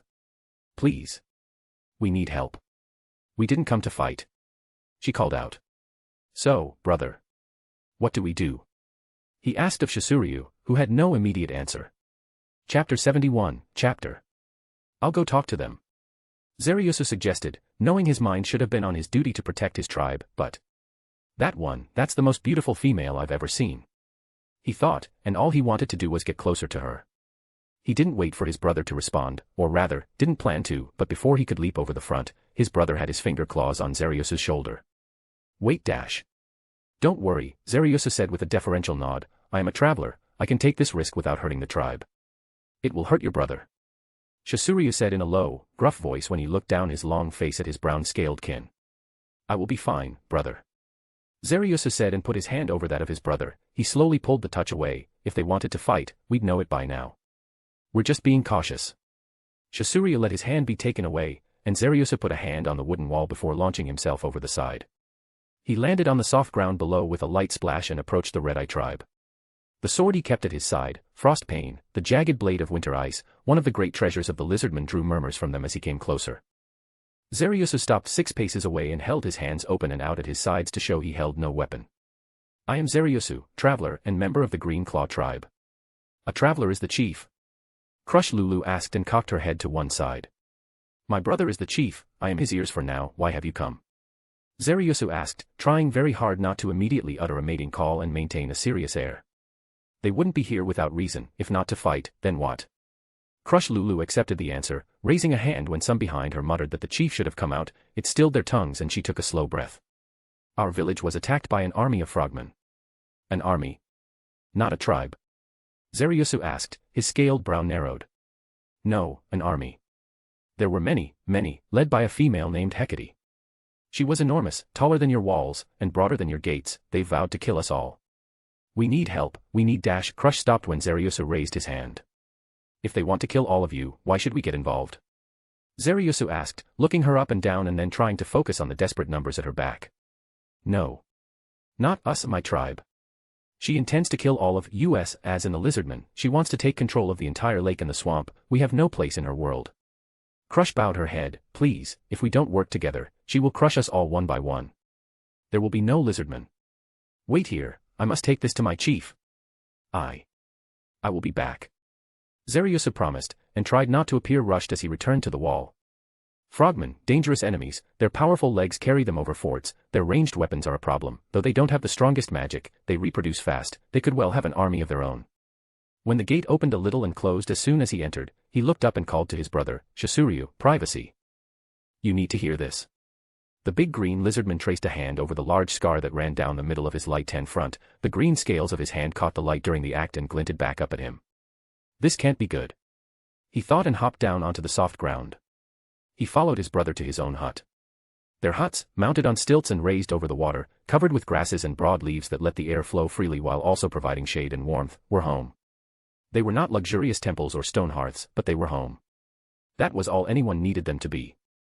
The pair sat, and Zaryusu explained what he'd just heard. Shasuryu nodded. I see, a frogman army, your thoughts?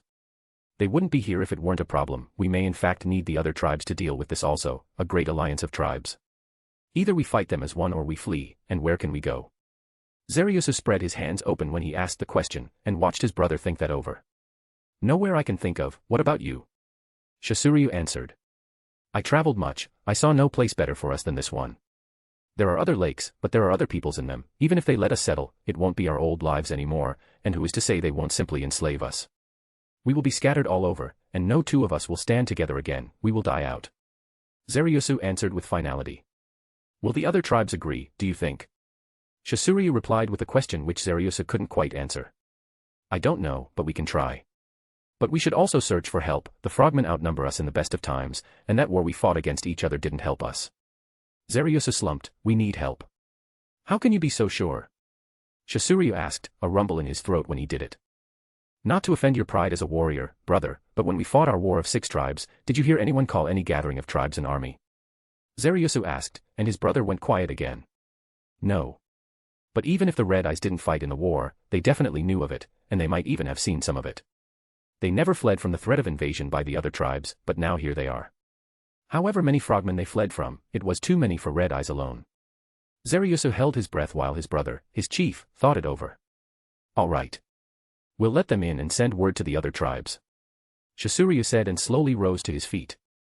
Zaryusu stood up, we need to know more than we do, and I believe we need more than what the Red Eye tribe can tell us. What are you suggesting? Shisuryu asked. We need to strike the frogmen, take prisoners, we need information. How many, what they're after, how they'll do it, and if we can, we need to slow them down. Zaryusu replied and reached for Frostpain, his hand wrapped around the hilt of his sword, emphasizing his point. No, first we need the others. Then we can raid the frogmen.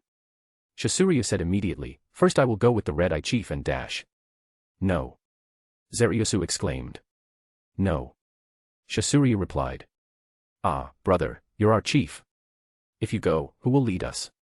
Zaryusu asked, and then he cut his brother off again before an answer could come. If our chief is absent, and their chief is absent, our elders, they are very old-fashioned, they will not treat the Red Eye fairly.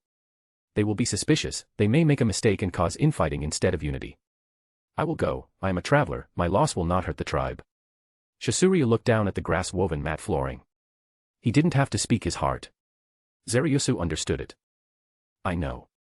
Zaryusu replied, but trust me, this is for the best, if a traveler goes, and I take the Red Eye Chief, suspicion will fall, none go to war without their chief. I guess that is true. Shisuryu answered with no small reluctance. Having me here and the Red Eye Chief gone will bring some sense of security that there is no rivalry, and perhaps their chief leaving will convince them that the danger is real. Zaryusu suppressed the sudden release of a breath he didn't realize he'd been holding. While everything both lizardmen said was true, the truth was, I want to be alone with her. I don't want anyone else to be. His heart pounded at the very thought. Let's go, let them in, explain things to the Red Eye Chief, and the two of you can take your Hydra and go, you'll make better time that way. Shisuryu commanded, speaking as a chief, only to take a step closer and grab his brother's arm. But come back. Alive. Shisuryu added, speaking not as a chief, but as one brother to another. Minutes later, the gates were opened and the refugees of the Red Eye tribe began to stream into the gate. Fears of invasion faded when the elders of the tribe, as well as their infants and children, began to filter in behind the young and strong. The gravity of the situation began to hit home, hard. Lizardmen faces did not change much, but much could be said for the occasional blink, and there was a great deal of nervous blinking as the many families began to enter, with desperate, hungry looks, growling bellies, frightened, and darting expressions. Cries for food from small lizardmen young were not yet answered when Shisuryu raised his hands overhead to call for silence. The frogmen have an army. They have decreed the extinction of lizard mankind. They have destroyed the village of the Red Eye tribe, and nobody knows where they will strike next. Shisuryu shouted, and the cries of the Green Claw tribe were many. Frogmen were old enemies, and fierce ones when war broke out. Though fighting wasn't common, it happened. Usually when the Baharuth Empire diverts manpower elsewhere and leaves them in control of the area around the swamp, but why would they do that? They've always easily kept the frogmen at bay and confined to the swamp and the Great Lake region. Zaryusu couldn't think of an answer to the riddle, and so he waited in silence. My brother will take the Red Eye Chief with him to the next village, and the next, and the next, and the next. We will have a grand alliance of lizardmen to fight against the frogmen, and with us all together, it is the frogmen who will be destroyed. Shisuryu spoke with more confidence than he felt, but the relieved looks on the Red Eye refugees said plenty. Each family will host one other until my brother and the Red Eye Chief return, and we will prepare to fight the frogmen until then. Shisuryu proclaimed, and, weighted down by the heavy news, no mouth nor tongue had the ability to voice an objection. Zaryusu approached the albino lizard woman. Come with me, we will be riding on my Hydra, and we can't spare a moment. Her tribe looked to her with downcast eyes. I will go with the bearer of Frostpain, be at ease, we will come back, I promise you. Crush Lulu said and put a hand over her heart, then bowed lightly with her red eyes briefly shut, and then when she straightened up and they bowed in acknowledgement, she faced Zaryusu again. I'm ready, let's go. You're right, we haven't a moment to spare, she said, and to her great relief, the long strides of the brown-scaled lizardman were proof enough that he agreed with her sentiment. Chapter 72, Chapter. Zariusu went to the hut where Rororo stayed. The four-headed hydra looked at him from all its eyes at once. It could feel his tension and responded immediately. We're going somewhere, my friend. I need your strength, Zariusu said and held up his hand. The hydra's heads took turns pressing themselves into his palm before his body lumbered into the open. Your pet is impressive, Crush said, looking the creature over. He's more my friend and comrade than my pet. I found him a long time ago, abandoned by its mother, most likely over having only 4 heads as opposed to the usual 8.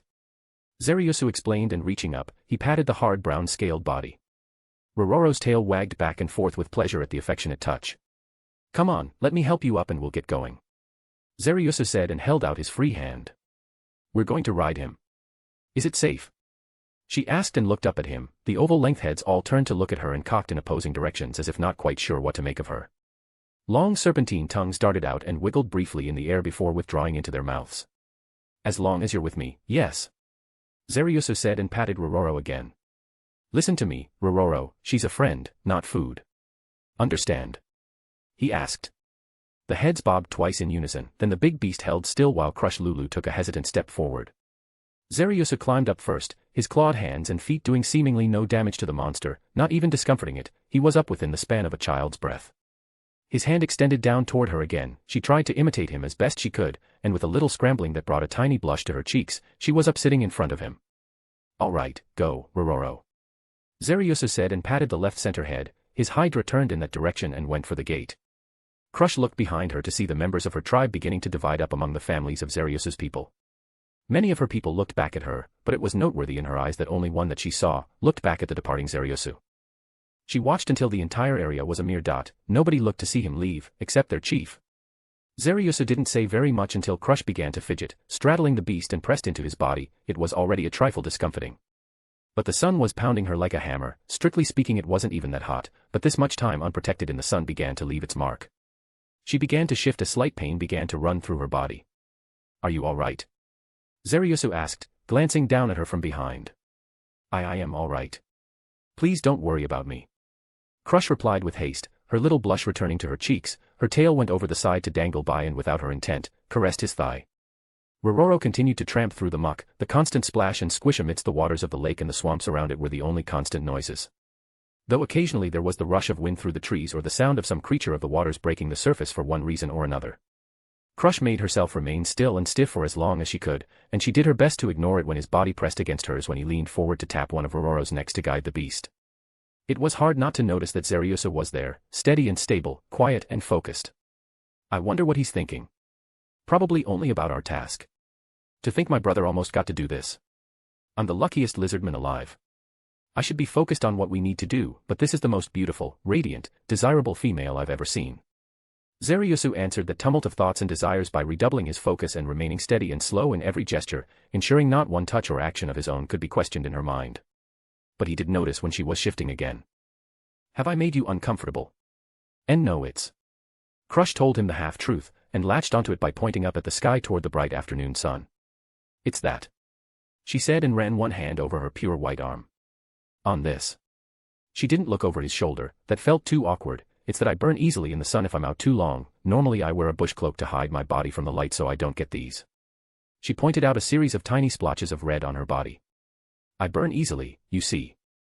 But unfortunately there simply wasn't time to grab my usual protection. Everything had to be left behind. Crush said with no small unhappiness. Oh, can you just get another one? He asked and waved a hand toward the dense trees. I'm sure there are plenty of bushes in there, aren't they? Yes, but the bushes that work best are harder to find. The red berry ones are thick and protect me well from the light, but the rest might as well not be there. Crush answered. Why not that? Zariusu suggested, then pointed down at the water's edge. The wind was blowing slow and steady, sending ripples over the waters that caught the light of the burning sun and sent the white reflected light glinting toward their eyes. How can I wear water? Or are you saying I smell?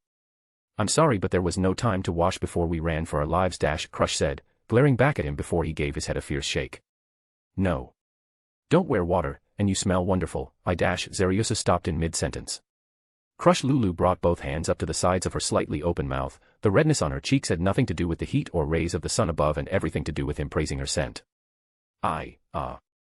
Zaryusu almost said, I didn't mean it. But thought the better of it, as that would have sounded too much like going back to saying she stank. What I meant was not that way. I meant. He swallowed and thrust his hand toward the shore again. Wear mud. Cover yourself in that and you'll be protected from the sun. Mud. She narrowed her eyes at him. Yes, mud. It isn't perfect, but coating yourself in it will cover your body so that you don't burn.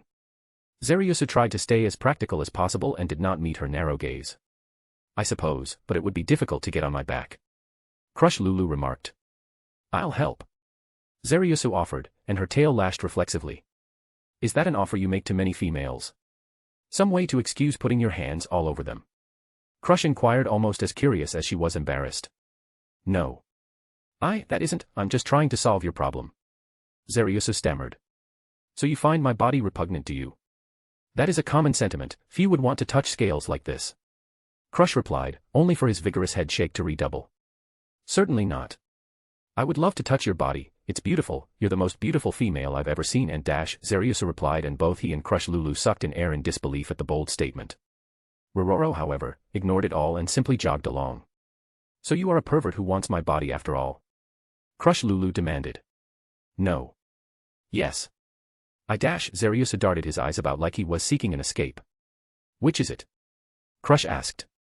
With nowhere to go verbally or physically, like some deep primal call from the depths of his soul, the female of his dreams before him as they rode on an errand of desperation that could very well fail and doom them all, his body did the one thing it did not need to think to do. His powerful hands gripped her shoulders, claws lightly pressing into the white scales, his back arched close to her, his head tilted toward the sky and tail stiffened out behind him. Then from his open mouth, Aya. The high-pitched noise was nonsensical to anyone outside their race, it was not even a word within their spoken tongue. It was a mating call of lizardman to lizardwoman, the most primal expression of desire and want their kind could emit. WHWHWHWHWH what? What did you do? Crush blushed a deep crimson over her cheeks and looked up behind herself. He did it again. There was no doubt in her mind. A mating call. I never thought I would hear one for myself. Crush's tail began to flail about and pound his leg, while Rororo simply rode on. You can't mean it. She said, but he nodded. I do. I can't deny the depths of my heart. As soon as I saw you, I hungered for you, I wanted you. You are the most beautiful female of our kind that I have ever seen, and I cannot help myself. We will die if we fail, and we may even be killed trying to win over our neighbors. If we are going to die, I want to live honestly, and make my desire known to the woman I love. Zaryusu proclaimed, and it did nothing to quell Crush Lulu's blush. We don't even know one another. She exclaimed. You led your people to safety and put yourself at the front, risking death by doing so. That tells me you are a female among females, the greatest of your tribe. Anything else I am content to learn later. Zaryusu answered her with confidence. For seconds she could think of nothing to say, but she did finally come to ask. So the mud suggestion, was that just so that you could touch me? No. That was to protect you from the sun. That I would get to touch your body is only an added privilege that I would greatly treasure. Zaryusu answered, and Crush fell silent again. Chapter 73, Chapter. It's still a lot to put on me all at once on the very day we've met. Crush Lulu said in a bit of a tiff. I'll skip the mud for now, but if we survive this, on the way back I will. I will permit it. The happy thudding of Zaryusu's tail on Rororo's back was impossible to miss. I'm sorry, but I am still a male, and the idea excites me. Zaryusu acknowledged and moved his hands so that they were beside her long, slender body and holding onto the necks of two of Rororo's heads. Yes, I understand. My tribe is not large, I know what it is you're feeling, at least by observation. Crush replied. Now who's the pervert? Zaryusu joked and she gasped, scandalized. It's not like that. Crush exclaimed, and blushed when he laughed at her. I know, but the humans have a saying, turnabout is fair play, and you put me on the spot first. Zaryusu replied without any taunting or meanness to his words. I suppose I did do that. Crush admitted succinctly. We should be there soon. Zaryusu said, allowing the subject to shift and pointing to a distant wall of earth and logs. It was barely a dot ahead, but he saw it clearly. You mentioned humans, you were a traveler? Crush asked. Yes, I bear the brand of my tribe to mark me as such, I left and wandered the realms of men for several years. Zaryusu replied. Why? Crush asked, looking up over her shoulder at him. He wasn't looking down at her now, his mind was elsewhere, eyes focused forward. Why? Zaryusu reversed the question. Yes, unless your customs differ from ours, that brand meant you would no longer be able to participate in governing the tribe, you would be forever apart from your own people. That is a very heavy burden, and besides that there was the very big risk that you might die out there. You could have been enslaved, or killed by humans, or a monster, or any number of dreadful ends. I could also die in our next tribal wars. Zaryusu answered in a voice as cold as frost pain. I left because I knew things couldn't stay the same. Sooner or later we would be hungry again. Sooner or later we would have to fight each other again. What if the hunger is greater next time? How will we survive? We still might not. We still have not recovered from the wars amongst one another, and now the frogmen threaten to destroy us. Zaryusu replied with his entire body tensing in frustration and anger. The world outside our lake and our swamp. I thought it might have answers. Knowledge that might help us to change our fates. I was right. I found things that, if we had known them years ago, would have meant none of us would go hungry. If someone had gone before me, none of that might have happened. Zaryusu's jaw tightened and his mouth audibly snapped shut. Yes, I understand. What if we fail, but are we able to leave? Crush asked, will your knowledge help us? Maybe. I made human friends in the kingdom among the adventurers. The kingdom is safer than the theocracy. I was warned never to go there or I would be killed. Baharuth to the north is far too great a distance. We'd have to travel far to get around the area ruled by frogmen. We aren't well suited to the caves of the dwarves, though they are friendly enough. Anywhere we go, living will be hard and anything might go wrong. Our old likely would not survive such a journey. That is true. Crush said, and then her blood froze when Zaryusu spoke again. I noticed you had very few elders compared to us. Why? Zaryusu asked. Crush wasn't sure if his tone actually held suspicion in it or if it was all in her own imagination, but she chose to answer honestly. Our lives depend on one another. I have no choice but to trust this one. Crush reasoned, and putting her hands on the outside of his own, she answered, it is how we avoided fighting in the war at all. I don't understand, did they find a dangerous food supply and risk themselves to bring it back? Zaryusu asked, could stronger ones make it? If so, perhaps we could harvest something worthwhile before fleeing if we have to. No, nothing like that. That would make this easier. When the tribes went to war, our chief, he didn't want to risk joining any side. So he made laws. Laws with stiff penalties. Crush said and searched vainly for the words to carry on with her explanation. Laws, how do laws help feed you? You can't eat laws. Zaryusu pointed out, and she lowered her head a little, watching the ground vanish slowly under Rororo's tireless round feet. The squelching mud and the breeze were tranquil to hear and to feel for a moment, but only for a moment. She felt another burn from on her pale scales. The pain gnawed at her a little before she answered. No, we don't eat the laws, we didn't, I mean. But whenever someone broke a rule, our chief would exile them, he would escort them out of the village, far out of sight, and then when he returned, he brought back meat to feed the tribe with. Nobody knew what he was doing, not at first. He almost always chose the aged ones for punishment. Eventually we did figure it out. But we pretended we didn't. Crush tightened her hold over his hands. We pretended we weren't guilty for what felt like the longest time while the other tribes fought each other. We were showing our shameful selves and pretending we didn't know that we were eating the bodies of our elders. How hypocritical we were. It wasn't until the famine was near the end, when we knew, we were sure that we were safe, that we turned on our chief. Only when we were safe, did we put the blame on him and start our own war against each other. I led the way. I rallied the village, and I killed him. He saved us, at a terrible price, and took all that guilt on himself so that we could go on, and I killed him for it. I see. I don't know what to say to that. Zaryusu answered, inching closer as if to offer his warmth. The strange thing though, he seemed at peace. My staff came up, and he bowed his head to me to accept the blow. He offered no real resistance, only a token of his true ability, and so I took his life with ease. I never knew your chief, but can I offer an explanation? Zaryusu asked as kindly as his rough voice would allow. She nodded with quiet acceptance and awaited his condemnation. I think he knew his tribe would survive. You took the role of chief after him, the tribe was in good hands, and it was over.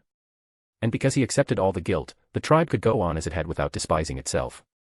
I don't know the character of your chief, but if my brother were in his place, I think that would have been his thought.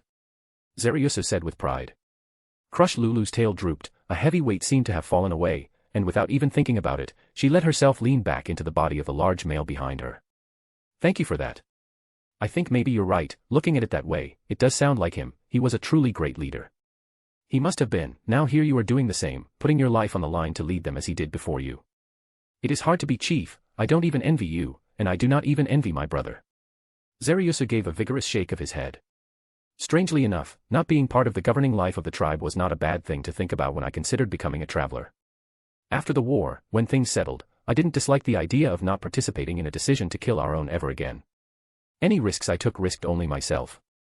That seemed a little enough thing to handle. You say that, but yourself is all you've got. Crush Lulu replied, and then raised her hand and pointed ahead. The matter was dropped in an instant. They've spotted us. Zariusa looked closely. She was right. The solid wall was giving way to a view of the interior as the gate opened up in front of them and guards at the top held long spears at the ready, their numbers quickly increasing as others rushed up from the inside, ready to fend off the monster Rororo and whoever was riding him. If they attack, I will turn Rororo around. He will take you back, warn our tribes that we failed and to run to the Adventurers Guild of Riestais and ask for help. Ask for Moknak of Rainbow. Zariusa's instructions were swift and given without regard for whether Crush would agree with them or not. You're going to risk yourself again? Crush demanded to know. I have only myself. I am a traveler. I can be lost. But I'm also the bearer of Frostpain. They may not attack, but if they do, by using Frostpain's power, I can buy time for you to escape. Zariusa said, and sensing her hesitation he raised his head and spoke to his companion. Rororo, if they attack, take my friend back, even if you have to carry her in your mouths. Zariusa commanded, and Rororo nodded as if he understood. You can't make that decision for me. Crush Lulu exclaimed. Someone has to survive, and you are a chief. Zariusa said in the bluntest way he could. Crush Lulu could not argue with his reasoning, and launched no more objections as they came close enough to see into the eyes of the lizardman on the wall. Chapter 74, Chapter. Zenbaru was a lot of things, but easily surprised wasn't among them. But when the guards atop the wall shouted that there was a monster coming, and it was carrying 2 lizardmen, he was very much surprised. Open the gate, I'll go out and speak with them. Zenbaru barked the order and the little wooden gate made a loud creaking noise as the entrance split open and out he came. As the largest of the Dragon Tusk tribe, he was also the strongest, and their greatest warrior. It was because he had the confidence of the strong that he thought nothing about swaggering outside the security of the gate to speak to their unexpected visitors. He waited, open-handed and open-armed, as the Hydra and its riders came closer. I am Zenbaru Gugu of the Dragon Tusk tribe. Who are you and why are you here? It was a blunt question from a blunt chief. It set the tone that Zariusa favored abundantly. He hopped down from Rororo, then reaching up with one hand, he helped Crush down so lightly that her feet made no sound when they hit a puddle on the ground. I am Zariusa Shasha of the Green Claw tribe, he said, and reaching over his shoulder, he removed Frostpain and held it overhead, bearer of Frostpain. He then replaced the weapon a moment later after ensuring that the others heard and saw him, not just Zenbaru Gugu. This, he put a hand on her back, is Crush Lulu of the Red-Eye tribe. We come with important news that affects all lizardmen. This had the desired effect. He saw the way some tensed, fearing an alliance of tribes was ready to turn on them. Zenbaru, however, proved his mettle. He did not tense, nor flinch, nor did he show any hint of concern about the possibility. What is this news? Zenbaru asked and crossed his arms in front of his broad and powerful chest. Frogmen, the frogmen have mustered. How many? Zariusa asked, looking down at Crush Lulu. Too many. We can't beat them alone, none of us can. We need to join together. I've seen their numbers, they are far more than we can hope to fight. Crush said and bent forward with a slight bow of her head, her hands pointed toward the ground. They want to kill us all. All lizardmen, all are old, are young, everyone. The frogmen. Zenbaru looked over his shoulder, not thinking of the village at his back but rather at the distant frogmen. They'd been fighting the Baharuth Empire for years. Why would they come against us? How would they send so many against us? Humans may not be stronger than us men to men, but they have good weapons, good armor, and there are a lot of them. It was then that Zariusa took note of the mark of the traveler on the bare-scarred chest of the deep green-scaled chief. Clad in only the usual long brown loincloth and a necklace with monster teeth to show his status, the figure himself was so impressive it was easy to overlook the mark. But there it was. You traveled to Baharuth, didn't you? Zariusa asked. Before my time as chief, yes. The Empire always kept many thousands on the outskirts of the frogmen's territory and they fought often. The frogmen are fierce but they don't do well away from the lake or the swamp for long. They raided a lot of villages, but that is all. Zenbaru's words were more thoughtful than Zariusa at first expected out of the mountain of a lizardman. But that is a traveler for you. He thinks, he doesn't just fight. He is more than a brute. Zariusa mentally breathed a sigh of relief. Your woman? He asked, pointing at Crush Lulu, has an unusual look, not a warrior look. I am a druid, but I have fought. I killed the frogman leader's brother before our village escaped. Crush blushed a little at the assumption that she was bound to Zariusa, but didn't deny it. I see, and how many exactly did you see? Zenbaru demanded. At least 20 entire pre-war villages worth. And that is only what I saw. The frogmen can hide beneath the water, so there might have been more. They're led by a female named Hecate. She is very, very large. Zenburu sucked in air at the scale she named. That is many. But what do you plan to do? Gather all the tribes together to fight them. And if we can't fight, to gather us all together to flee. We can survive outside of the lake and the swamp, they can't. Crush Lulu pointed out. My brother rules the Green Claw tribe. He plans on raiding the frogmen, finding out what's driving them. If there's a threat behind them, perhaps we could unite, but if not, at least we will learn something. How many they have, how they will fight, where they will go, but no matter what we learn, we must all work together. Zariusa replied. You're asking a lot from us. Zenburu said and waved one massive arm back toward the village. The survivors of 2 defeated tribes joined with us, and they have not forgotten Green Claw. They'll remember nothing when they're dead. Zariusa said with cold calculation. Yes, perhaps you're right, but this is Dragon Tusk. If you want us to work with you, then you must prove your strength. Zenburu brought his massive right arm up in front of himself and made a fist. Fight me. Fight me and I will work with you. Zenburu demanded. Shasuri Ushasha jogged through the pathless forest. At his back were 7 of his own volunteers who had offered to risk themselves on a mission which he would not pass to his brother. Zariusu. He thought, forgive me for not waiting on you, but I knew you'd want to do this yourself, and I don't want to risk you again. It was hypocritical and he knew it. He brushed aside a branch ignoring the droplets of water that washed over his scales. He and those with him were all blending into the foliage. The surrounding bushes and trees were their best hope for hiding themselves, as the frogmen naturally preferred to stay by the water's edge. It was a circuitous route to say the least, and exhausting. Here, he said when the sun began its decline in the sky and shadows began to deepen even within the already shrouded forest. Strong limbs and strong claws dug into bark, and up the trees they went, limb over limb until they found thick branches and thick brush to hide themselves. The sense of smell of the frogmen was a mild concern, but as the wind caressed Chasuria's face, much of that concern melted. Assuming the female spoke the truth, then we're downwind from any frogman. A few hours sleep, that's all we need, and we should reach whatever is left of the Red-Eye tribal village. He shifted with discomfort even after wrapping his tail around the trunk of the tree that he set at his back. He crossed his arms in front of his chest and lowered his head after closing his eyes. Is she telling the truth? I want to believe it's all a lie. I want to believe the threat isn't as great as they say, but they came all together, and that makes it hard to doubt. He began to force his breathing to slow down. Worry would keep sleep at bay. A racing heart was a tense one. Steady, you'll know tomorrow. That was a somewhat comforting thought. Catch them early, kidnap one, and buy time for the rest of our people to rally.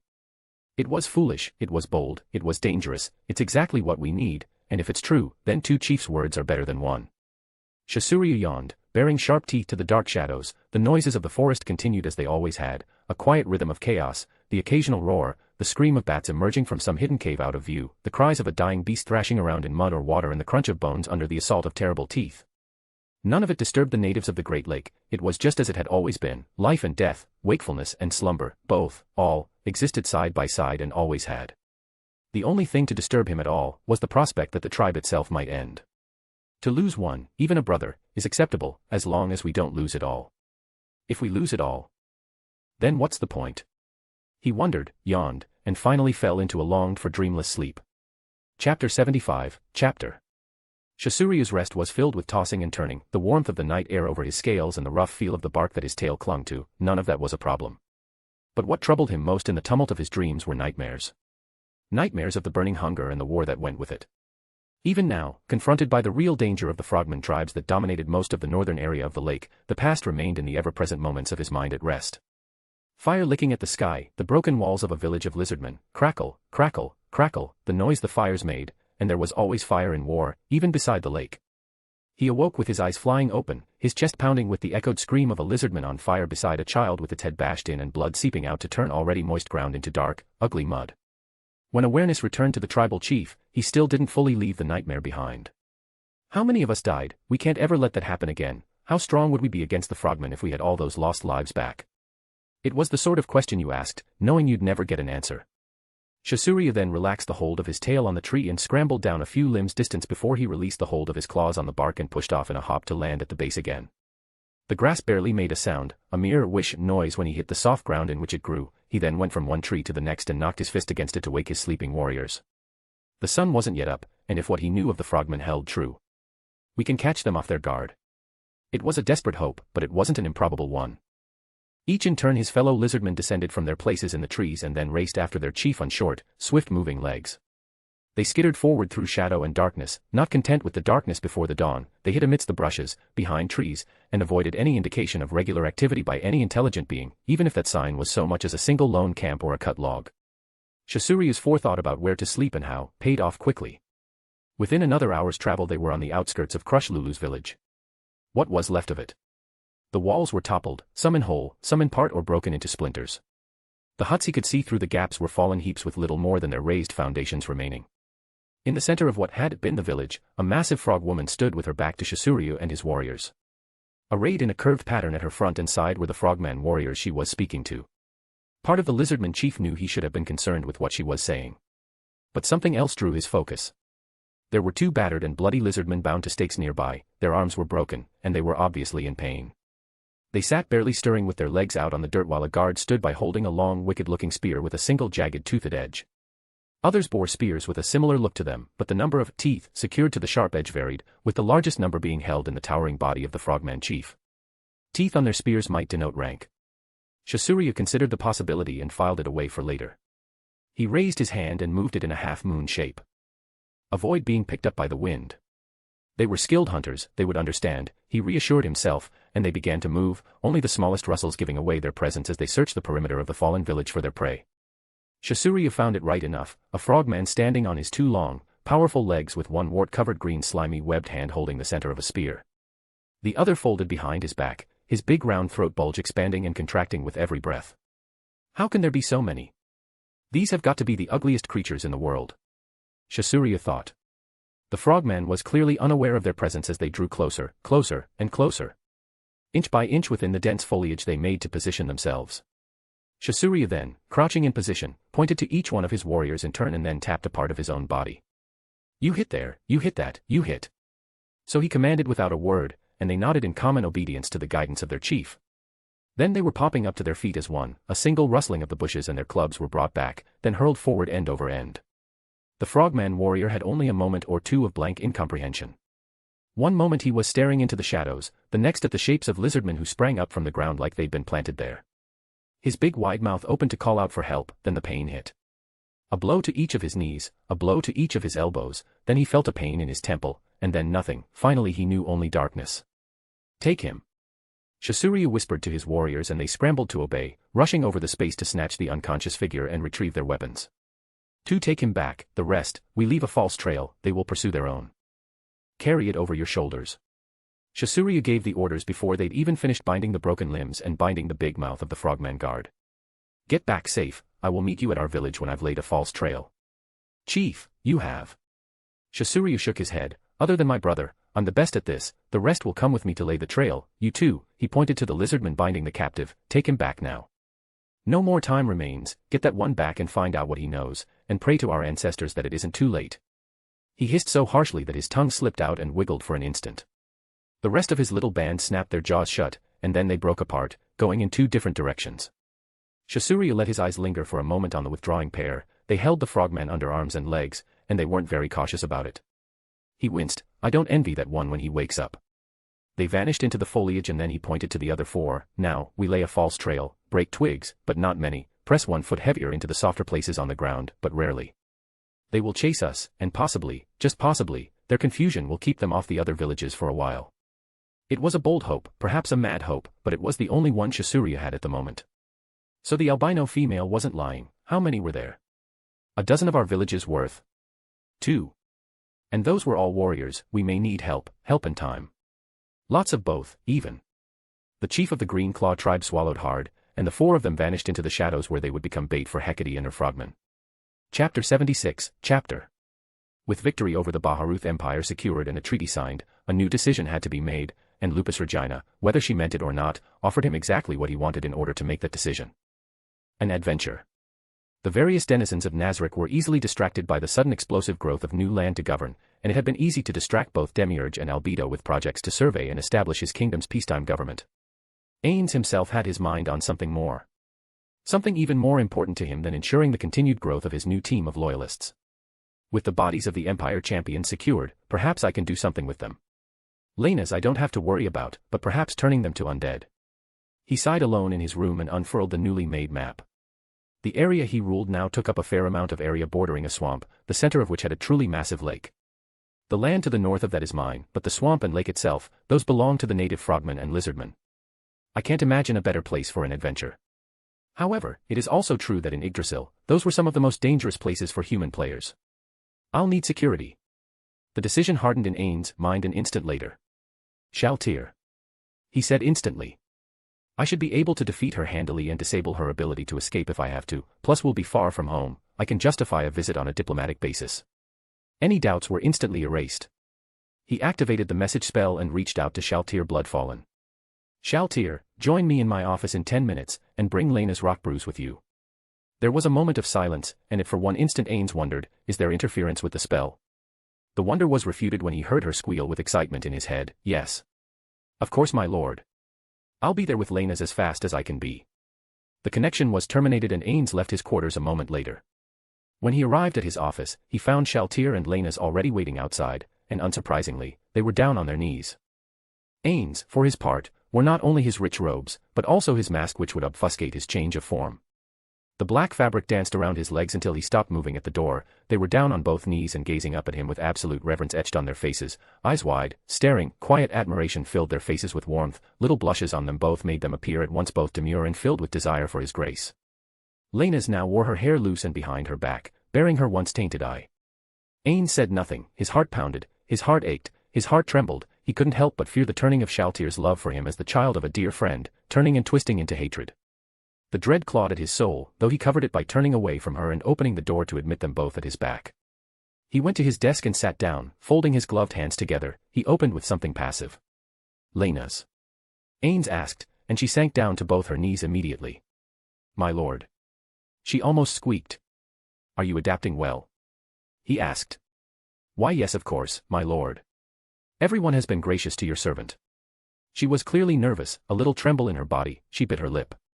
He turned toward Shaltir. Tell me, Shaltir, how do you feel about? He wanted to say, humans, but instead he substituted, Lena's. She's human. The others are too, but all humans are inferior, they're weak, not that I doubt my lord's wisdom, but I do find it hard to have any human around without hunger. Lena's didn't flinch away from Shaltir's words, which almost caught him by surprise, but then he realized, they probably had that discussion already. Lena's is brave at least, her courage holds even around my Shaltir. I see. Lena's, when you made your oath to me, you offered me even your body. If that's what I wanted, did you mean it? Ainz asked as clipped as he could, though he blushed behind the mask and shifted his feet like a boy caught stealing cookies out of a cookie jar. Yes. Anything my lord commands. Lena's replied with fiery determination. You've seen the others, the ones who defeated your companions. They were once mere mithril ranks until an experiment here confirmed that I could strengthen them. Ainz said and then waited while she let that sink in. Sink in it did, the blue eyes of the tall blonde woman blinked several times in rapid disbelieving succession. However, we need to know more about how strength is increased. For example, when one becomes another kind of being, what changes? You will be the test subject. Ainz pronounced. He waited for her to ask if it was dangerous, if she had time to prepare, she didn't. Instead Lena simply lowered her head, I am prepared. Do whatever you want to me, my lord. Shaltir, were the bodies of her comrades recovered? Ainz asked. Yes, my lord. We've had them preserved for now. But they await your use. Shaltir replied. Good, Shaltir, you will turn Lena's. Then we will resurrect one of her companions. Lena's will then turn one of her companions. The last to be raised will be kept human, and they will all be subject to training while you and I are gone, and we'll see how strong they all are when you and I return. Ainz explained. Shaltir felt her rising excitement. Return. Yes, you will be escorting me into the Great Lake region, and will be responsible for protecting me. Can you do it, or should I ask another? Ainz asked her, and her bright red eyes lit up. Of course. I can't wait, my lord. I will work myself to the blood and bone for your life. Nothing will harm you, I promise. She squealed and clapped her hands together as fast as she could, like an overjoyed child given just the right gift on Christmas Day. The sound of her clicking bright red fingernails reminded Ainz of rapid typing on a keyboard, and her fangs were instantly bared and ready. Lena's for her part, only tilted her head and moved her hair out of the way. You'd think I'd feel like I'd miss my humanity, she said, glancing at her lord from her tilted posture, but I don't think I will. But maybe one more breath for the road. She said with a laugh while Shaltir got up, went behind her, and cradled Lena's body just below her breasts with one arm while the other went up to hold her at the forehead. Lena's inhaled deeply one time, then exhaled, nodded, while Shaltir, who waited for that exhale, touched the tips of her fangs to Lena's neck just over the vein. Lena's lay completely relaxed and at ease, her body in its repose was limp as if she had just died, her eyes closed, the sharp points stung only a little bit at the touch. The beautiful little vampire's long tongue came out and licked over the throat, and where the tongue touched, Lena's felt only numbness, the sort one felt when falling asleep the wrong way on an arm. Then they sank in. Her body stiffened at the sudden penetrating sensation, she couldn't see the shifting face of the monster, but she could hear Shaltir's muffled words. Salty, tastes good. Lena's blushed a little at the appraisal by the young vampire of how she tasted. It did answer a long-standing question. When monsters eat us, do they enjoy the taste or is it just a chore for them? At least with vampires, she now knew the answer. The tongue continued to travel over her flesh as the bite tightened and she felt lightheaded as blood intended for her brain was siphoned off to feed a monster. Lena's began to feel weak, part of her, her warrior instincts, stiffened her body, urging her to fight. But she proved her courage and restrained herself, forcing her entire body to accept its fate and be food for the monster under the eyes of their common master. So. I'm dying. I've heard it said that the body dies before a vampire is born. I guess that's true after all. I didn't think it would be this cold. She could see her hand from the way she lay, it was always somewhat pale, but now it was white as a sheet as she lost more and more blood. Then, to her great surprise, the vampire that hated humans, lowered her with great gentleness down to the floor. Lena's lay there, still clad in the simple clothing she'd been given on arrival, a pair of green pants, high riding boots, and a red cloth shirt, each far more comfortable than she'd ever worn, but simple nonetheless. She no longer felt that comfortable cloth, she felt nothing. Nothing but a floating sensation, followed by a sensation of falling deeper and deeper into a black abyss while her eyes closed in her last moment of life. She tried to remain aware, instinctively, without the proper energy to understand her actions or thoughts, her consciousness a mere fog. Perhaps it was a mercy then, that Lena's rock bruise did not feel the actual moment of her death. Chapter 77, Chapter. The body died. The woman didn't. Lena's eyes opened, and gone were the eyes of bright sky blue, her skin faded, her irises became vertical, her canines grew longer and her hair became dark as night while her skin took on the pallor of the dead after the blood pooled within. She didn't take a first breath. Lena's would never breathe again. When she looked up, the little cute vampire seemed more beautiful than before. Enthralling. Enticing. I want to please her. I want to serve her. I am hers, forevermore. Those were the first thoughts to radiate upward from the deepest corners of her mind, and with them, Lena's was happy. Mistress, thank you. Lena's whispered, and the looming blood moon eyes of Shaltir were out of view when Lena's turned her eyes to the masked caster who ruled her now immortal life. My lord. Lena's acknowledged, and though she tried to move quickly, was unable to move beyond a snail's pace. But still, neither critiqued her slowness as she went up to one bended knee and bowed her head, as if they expected her to be sluggish. How do you feel, Lena's? Ainz asked of her, his voice rich with what she took for concern. I am, yes, well. I am wonderful. I feel, sluggish, weak, but wonderful. Master. Lena's answered. You're hungry. Ainz said and glanced over to Shaltir. You have a fountain in your room from which she can feed, don't you? Shaltir's smile in that moment made his skin instinctively crawl. She is mine now, is this your intent, master? Ah. Ainz hesitated and pulled up in his memory what he knew of vampire lore. Yes. I suppose she is. You will be responsible for everything about her, including her advancement in her warrior skills as a vampire knight. Shaltir began to stroke the dark hair atop Lena's head. His skin continued to crawl beneath his robes, and so he raised one gloved finger of his right hand. You are to see to her instruction, but remember that she came to us of her own accord. You are not to be cruel to her. She is one of us, now. In just that moment, she appeared to be the child her design was intended to mimic. Her head went down and her face screwed up tight in thought, like a child being given instructions on the proper care and feeding of a pet, but unsure if she properly understood. Finally Shaltir raised her head to look at him. Is it considered cruel to take her chastity? Ainz was silent for a moment as he processed what he'd just heard. The thought came up almost before his understanding did. Paronsino. He howled within his mind and failed to entirely keep off the shudder. Shaltir appeared not to notice, but under his eyes the new vampire had entirely pressed her head into the hand of the one to remake her and was rubbing affectionately even when Shaltir's hand ceased to move on its own, like each roll was programmed into the other. He put a hand over his mask and sighed, don't order her to ask for that, don't force her to do that, and I will leave you to your happiness. Ainz swallowed hard, regretting the decision already touching his anxiety-laden head. Damn it, Paroroncino. Did you just paste the wiki list of fetishes into her flavored text? He mocked the statement, but then on second thought, that is probably exactly what he did. Thank you, master. Ainz and Shaltir said in the same moment, and each bowed their heads with gratitude. Ainz closed the hand over his mask into a fist and cleared his throat with a needless cough. A deep desire to be away from the promise of future perversion ran through his blood. Be that as it may, you will be accompanying me as my personal security, while Ainz will remain here. Take 5 minutes, instruct her on what to do, then follow through the gate after me. A leg up on the succubus bitch.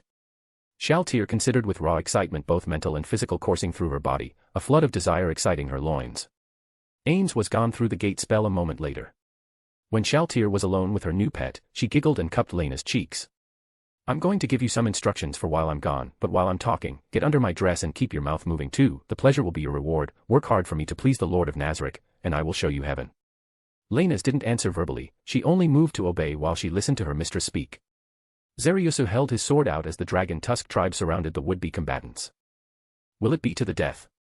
He asked his towering opponent. Only if you die before you give up. Zenburu replied and struck a posture with his large fist up and smaller one back.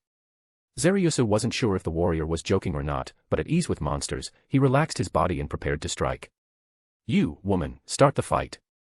Zenburu said to the watching Crush Lulu. She blushed faintly at the cheeks at his blunt address. Begin. She said a moment later, and the two warriors clashed.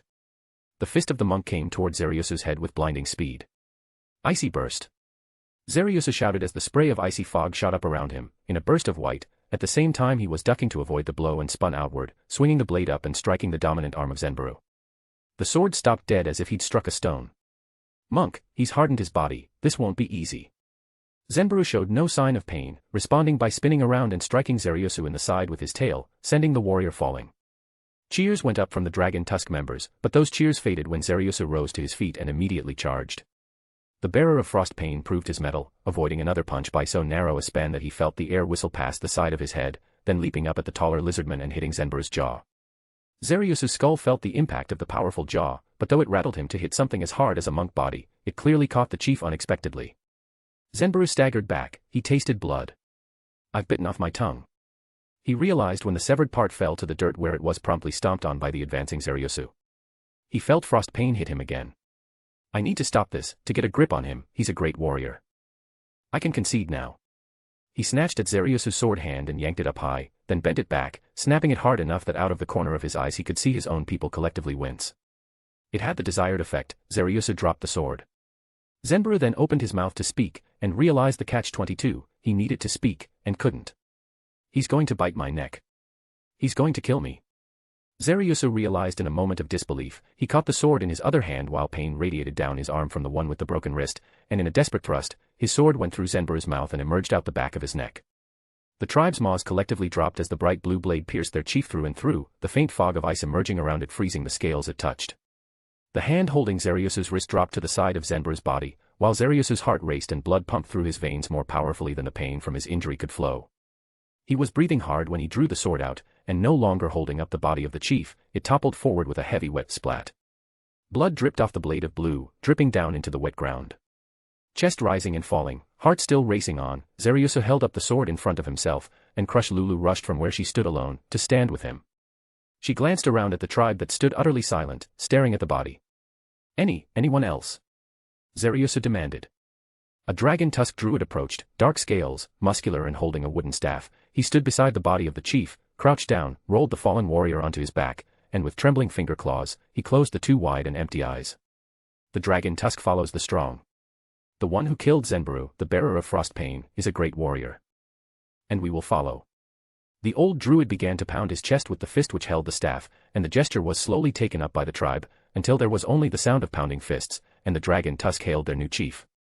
He leaned back and looked down to where Crush Lulu stood. The healing light of her magic had already begun to erase the pain and heal his injured body. Her red eyes met his when she felt them on her and he said, "You now have 3 allies." Chapter 78, Chapter.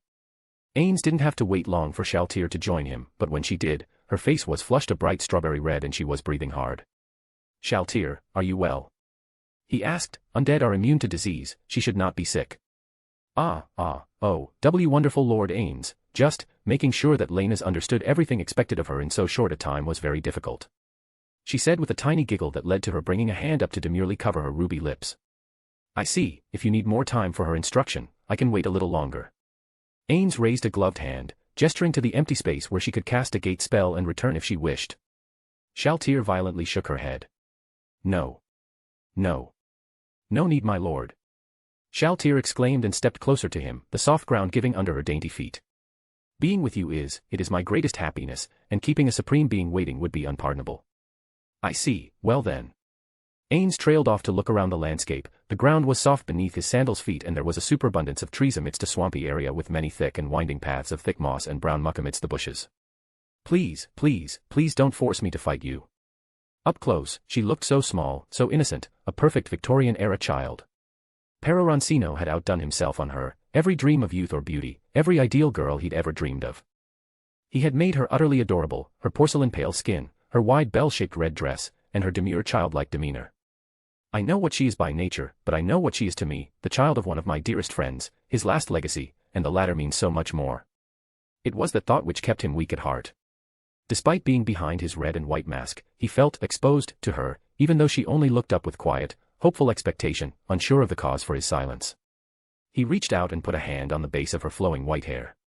Feeling the need to say something as she gave a joyful smile that was colored by confusion at the sudden affectionate display, Ainz spoke to her. I will be relying on you, we don't know what is out there, so be cautious. I don't want my children hurt. Ainz explained, and Shaltir could only nod her head in silence. Send out your household, search for threats or signs of intelligent life. Ainz gave the order more for the sake of giving her a command to carry out, and then watched as white wolves and black bats rushed into the nearby unknown lands ahead of them both.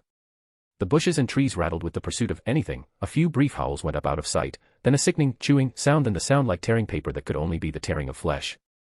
The household of the true vampire proved effective at ferreting out anything that was a waste of time, and at a gesture from Ainz when Shaltir looked up at him for permission again, she stepped forward. Ainz followed her, into the shadows and the night that existed in the middle of the day, beneath the thick green canopy above that covered the forest and swamp like a sky of green and shadow. Advancing through the wood beneath the overlaying canopy, Ainz couldn't help but think of Blue Planet. If he were here, even with everything else, he would be overjoyed. He would want to protect this world from the harm that these other beings will bring to it. But then, this same world would harm my friend's children. The theocracy despises non-humans, most humans despise heteromorphs, and both demi-humans and heteromorphs hate each other and humans alike. I can't allow them to come to harm. Ainz turned the thought over in his head until he felt a slight tug on his sleeve. Shaltir had her hand on her cheek and she was looking demurely down at an angle toward the wet ground. Forgive my lewd forwardness, my lord, but my servant seemed to have found something. Something. Ainz snapped out of his private reverie and looked into the deep darkness. Yes, my lord. A demi-human, a lizardman, he is badly wounded, he is alone and he is being chased. Should I kill him? Shaltir asked after informing him, and licked her ruby lips. No, I would rather question him. We're better off making friendly contact. What is chasing him? Ainz asked curiously. Shasuria felt life and consciousness continue to bleed out of his body with every step.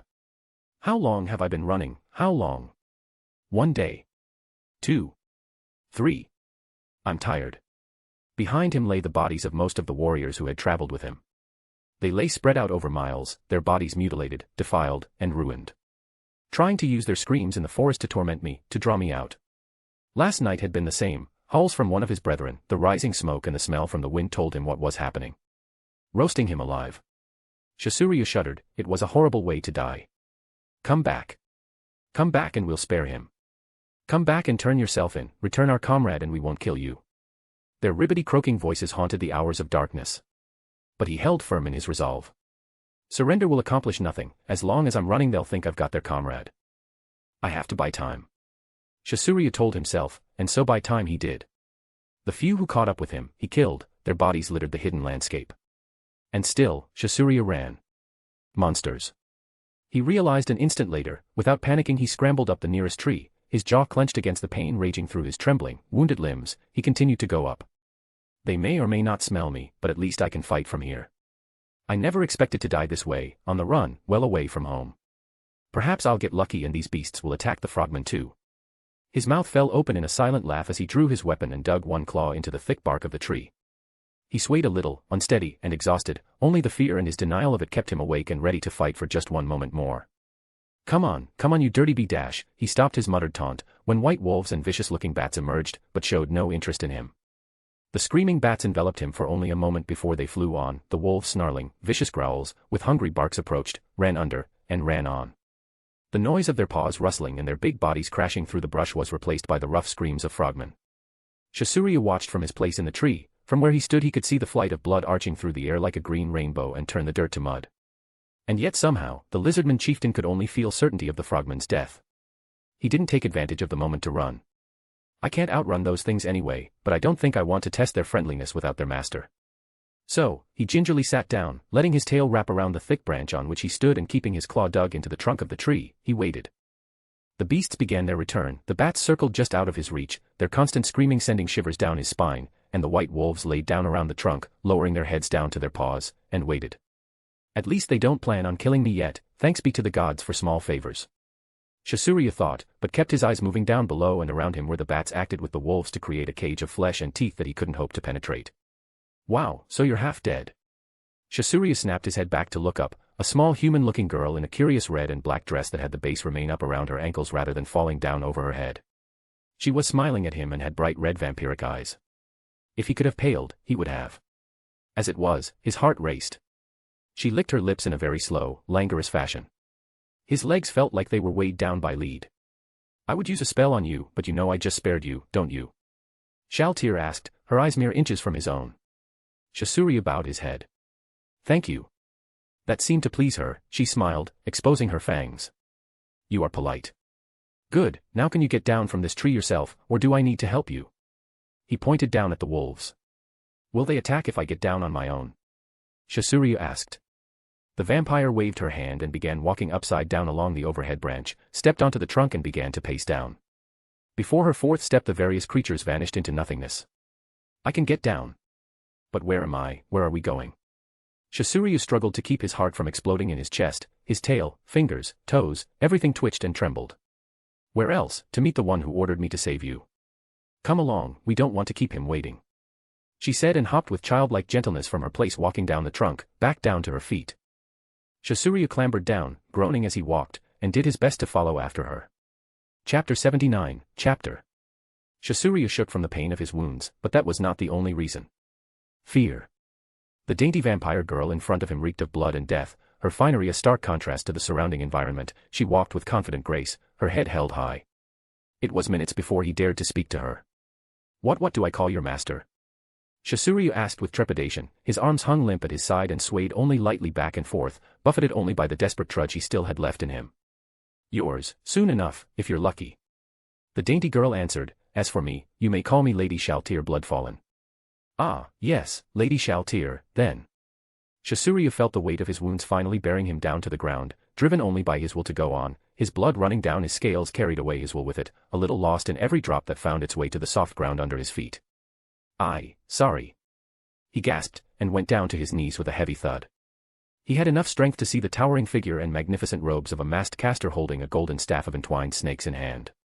A god. Shasuria gasped, and saw nothing more. Oh my, well I suppose you made it here after all. Shaltir said, looking down at the prone and unconscious body of the dying lizardman and then turning her eyes up to her master. What do we do with him, my lord? Should I turn him? She asked and felt faintly green at the idea. His blood does not smell appetizing, strange how Lena's seemed so succulent. No, I think not. Ainz said when he looked down at the lizardman. A part of him felt overwhelming pity, the wounds he could see were ghastly ones, the backs of his legs had puncture wounds, the tip of his tail was missing and a small segment of what he assumed was bone protruded out of the end. Gashes seeped blood and rendered far more muscle visible than Ainz wanted to see. By normal standards, to go on so long he must have been a terrific warrior. Lizardmen.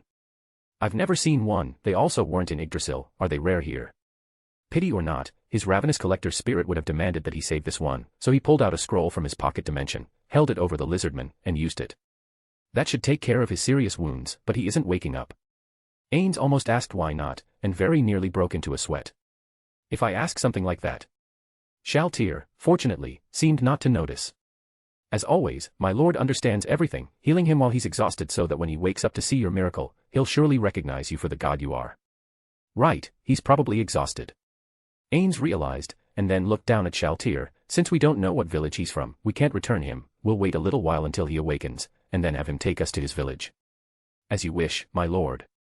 Shaltir said with an excited, Fong-bearing smile.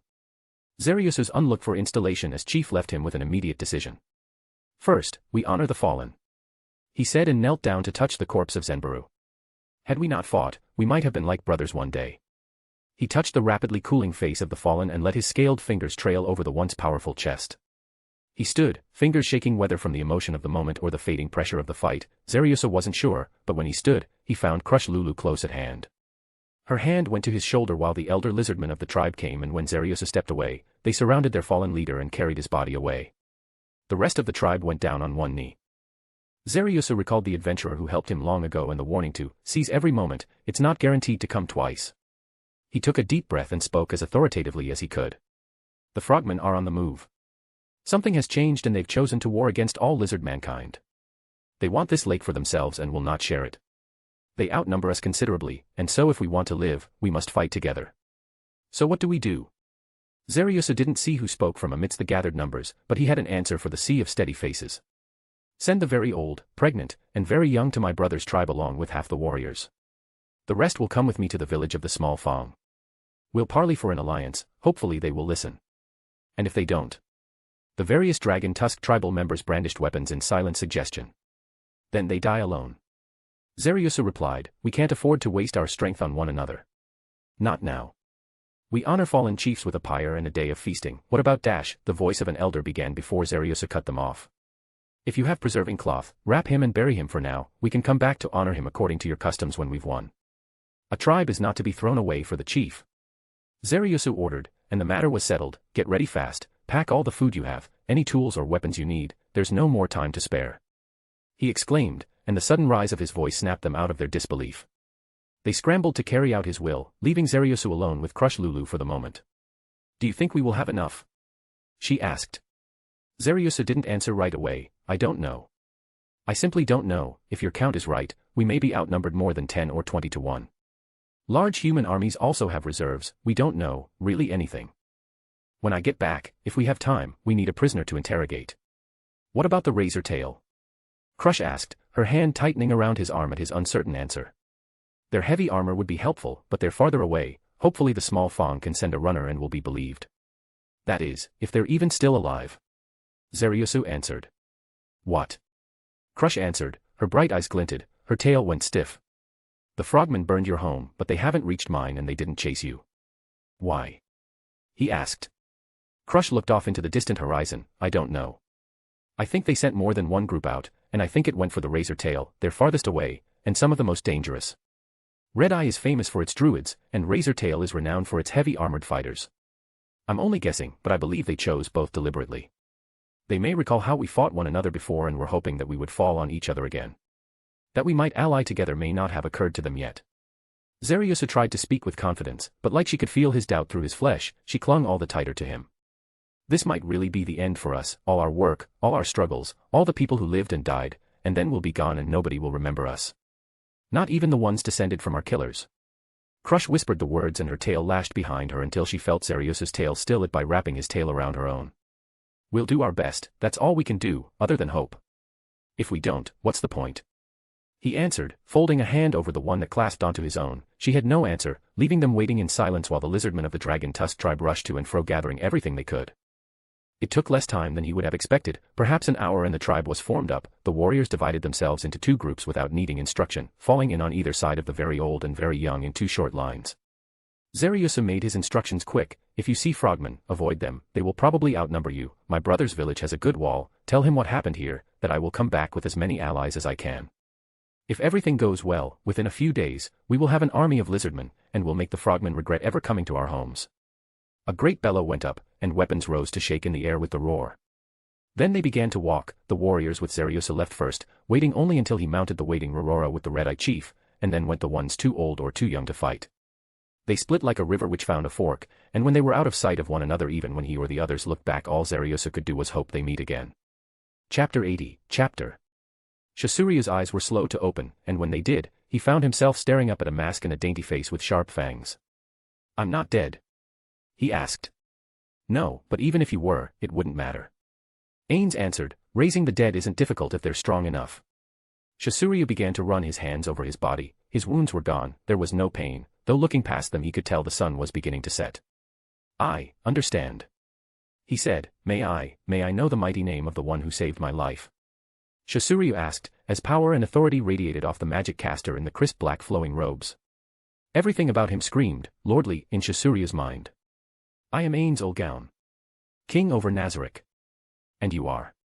Ainz inquired, holding out a richly gloved hand to indicate that Shasuryu could speak. "I am Shasuryu Shasha, chief over the Green Claw tribe," he said as his full awareness returned, then memory rushed back with it, bringing a reminder of the urgency of his and his tribe's situation. He quickly rolled over and lowered his face to the dirt. "Please. Save my people." Ainz blinked behind the mask. "What?" he asked without thinking. "He needs more, of course he does, of course, the vampire behind me, a mere servant used servants to destroy my pursuers, it won't be as easy as just asking." Shasuryu realized, he waits for an offering.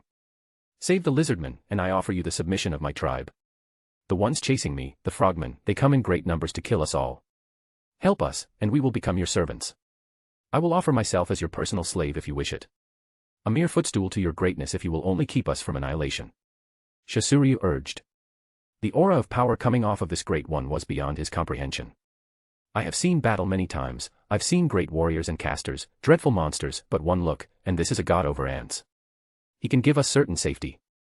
Shaltir stood by, preening with happiness. With a single word he claims the whole place, what a magnificent lord. Her red eyes shone bright as rubies in the daylight as her lord masterfully drew out the fear and anticipation of the new supplicant. "What just happened here?" Ainz wondered. "They're looking at me.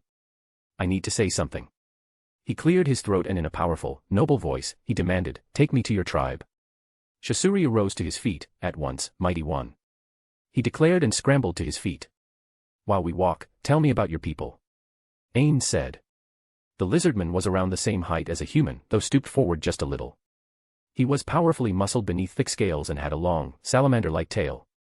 "That's what they remind me of, salamanders walking on two legs." He followed along while the lizardman spoke. "Mine is one of the 5 surviving tribes of lizardmen. We've lived around the Great Lake, on the shores and in our wetlands, for longer than ancient memory. The greed kings ignored us, the demon gods ignored us, and the humans don't live well in our land. We live mostly in peace, though we often compete with the frogmen on the outer lands in the north." "Oh, so you have no conflict with humans?" Ainz asked with great interest. "A demi-human species that is comfortable with humans will be a valuable example to other subjects, and perhaps soften my NPC's attitudes towards humans. That might be a bit of a stretch, but it can't hurt." "None really, we have even had travelers such as my brother who ventured out into the world and befriended humans." He spoke well of ones who were willing to help him, and of the dwarves in the mountains. He brought back a few pieces of something called runecraft from a smith he met.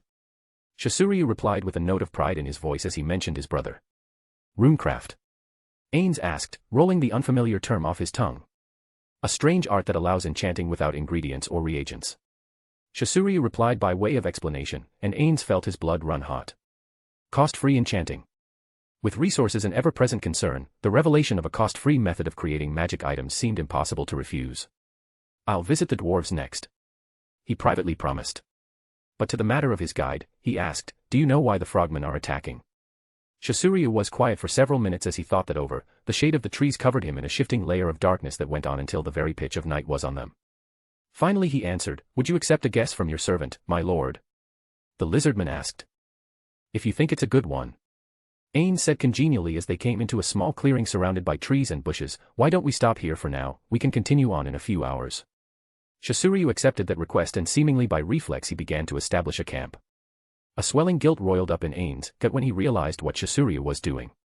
"Stop," he commanded the lizardman. "My lord?"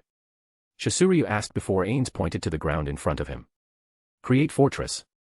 Ainz used the 8th tier spell, and from the ground a small fortification arose, thrusting its conical tip toward the sky like a spear. A wide double door waited to be opened, and several small towers jutted from small wings. The clearing was entirely consumed and some small numbers of trees besides, and Shasuryu stood on, agog at the seeming impossibility. 8th tier magic, child's play, really. Ainz answered and approached the door. Shaltir walked past the stunned lizardman and smirked back at him. "You were right about one thing, lizardman." She gave him a fawny sweet smile. "He really is a god." The trees crashed down as if the very forces of nature were bowing before the might of his new lord, and the door closed behind them all when Shasuryu finally followed. He found himself in a small room already equipped with a bed, and crashed into it like one of the recently fallen trees. What more can surprise me than what I have just seen? He wondered, but as he lay on the shockingly comfortable bed that seemed to just let him sink into it and left him feeling like he was floating on the water, it occurred to him, there is probably more. I will just have to wait and see. It was a pleasant final thought to have before he went to sleep. When Ainz was alone with Shaltir, she immediately asked, would my lord like me to warm his bed? Should I strip down here? Is this to be my first time? Shaltir exclaimed with a rush of joy that lit up her small, eager face. Her hands rushed behind her back to undo the laces that held her black and red dress secured. Would my lord prefer to simply tear my clothes away? What would be best? Tell me so I may please you. I'm finally going to get a leg up on that sucksy demoness. Shaltir crowed to herself with joy. I knew having small breasts was not a liability. My pure beauty is beyond that of any one feature. Her thoughts were filled with unutterable happiness, until Ainz put a hand out on her head. My Shaltir, my precious, wonderful child, do you know how much I cherish you? Ainz asked, crouching down to then clutch at her shoulders. The tension of his fingers was impossible not to notice, and all of Shaltir's thoughts, even her lustful wants, came to a grinding halt. My lord, you're the one who stayed, we all know you love us, our creators. Shaltir briefly turned sorrowful, they're leaving, we never understood. Did we fail them, my lord? Why did they go, were we not enough? Were we flawed in some way? Did they simply not want us anymore? Ainz sighed, Shaltir, the realm we came from, you know it was not a part of Yggdrasil, don't you? She gave a little nod as Ainz went and sat down on a nearby bed wide enough for four and befitting a true royal, with rich dark sheets and a thick red blanket over top with two long pillows at the head. Shaltir, sit on my lap. Ainz said, and held his arms out to her. She was so small, so little, that she was more than she seemed, he knew, but he couldn't help himself. All he saw was Perarancino's daughter. She obeyed and came to him, her brief sorrow not entirely gone, but subdued as he put his hands around her waist and put her sideways on his lap. She weighed almost nothing, really. No more than if she'd been a normal human child. The world we came from, the other realm. Yggdrasil was a respite from that, we had much to do in that place. Ainz struggled to find words that he himself could accept and offer them to her in turn, and he had little luck. It was those things, those needs in that other place that took your creators from you. I myself thought I'd lose you in the end, when Yggdrasil was ending, that was why I stayed, because that whole world meant so much to me, as did all of you. I could not let it all go alone. Each of your creators, each of my friends, had other concerns at one point or another, and whether they wanted to or not, they had to do what they did. Ainz answered her in part, and pulled her closer, into his robes. There was never anything inadequate about any of you, you are what we made you to be, and that will never not be enough. Ainz said that with an avowed conviction that left no room for doubt. Shaltir hung her head in a tiny nod of acknowledgement, her lust forgotten, instead it was replaced with a sense of relief. Can I stay like this a little while, my lord? For as long as you want, Shaltir. For as long as you want. Ainz replied. I'll tell her later. Ainz promised himself, but there remained the nagging doubt, could he? Chapter 81, Chapter. He's fallen asleep. Shaltir realized with dismay. It's true. I knew it. I heard a heartbeat. If he has a heart, he has flesh, if he has flesh. Shaltir wiggled a little on his lap. The robe and the magic did nothing to hide the erection. So he's got one. Shaltir realized with a bright red glow to her eyes. Of course the question came to mind, can I actually produce an heir? The possibility that she couldn't as an undead, it haunted her. The still heart within her breast could at least quake in anxiety that she might fail to do what a queen of Nazarick should, and produce the fruit of their master's glory. As if to compensate for the trembling heart, she pressed her ear to his chest to listen to the slow rhythm beneath. Ba bump, ba bump, ba bump, ba bump, over and over at a constant pace his heart continued, his breathing slow and steady, undetectable through his mask.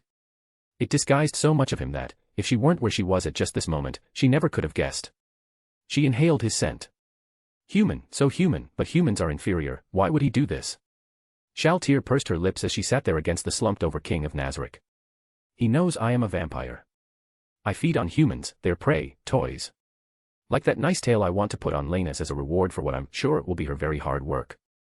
Shaltir ran her hands over his chest and up to his neck, she touched him there, and found flesh beneath. Does he want me to eat, does he want this, is that why he chose me? Is that why we're alone here? Shaltir asked herself, and it seemed at least possible. The idea, it was bliss. Even that demon whore can't possibly know him the way I could. Shaltir told herself and closed her eyes. She raised her head up, slumped forward as he was, her fangs came out. His vein, so rich, so beautiful.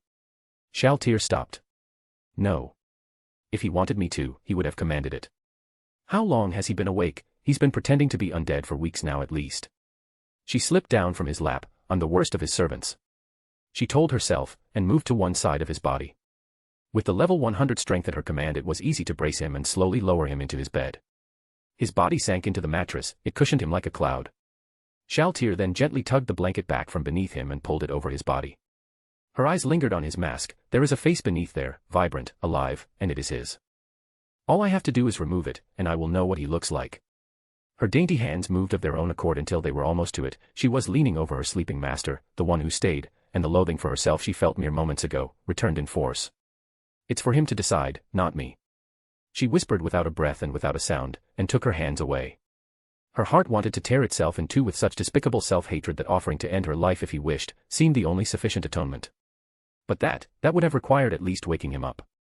I don't want to wake him, she thought, and instead reached behind herself and began to undo the laces of her dress. It fell to the floor, beautiful as it was. She cared nothing for it at that moment and kicked it away. Her black undergarments followed, leaving her naked before the sleeping king. If only you opened your eyes now, Shaltir thought, for what I even thought, let alone, almost, did, at least I can offer this. She thought, and floating up, she hovered over him, her hair tumbling free and nearly caressing his red and white mask, she began to descend. Floating downward as gently as a snowflake on a still winter morning, she reached the bed and slipped her feet between the blanket. The mattress sank under her slight weight and she let the slope roll her forward so that she slept against the body of her lord. Her red eyes closed, and her soft, slender pale arm went over the top of her master's chest. She snuggled in close and a sigh of contentment and supreme happiness swept over her, tearing apart the earlier shame and loathing like it had been a mere sandcastle before a rising tide. In that way, Shaltir finally slept. Hecate ribeyed with pleasure as she and her tribe made their way across the lake. Interrogating the survivors and hunting the fleeing took time, precious time. But it didn't matter. With our numbers we should have no trouble at all. There won't be a lizardman left to walk free when we are done, she thought with glee as the distant village appeared as a dot on the horizon. The razor tail uses heavy armor, they will be dangerous. But with this many. Hecate swam through the cool waters of the lake, the sun warmed her slightly exposed back, everything was right with the world. The village was growing ever closer, closer, and closer. With every kick of her legs, and so it was for the rest of them. The gentle sloshing of the water, the buzzing of insects which her tribe occasionally darted out a tongue to snatch at, this was designed for us, the true gift of the gods where we and we alone should live. The lizardmen are mere brutes, interlopers wanting to take what's ours. They let us fight the Empire, they let us die and offer us nothing but the points of their weapons. Now though, now we have our brethren back, all will be well, everything will be as it should be. Hecate continued to put herself into an ever greater frenzy, her desire for revenge and retribution for everything the lizardmen did, and everything they didn't do. She began to turn away from the village, only a little, but a little change of direction was magnified over distance. Small tendrils of smoke rose up from various spots within the village. Savages. Absolute savages, using fire is so disgusting. She darted her tongue out and snatched a bird in flight. It was yanked into her mouth and disappeared whole down into her gullet. Whatever fight it had in it vanished a few moments later after only a few little railings in her guts. They reached the shore as the sun was beginning to set, but didn't leave the waters. Pathetic lizardmen call the lake their home, but they're stuck to the shores or in small boats, but we can live in all of it. Hecate's body remained hidden beneath the waters, well out of reach or sight, waiting. The fires continued to rise from a few huts. A few huts. Something is wrong. Something is very wrong.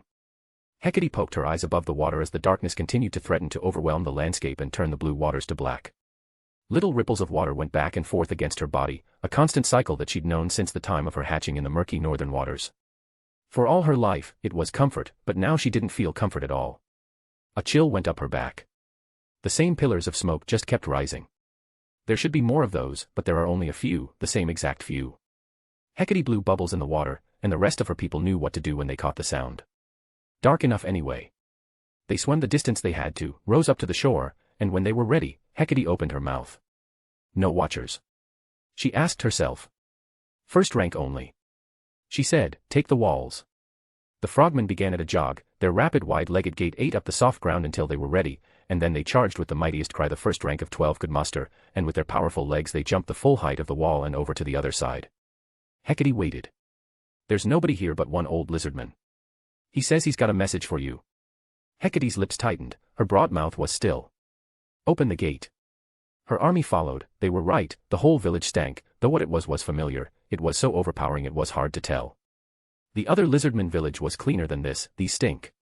The gate opened and her force was about to follow her in when she held her arms out at her sides. No, wait here, she said and pointed to the 12. I'm not unguarded, and it's just one old one. The frogmen that ventured over the wall leveled their spears in a tight circle around the old lizardman's neck. One motion, and he was as good as dead. The lizardman seemed to know this and held his hands aloft to show he was unarmed. Hecate towered over him like a tree. You are bigger than I thought you'd be, the wizened old lizardman said, and coughed several times in rapid succession. You have a message for me? Did your tribe flee into the forest? Are they hoping to beg a truce? She chortled at that and shook most of her upper body, her webbed hand, easily vastly larger than his head, and wrapped the slimy surface of it around his skull. She began to squeeze. And no, he gasped. Then what is it? She said, her large orb-like eyes both focused down on him alone. My chief, he wants you to know. The old man struggled, kicking a little as she began to pick him up. Two things, that you'll lose, and... He gasped at the pain in his head when he felt his skull begin to crack. And...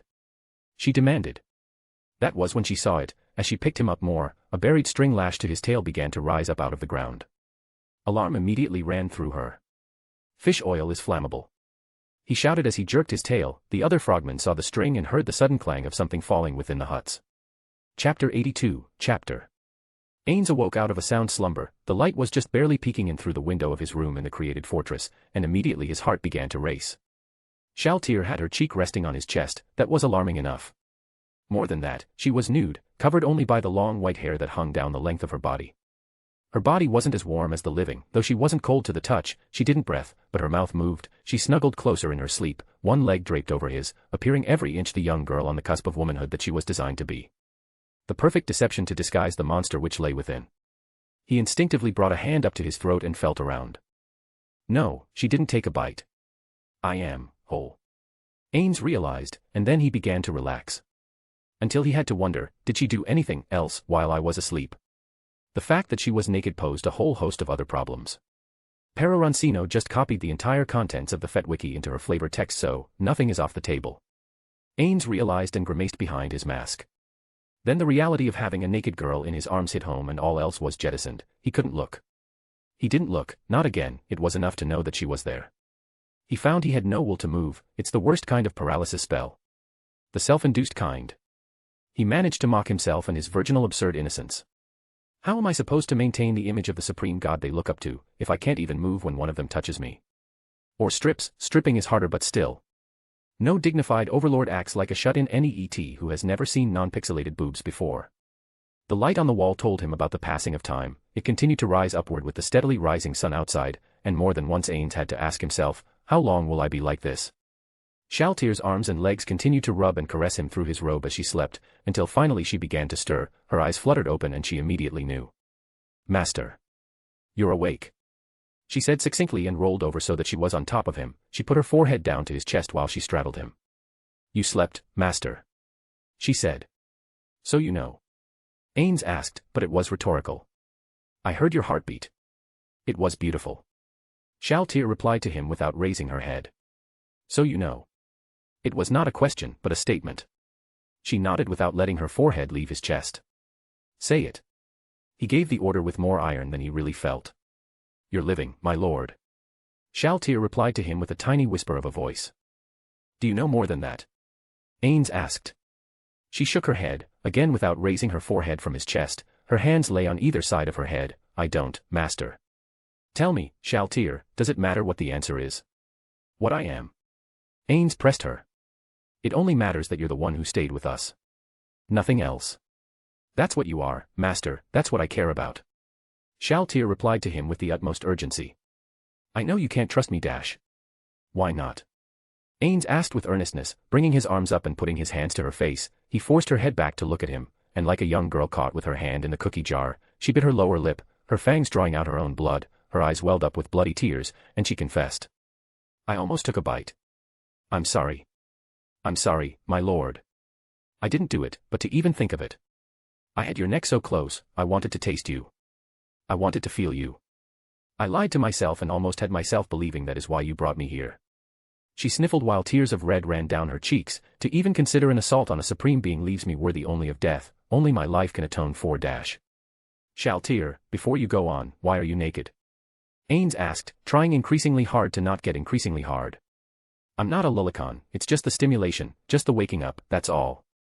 I almost did something terrible to the last supreme being. I don't deserve to wear the gifts of one. Also, in case my lord wished to use his newfound endowments, I would not waste a moment of his precious time. She did manage a little tiny smile with her sniffle at the latter part of her answer at least. Get dressed, Shaltir. Ainz gave the order, and though she pouted, she climbed off of him, setting bare feet on the floor. She walked to her dress and began to put it on again. The rustling fabric was the only sound in the room. She stepped into her dress and pulled it up, sliding one slender arm through a sleeve, then another. Shaltir then reached behind herself to begin lacing it up. No. Ainz gave the polite instruction to her with the crispness of a parent, and her deft little hands froze. He took the laces in his fingers, and gently pulled them out of her own until they lay limp in his hands. Then, in a silent gesture of affection, Ainz began to lace her up himself. He didn't say anything as he drew a lace through each little loop, tightening it up a little more every time while Shaltir hung beyond the breathlessness of the undead. Her red eyes like twin blood moons opened wide to stare down at the new world below. If only my heart could beat like his, then I could show how wonderful this feels. To have the supreme being who stayed with them to the end show her this affection after her sin. It burned, it ached, it made her heart burst into flames of excitement as much as it turned to ash at the contemplation of what her nature had nearly compelled her to do. And he doesn't blame me. She realized, that was the worst part, his forgiveness of her imperfection, as if a failure was expected. She wiped away her bloody tears and cast them down to stain the grey stones of the created fortress to leave a mystery that would never be answered by those who would visit it after them.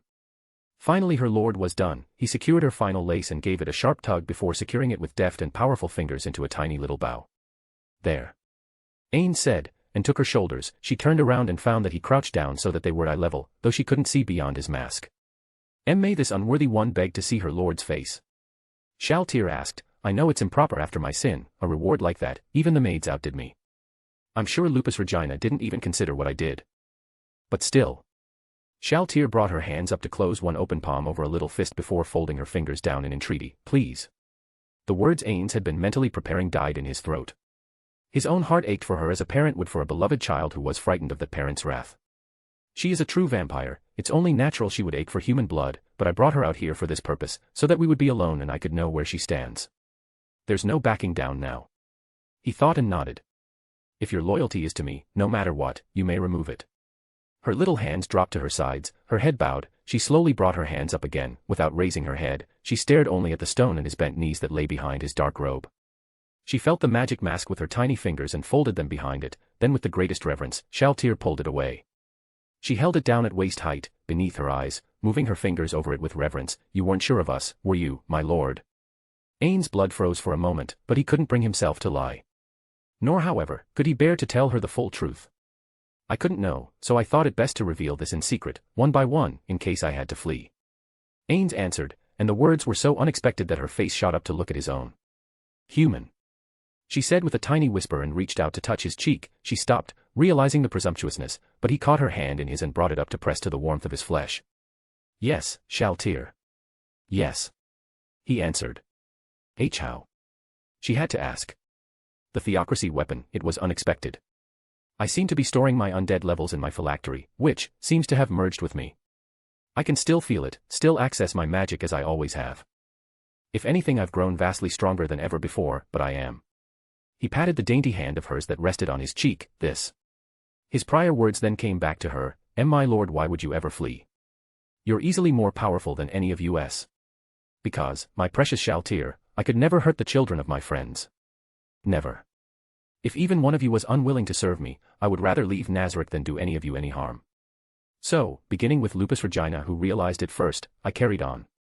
Ainz said in a delicate whisper only a little distance from the pale cheeks that were still stained with streaks of red from her earlier bloody tears. My lord, if anyone refused then the rest of us. She began but he stopped her immediately. No. Ainz vigorously shook his head. I could never watch my friends' children kill each other. To see even one of you die would break my heart. So that is why we come out alone, in case the one who stayed, goes. Shaltir shuddered at the idea. Yes. Ainz replied. If ever our lord goes, if even one of us will not have you. I go too. The one who stayed will never go alone, if my lord will have this untrustworthy sinner. Shaltyr's lip trembled, blood drops began to pool at the corners of her eyes as tears threatened to fall again. My Shaltyr. Ainz replied, and he squeezed her, and squeezed her, and squeezed her, until at last he was ready to go. Chapter 83, Chapter. The fire flared up almost instantly. The buried string as it turned out was secured to 3 pots of burning fish oil. These pots in turn led to trails of oily rags and other scattered flammable materials that formed a kind of bridge to the stink of the village interior. With their reserves of oil all churned up into the ground, the whole place went up in a blaze.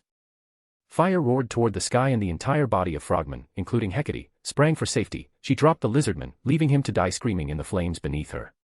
From the air she could still feel the heat chasing after her, threatening to scorch her people's flesh. Down below were a few who moved just a little bit too slowly.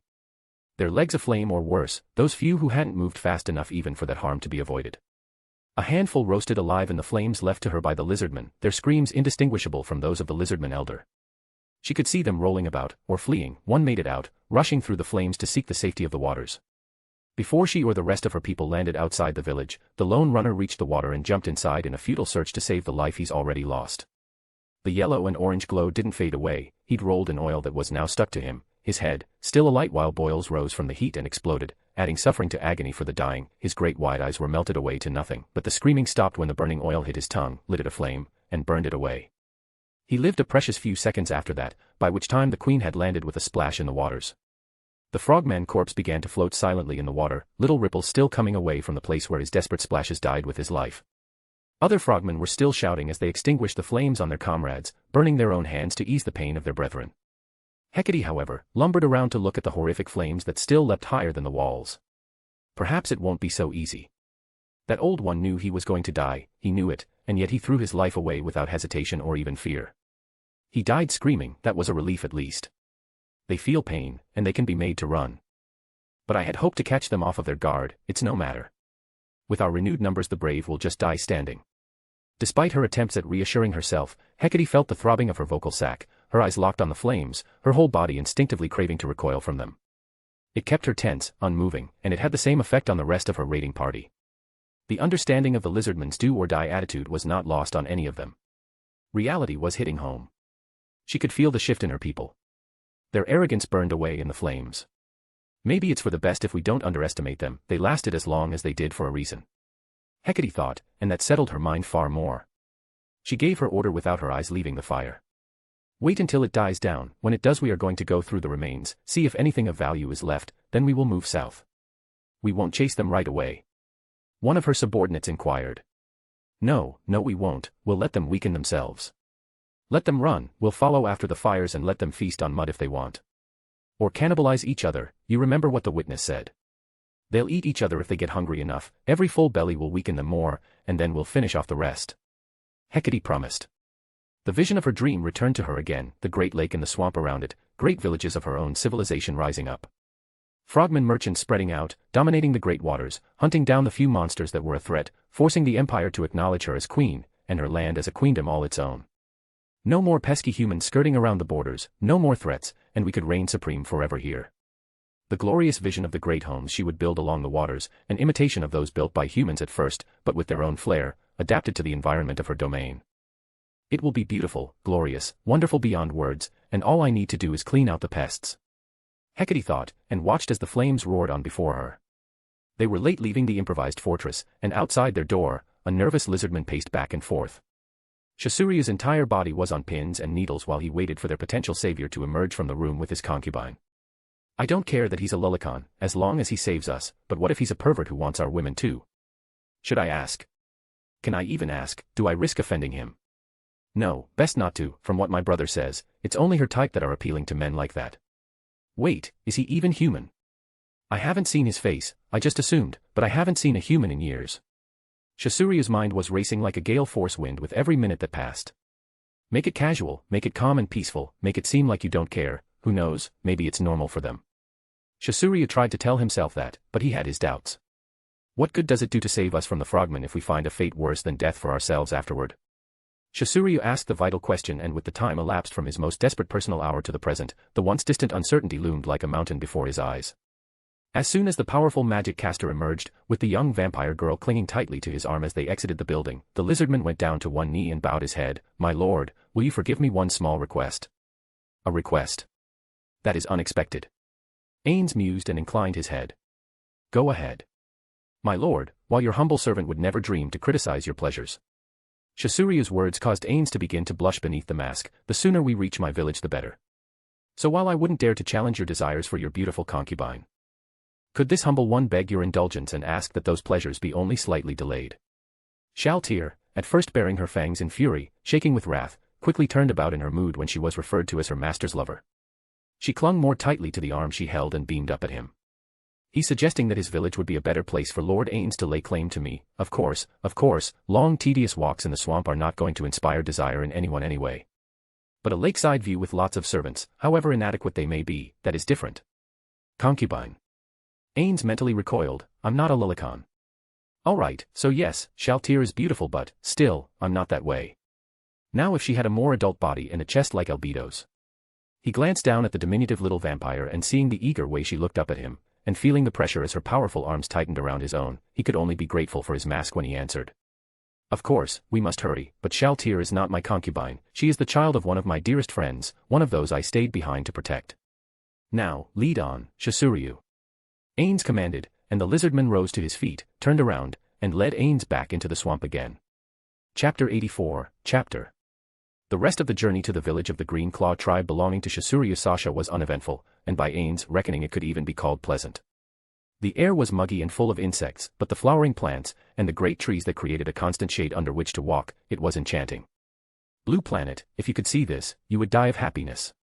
It was enough to put him in an excellent mood. His natural curiosity prompted him to pepper their guide with questions. How many kinds of plants do you have? What kind of animal life lives here? Do you have any rare monsters not found elsewhere? Several questions were prompted by a kind of fatherly instinct. I should bring Aura and Mare a present for when I get back. Shasuryu developed a spring in his step during that walk back. He seems truly fascinated, enthralled even. Could he really see this as the wonder that I do? It was a hopeful thought. The eager, even youthful voice of the caster seemed so energetic, deep, rich and flowing like the endless wine of one of their great treasures.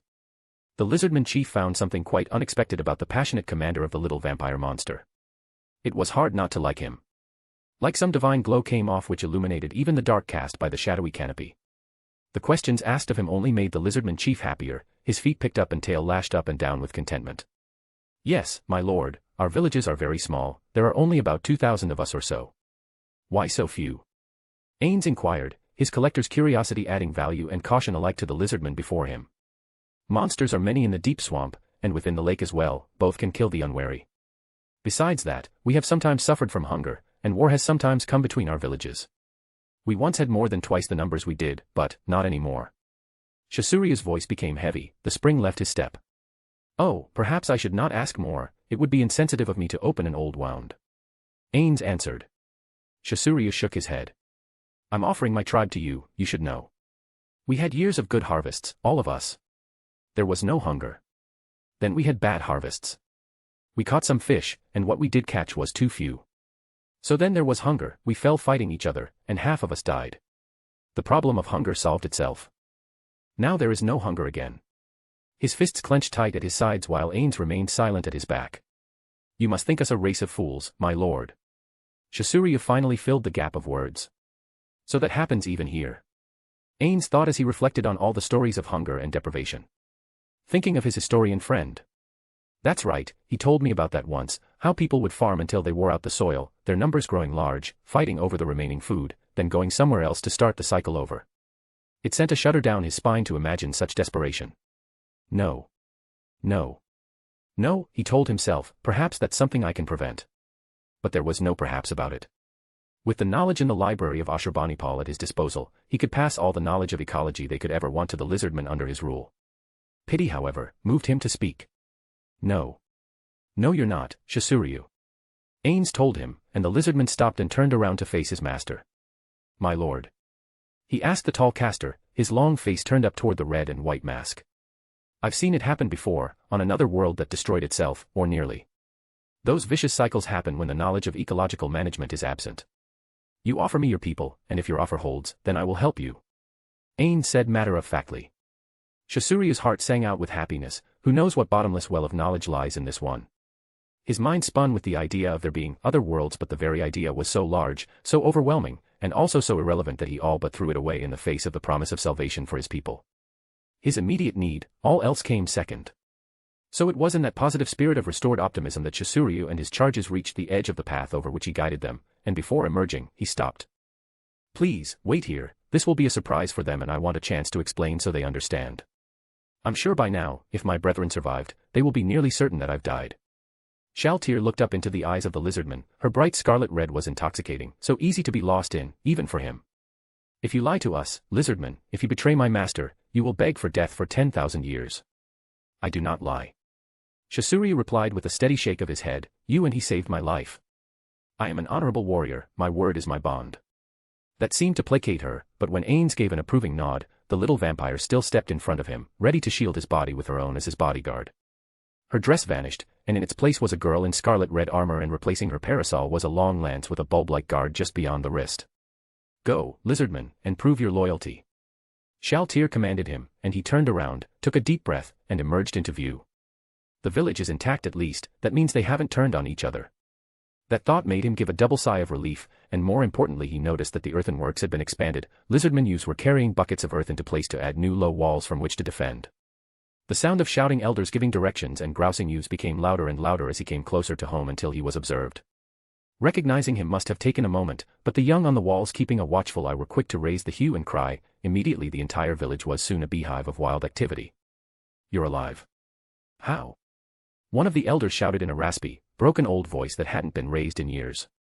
His stooped body was near broken by time, but he had the ghost of his old strength in his cracked old green scales when he put his hands on Chisuryu's shoulders and asked his question.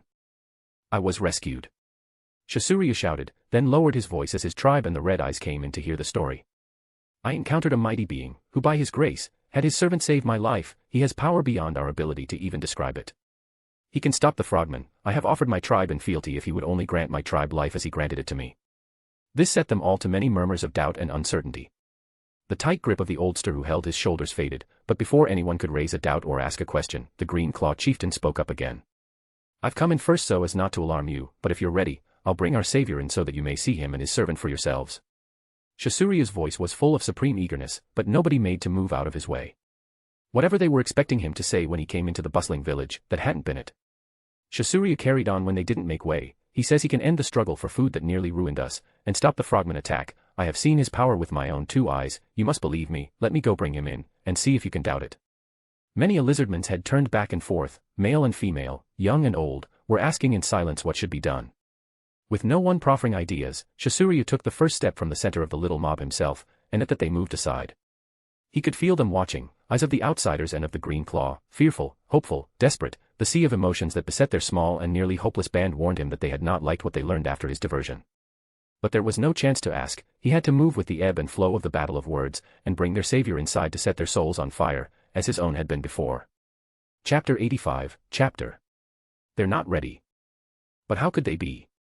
Chisuryu asked, his mouth falling open and giving a somewhat sheepish sort of laugh as he looked up at the masked caster and down into the bright red eyes of his bodyguard. Then bring us in. Ainz replied with as much dignity as he could muster.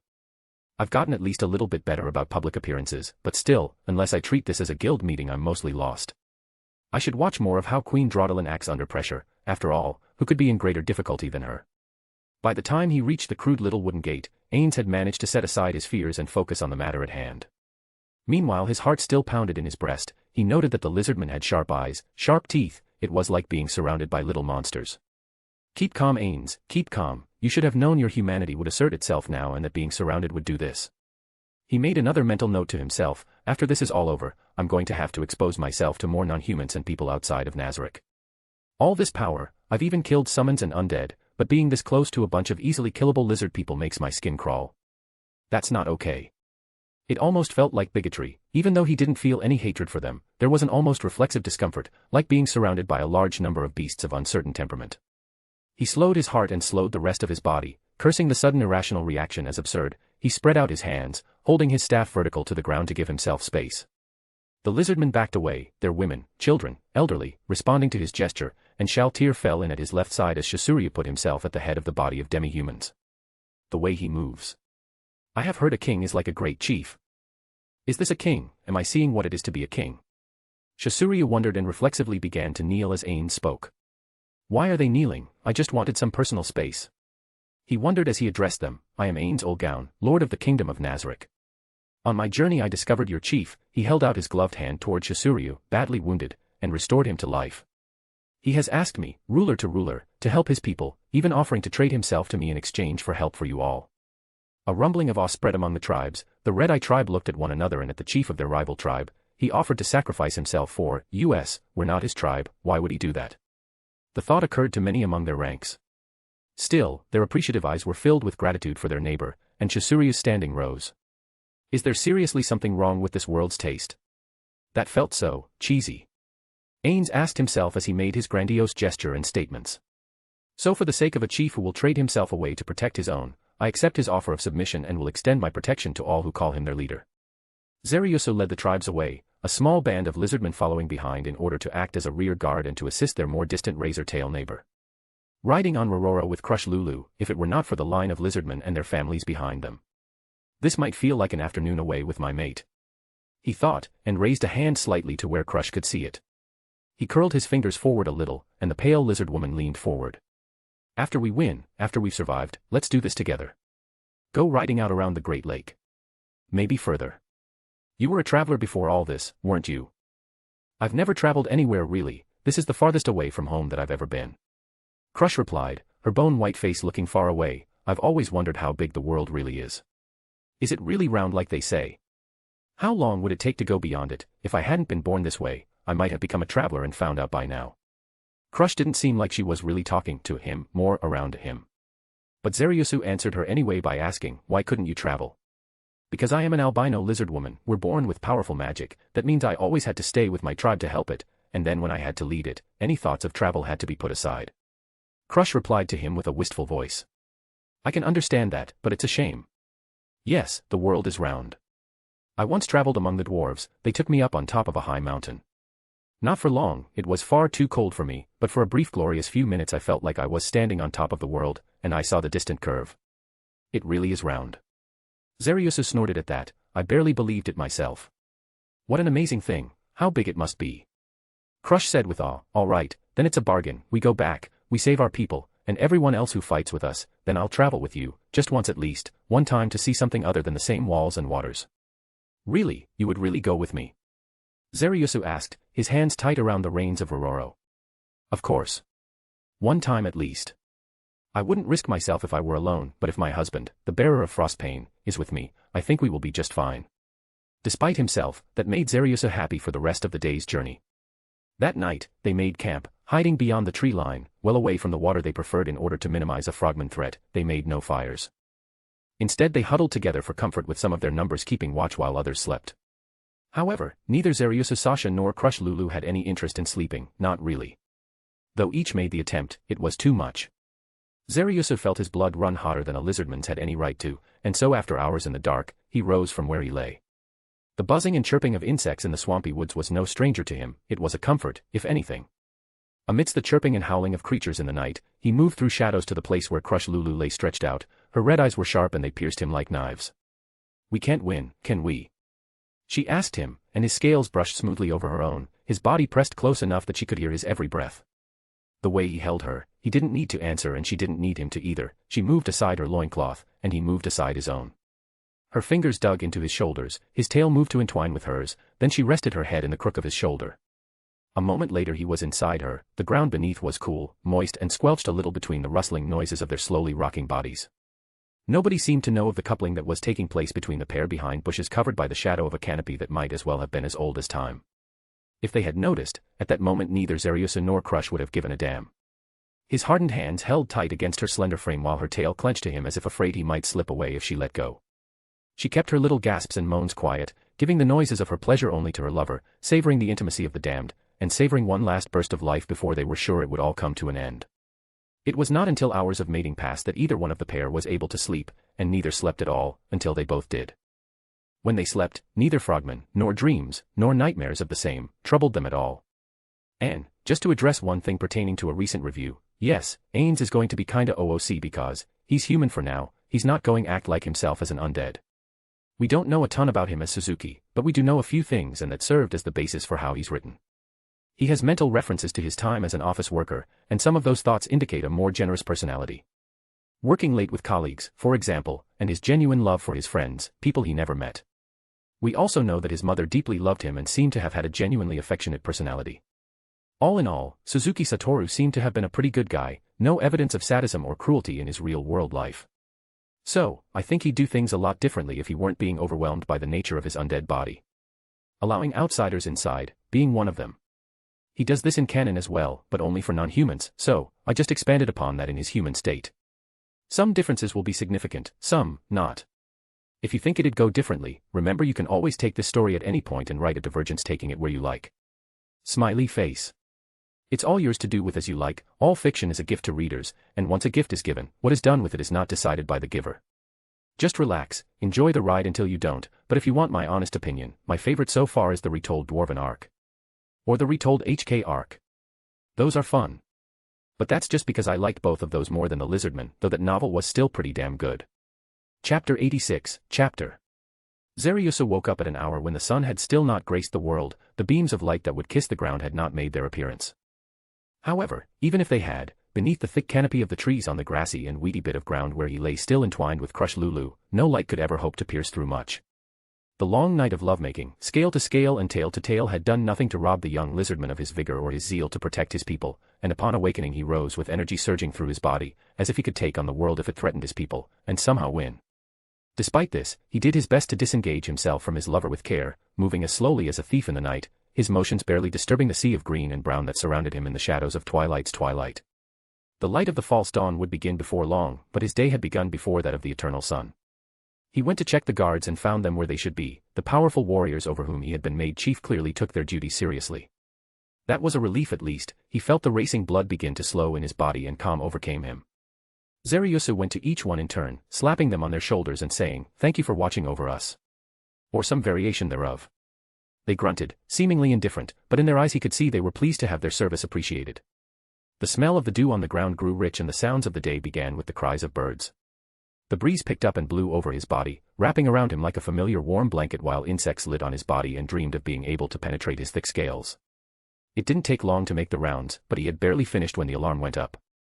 Lizardmen shouted their warnings and those who were awake shot to their feet immediately. Others sprang up from deep slumbers almost as fast as those who were already awake. Crush Lulu somehow knew exactly where he was and rushed to his side. A clutch of warriors formed up at either side of him, their spears and clubs made ready for battle when he raised Frostpain above his head like a beacon. The tendrils of daylight that finally peeked over the far horizon struck the icy blue of his jagged magic weapon and made it shine like a star fallen to the world. The shadows that had caused the alarm slowly became more than shadowy blurs, and when they could be seen more clearly they won and all relaxed. "Lizardman," somebody said. Crush Lulu sighed with relief, all these warriors, and they instinctively rallied to where Zariusa stands. He almost seemed to take it as a given that they would be there, and that he would be at the center, his tail relaxed and at ease, his fist tightly closed around the hilt of his weapon. The announcement that it was their own race was a relief. The barrier of tribalism meant nothing compared to the threat of annihilation, and so they waited and waved. When they drew close enough, Zariusa felt a sigh of relief come over him. Razor Tail. The center figure in the advance could be none other than Kikuzuzu, bearer of the white dragon bone armor. Zariusa reflexively took the lead and approached the fast-moving band. The sound of their feet at a steady jog was finally audible, a low rumble as they made their way along the long shore path which dimmed as the group came closer and finally stopped. The white-armored Kikuzuzu broke from the group and approached after his tribe stopped. They raised their hands shoulders height away from their weapons. "Kikuzuzu greets you." He had a crude voice, a simple and dull one that pained Zariusa for him. The curse of the white bone armor had robbed a genius of his mind and given him vastly greater defensive power. "Zariusu Sasha greets you also." Zariusu answered, Razor Tail joined Small Fong, Green Claw, Red Eye, and Dragon Tusk. That was the key question to ask of the simple-minded chief. Kikuzuzu inclined his head. "Tribe say this for good." He smacked his heavily armored chest. "Kiku protects." Zariusu smacked his own chest in the same way. "Zariusu protects," he replied. The armor covered most of Kiku's body, but his face was still visible, and the tribal chieftain's eyes sharpened for a moment. "Kiku will fight with you," the chief replied with agonizing slowness, as if he were trying to swim through water to break through the surface of his mind and speak with some intelligence, enough at least to let him affirm their bond. "How did you follow so fast?" Zariusu asked. "They shouldn't have come this far, not with their old to watch out for." "No old left, we run." Kyuka said with glistening eyes, like a simpleton whose only pet had just died. I am sorry. Zaryusa said and made a horrified mental note to ask what happened later. The tearful look in the simpleton's eyes told him the chief understood that whatever happened meant that the old would be gone forever, but asking why would be salt on an open wound. I can find out from the others, we needn't know just now. He told himself and he waved his hand behind him. We move together back to the Green Claw village. There we fight, go take prisoners, learn how frogmen come for us with many. Zaryusa explained, and again his simple terms reached through the simple mind to be understood. Kyuka raised his empty hand again and gestured toward the waiting allies, and the Razor Tail added their numbers to the band. The journey back to the Green Claw village was with the armored Razor Tail falling in with the rest. A few scouts kept back in front to keep an eye out for any potential trouble. As a precaution they kept away from the lake to avoid any potential ambush, and the sunrise of morning passed into the steady slog of midday, and then finally became evening again. Zaryusa made love to Crush again that night, and again they fell asleep in each other's arms, and the routine began again before the sun arose on the day after. Finally the Green Claw village came into view, a little dot at first. Zaryusa felt relief flood through him, relief that became a sudden panic when he heard shouting louder than any he had ever heard in all the years of his life before. Danger! The village is in danger. It was an immediate sense of panic that hit the lizardman and he very nearly ordered an attack before he felt the hand of Crush Lulu on his arm. Wait. Listen. She whispered to him, and he listened more closely to the shouting in the village, and looked more closely as well. There was no indication of fire, though it meant very little to him since frogmen seemed to have a deep and abiding hatred for fire in general. The shouts were gleeful, they were. Cheering? Why are they cheering? Zaryusa wondered. Answer or no answer, cheering was a relief. So they rode on, slow, steady, and finally came close enough to the gate to realize that nobody was watching outside the walls, all eyes were centered within. Someone finally sensed the approaching mass and shouted to alert those within, gesturing wildly. The lizardman youth had his hands waving frantically, a spear thrusting over and over up toward the sky. He all but danced, tail and body alike. Zaryusa looked at the youth as if he'd gone utterly mad, but nonetheless he led the tribes toward the wide gate and into the interior. Ahead he saw a tall figure that stood like a human, his back straight and eyes forward speaking with some of the elders. The figure wore a rich dark cloth which even at a glance he knew would have been worth a fortune in a human marketplace. At the robed man's side however was something that immediately caused his eyes to lock on and every fiber of his body screaming danger. The lance-bearing knight was half the size of the tall figure, and yet with scarlet armor covering their body, it was obvious that danger lay, the promise of unbeatable violence, waiting to be unleashed. We are damned or saved, by what I am seeing now. He whispered in a hushed voice so low he doubted himself that he even said what he did. He retained his doubt until his brother approached and embraced him so tightly that the claws of his fingers dug like knives into Zaryusa's body. To the uncertainty he had but moments before expressed, he now had his answer just as quickly. Chapter 87, Chapter. Ainz felt the increasing number of eyes at his back and slowly raised a hand in front of his chest to stop the elder questioning him and looked over his shoulder. Telling one lizardman from another isn't easy yet, but I would definitely remember that weapon, and that albino lizard woman, and that armor, new arrivals. Shasuryu's brother must have been successful. Shasuryu rushed past Ainz and flung his arms around the one bearing the oddly shaped blue blade. Definitely a brother. Ainz thought as he watched them embrace in relief. Shaltir looked up to her lord and whispered, Lord Ainz, isn't it disrespectful to not pay mind to you right now? Ainz set a comforting hand on the red-armored shoulder of his subordinate. No, not right now. He said, he has to brief the newcomer so they. His tongue defied him briefly as he sought what to say next. Know who is in charge? Know who I am. For the former office worker it was still too uncomfortable to say he was in charge of so many unknowns, and so he said, know who I am. It was ambiguous enough that Shaltir accepted it and waited patiently at his side while Shasuryu explained. Zaryusa shook his head in disbelief, you must be joking. You raided the frogmen yourself. I did, and only survived because of them. Shasuryu said and gestured toward the king of Nazarick with one open scaled hand as Ainz turned fully around to face them. When the caster faced him, Shasuryu went down and bent his knee in submission. Zaryusa quickly followed, bowing his head, you saved my brother's life, as he goes, I go also. I ask only one thing. He held his breath, a more charismatic figure he could scarcely imagine. The figure before him seemed as godlike as the small red-armored knight seemed dangerous, and yet they had never traded words so he was almost fearful of what answer he might receive. What is it you ask for?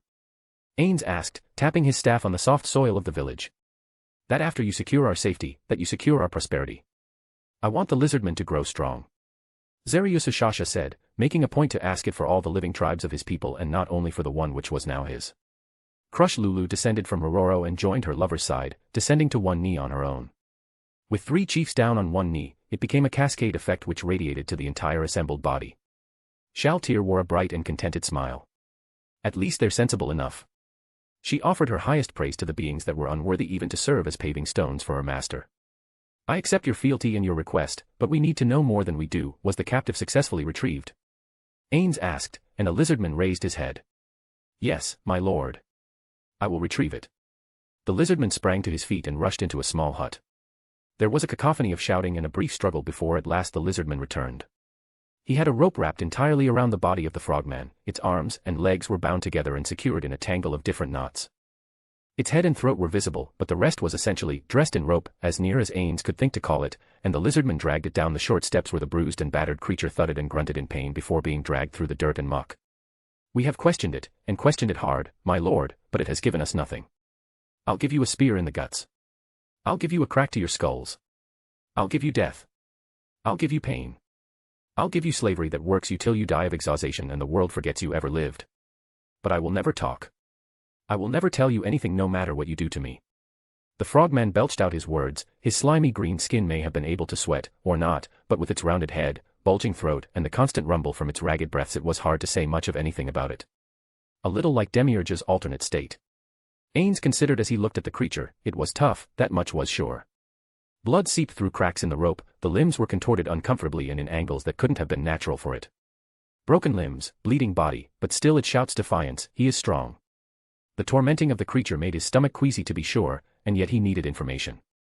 He crouched down so that his mask was hovering fully in the face of the frogman while around them the lizardman tribe stood up. Are you sure you won't talk? You won't tell us anything? Ainz asked. Never, outsider, but what are you? You're no lizardman. The frogman's ribbity-like voice was coupled with huge eyes that widened as they darted back and forth from Ainz to Shaltir. I am the king of Nazarick, and the new master of the lizardman tribes. He answered glibly, then thought, however that happened. He suppressed the snort and waited for the frogman to process that information. Then you're my enemy, and just as dead as the rest of them. The frogman struggled with desperation in his bonds, agony twisted his face very briefly from the broken parts that were bound within ropes. Die. Just die. The great chief, our first queen, Hecate, will come and kill you all. You're all dead and you deserve to be for barring our manifest destiny to rule all the Great Lake. Die. Just die.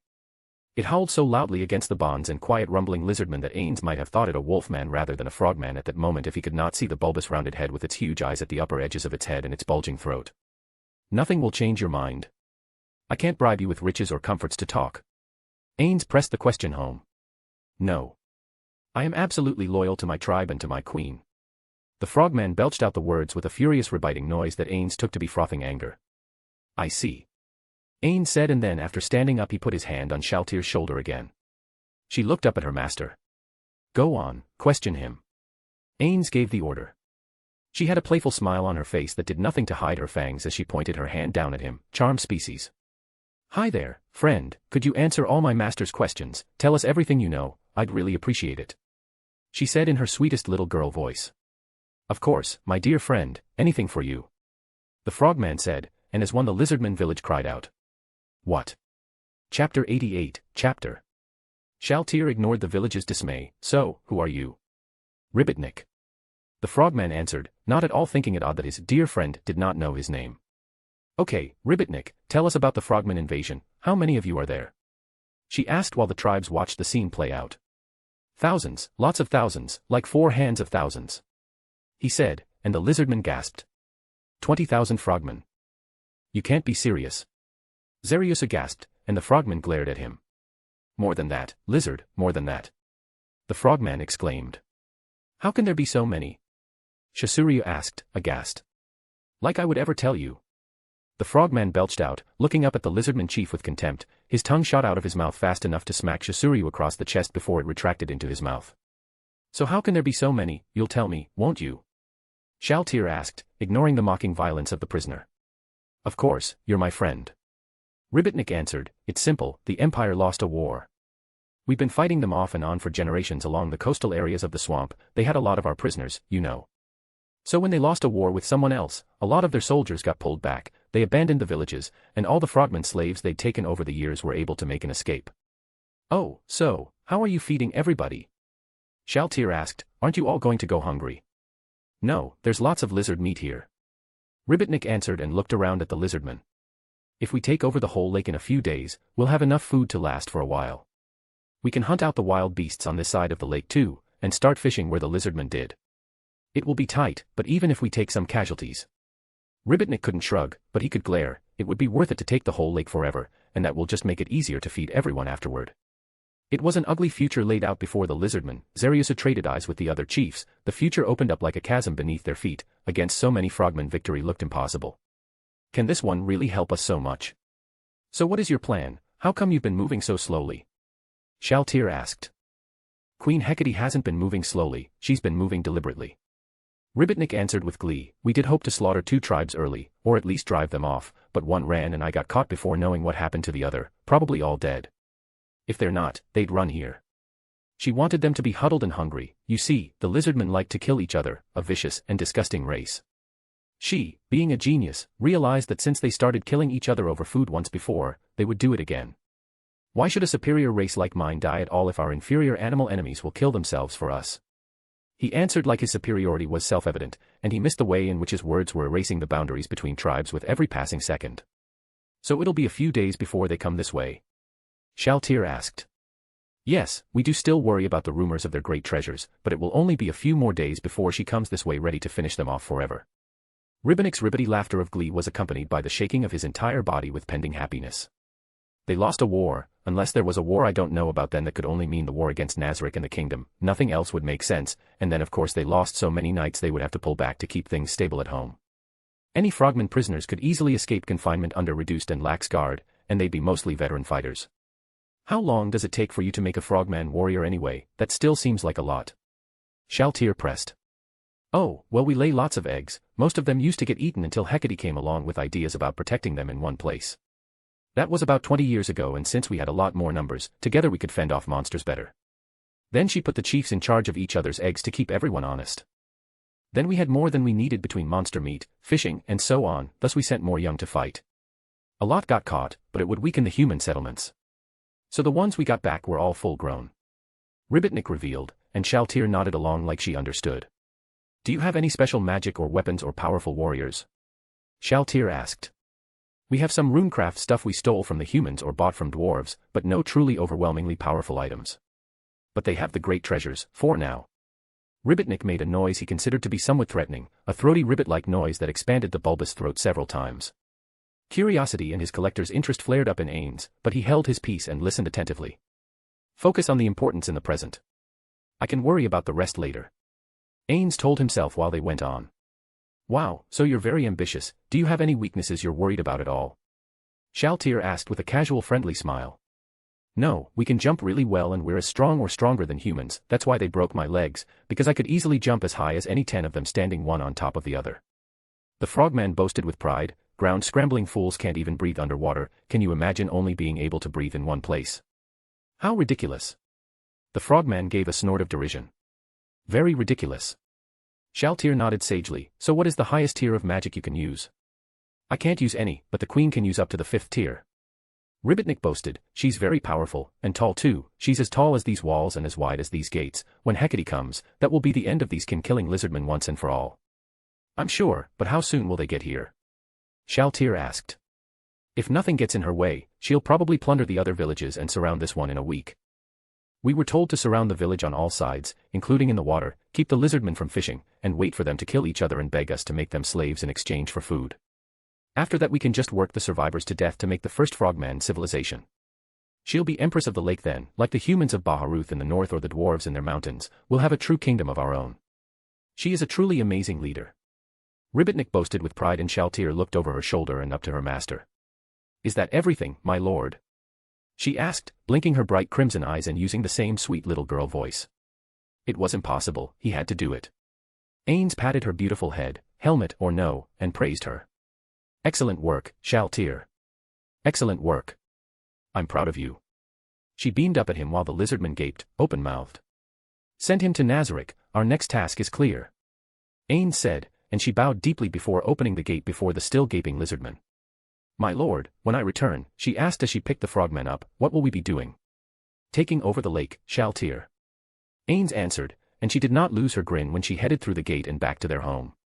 When the gate vanished again, the lizardmen began to cheer. Chapter 89, Chapter.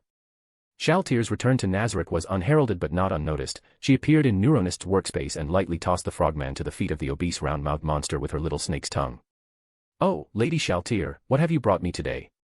Neuronist giggled and clapped her palms together, rubbing them with eagerness as she looked down at the frogman. It stared up at her with blank confusion that was far beyond simple fear or horror. "A soon-to-be endangered species. Study it, we need to know how much they can take, whatever is left of them will be serving us soon," she explained and glanced at the moaning figures on the wall.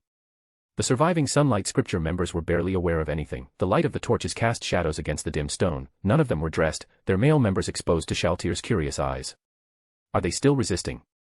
she asked with only half interest. No, I broke them weeks ago. They've spilled every secret of their people down to where their own parents live. Anything they haven't told me, they've held back because they don't know it." Neuronist promised and reached for a long thin kidney stone remover. Collective wails went up, and Neuronist put it back down in the little silver tray again. "See? I am a professional after all." The frogman began to wiggle and thrash pointlessly in its bonds, but the pair ignored him. "I never doubted it, but when will they be useful for something?" Shaltier asked and looked the scarred wretches over. "I don't know, Lord Demiurge wanted them used for something, but Lady Albedo immediately forbade his intentions. They can't be killed or used beyond keeping them broken." Her tongue darted out toward the men several times. "I have no idea why and it isn't my place to ask. Oh well, at least I have this one now," she said and waddled over to the writhing and desperately croaking frogman, her gray skin jiggling along and the ooze-like substance that coated her flesh dripping away to the stone at her feet until she reached the new subject. "All right, have fun, Neuronist." Shaltier answered and walked out of the room with a little backward wave. "I will, and thank you again." Neuronist exclaimed and undid the frogman. "Oh my, you're partially broken already. Well, not to worry, we'll fix you right up." Shaltier was well away by the time the frogman was set to screaming. "Should I go straight back?" No, he didn't say he wanted to leave right away, and he does seem to want to explain himself to the new subjects. A certain wariness about this came over Shaltier's mind. The knowledge of how close she'd come to tasting his supreme blood was a heavy weight of guilt on her mind that she couldn't lightly expunge. It was for that reason that she was distracted, and because she was distracted she made her way back to her own quarters without thinking. The door opened, and 3 red-eyed vampire brides of snow-white flesh and silky dark hair were quick to present themselves. 2 knelt, but 1, the longest-haired, and newest, remained on all fours, which was to be expected as she was the only one equipped with a tail. "Welcome back, mistress," they said in unison, and Shaltier dotingly patted each of their heads. "How do you like the tail, Lena's?" Shaltier asked, as much curious as anything else. As the first New Worlder for her to turn, it was a matter of curiosity to see how this one responded to vampiric instincts toward her maker. "I love it, mistress," she exclaimed, her bright crimson eyes shone with glee. "Anything to please you." An expected answer, but it led Shaltier to another question for which she walked past them all and took a seat. "Come here, Lena's, I have a question you might be able to answer." "My lady." Lena's asked and scurried over the floor. The dark leather straps of the tail bounced behind her as she moved, and Shaltier asked her. "You betrayed your lord for mine. I'm sure that's why my master had me turn you, because a traitor can't easily be trusted, unless you have something on them, something like this." Shaltier rolled up her sleeve and extended her wrist. "Go on, have a bite," she said magnanimously and held the little indulgent girlish smile as the greedy vampire and former knight grasped the true vampire's delicate-looking little wrist and sank her fangs in. The bliss on Lena's Rockbro's face revealed how much she loved the rich full flavor of Shaltier's lifeblood, but the diminutive little monster was not kind without reason. As her subordinate fed, Shaltier addressed her. "I know you desire me, as well you should, but if you were to almost offend me, or to betray me even by accident, how would you make amends in order to deserve the chance to please me properly again?" Shaltier asked, while the vampire bride twins knelt a distance away and looked with envy at their tale-bearing newest addition. Lena's broke from feeding to gaze up adoringly at Shaltier, immediately confess, and then ask to, no, beg to be punished. "I wouldn't be able to live with myself if I didn't face some consequences. I know if I'm punished, my unworthy self might be forgiven, but if I'm not." She lowered her crimson eyes. "That would be the worst punishment of all." Shaltier rested her cheek in the palm of her hand and her elbow on her desk, then allowed Lena's to feed with little suckling noises for several more minutes as she thought the answer over. "Work hard while I'm away. I won't be gone long, but I may have a use for you soon, a demonstration of your true devotion," Shaltier said. The suckling noise stopped and Shaltier withdrew her dainty wrist. "I wait with hungry anticipation." Lena's vowed with little red stains on the tips of her fangs rendered visible by the broad and toothy smile on her face. "Good girl, now, give me a wag." Shaltier gave the order, and the white cloth dress worn by her newest bride rustled when she wiggled her hips to shake the tail Shaltier had plugged her with. The pleasure that awaits you, the rewards of pleasing me, they will drive you mad if you serve me well. Shaltir cackled and stood up so that even short as she was, she towered over Lena's. She rolled her sleeve back down while Lena's looked up at her with a quiet but hungry look on her face. I live only to serve the Lord of Nazarick, the great healer, and my mistress. Lena said with worshipful reverence before Shaltir flicked her wrist to create another gate and left her brides behind her. Chapter 90, Chapter. Shaltir's return found her master in deep conversation with the elders of the lizardman tribes. She approached her lord and her dead heart defied its unlife to throb with devotion. She remained demure and quiet at his back, clad in her armor and waiting patiently for his attention. Governing different tribes scattered around the lake will lead only to trouble, and Hecate will burn the others anyway, as there are not very many of you. I propose that you all remain here. Choose one chief over all of you, and I will provide supplies and direction to help you get established.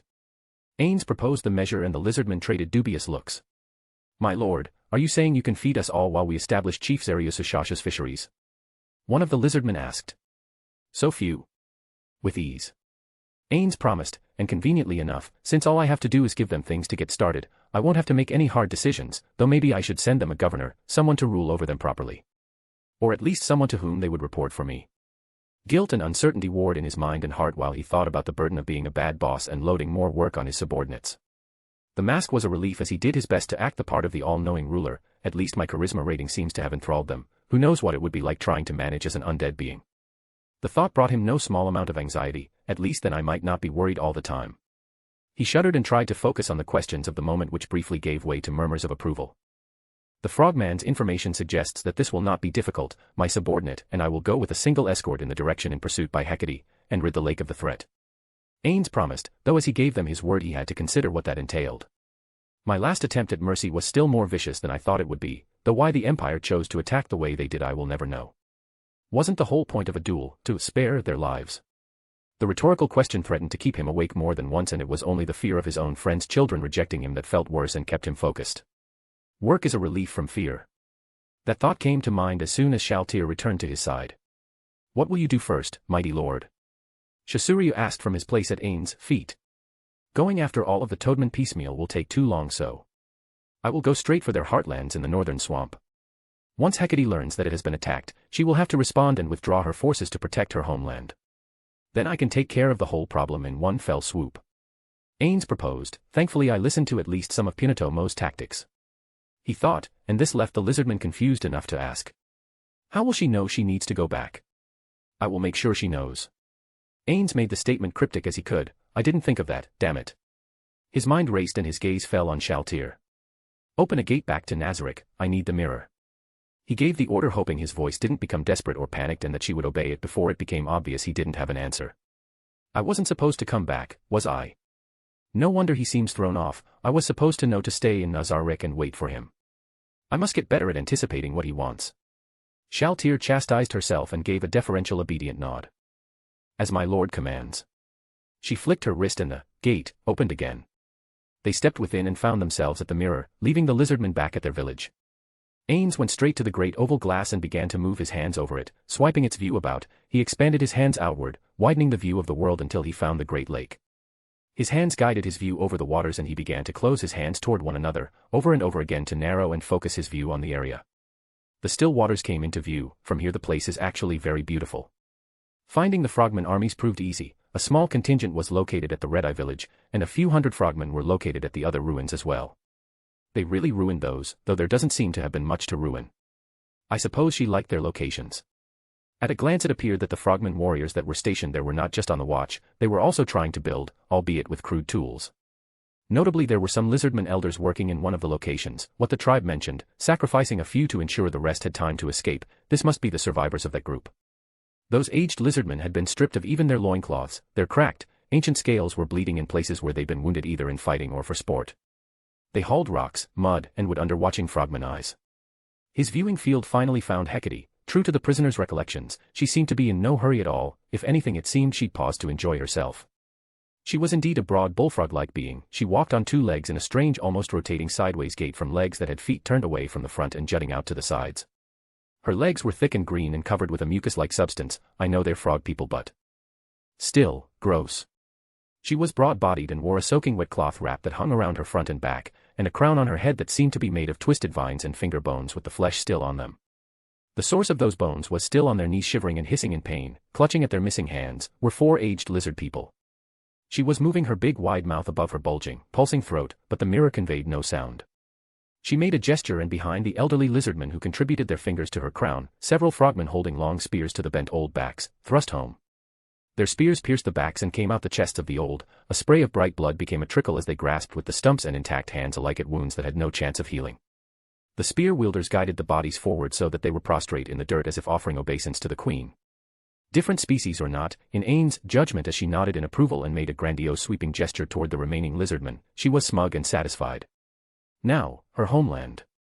Ainz moved on, scouring the dark woods of the northern part of the lake. He might have missed their homes entirely except for what the captive told them. The human settlements were found first. Rather, what was left of them. Most of the ruins were simply toppled over walls, a few uprooted farms, precious little else. But they acted as an aperture for finding the frogmen. They did say there had been a great deal of fighting with the Empire. I wonder if the peasants abandoned the area first. The question, he knew, would find its answer when he found the frogmen themselves. The view of the mirror carried him over the wetlands where he finally found a frogman hacking at some wood in knee-deep water. He continued, searching until he found the first village. The frogmen villages were low places with homes built into the water itself and under ample tree coverage. Unlike the lizardmen, there was no evidence that they really favored land dwelling at all. Their homes were made of small stone platforms and walls of woven grass, broad leaves that acted like fabric while small sticks and vines acted like thread. Crude, simple places, they were nonetheless industrious in the extreme. Their populations were sizable, each one several times larger than the lizardmen, and the frogmen themselves were garbed in crude armor. Are they wearing vines? He zoomed in on some heavy-looking guards near a large pile of what appeared to be clear, viscous eggs. The guards were indeed wrapped in vines. Asheen told him they'd been rubbed and polished, probably with an oil to harden them into being useful armor. Each suit was made to fit the warrior who bore it. He went over the woods for some time, and checked the lake for good measure. Hecate's army was sizable, but she had clearly left plenty behind. Nothing to chance, she left absolutely nothing to chance. Had I not showed up, I'm sure the lizardmen would have been well and truly wiped out. He mused privately and finally settled on a decision. The presence of the corpses in the burned-out remnants of the lizardman village gave him an idea. He looked down at Shaltir, who was shuffling her feet and looking up at him with almost desperate adoration, and said, "Open another gate. This one to the Katsa Plains." Chapter 91, Chapter. The Katsa Plains was more or less as Ainz remembered it. They stepped out of the gate and found themselves atop the hill overlooking the site of the Empire's ruination. Birds caught and picked at corpses, uncaring of the smell of rot, or worse, drawn to it. A few skeletons rose to meander over the open ground, but by and large there was a carpet of corpses wrapped in armor lying spread out on the field. Having Lena's turned was probably the right decision. I have the distinct suspicion, now that I look back on it, that she incited the attack. I should ask Foresight if they know anything. If that is the case, if Lena's really did sell them out at Archie's urging, keeping the night under control is the best possible outcome. With that thought set aside, Ainz focused on the more immediate concern. Most of the bodies still had their armor. The place of massacre had become something adventurers had not found the wherewithal to raid yet. Given time, Ainz was sure they would. But that time would not be provided to them. "Master, forgive my ignorant question, but why are we here? Couldn't we just easily raise a few monsters and wipe out those?" Shaltir paused and put her fingers tight over her nostrils. Foul creatures. At this Ainz could answer with more than a little confidence, and so he did, looking not at her, but at the sea of corpses. "Perhaps, but impressing on my new subjects a sense of scale, and that I can make enemies move how I want them to move, will be more useful and cost me nothing but a little more mana and maybe a few days. Plus this allows us to provide them with a lot of useful material to work with for quite some time." Shaltir accepted this answer without question, and the Sorcerer King began to approach the metal carpet of abandoned bodies. Some had already been reduced to mere skeletons, their bones clearly broken in places where their fellows trampled them in a futile attempt at escape. Others bore brutal injuries around which insects still flocked and at which birds pecked. No eyeballs remained, nor tongues, the soft flesh a clear favorite of the animal life in the area. The smell was retch-inducing even with his mask in the way. His long stride slowed and was cut to a half-step at the foul smell of human waste, blood, and rotted, maggot-riddled meat once belonging to living knights. This is not a part of necromancy I like. If I were still undead, would I mind it as much? A trivial question, he didn't linger on it, and half-step or not, he eventually found himself surrounded by death. "Master, what are you going to do?" Shaltir finally asked. "A 7th tier, animate weak undead." He explained, "It will raise the weak undead as skeletons or zombies under the caster's control. The trick is that it works only on those in the casting radius, but look at my radius." Ainz pointed out and waved a hand around him to point out the sea of bodies. I will clear out a large part of the Katsa plains for later use, deliver ample metal to the lizardmen to work with for a very long time, and wreak havoc on the frogmen before I go tend to them personally. Ainz' explanation was accompanied by a very satisfied smile on his face, and Shaltir clapped her hands together in happy applause. Brilliant, Master. Brilliant. She exclaimed, and then stepped back to watch him work. Maximize radius. He cast the first spell and a blue circle with dancing shapes and rune-like words rotated beneath his feet, then expanded to cover a large part of the massive plain. From his central position among the corpses, there were few of the night corpses that were out of reach. Maximize magic. The haunting ghost-like blue grew brighter and several circles appeared over his head and spun in sync with the circle beneath his feet. Animate weak undead. A burst of brilliant starlight blue radiated out from Ainz as if he were a god birthing a universe from sheer will and spread out over the field of death. Birds took to the wing, scattering a few loose black and white feathers as they fled through the air to escape the wave of magic emanating from the sorcerer. For a moment there was nothing, no movement. The king stood there with his arms out, and the color of the wide emanating blast of magic vanished as if it had never been there at all. Nothing moved. Then, little by little, he heard the noise of rattling metal. The noise picked up and was joined by low groans as the dead began to move in earnest. The bodies consigned to rot rose slowly to their feet, hunched, and still holding their weapons. The fleshless had become skeletons, while those with flesh turned into weak zombies. Bones broken in life were rejoined by the magic of their half-resurrection into unliving beings. The sea of dead became an army of the unliving, loyal to the men who had killed them all. Creating order among the undead was far easier than the living, and within a mere hour there were thousands of them lined up and ready in long columns 3 abreast. Shaltir, open the gate close to where we saw the bulk of Hecate's army, but just out of sight, in the woods. Ainz gave the order, and the gate appeared. Go, do not stop until you have reached the other side of the lake, then kill frogmen and nothing else. Ainz said and pointed to the gate, and as if eager to respond to such an order, the undead howled and charged in as one mad body with the weapons they once used in life now ready again to be used in undeath. That should get Hecate's attention. Ainz remarked in passing, now Shaltir, open another gate, this time near another burned-out lizardman village. We're going to do this to each one of them. If that doesn't compel them to abandon their positions to go defend their homes, I don't know what will. As you wish, my lord. As you wish. Shaltir answered and looked up at him with mooning eyes. As the next group of undead rushed through following the next round of orders, she kept her eyes locked on him. When she had a silence between one gate's coming and the next unit's going, she asked of Ainz, my lord, after we've finished, can you punish me? Chapter 92, Chapter. Hecate felt the warm glow of satisfaction from her belly to her throat from where she stood looking down at the prostrate corpses at her feet. The world is my lake, what could ever possibly go wrong now? The lizardmen are on the run, they left a few pathetic old people to buy time for the rest to escape overland, and all that meant is we got some slaves early. Maybe we can sell them to the humans. They buy and sell such things, I think. The bodies lay with their heads in the dirt where they belonged. The casualties she'd been warned might occur were not nearly as bad as any of her village leaders had suggested. The lizardmen seemed to prefer running to anything else, and now there was only one village left standing. Greenclaw, wasn't it? She tried to recall the name for sure, but couldn't be certain if she had it right or not. She stroked the bulging bulb of flesh that expanded from her throat. It doesn't matter. They have one of the only treasures to matter for war. Let the armor-bearer and the sword-bearer fight to the death. I'll pick off the remainder. She set aside those thoughts for a moment and watched her frogmen and the lizardmen slaves get to work. The lizardmen elderly were not especially quick, but they were strong enough despite their age to at least handle loads of raw materials, and they could dig. Some were busy with shovels already, hauling dirt away to create a low watery inlet, reducing the land to water level, and hauling dirt away to create hard-packed high walls in another part of what had once been one of their villages. The sound of shovels and the occasional cheers or jeers of frogmen were the only noises of note as the hours wore on.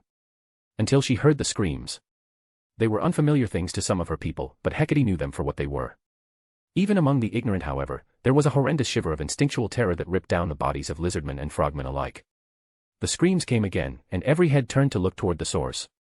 Undead, did one of the ones we wounded crawl into the woods, die, and rise? Hecate wondered and reached for her long spear. She straightened her crown and slowly walked toward the ruined border of what had been a lizardman gate. The large eyes on her head peered into the shadowy canopy. Others of her ranks began to draw up beside and behind her, their weapons drawn up and ready for use, long spears and clubs raised to striking position. Pride swelled in her throat as it pulsed with every breath. The howling scream came again, vastly larger than before, a chorus of many voices that belied her earlier theory about it being one undead being brought back by its own bitter wrath. The trees began to shake as if they were afraid of those around them, bending to whatever forces out of sight as if even the plants hated the intruder. How many undead are there? Do the lizardmen have a necromancer? It seemed unlikely, they didn't have enough magic for that, and even if they did, the voices didn't sound like lizardmen of undead or living nature. The truth bore itself out when the first of the undead burst into view, human. Hecate realized as its hollow eye sockets locked with her for just a moment, but then ignored her and charged toward the waters. It was followed by more, and more, and more. A screaming stream of howling undead charged through the tree-line and headed toward the lake. The ranks of frogmen warriors tensed, their weapons moving a little as the line upon line of armored and sword-bearing undead ran headlong into the waters, completely ignoring the army. The noise grew to such a mad degree as thousands plunged into the water, splashing fearlessly into water that could no longer drown them. The fishes broke the surface, leaping to avoid the chaos of unnatural beings. As the heavy armored undead knights reached the bottom of the lake, they churned up silt and muck enough that the blue waters turned a dark and dirty brown. "They're not attacking us?" one of her frogmen asked. Seeing that the undead were utterly disinterested in at least those living, they began to relax at least a little. "Who were they? I've never seen so many undead," another older frogman warrior murmured. Hecate slowly answered, her voice more confident than she really felt. "The Empire lost a war against a new kingdom. The undead must have come from the defeated army, but why are they ignoring us, and why are they here? Where are they going?" Her eyes closed in thought while she listened to the roar of water, metal, and undead hatred. A grim thought. A grim realization. No. It can't be. Hecate felt her breath quicken. Denial could not change the facts. They were rushing in the right direction, and what else lay in their way? She jumped in front of her warriors and faced them, her long spear pointed toward her home. "Go. We have to go. They're rushing towards our homes." She croaked the words out in thunderous horror, and a collective gasp of understanding came upon the force of frogmen. She pointed to several of her young chiefs. "Go. Rush to the other sites, we're pulling back. We can't let the undead reach our homes or there will be no point to any of this." "My queen, what about what we've?" A frogman dared to speak up, to argue, and for a moment her fury and wrath brought her eyes to look at him as if he were but a bug that had dared to nip at her flesh, but after a moment she thought the better of it. Her webbed hand came down and covered the whole of the small frogman's shoulder. "You're right, we'll leave 50 here to guard our gains. Everybody else, swim home." She shouted and they rushed en masse, confident that they could outswim the undead to reach their home and prepare to fight with greater numbers. Her feet kicked off the water, her spear held tight against her chest as she led the charge back the way they'd come, toward the sacred ground where all their young and families worked, and waited for the promised triumph, for all the lake to be made their own. All were unaware of the danger coming for them, and as such the guards that had been left behind were surely not enough to fend off the armored undead. "They look to me for triumph. If we don't stop this, then all they'll get is a massacre." Hecate knew, and pushed on, but beneath it lay another truth, and one she dreaded to think. There is a mind behind this, a terrible one, lizardmen or not, those were Baharuth Imperial Knights. And someone sent them to slay us all. If only I knew why, and if for sure, could I stop someone who could raise so many undead. She forced the thought down, and kept swimming on, just like the rest of her army. Chapter 93, Chapter. Ainz cleared his throat when Shaltir asked her question and chose to focus on the matter at hand, one thing at a time. He said as noncommittally as possible. The last of the undead ran through the final gate before his eyes. It shut, and Ainz turned around to look over the field. The birds had yet to return, but more importantly to his mind, there was something else surprising. So, some of the dead were fairly strong before they died. He mused as he looked over the chaotic and churned up earth. Few. But some. The carpet of dead was gone and what remained was a patchwork of perhaps 30 men in armor whose bodies had been picked apart. Ainz approached the dead. They were scattered over a very small area, suggesting that they had been part of a single unit which had been decimated by the spell. Also noteworthy was that they had all died on their backs. Ainz crouched down over a corpse. The faceplate had already been raised, likely by the man himself based on the broken teeth and shattered bones. Trampled. While on his back. Ainz thought and went to the next body, another clearly run down by his own fellows. Some bore grievous wounds, perhaps injured trying to fight the summoned angels and their reaping. Very interesting. Ainz thought and looked up over his shoulder to Shaltir. Did you expect to find anyone like this after I reanimated the dead? She shook her head in denial. No, master. I thought they were all weak enough that everyone would rise from your spell. Should I punish their corpses for their temerity? Shaltir asked and raised her lance to strike at the corpse. No, they're dead, they had no say one way or the other. Ainz answered. Shaltir's whole body was still tense, almost twitching. She had an almost undetectable twitch to her, a desperate look in her blood-red eyes. It really is getting to her. A swelling of pity came over Ainz. The poor men, they came here for their emperor, faced the impossible, and died by the hands of their own people's fears. That isn't a fitting end for bravery. The rest is sad, but nothing as sad as people who kept doing their best to the end. They should have a better end than what they got. Ainz said and stood back up. Your generosity is truly awe-inspiring, my lord. Shaltir said with a hopeful smile spread over her face. Create Death Knight. Ainz cast the spell over the dead human, and then repeated the process 5 more times. We're returning to Nazarick for the night. Have the rest of the bodies taken back and preserved. We'll eventually open more friendly relations with the Emperor, and the return of either the bodies of brave warriors or resurrecting the dead to return them home would both be powerful gestures. And the Death Knights, Lord Ainz? Shaltir asked while the last of them rose and looked down at them both. Their great tower shields and heavily armored bodies would have been a fearsome sight if she hadn't known how weak they really were compared to herself. The lizardmen will dominate the lake, they need to be properly protected from outside threats. A few Death Knights in the border regions for a few years should be good enough for the average threat. And if something defeats the Death Knights set on patrol, I'll know there's something potentially dangerous entering my domain. Ainz explained his thinking, and Shaltir nodded enthusiastically. That is an excellent way to keep the lizardmen prisoner, my lord. She said happily. I don't plan on keeping them confined, only safe in their own lands for now. Ainz countered, but she cocked her head up at him. I don't understand the difference, my lord. She replied, and Ainz opened his mouth to answer. The mask he still wore concealed the frozen moment in which he had opened his mouth to speak, and then couldn't think of an answer. He cleared his throat. Work it out for yourself. If I give you the answers all the time, how will you ever grow? Ah, yes, of course, my lord.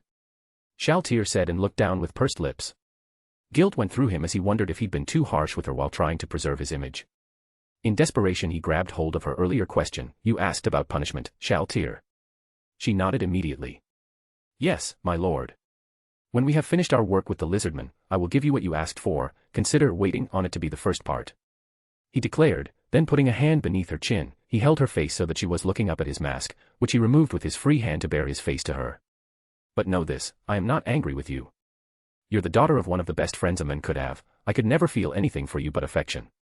I am going to punish you for you, not for me. I have already forgiven you, I don't even count temptation wrong, only actions. You are my precious Shaltir, and forgiveness is yours for the asking, punishment or not. What she did next, she seemed to do very slowly, and yet he knew she was moving faster than sound. It was a testament to the levels and warrior classes that he had added to his copious skill set. But what she did was so obviously not an attack that all he could do was open his arms to receive her. She dropped her lance into the ground where it pierced the earth to stand upright, and flung her hands around his body in a childlike embrace. The side of her face rubbed up and down against him with such vigor that he could only imagine she was at a loss for words, and that was all she could offer. His own arms moved slowly, reticent at least a little, he moved them to engulf her. She all but disappeared in the folds of his robe, and he held her that way for some time while the sun continued its slow descent on the horizon and left them engulfed in darkness. He broke the embrace then. Go, deliver the Death Knights, see to the last bodies, and then return to Nazarick. This body of mine, through magic I can go without rest, but I find that I like it, at least some. I will be in my room, you will continue to serve as my bodyguard, remain outside my door and allow no one to enter. I am counting on you. Ainz said, and bending forward, he kissed her forehead. Shaltir sniffled but could not muster words. She nodded up and down, over and over again, until 2 gates opened and they parted ways on the Katsa Plains. Chapter 94, Chapter.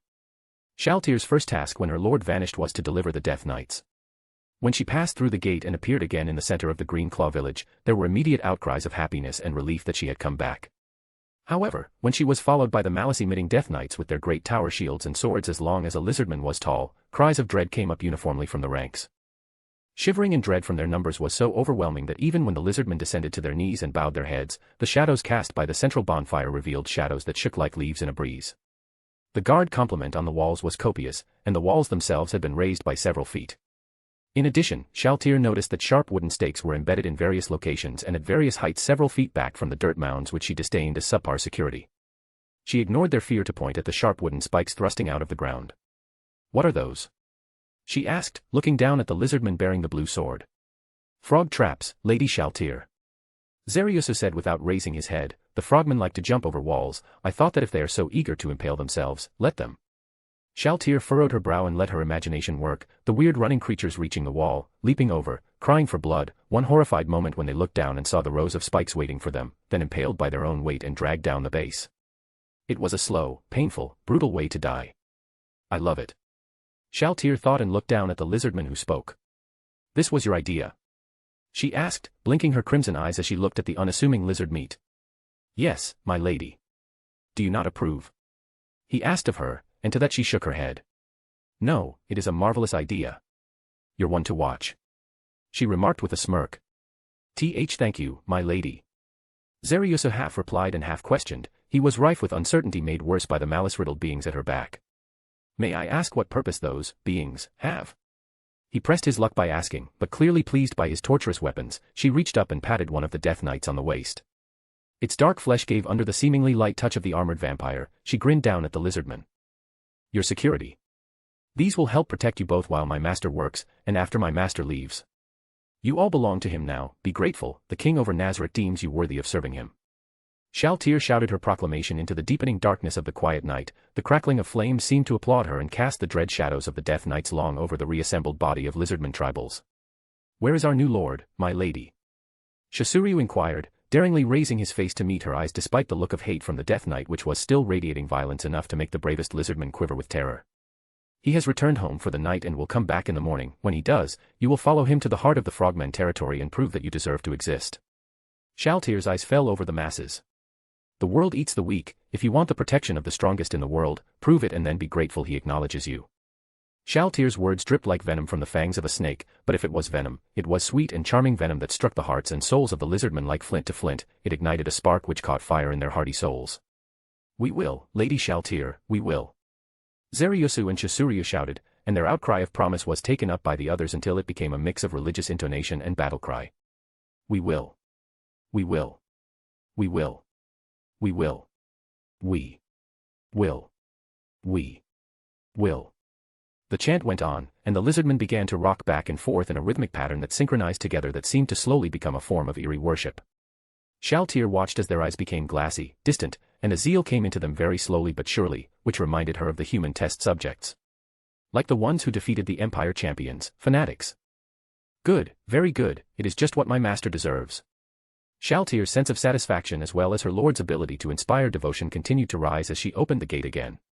Take these Death Knights and use them to protect yourselves. When our master comes back, there will be a lot of work to do. Maybe he will even consider rescuing those captives of yours that the frogmen have already taken. He's got them running home right now, and no doubt that the survivors Hecate took of your people are kept guarded. You have nothing to worry about though, these will obey you. All you have to do is sit and wait. If you want to be rescued, that is. She let the statement hang. We will. They answered, then Shaltir stepped through the gate and was gone. You heard Lady Shaltir. Zariusa spoke up immediately when she vanished. We're to go and rescue our people with these Death Knights, by the command of the King of Nazarick to prove ourselves worthy. He shot to his feet and raised his frozen sword skyward. For a moment all was stillness and silence. Only the huffing noise of the undead broke the moment, and the crackling of the bonfires sent sparks of glowing orange into the air where it flickered and died away. Finally he spoke, extending his hand outward toward the other chiefs. You heard her, maybe he will rescue them, and we must prove we are worthy, and use these Death Knights to protect ourselves. He looked the chiefs over. This was a warning. If we won't rescue our own people, why should he bother to rescue any of us at all? Shasuriu thought that over. His brother had never looked stronger, more certain, and the more the statement went through his head, the more true it seemed like it could be. Crush Lulu, for a moment as her red eyes focused on the lizardman she was rapidly growing to love, believed he'd gone mad. But as he made his argument and held his sword aloft while 6 impossibly strong monsters stood ready to defend the village, she believed. Some of our people are captives, leaving them there, waiting for a king to save us after he bestows us with weapons that could rescue them. After he gives us the means to protect ourselves. No. We would shatter all faith and confidence in us that he now holds. His emissary's words were cryptic, but we must act or be forever held in contempt. Then we have to go. Chiefs. We take one of these creatures with us, and then we alone rescue the captives. Crush spoke up and shot to her feet while the words tumbled out, tails began to pound the ground in unison, and the motion carried the night. Chapter 95, Chapter. Hecate looked over her shoulder again, and again, and again. Each time she did, she had to slow down the pushing of her legs as she moved over the lake. Getting from one end to the other was easy if one was in no hurry, but they had to race against the undead. The churning silt at the base of the lake disguised the truth of their numbers, while the water impeded the motion of the already heavy undead former knights. However, we all saw, if this many reach our unguarded homes. The shudder that ran through the queen had nothing to do with the temperature of the water that surrounded her body as she moved through the deep. She slowed down again, her people simply could not keep up with her. Too weak, when I have the lake I will have to change that. She added that to the list of things she had to do. The endless swim was normally a peaceful thing for her, a time of reflection when she could think about all she'd done and all she would yet do. Now as she ran through her memories, she was desperately searching for an idea that would ensure that they could triumph, and perhaps find a clue in her memory's deepest recesses for what caused the dead of the Empire to rise and come for her people. Bringing the chiefs of all the frogmen together under her reign took up the bulk of her memories. Snatching up the many eggs, the small skirmishes that disguised the great operation of capturing egg clutches, so many daring raids. Thanks to her clever stratagem of mixing all the many tribes' eggs together so that nobody knew whose eggs were whose, and so all had to be valued equally, and all under her watch, she knew the whispers of her people. They whisper of my genius, of the power I brought to them all, and it made me proud, perhaps too proud. Could I have foreseen this? Hecate asked as she pushed ahead and slowed down again to let her army catch up. She'd asked herself that many times, but each time she failed to see how. No. There was no way I could have foreseen this.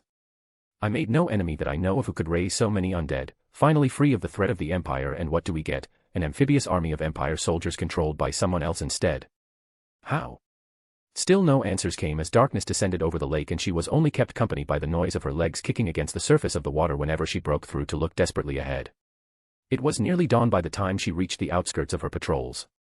Her powerful deep voice broke the morning stillness, her patrol spun to look in her direction as their queen shouted to them all. Raise the alarm. Bring everybody to the crest. Be ready to fight. Everyone who can bear a club or a hammer. Pride swelled in her throat as they did not even stop to ask questions, their feet splashing loud through the low waters as they jumped back toward the interior of the great village that held most of her population's members. Send word to the outskirts, call in all the reserves from the other villages.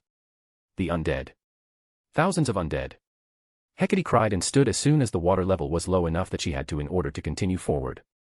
The frogmen's deep cries ribite in alarm as word spread and the heavy warriors put away their spears, going for heavy clubs. Militia and warriors were the next to fall in after her elites, followed by the younger males and the much older ones as well. The frogmen darted their eyes around with fear, looking over the placid lake as their queen jumped in front of their ranks. We have only a few hours, the water slows them, the rest of the army follows me. Now hurry and prepare, get the youngest clear, everyone who can fight, must fight. The frogman settlement was far more than a village now, despite them thinking of it as such, and to better aid the watery settlement's security and establish clear boundaries, many trees had thick, oil-hardened vines bound to one another. These vines were packed tight between the bases of trees and one after another ran higher as far as the trees would allow. Where trees had been removed or were inadequate, large stone posts or wooden stakes had been embedded deep into the soft lake bottom to allow the vine fences to continue. To add to this security in times of danger, the residents began to drop stones and stray wood or other debris on either side of the vine fencing to make it difficult to climb or cut at the support, and these were in turn secured by more poles that would hold the front into place. If these security posts were breached, it would create a collapse of the fronts of the walls that would briefly break the momentum of an enemy charge, identify a point of danger, and allow others time to respond, while the stack behind the vines allowed extra space for the frogmen to stand and fight with the high ground to help them. In addition, some trees held platforms which had caches of rocks or heavy wood that could be thrown as crude missiles against those attacking the walls. There was no single gate, as every frogman could simply jump over the lowest part of the wall and anything they wanted to haul could be taken up slowly. Vastly better defenses than those pathetic lizardmen. Hecate reassured herself with pride as her warriors jumped to the tops of the walls.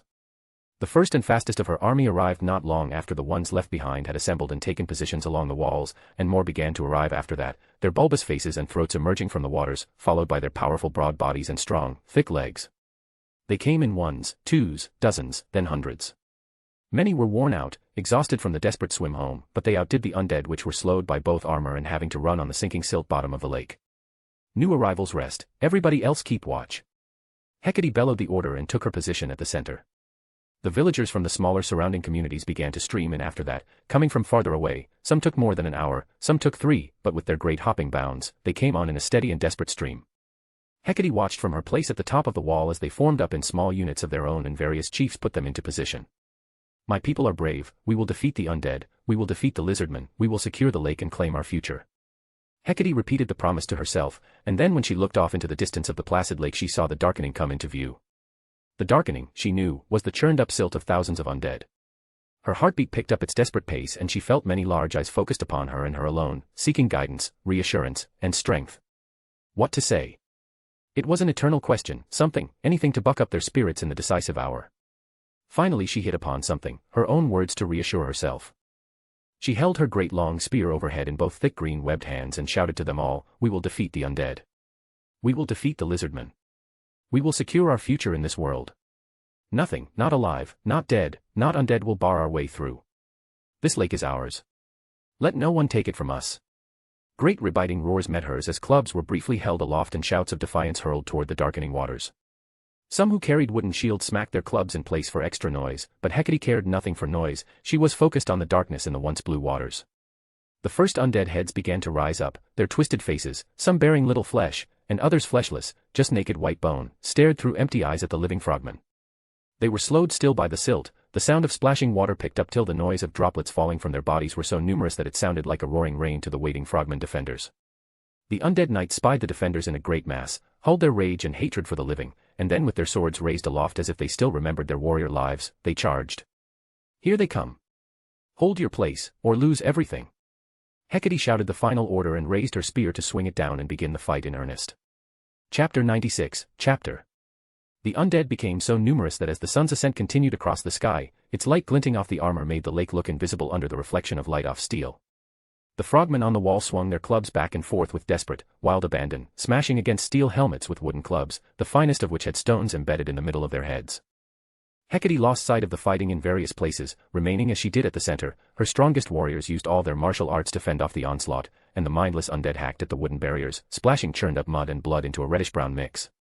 Every time a frogman's foot was caught or a stray sword pierced an exposed belly, the undead swarmed and tore the living to shreds before the eyes of their very comrades. The undead were strong and full of hate, devoid of weariness or fear. They would not stop, there was no pulling back for them, just a single charge of do or undi. Little by little, the undead began to scale the wall. More than once they were kicked far back into the waters by powerful frogman legs. Though the undead fell in piles when a powerful blow sent them flying back like projectile weapons instead of enemies. The platforms that served as throwing positions quickly ran out of rocks, and the warriors who were slain for the second time began to tumble in greater numbers. Hecate fought on, never leaving her position, while her warrior elites did the same. The others switched out. Some fighting for an hour or more before drawing back for a brief rest, serving in rotations on the wall. The screams of her people suddenly went up in horror just out of her view. Her sharp hearing told her what it was. A breach. At least partial. Part of the wall gave way. It became a brutal fight as warriors who had not gotten a complete break, jumped from where they sat and leapt high through the air to fall on the undead, the weight of their bodies, clubs, and gravity coming down hard on the first undead to enter the breach and for the present, stopping the advance. How much longer? Hecate asked as she smashed the end of her spear into the head of another undead, her weapon crunching into an unguarded skull, dropping the undead where he stood, while another simply took his place. The armor of the undead made it harder. The undead could only be put down by taking or smashing heads, and many of those were still armored. Her warriors were growing weary. I wonder if they've run out of martial arts yet. If they haven't, they will soon. More shouting, more screams, this within view. Hecate saw out of the corner of her eye where the undead successfully pulled a few defenders down into the undead-dominated side, and reached the top of the wall. Fill the breach. She cried, but it was a needless order. Another weary group of frogmen pushed off with their mighty legs and soared to land atop the undead, swinging their clubs with wild desperation, briefly gaining a few precious inches of space between the precious frog eggs that were probably already evacuated, and the undead that would certainly trample them. The thick knot of her males at a break in the wall were lightly reinforced as the eldest of the elder frogmen charged in to support their sons and grandsons. They were strictly speaking, expendable. The young were vital, and the old threw themselves into the fray to protect the future, a gift from the past to those who wanted to forge ahead into the future. Elder frogmen died screaming as human swords and bony human hands tore into the thick frogman muscle and ripped their legs open until they were torn from their bodies. And yet for all the bloody stinking horror, Hecate could only feel pride in their courage as the elders threw their lives away without fear for the pain they were enduring to buy their young even one more minute of life. The stink of blood was thick in her nostrils, and the blue water began to turn an almost violet shade as it was blended with the churned-up silt and blood of frogmen that had fallen to the front of the wall. One of her elite champions yelped in sudden horror. He cast a brief glance at Hecate. An undead climbing up from below grabbed at his vine armor and yanked. He began to fall, and the undead with it. Her hand thrust out and grasped him from the back. For just an instant he hung there, suspended between the throng aching to tear him apart, and the safety of the queen he was protecting.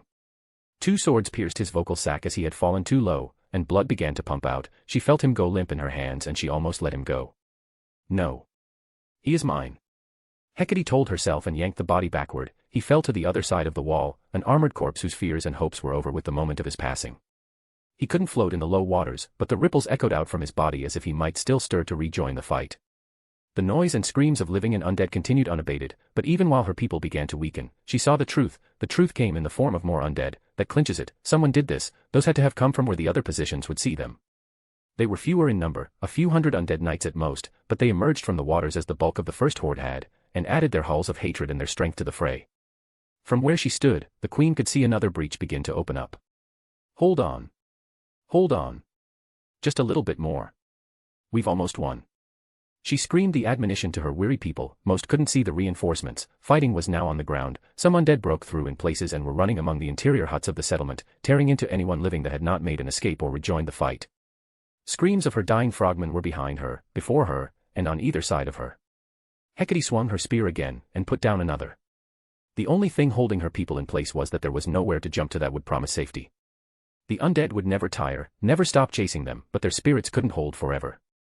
She never knew who the first of them was whose courage fled, but somewhere along the wall, it happened. She caught sight of one of her own not running, but leaping wildly away, using his comrades to buy him time to save his own life. Hecate cursed the nameless one. May you die alone, and live long enough to regret this day. She hurled her hatred at the one she counted as a coward who left his brothers to die, and yet he was not the last. Just a little bit more. Will you leave your queen to die? She admonished her soldiers, and though some said, yes, they would leave her to die, as they hopped and fled into the distance with not even a weapon to burden their escape, others continued with desperate courage. It was then that she saw it. More bodies began to emerge from the waters. No. Not more, no more, no more. She begged the gods of the lake to spare her more, until she saw more clearly what they were when the stirring waters parted. A roaring ribbit of reinforcements hit the air. The undead had no sense of strategy and left nothing to guard their flanks, nor did they keep order and maintain the pressure on the walls. Instead they charged the nearest targets, which bought the frogmen on the wall a moment to breath. The frogmen reinforcements hopped onto the attackers with wild frenzied killing intent. Though they had only crude clubs rather than ones prepared for military use, they nonetheless had something. They hit hard and drew pressure from the wall. The undead on even ground seemed initially to still have the advantage, but the frogmen were fresh and nimble, leaping over the battle area, splashing into waters or luring the undead into deeper areas where they could be isolated and killed. A useless effort when the numbers of undead were many, but reduced by hours of fighting, they were more manageable for the fresh forces. We're reinforced. Attack. Attack. Attack. Hecate called for her weary warriors to sally forth and strike, and those who remained followed their queen as she jumped off the wall as high and far as she could. Her spear held aloft like a goddess of war. She landed on an undead and smacked his head clean off his neck, sending it far out into the lake to sink to the bottom with the weight of its helmet to carry it down.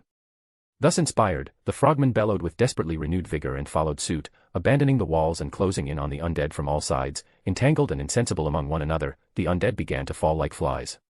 From there, the noise and undead screams of hate began to diminish. Thousands had been reduced to hundreds, hundreds to dozens, and at long, long last.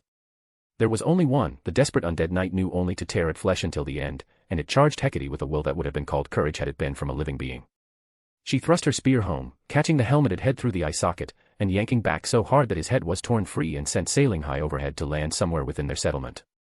The undead body fell with a splash into the waters, and for a moment the whole of the remaining frogman army was utterly silent. It was over. The queen raised her spear overhead, and as if that were some signal on which they had all been waiting, they held their clubs up and shouted a victory roar. Heek-ti. Heek-ti. Heek-ti. They chanted their queen's name like a war cry, but towering over them as she did, she received their cheers only reluctantly. At her back she could see that the blue waters had been stained with blood so copiously that they were nearly violet, an ugly bruise-like shade, dozens of feet out from the remnants of the wall. How many remain in my army? She had no answer, and once again, an unanswered question filled her with a dread she could not escape. Chapter 97, Chapter. With Shaltir gone, and after Zeryosu and Crush Lulu spoke, it was Kyuku, clad in his white bone armor, who addressed the masses. His words were slow as ever, as if he had to wade through thick mud to find the wherewithal to speak. Kill, frogman, save, lizardman. He made a fist and held it over his heart. A rumble of agreement came from the rest of the gathered tribes. Sukyu's long tongue hissed briefly and his tail lashed at his back. So we rescue the captives. Whatever our new lord has done, we are safe for the night. The rest of the tribe will sleep. We chiefs will conduct a raid and prove we would save ourselves if we could. The rumble went on, and Shisuria nodded before asking, how do we get there fast enough? Rororo can't take all 5 of us. That. Zeryosu pointed to the Death Knight nearest to him. We have a cart for hauling wood, but this time it will haul us, and the Death Knight here will pull it. I'm sure that was their intent in giving us more than we needed. The undead never get tired, the undead never feel fear, or need food, or water, or to relieve themselves. I saw one of these once when I was a traveler. They're fast. I never imagined one could be controlled, but since it can be. That settled it. Get the cart. Crush snapped at one of her people who scrambled away along with one of the Greenclaw tribe, and a minute or so later, a crude, simple wooden cart made of bound-up logs cut in half horizontally, bound with oiled vines for rope and with just thick-tied sticks with multiple gaps between them was wheeled over. The wheels were not much better than the rest of it, simply logs chopped to make circles with a rough hole in the middle through which a wooden rod had been shoved and fixed in place with tar at either side of the wheels. It isn't much, Zariusu apologized for the cart and went over to rest a hand on the long pulling poles, but it has only ever had to haul wood before. Still, I know it can carry our weight. We won't be comfortable, but that isn't important. We go. Kyuka mumbled and clambered into the cart. He drew his legs in as close as he could to make room for the others. A swelling of pity ran through Zariusu as he saw the earnestness of the former genius who threw away his brilliance to become a shield for his tribe. Crush and Sukyu followed and did the same, while Shasuria followed after, and Zariusu finally did the same. Completely unsure if this would work, he pointed to the nearest Death Knight. Death Knight, stand in front of the cart. The lumbering behemoth's heavy feet left deep impressions on the soft ground as it obeyed and stood in front of their transportation. Death Knight, put away your shield and turn around. It obeyed again, the shield placed over its back. It was now positioned between the two poles. Death Knight, grab the poles beside you. Zariusu felt a surge of awe run through his body as the Death Knight bent down, grabbed the poles that had been angled up when the cart tilted a little from the weight of the 5 chiefs. Death Knight, pull the cart out of the gate. Zariusu gave the order, though he clutched Frostpain tight against his body while the Death Knight's long and lumbering steps drew the cart in the direction it had been commanded. All right, I think I've got the hang of this. Zariusu said softly. The other 4 looked at him in askance. He could read their very thoughts then. Are you sure? He looked behind them at the village full of lizardmen from all surviving tribes. No matter what happens, nothing will be the same after this. We all worked together, we all cooperated like never before. And now all 5 of us are going to rescue the captives of a tribe's elders. It was an exultant feeling that coursed through Zariusu's veins and gave him a burst of confidence enough to shout the next command at the Death Knight. Run that way. He leaned forward and pointed. The Death Knight looked back at him to see the direction he pointed, then the monster began a sprint. The heavy pounding feet were anything but subtle, and the force of the sudden lurch sent Zariusu flying back hard enough that it was only Crush and Chasuria's darting arms that caught him before he could tumble entirely over the side of the cart. If he could have blushed cherry red, he would have. Instead he only laughed sheepishly, before the other chiefs chuckled good-naturedly in turn. Thank you, Zariusu said to his lover and brother. He quickly settled his back against a wooden pole, his tail dangling outside to catch the wind while the cart raced on and on without stopping. There were no roads, but the path along the lake was well enough worn that the cart was able to make good time without stopping. The tireless Death Knight moved as if he was carrying no weight at all, giving only the steady thudding noise of its heavily armored feet. A trip that was days for the weak and hours or longer for the strong was cut to a fraction of itself. The terrain raced by. The dark waters of the lake however were not especially placid. It wasn't hard to conclude why. Whatever he did, Hecate's army must be moving. I do not envy her, Chasuria said with grim satisfaction. What do you think we will do tomorrow? Crush asked the others. I think we will fight the frogmen. No, I think we must fight the frogmen. Zariusu replied to her and put a hand on her own. We must prove to the Great One that we are worthwhile as a whole. When they return, we offer ourselves to him as an army, to advance with him and fend off the frogman threat ourselves. If we show that we only need time, and only need help to grow strong, I think we will prosper. Sukyu fidgeted with his slingshot. I think this is true. I think if we show that we can fight, we will have more value than if we just crawl to the feet of the strong. By the time they reached the outskirts of their destination, all had come to an agreement. Death Knight, stop, Zariusu said, and the Death Knight slowed to a halt after a few paces. The ground in front was a churned-up mess. An army passed by here. Even in the dark it was obvious, footprints and deep impressions with kicked-up earth all led toward the lake. I know our new lord has something to do with this, he must. Nobody had it in them to argue, so we face a weakened frogman army, and even fight, is a fight in our favor. Chasuria said, and they hopped out of the cart to look at the remnants of the village. We're far enough away that they shouldn't have heard us coming. Surprise is our ally, Zariusu said, and dropping low, his breath became shallow, his pulse began to race again, his hold on Frostpain tightened once more. Kyuku and I will attack first, Sukyu and Crush will act in support from the rear, Chasuria circle around and free the captives while the frogman guards are distracted. Questions? None came, and they took position, with Chasuria rushing wide out of view. They began to creep toward the ruins, the others at his back, all of them ready to attack and set their people free. Chapter 98, Chapter. As though the gods of the lake favored the lizardmen, everything went smoothly. The frogmen that Zariusu saw on watch were few in number, and those there kept looking away from where they should have been watching. It was obvious why when Zariusu saw the direction that they looked instead toward home. Whatever carried their army away has them deeply worried. That much was obvious to Zariusu. The remnants of the gate were still standing, put back up by the occupiers or, more likely, their lizardmen slaves which had been forced to do the work for them. Anger burned in Zariusu's soul, and he wondered if that feeling of hatred, that glare he gave to the frogmen he saw standing with their spears on watch, could be felt. If it was, that might explain why the frogman turned and looked at the shadow of Zariusu before crying out in alarm. He sprang to his feet as soon as the frogman shouted, and began to charge. Kyuka sprang up a mere moment later and together they charged at the gate with roars of battle fury, limbs pumping and kicking up dirt into the darkness at their backs. They charged blindly toward the gate. Out of the darkness a rock hurled by Suku destroyed the alerted frogman's head just as other shouts came up and the encampment came to life. Zariusu, faster without his armor, reached the gate first and slammed his sword into the wood like a club. The gate, weakened and damaged as it had been, collapsed into splinters beneath the blow of the enchanted sword, but as a precaution, he destroyed only one half, allowing himself and Kyuka to take up the space and avoid being surrounded. Frogmen charged with long spears, but these were not the elites, third-rate, the weakest warriors, inexperienced at best. He realized as they charged to meet him en masse, they came on, too many at once, and got in each other's way. Two, perhaps more eager, wiser, or braver than the others, used their powerful legs to jump toward the lizardmen intruders, but a series of rocks and blasts of magic arrows shot the frogmen down in flight, sending them thudding down where they landed among their own, causing a number of frogmen to fall in a heap. Zariusu saw the tangled chaos and rushed forward. Icy burst, he called out and the frost damage caused the frogmen to scream in pain, only for him to thrust or slash his sword into their bulbous throats while they trembled in pain. Chaos engulfed the encampment, the guards one and all abandoned their positions to charge the intruders, while Kyuka blocked the door and began fending off blows, knocking aside spears that failed to pierce his heavy enchanted white bone armor. Every time the frogmen seemed like they would gain an advantage, the warrior jumped behind Zariusu and another, icy burst, caused a cacophony of screams through freezing pain that he would silence with frost pain's point or edge. Sprays of blood flew out into the night, while rocks and spells from the darkness behind him kept the fight on the ground where he and Kyuka were at their best. With their attention focused on the intruders, the frogmen proved that they were green in more than their flesh. They forgot entirely in their panic to properly concern themselves with the captives. Shisuryu clambered over the wall out of view and found only a single frogman still minding the bound elders. They're panicking now, but we're outnumbered. Sooner or later they'll go over the wall and surround my brother and Kyuku. I have to be quick.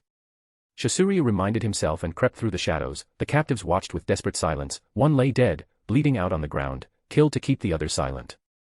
The bloody tip of the guard's spear was visible to Shisuryu, and full of hate and wrath, he leaped at the frogman from the back, his arm circling around the front where his hand caught the frogman's bulbous throat.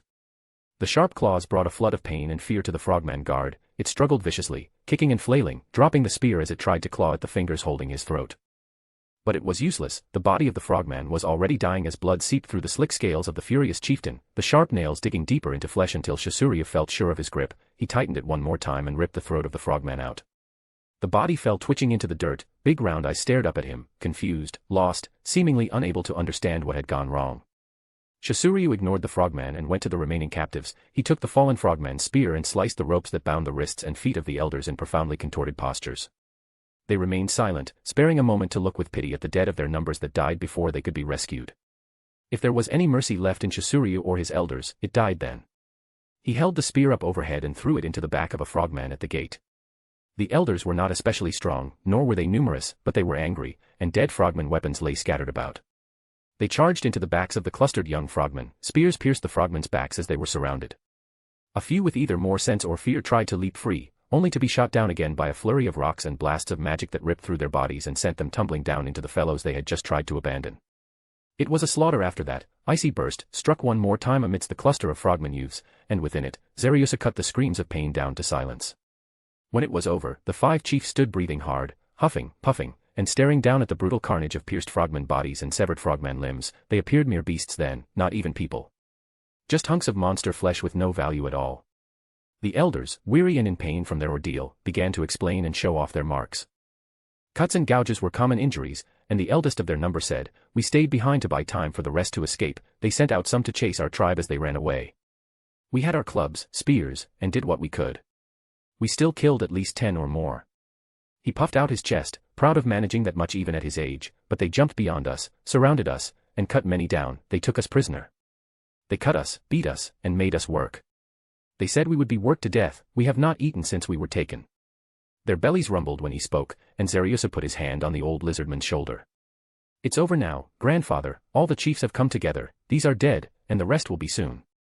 There is no reason to show mercy now.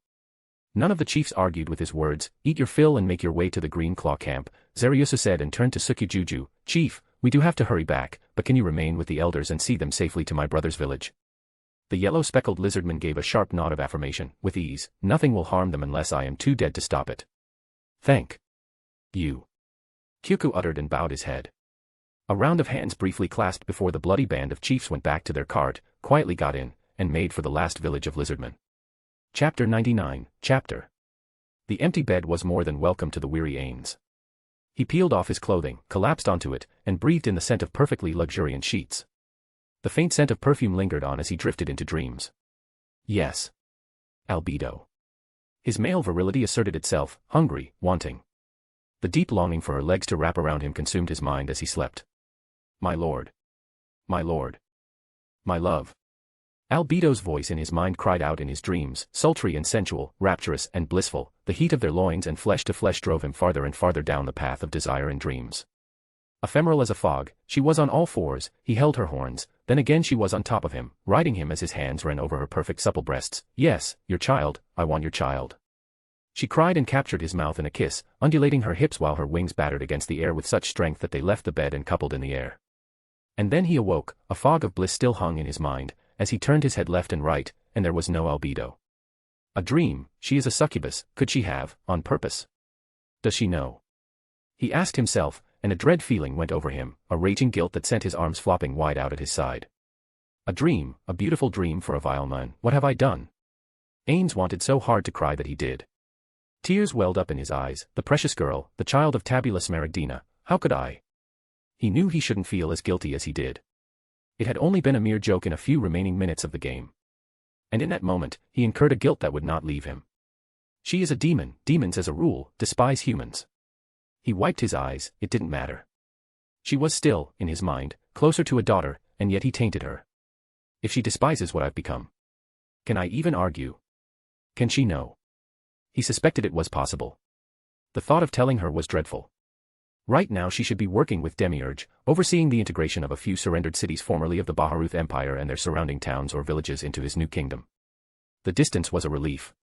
I have to tell them soon, but I'm not ready to face Albedo, to look at her without hating myself, for wanting her, for making her love me. If I'd known what would happen I wouldn't have done it. His love for the children of his friends, even though he knew at heart that there was evil in most of them which was not even buried, was all-consuming. Of course, that made the guilt over his dream of sleeping with Albedo even worse in his own mind. His heart pounded, his body was in a cold sweat, and he flung his forearm up to cover his eyes and shield himself from the dim light of the bedroom. What do I do? He asked himself. He couldn't keep Albedo away forever. Most of the Guardians now knew the truth. All that remained were Demiurge and Albedo, and the next choice was easy. Demiurge, the weakest Guardian I have, I can easily defeat him, but he is also the most cunning. I'm sure he would have already worked out my change if I kept him around. But I can't keep him in the dark forever. I need his help to find out if there is a way to go back, or to something else perhaps.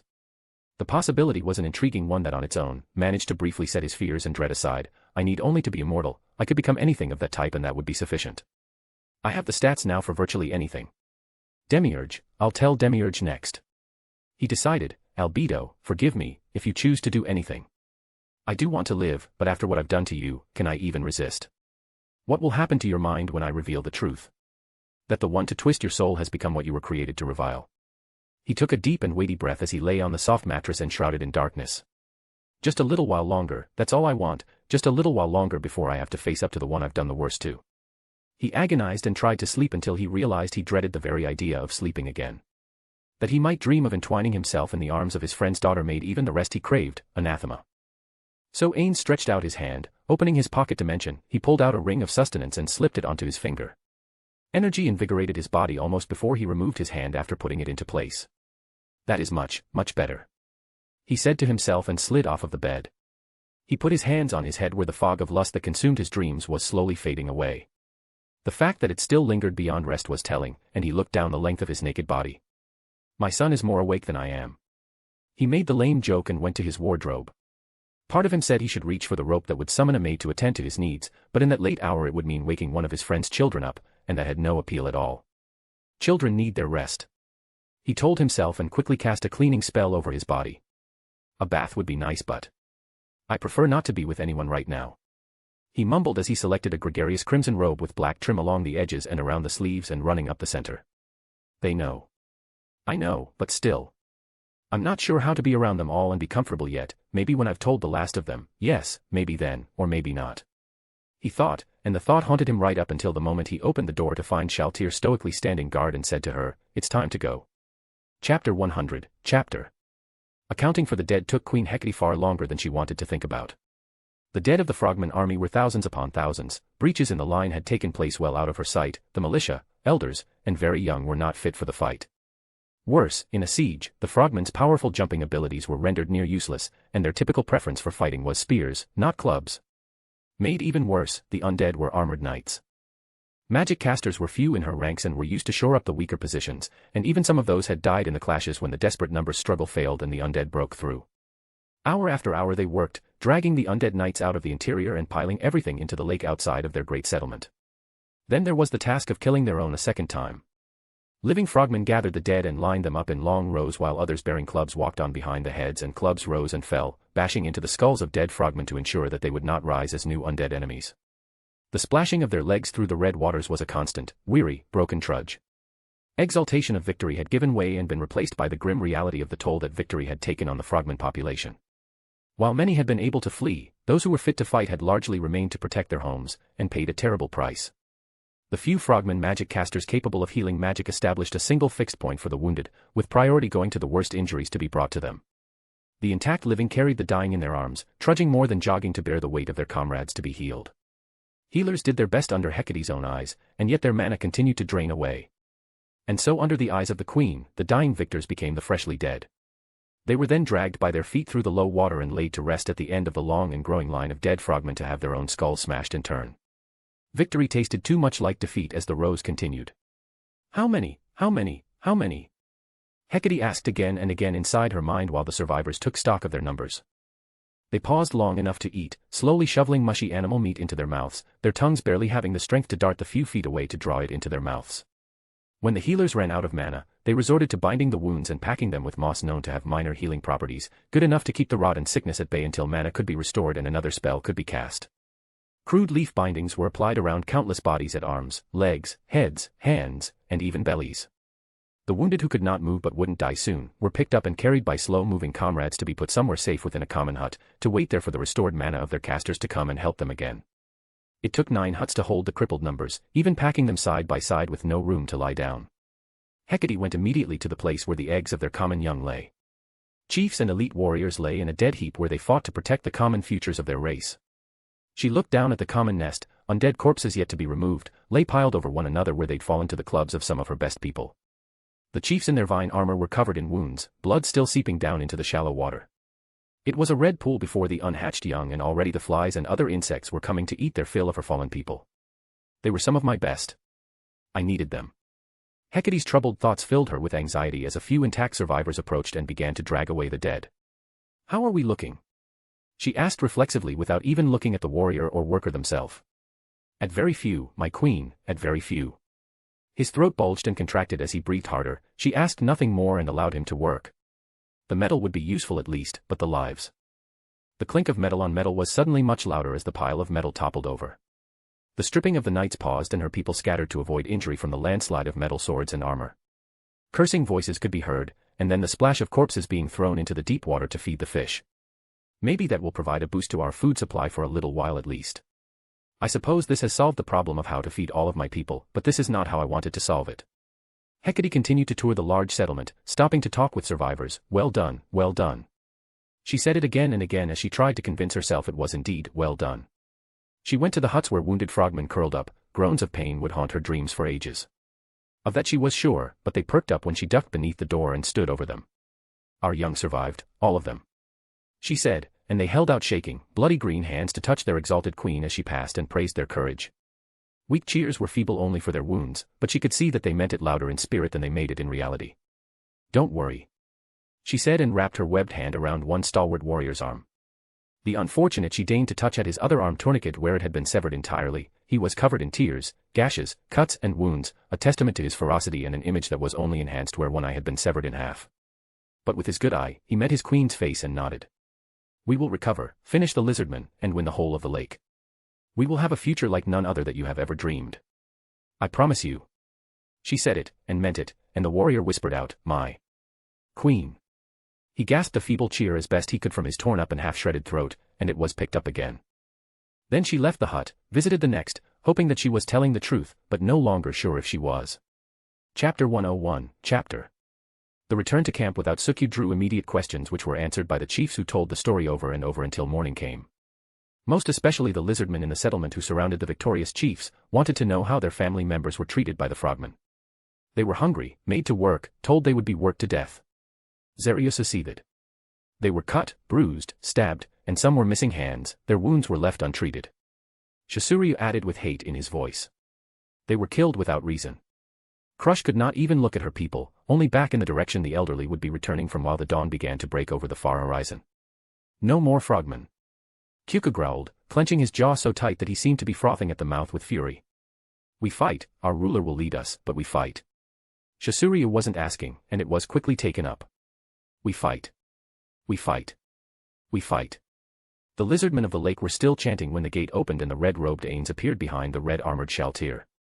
They knelt in a great mass as soon as he came into view, bowing their heads. It was Zariusu who spoke. My lord, we followed your will and rescued our captive people ourselves. They will return on their own in a few days escorted by the absent chief, Sukyu Juju. My will. What are they talking about? He wondered from behind his mask. He cleared his throat and ran with it rather than ask the embarrassing question. Good. He said succinctly. And now we are ready to follow you into battle. Zariusu added with a loud exclamation filled with the fresh outrage born from the mistreatment of the elderly. That will not be necessary. You are few, the frogmen may have won, they will be weaker, and worn out, but they may still wreak havoc on you. Ainz warned him, but the lizardman had only a low and eager growl in answer. If you order us to remain we cannot disobey, but we implore you, let us fight. Shisuryu replied, and going from his knees, he descended to all fours and pressed his head into the dirt. The others rapidly followed until there was a sea of green, tan, and speckled lizardman heads in the soft earth, all of whom said as one. Please, let us fight. Discomfort ran through Ain's body like wild stallions, for the former office worker. This deference from young and old alike, even if they were not human, made his skin crawl with anxiety and awkwardness. Very well. He said and held his staff above their heads. If you wish to fight however, you must move quickly. We can make enough boats to carry all of us in a day or two, my lord. Crush Lulu promised, her white tail dancing in the air. She still had not risen to her feet, but Ainz shook his head. No, we will not need boats. He replied to them. My lord. Will we use the walking hole as you do? Shisuryu looked briefly full of dread at the prospect, and Ainz could understand why quite readily. To them, it must appear as the tool of a god, some dreadful and frightening thing. Even to the bravest this may be too much to ask, and perhaps another impression will do just as well, if not better. They are proud people it seems. The more impressed they are with my power, the easier it will be to rule over them. Ainz thought, and cast another spell.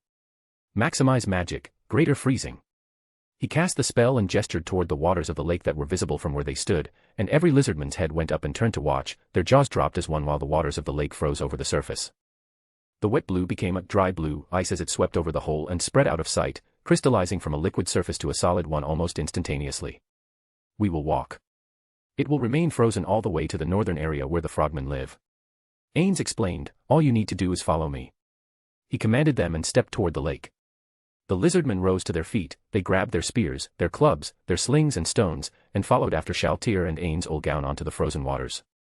Their steps were gingerly at first, rather than bold, but Ainz did not look back to watch them, rather he went forward, the ice crunching underfoot as he took long steady steps away from the village. Behind him, he could hear the chiefs giving orders and dividing their tribes into groups, creating their battle formation on the move.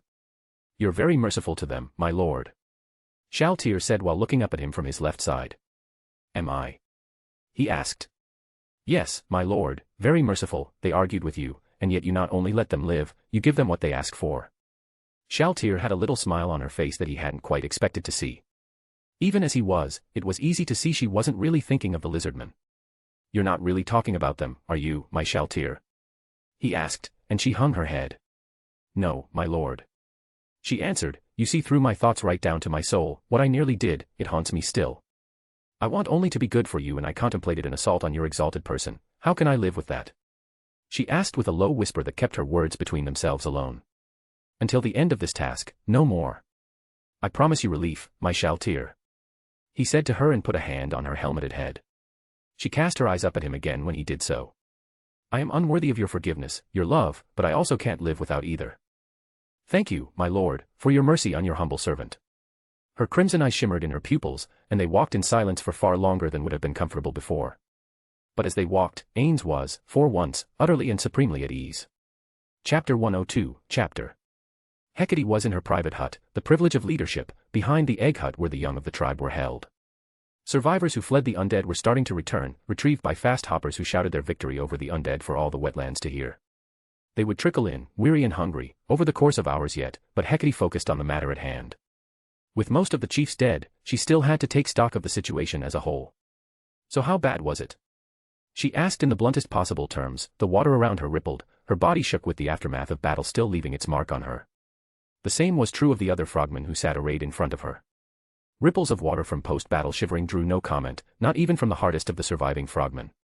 The malice and hatred of the undead could shake even the bravest to their core. 5,000. The answer came, and disbelieving relief filled her body. 5,000 dead. She asked. It was a brutal loss. We've never suffered losses like that, but it's survivable. The frogman's throat bulged out with deep, gasping breaths. No, my queen. 5,000 remaining. Our dead. I counted 1,000 at least 15 times, and that is our fighting force. Thousands more among the tribes are missing elders, and we can't know how many might have been lost to monsters when evacuating. Hecate barely heard him, the words were an echo in her mind, her shaking intensified, nor was she alone. If anyone was saying anything, nobody heard it. The final cost of fending off the dead. How can so many die in one fight? It just doesn't seem possible. Will the spirit realm ever glut itself enough? How many eggs do we have, between all tribes? She asked another young advisor. Not that many. He admitted. How many fertile females do we have? Hecate asked another pertinent question. Suddenly every female of their race became more valuable than food. Across all tribes, before this fight we had 5,000, after, we think there are 2,000, but we haven't divided the count between male and female yet. The advisor explained. Withdraw all females from the fighting, we will add any older males to the numbers. For our attack on the lizardmen, if we wipe them out, then we have years to recoup our losses and a whole lake to spread out over. She gave the order, and there was a decisive and hopeful nod, but pursed, tight lips. Do they blame me? No, probably not, we won after all. Hecate told herself, even while she put the blame on her own shoulders. How many wounded? Hecate asked. There are 2,000 wounded who have yet to be attended to. They have mostly belly wounds, though they have been packed with pain-killing moss and all injuries temporarily treated. The casters need all day to replenish their supply. I took the liberty of asking and they say they can heal 1,000 in a week. More if we acquire healing potions. The advisor stated. So 2 weeks, will they survive that long with those wounds? She asked. Every life is suddenly far more valuable. She thought, knowing full well that hundreds more could die of their wounds before all was said and done no matter the best efforts of her healers. Most, yes. A few hundred may die and some show evidence of rot beginning. We will amputate, cauterize, and otherwise stave off death as long as we can to allow the healers time to work, but I fear some of them are so scarred mentally that they will never fight again. The advisor said as truthfully as he could, and all their eyes went down to the waters around themselves. It's bad enough that we must use fire. Hecate shuddered, nor was she alone in that. It is, my queen. It is. Fire or death. Silence followed the answer. How could this have happened? How? So many undead, I've never seen anything like it. A frogman asked. Hecate had an answer to that at least. They were dressed like knights of the Baharuth Empire, so I am sure they're the dead of the battle they lost some weeks ago, but the important question is how they came here, who sent them, and why. Baharuth doesn't practice the abominable art of necromancy. So who does? Hecate asked the true question and nobody answered. How soon can we be ready to move on the lizardmen? We can't wait for them to starve now, our numbers are too close to even, they may be mere animals but they are brave animals, and they have great treasures to help any fight they might be able to muster up. Hecate asked the next most important question, and the frogmen looked around at one another with uncertain eyes. My queen, the warriors are exhausted, even if we rest all day and all night, their fighting spirits need time to mend, we need to recover, they need to recover. Can we let them rest for a week? It will do them good to see another 1,000 swell their ranks. One of the 6 asked, one could even say they begged, but Hecate shook her head. No, we can't, there is simply no way we can let the lizardmen have a week to operate freely. Maybe they turn on each other and hide in their last stronghold, maybe they eat away at their remaining reserves, but maybe they go bold when we go this long without striking at them. Maybe they find we've abandoned the other places, maybe they realize we are weakened. And if they see our numbers have dwindled, assuming they don't already know, then what? Hecate pressed the point home. The weight of her argument stilled their tongues, they looked up at their towering queen and sought a counter to her words, but found none. The same frogman spoke again. If we allow for the minimum amount of rest, we can attack tomorrow morning if we allow for the remainder of the day to rest and a full night's sleep with good meals as well. Then we will do that, set the non-combatants to all essential tasks, including the females we aren't sending back to the fight, the warriors we are keeping will rest for the remainder of the day, feast to the dead tonight, and tomorrow we will wipe out the lizardmen. Any slaves we take, we can no longer keep, we are too few, we will sell them to the Empire or slaughter them after they surrender. Let them die here, or far away from home, but we cannot share any part of this lake with the two-legged animals anymore. The ones guarding the captives that we were going to work to death, send a swimmer to retrieve them. We need everyone capable of bearing a spear to be ready for tomorrow. At once, my queen. The frogman stood and ran to have her orders carried out. Smaller matters began to occupy her attention for a time, and for at least 1 hour, it was as if all was normal and a disaster of unparalleled size and scale had not taken place. Until the screaming began afresh. Chapter 103, Chapter. What fresh nightmare is this? Hecate shouted and snatched up her spear, forcing herself, weary as she was, first to rush out of the hut to find her people screaming in alarm. It can't be more undead. It can't be. It wasn't. Everyone seemed fine, but the cause of their screaming quickly became obvious. Just beyond the breaches in the walls, a thing she'd only ever heard stories about, dominated the water. Is that ice? Hecate wondered as she looked at the still white ground that had once been the ebbing flow of water. The red bloody surface had become red-stained and still, while the rest was either dirty or as white as the purest and most perfect of clouds. Several of her people were howling and screaming, "I'm stuck. I'm stuck. Please. I'm stuck. Comrades. Help me." Cries of fear and pain were rampant, and before the cries could rise higher she understood just why. The ones working deeper, the water froze around them. Hecate pointed her spear toward the area beyond the damaged wall. If you're not stuck, go help the others. When someone unsticks you, go aid them in helping others. Use rocks, spears, anything. She shouted and rushed out, her powerful leaps carrying her over the wall to find that at least a dozen of her own were flailing about, waist-high or worse in the now solid surface of the lake. They pounded with their fists and ignored the breaking of their fingers. Hecate didn't blame them, frogmen did not fare well in the ice. Around her, to their credit, the frogmen were following her commands, clubs swung down hard to crack at the ice, while others chipped at ice with knives, and enterprising souls rushed out to take up swords that were piled high from the dead humans, and applied those to the task of freeing their brethren. There was no way for Hecate to tell how many were trapped in the ice, but there were many, and the cruel cold which would have melted on its own eventually, began to take its toll on those who had the misfortune to be standing in it at the time. Hecate brought her spear down and smashed through, freeing one of her followers in a single blow. Her heavy infantry were doing the same, but others of more common strength struggled at their task. Sometimes the scream changed its tune, going to a higher octave when a blow missed the ice and struck flesh instead, adding to the total tally of the wounded that was already too much for Hecate to truly grasp. But thanks to steady order and quick actions, 1 became 2, then became 5, then 10, and the numbers of those helping free the remainder became sufficient that the whole tribe was set completely free of the dreadful substance in a few hours. What was that? Somebody asked their queen, to which Hecate answered. That was something called ice. I've heard of it, but never seen it up close. The dwarven merchants told me their mountains get this stuff on top of it, but frozen water. Who could freeze so much? Nobody answered that either. Will I ever get one of my questions answered? She wondered, and ironically she had no answer to that either. The luckiest frogmen had only mild burns from the freezing around their ankles, and though they were in pain, they could still move and work, albeit with some wincing. Others, however, had more serious burns all over most of their body, and they were left groaning and in pain. A few unfortunates had hands and feet both frozen into place when picking something out of the water. Worse yet, when the last tally was told, 6 more had died. They had been frozen at the head, breaking the surface of the water when the freeze hit. Frozen where they were, their brain could not take the change, and their struggling ceased long before anyone could see they were in danger, leaving them mere frozen corpses waiting to be released. Hecate mounted the wall and stood above the center where she had fought before and looked off into the distance over the now solid white waters. Over the distant waters, she could have sworn her eyes beheld dots. No. She whimpered to herself. No more, just no more. The whispered plea to the gods went unanswered, and the dots remained atop the frozen surface. That is why the waters were frozen. So that whoever did it could walk here. The dread of that understanding sent Hecate into a desperate tailspin of thinking. We've been getting the evacuees back all day, can they find the strength to run again? How long before those dots get here? What about our young? Hecate acutely felt the lack of options open to her in the present moment. If they fled, survival was uncertain. If they remained, survival was uncertain. If they fought, survival was uncertain. Fight, don't fight. Maybe we can surrender.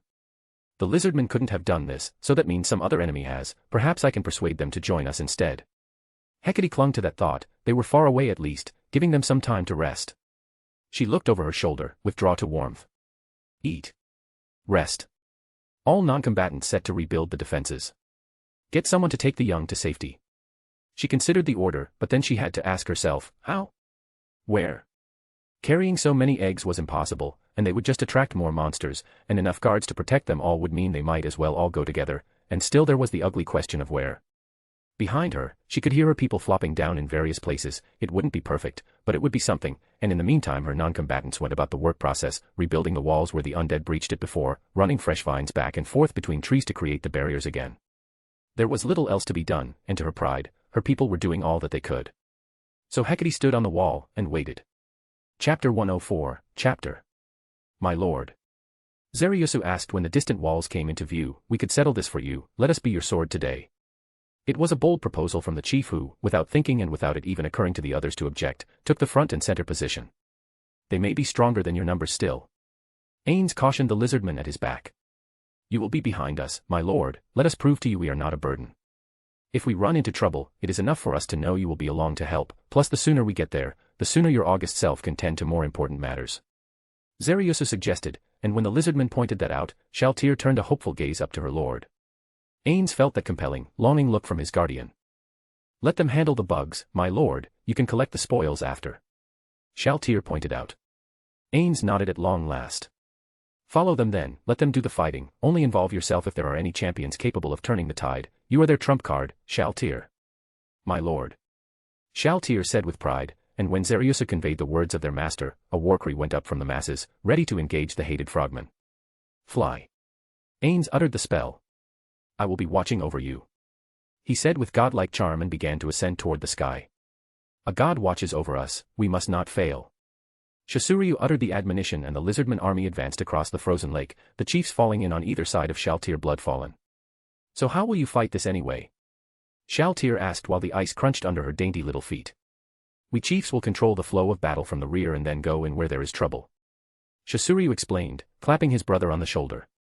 Hit frogmen to death. Kyuko punched one fist into the other. I will handle the mages and ranged combat in support. Crush Lulu added. So you put some thought into this? Shaltir admitted somewhat begrudgingly. Yes, Lady Shaltir, the lake is not new to war. Though nothing this large has ever happened before. Zariusu admitted. All right, then. A delightful thought came to Shaltir, I will watch, if you run into real trouble, say only, long live Ainz Olgaun, and I will help you. Long live Ainz Olgaun. The chiefs chanted with soft reverence. Above the lizardmen, Ainz watched, with a mix of worry and curiosity.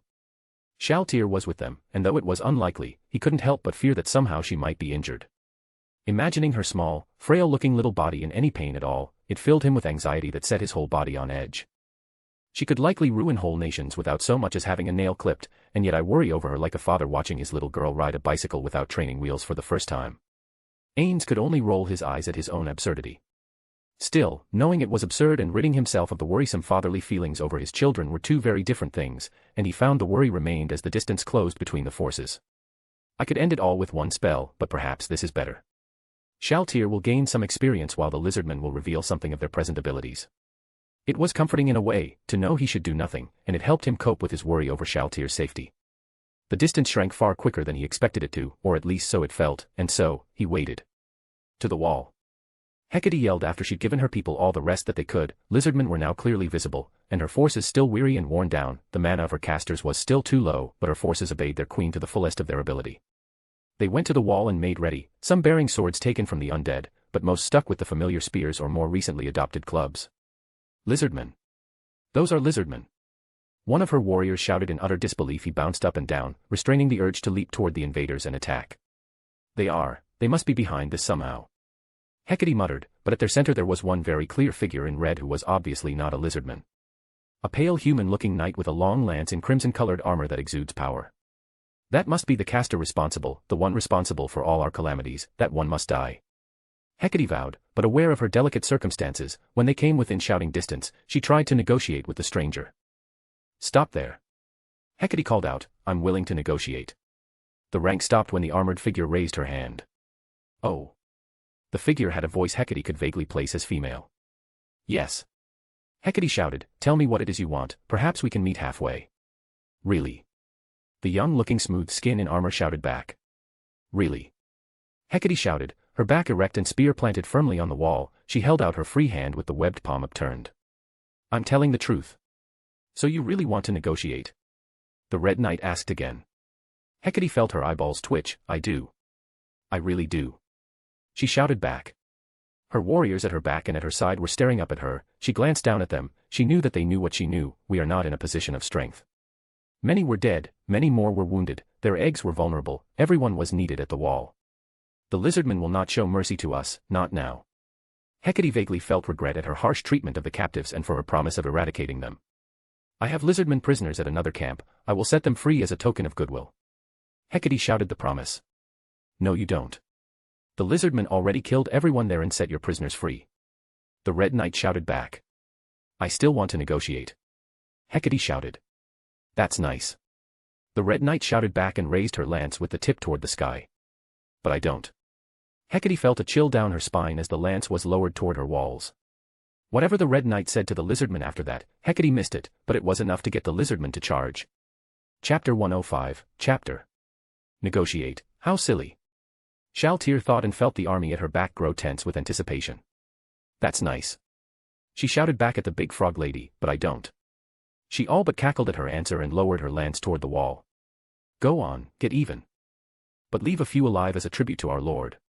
Crush Lulu shouted her orders and her magic casters launched fireballs toward the walls. Even from where she stood, it was obvious that the glorious days of yesterday or earlier were gone. They were weakened, weary, and some of those on the wall still had obvious small wounds on their bodies. They leaned on spears rather than standing proudly at the ready, as the big one did. Flames roared forward, arcing overhead to crash into the walls. Frogmen leapt away from the flames, diving behind cover with their powerful fear-fueled legs. At her back, Crush Lulu heard the shout of, "Magic arrow," and frogmen began to tumble from the wall. Frogmen magic casters had yet to respond, but the albino lizard woman had little hope that this would remain the case forever. Kuka bellowed an angry roar and charged ahead. His white bone armor was attention getting in the best of times, and coupled with his angry roaring and furious charge, he drew missile fire from every corner that could reach him before the frogmen realized their spears were just not enough by themselves to draw blood. The weary warriors of the frogmen were heavy-limbed and slow, but they had the high ground on the walls, and whether Xeriosa wanted to admit it or not, he was compelled to acknowledge that they were brave, even fearless. The sound of voices activating warrior arts was punctuated by the cries of slaughterers and the slaughtered, the shouts so loud and ferocious that the sprays of blood were buffeted farther away from the wall than force alone allowed. The frogmen were clearly much reduced in numbers, and their martial arts had begun to flag. The tide of fighting went back and forth at the low walls. Howls, ribbots and hisses of pain or fury went on while the two sides tore at one another. Again. Crush Lulu shouted and held her hand commandingly out from her body, sending another wave of magical blasts that tore into the ranks of the frogmen on the wall. Some fell down, pierced through and through by magic arrows that hit hard enough to carry their bodies back onto their fellows waiting. But fearless enemies jumped to take the place of their comrades, regardless of the stones that flew from slings to pierce their brains. All was chaotic and madness, with no gate to batter down. The lizardmen hacked at the wall or climbed over each other to mount and fight claw to hand, club to club, or spear to spear. The few frogmen to pick up swords found that they were less useful than they hoped, requiring more skill to use despite their greater sharpness, and so they threw the swords down at lizardmen and chose to revert to their spears instead. Heads jabbed up and down, and the fighting teetered back and forth between the press of both sides until the big one holding the strongest point taunted the ranks of the chiefs behind the lizardmen and bellowed out. "Behold the chiefs of the lizardmen. They hide while your queen stands with you. Will you let her die here, protecting your own young from cowards?" Invigorated by her projected voice, the frogmen struggled on, the bodies of defeated frogmen falling before the walls, and the lizardmen who died attempting to rise to the top in turn, slowly became a rampart that led up to the wall itself. And on these dead and dying, the lizardmen began to rise. Foremost among them came Kukazuzu, his white bone armor fending off every blow, and his fellow lizardmen began to follow him to the top, his fists deflected blows, his tail lashed with fury. "Kill frogmen!" He bellowed his rage out, snatching spears that missed his body and yanking so hard that the frogmen flew from the walls and fell into the mass of lizardmen whose clubs and spears quickly ended the screams of pain the fallen let out. Hecate recognized the threat he posed to the wall when her heavies confronted him, and their blows, for all their efforts, seemed to not harm him at all. Kukazuzu's fist came out, and the frogman's head exploded in a spray of blood and brain matter that, ever so briefly, froze stiff all those who saw it. Queen Hecate challenges you. She bellowed instantly before another of her elites could fall. She didn't run, she jumped, her massive and powerful legs carrying her to soar over the battle area like a bird in flight, and cover her soul with despair at what she saw. The far side of her wall where her people remained was littered with the dead who had fallen to magic, stones, and spears, while the fresh lizardman had fewer dead to show for it all as near as she could tell. She landed before the lizardman and snapped her spear down atop the wall. Her people cleared the way and the lizardman in white bone armor, and an idiot by her reckoning, held up his fist. Kuka fights you. He bellowed, and the two rushed at one another. His fist was faster than it had any right to be, even being martially enhanced. Her spear deflected him only by the purest luck again and again. Her own martially enhanced body barely kept up. She landed blow after blow with her free-webbed palm, but his bone-wrapped armor caught the broad blows. His tail added to the fight. Every time he spun she had to leap, to avoid it. Back and forth they went, a brief truce coming between the two sides for the duel of champions, the queen versus the chief. Her towering height gave her reach, but his armor and strength was second to none. He stepped on the carpet of bodies as she forced him back away, only for him to advance again, threatening to grab her body or her spear. But such a close fight could not endure forever, and among the chiefs at the rear there was one singular moment of absolute horror when Hecate's spear struck home, hitting the gap in his armor that only barely exposed his throat. Her spear opened up his throat, and Kuka fell backwards, toppling over the body, spraying a fountain of blood that stained the white bone armor as he tumbled into the now shattered but freezing places in the water with a sickening splash. Hecate held up her spear. Hecate strikes down the one lizardman chief with courage. Chapter 106, Chapter. Damn it. Zaryusu and Shisuryu cursed in a moment of horror, and charged at once when the lizardmen looked behind them to see if their leaders were truly full of fear, only to see the opposite. The effect of Hecate's victory was short-lived. Seeing two more chiefs charge at the point of conflict returned spirit to the lizardmen, who made space enough for the brothers to charge up the path of the dead to face the queen of the frogmen. But then, quite to the shock of the lizardmen down below, they did the unthinkable. They jumped inside the wall, avoiding the queen entirely, and causing an uproar among their own ranks. Will you let your chiefs take the city alone? Zaryusu roared in the moment of mutual horror from both sides as he and his brother resumed the battle as if they had breached the wall by themselves and had an army inside with them already. The lizardmen of both tribes rushed forward after the pair, and Hecate came to her senses. She turned from the wall and leapt into the interior of the frogman settlement, and staring down the two brothers from her towering height she snapped her spear in front of herself again. It dripped with Kukuzuzu's blood still. 1 or 2 or 10 of you animals, and I will win still. She let out a harsh and rough ribbit, and Shisuryu looked up at the monster of a frogwoman. He found it hard to argue. The fighting grew more vicious as the eldest of the frogmen tried to stem the lizardman tide, and strength began to fail the frogmen at long last. A ruined section of wall that was nothing but vines that had not yet had wood added to it, gave way when the defenders died and the lizardmen cut their way inside. The magic casters at the back unleashed the last spell volley in their arsenals, a string of well-timed magic arrows that struck a series of lizardmen in rapid succession, sending them tumbling backwards into the unstruck ones behind and buying a few more precious seconds of life. With their last spells used, those least fit for battle beyond the very young and very old, charged at the breach with desperate courage, fighting with whatever they could pick up, including the broken and fallen spears they had no real experience in using. Another gout of flame hit the wall at a gap and the oil-soaked vines ignited. 2 frogman defenders fell backward coated in fire while another segment of wall collapsed, and more lizardmen entered the breach. How did it come to this? Hecate cried and rushed the nearest of the two, the big sword wielder and the only one she saw using a weapon similar to the knight's. He leveled the massive steel blade at her and began to batter at her spear. Why can't I cut it? He wondered as he fought the giant frogwoman. Her powerful legs kept her able to press him back, and his brother jumped forward, flashing frost pain down at her exposed arm. She jerked her arm back and tried to backhand the lizardman immediately. Zaryusu felt the blow, and it rocked him back on his heels until he used his tail to stop himself. The lizardmen were over the walls in several places, and atop the wall he saw the flash of white that could only be his beloved, leading the magic casters inward to aid in the fall. The frogman's spirit began to break in places. Outnumbered, exhausted, and out-equipped, they fled inward, their great hopping strides not half what they'd been before, where they would make their stand. Zaryusu was not sure, but Hecate was proving far more dangerous than he realized. Icy burst. He bellowed out. It was his last use of the skill, and he heard the frogwoman howl and thrust blind. It was the chance his brother needed. Shisuryu took it, consigning his pain to silence. He thrust his great sword home at the source of the scream. Zaryusu, however, had a moment of horrified realization when he heard more than one spray of blood. The freezing fog faded away to reveal a stark sight. The sword of Shisuryu Sasha had indeed found Hecate, but he had only severed a hand, while her long spearhead had buried itself in his open mouth and come out the back of his head. 2 chiefs left. Hecate bellowed at Zaryusu as her people fled to make their final stand near the clutch of eggs. She briefly forgot the curious red knight, and seeing that Zariosa turned to let his eyes fall on Crush Lulu, she rib-eyed with joy, yanked her spear back, and hefted it for the throw. Zariosa made the most powerful leap of his life, darting forward and sending frost pain into the body of the Queen of the Frogmen. Hecate stood still for a moment, willing her spear to leave her hand, but before it could, Zariosa whispered, "Long live Ainz, old gown." "My turn." Shaltir thought, and faster than Hecate could have imagined, the Red Knight appeared before the Queen and reminded her of the unknown and the danger she represented. The lance came out and pierced the Queen's body beside Frostpain, and Hecate fell with a howl, slowly tumbling backward to land with a crash.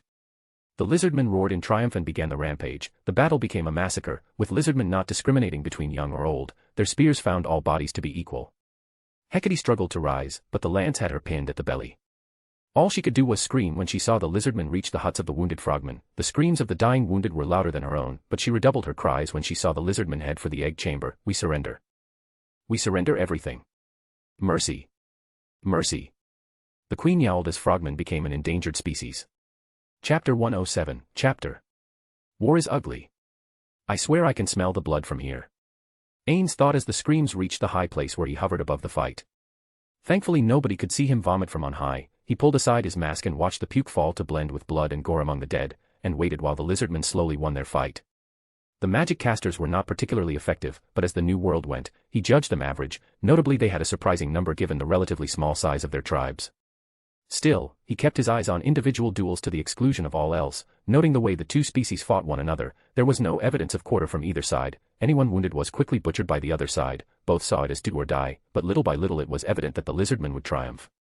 However, the big frog woman, Hecate, he guessed, was quickly capturing his attention. She was utterly stupendous, driving her forces to exceed their limits in a desperate bid for survival, and killing the strongest of the armored lizardmen and the big sword bearer who seemed to prefer his fists until he faced off against her. When he saw the blue sword bearer thrust his sword home, it seemed it would be over. Breaches were opened everywhere, and the lizardmen were killing every frogman of every age and state of health they came within killing reach of. Shaltir was then gone from where she had been, and burying her lance in the badly wounded frog woman. Moments later, the big one with the crown of bones upon her head was screaming for mercy and begging to surrender. Thank goodness. I wondered if they would ever stop. Ainz thought, and summoned his screaming demons. The clouds roared overhead and turned black. A high wind picked up that was so clearly unnatural that even in mid-spear thrust, the lizardmen stopped to look and the frogmen in flight ceased to run away. The heads came screaming down from above. The Great One says, "Enough. Frogmen lay down arms, lizardmen take surrenders. The war is over. Any frogman not on their bellies will die, any on their bellies will live." Ainz slowly began to descend among the carnage. The long for surrender had come, and Hecate still howled for mercy that in her fevered pain she did not know had been granted. She looked deliriously at the Red Knight. "Spare our lives. Spare us and we are yours." Shaltir pointed up to the sky. "No, you are his." Ainz finally came into view, descending beside Zariosa who fell to his knees and grasped his brother's body. Clutching the fallen chief, he howled like Hecate at the loss. Lizardmen whose bloodlust had been curbed by the howling demonic heads Ainz used as messengers, began taking up vines and binding the bodies of frogmen of all ages and states of health. "Shaltir, take a scroll out and heal this one, she is in charge, clearly." Ainz said and pointed down at the queen whose crown had now tumbled away from her body and into the bloody mire. Shaltir withdrew both the blue sword and the spirit lance, pulled a scroll of healing from her pocket dimension, and used it on the broken queen. "He is your master now." Shaltir said, "Surrender to him." She pointed up to Ainz, old gown, the master of death, or you will all be wiped out root and branch, and added to his armies as undead. Wails of horror came up from the frogmen ranks that gave out rib-biting sobs of fear as they realized their final ends.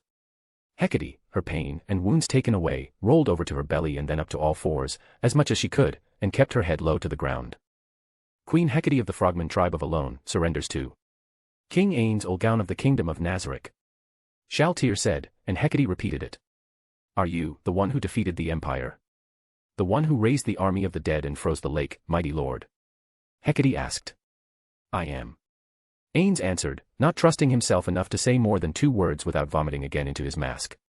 "Then you are strong, and we submit. Do what you will with us, but let my people live. I beg of you." She said, and fell silent. "Had I known what I was facing I would have surrendered immediately. Now look at us, all our work, all my plans, and now we will grind away our days in service to a god of death." Hecate cursed her birth, she cursed her parents, she cursed her vision of a united frogman kingdom, she cursed the war, she cursed her fate and she cursed herself. But she did it all in the quietness of her mind, and said nothing of the sort to the new king of the lake. Lizardmen raised up a cheer that was the counter to her despair. "Long live Ainz, old gown. Long live Ainz, old gown." And he raised his golden staff aloft, calling for silence. The lake now belongs to the lizardmen, who will always be part of the kingdom of Nazarick. And, what will you do with us, your slaves? Hecate asked. Ainz stepped away from her for a moment, his mind raced for an answer, such was his desperation for something to say, to a very good question in fact, that he sought to buy time. He removed a wand from his pocket dimension and held it over the body of Shasuria Shasha, and said, "Raise dead." Before the eyes of disbelieving lizardmen and frogmen alike he proved himself a god that hour, the true master of life and death, as he stumbled over the answer while Shasuria began to laugh in his brother's arms. "I have other lakes. I will move you to one of those, and you will live in peace. You will remain queen, unless you dare to rebel. In which case you will cease to be at all. Let's see what you can do if you have no enemies to threaten or unite you. Live or die, it is your choice." Ainz answered her, and the few surviving frogmen's mouths fell open as they were handed a new home. "There was another, smaller lake, there can't be many frogmen left alive now, I will send them there, and see what happens next." Ainz thought privately. "We are yours forever." Zarius Shasha promised, and the united lizardman army knelt as one before the god that granted life to the fallen. Chapter 108, Chapter 108 Epilogue End Volumen. Treating the wounded, tallying the total captive frogmen and egg survivors, and sending the queen and her people through the gate to an unoccupied lake all took several hours. In the end there were fewer than 2,000 frogman survivors of any age, and most of those were either too young or too old to breed. The lizardman rampage had seen to the breaking of many unhatched frog eggs, leaving only 100 or so that would not be capable of reproducing for at least 15 years. In short, it proved the worst massacre the lake had ever seen. But it was over. The lizardmen had suffered some losses, over 200 dead and another 200 wounded badly enough that only timely intervention kept them from dying. The aftermath of the lizardmen celebration had the king of Nazarick formally oversee the union of Zarius Shasha and Crush Lulu, thus uniting outright 3 tribes, while the others made a formal decision to settle together into one grand settlement from which only one tribe, the united lizardmen, would spread from as their numbers grew. All that took hours more, and Ainz parted from them, taking with them the offered gifts of gratitude in the form of their great treasures, which they swore was the only gift fitting to give a god who gave them victory, the lake, and the lives of 2 brave chiefs back before the end of the day. All that meant that it was very dark before Ainz was in his office again, and he only managed to come back when he did by coming up with the impromptu idea of promising to send them someone from his personal retinue to govern and observe them. And now, he was back, alone with Shaltir. They were watching through the mirror as the frogman survivors worked. Hecate proved an intriguing specimen, it was the sole reason she was allowed to survive. "What did you think of the frogmen?" he asked, putting off the punishment a little longer.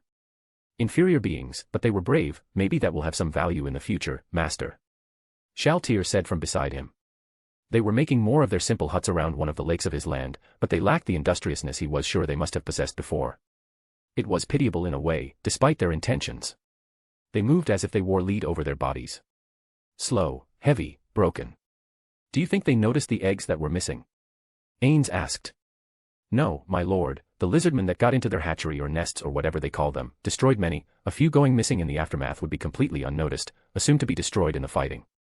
Shaltir answered with confidence and preened a little, a tiny smile on her face. "Demiurge is very eager to see what he can do with a few raised here on the 6th floor, and Aura is beside herself with excitement." Ainz expanded the view of the mirror outward and scrolled the view to the lizardman village. The lizardmen were hard at work, they had energy that the frogmen did not. Boats were hauling the metal of the knightly armor back toward their homes. A look amidst the village showed that they were already working some of the metal into new useful tools. That is probably more metal than they've ever had to work with before, it should make things far easier for them for quite some time. Ainz commented offhandedly. "I wouldn't know, my lord." Shaltir replied more demurely with an area where she lacked experience.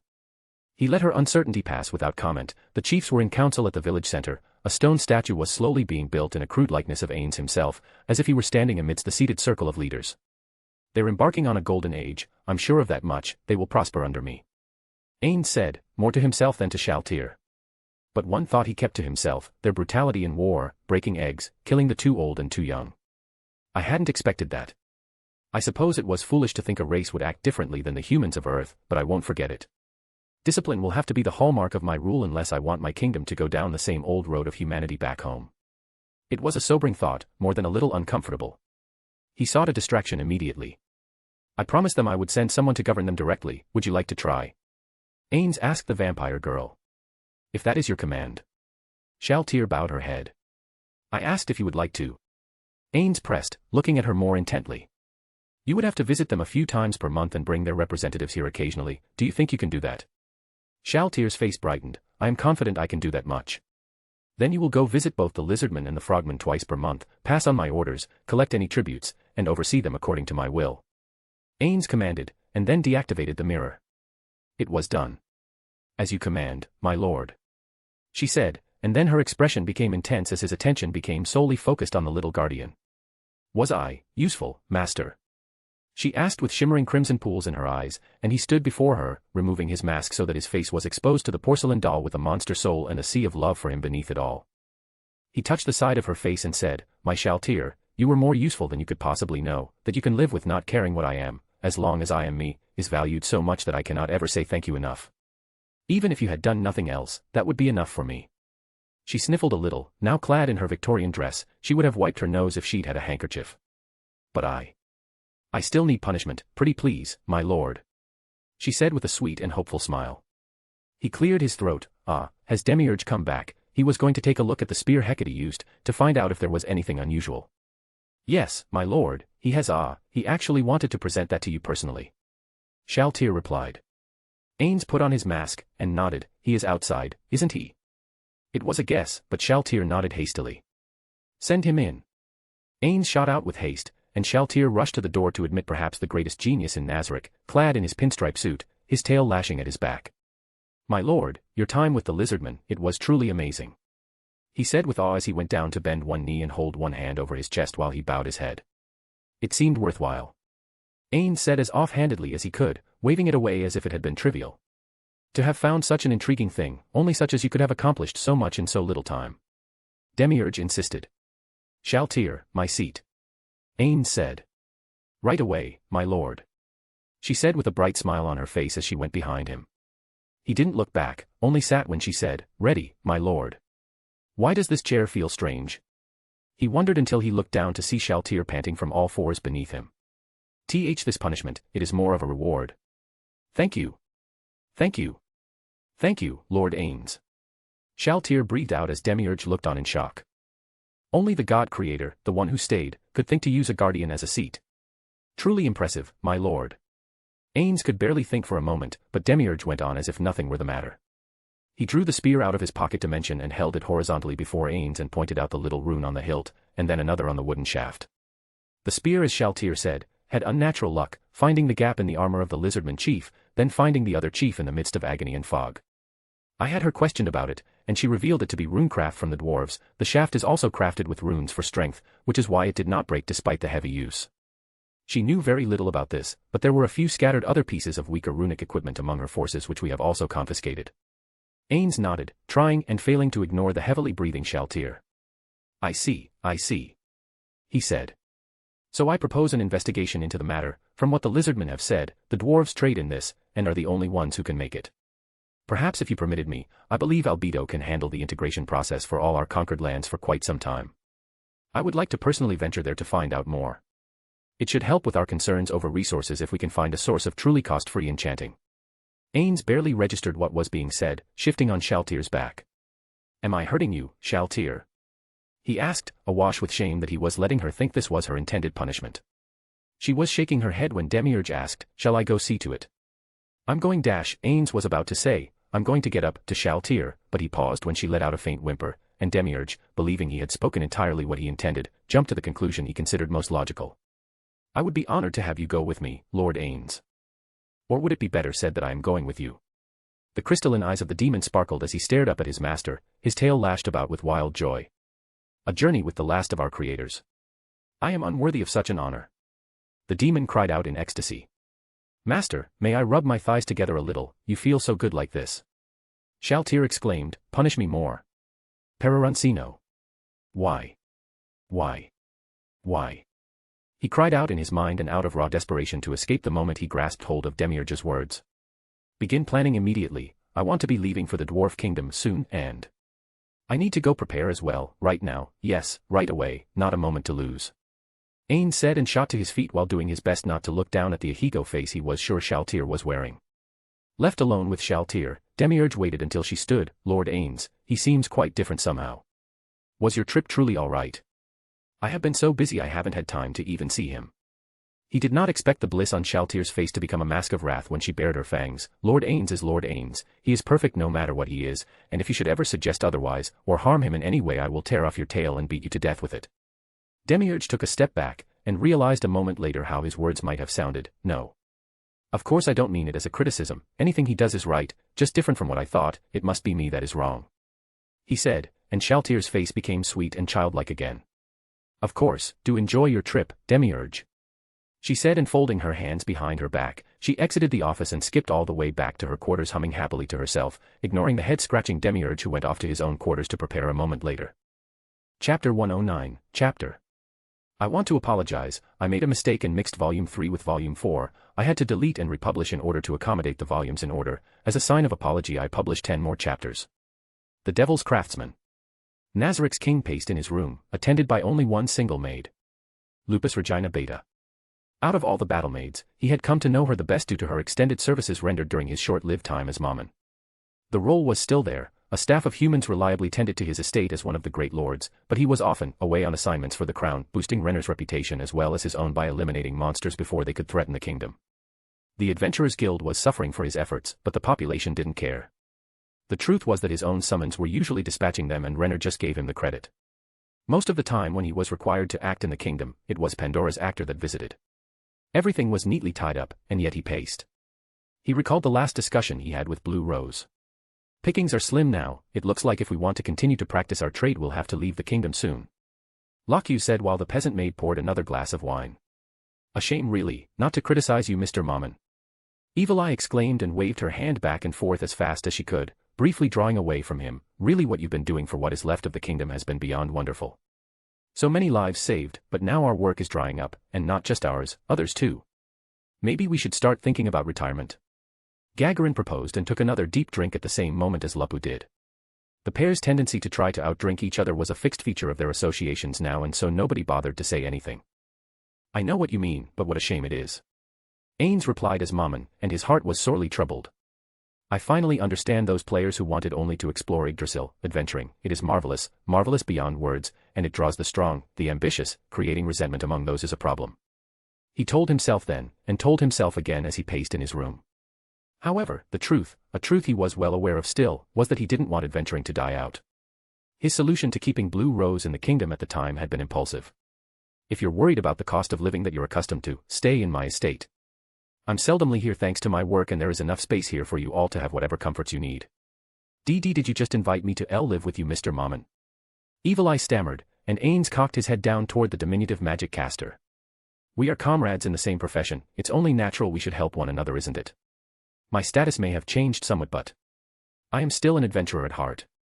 That much had been a total truth, it felt too right to him, to be out and about, far more comfortable than kingship. That encounter ended on a warm note, with the most powerful and respected adventurers in the kingdom being bound tighter to Mammon, as both an adventurer and a great lord. Now back in Nazarick, he was still quite troubled by how it all went. Demiurge, predictably, praised it to the skies. Queen Renner has informed me of all that you've accomplished, we are all in awe of what you've done, binding them dependent on yourself as their benefactor makes them easy to control. Fragments of the conversation were lost by Ain's own sense of confusion at the grandiose proclamations of the demon, and that was still only the smallest part of the trouble in his breast. He went to his desk where the little dagger lay, taken from among Hecate's things. It was a rune-crafted item, not unlike the spear she used against the lizardman. I don't want powerful and ambitious people resenting me. Nazarick has no real direct need of adventurers, and if adventurers start fleeing as they lose their livelihoods, then they will carry that resentment with them. The upcoming trip to see the dwarves teased him, there lay a tantalizing possibility of an answer in there. Ainz stared down at the little dagger, it had only a single rune carved on it, a rune that, as he learned, meant ice, it inflicted cold damage, and experiments by Foresight had them appraise it as useful, which was praise enough. They're fanatics now. I wonder if that has something to do with adding them to the rosters. Will anyone I add to the roster and level up become a fanatic? It was a whole new line of questioning for which he had no answer again. Lena's own devotion was such that she seemed to enjoy the tale. A shudder came over him, he felt Lupus Regina's eyes on his back.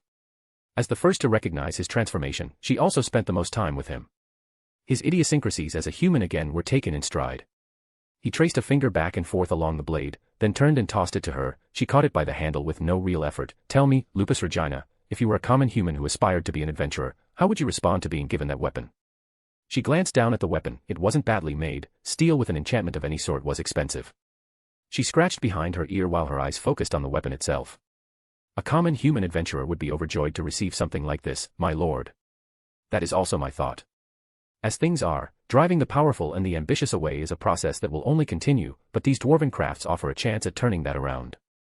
Drawing adventurers and would-be adventurers to my kingdom rather than driving them away from it. My lord. Lupus Regina asked, a quizzical look on her face when she cocked her head, reminding him vaguely of a confused puppy for a moment and prompting a laugh to come from Ainz that took several seconds to stop. He waved his hand away at her evident confusion, choosing instead to explain, we shall nationalize the Adventurers Guild. I can think of any number of uses for a militarily capable force that wishes to explore, plus I'd rather they go out there spreading my name than spreading dissent.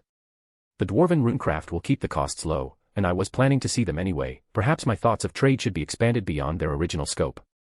Ainz' words trailed off and his pacing, which had briefly paused to address Lupus, redoubled. Taking Demiurge might have been an accidental offer, but there is northwest better place to tell him than under a mountain. He is the weakest, but perhaps smartest guardian. Even before my enhancement I could have handled him, but still, doing so in an enclosed space is better for me. It filled his heart with a mix of pain at the prospect of having to fight one of the precious children of his friends, and excitement at planning out a potential fight against a powerful opponent. His parental instincts at war with his gamer inclinations, there was nothing he could do but move forward. Has he finished the handover to Albedo for integrating the ceded cities and ensuring the frogmen have what they need in order to rebuild? Ainz asked, and Lupus Regina bowed her head. Forgive me, my lord, but I don't know. She answered in a little voice like she was guilty of forgetting something important at school. There's no need to apologize, you didn't know. Go ahead and find out, I should get my rest for now. Ainz said, and the battle maid bowed before departing. As soon as he was alone, Ainz went to the mirror and moved it over the Draconic Kingdom. The beastman's advance was once rapid, but it was now completely halted, though through no effort of the human kingdom, rather that the beastman had enough food. Ugly a scene as it was, he didn't watch for long. And as if the ghost of Touch Me stood by his side, he heard the whispered words.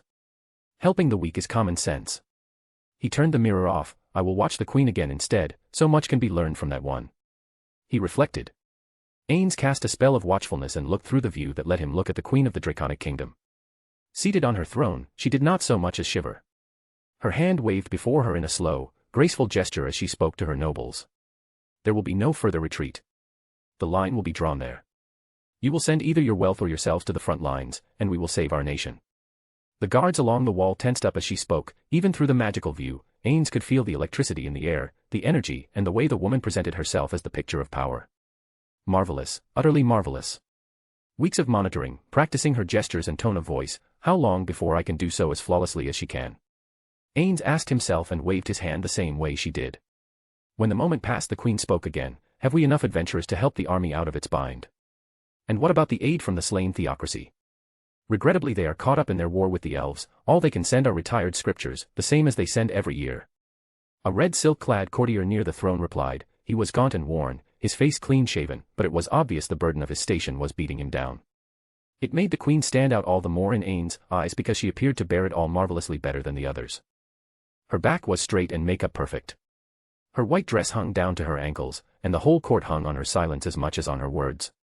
I see. What about reaching out to the new kingdoms that emerged? The kingdom of Karn or the kingdom of Nazarick, both have had substantial military success. Particularly Nazarick.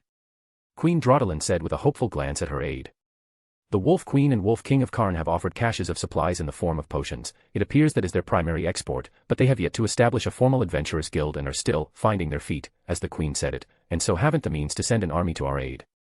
Still, potions will be helpful, it is something. What about the kingdom of Nazarick? The Queen followed up without missing a beat. I haven't heard anything from them, that is strange.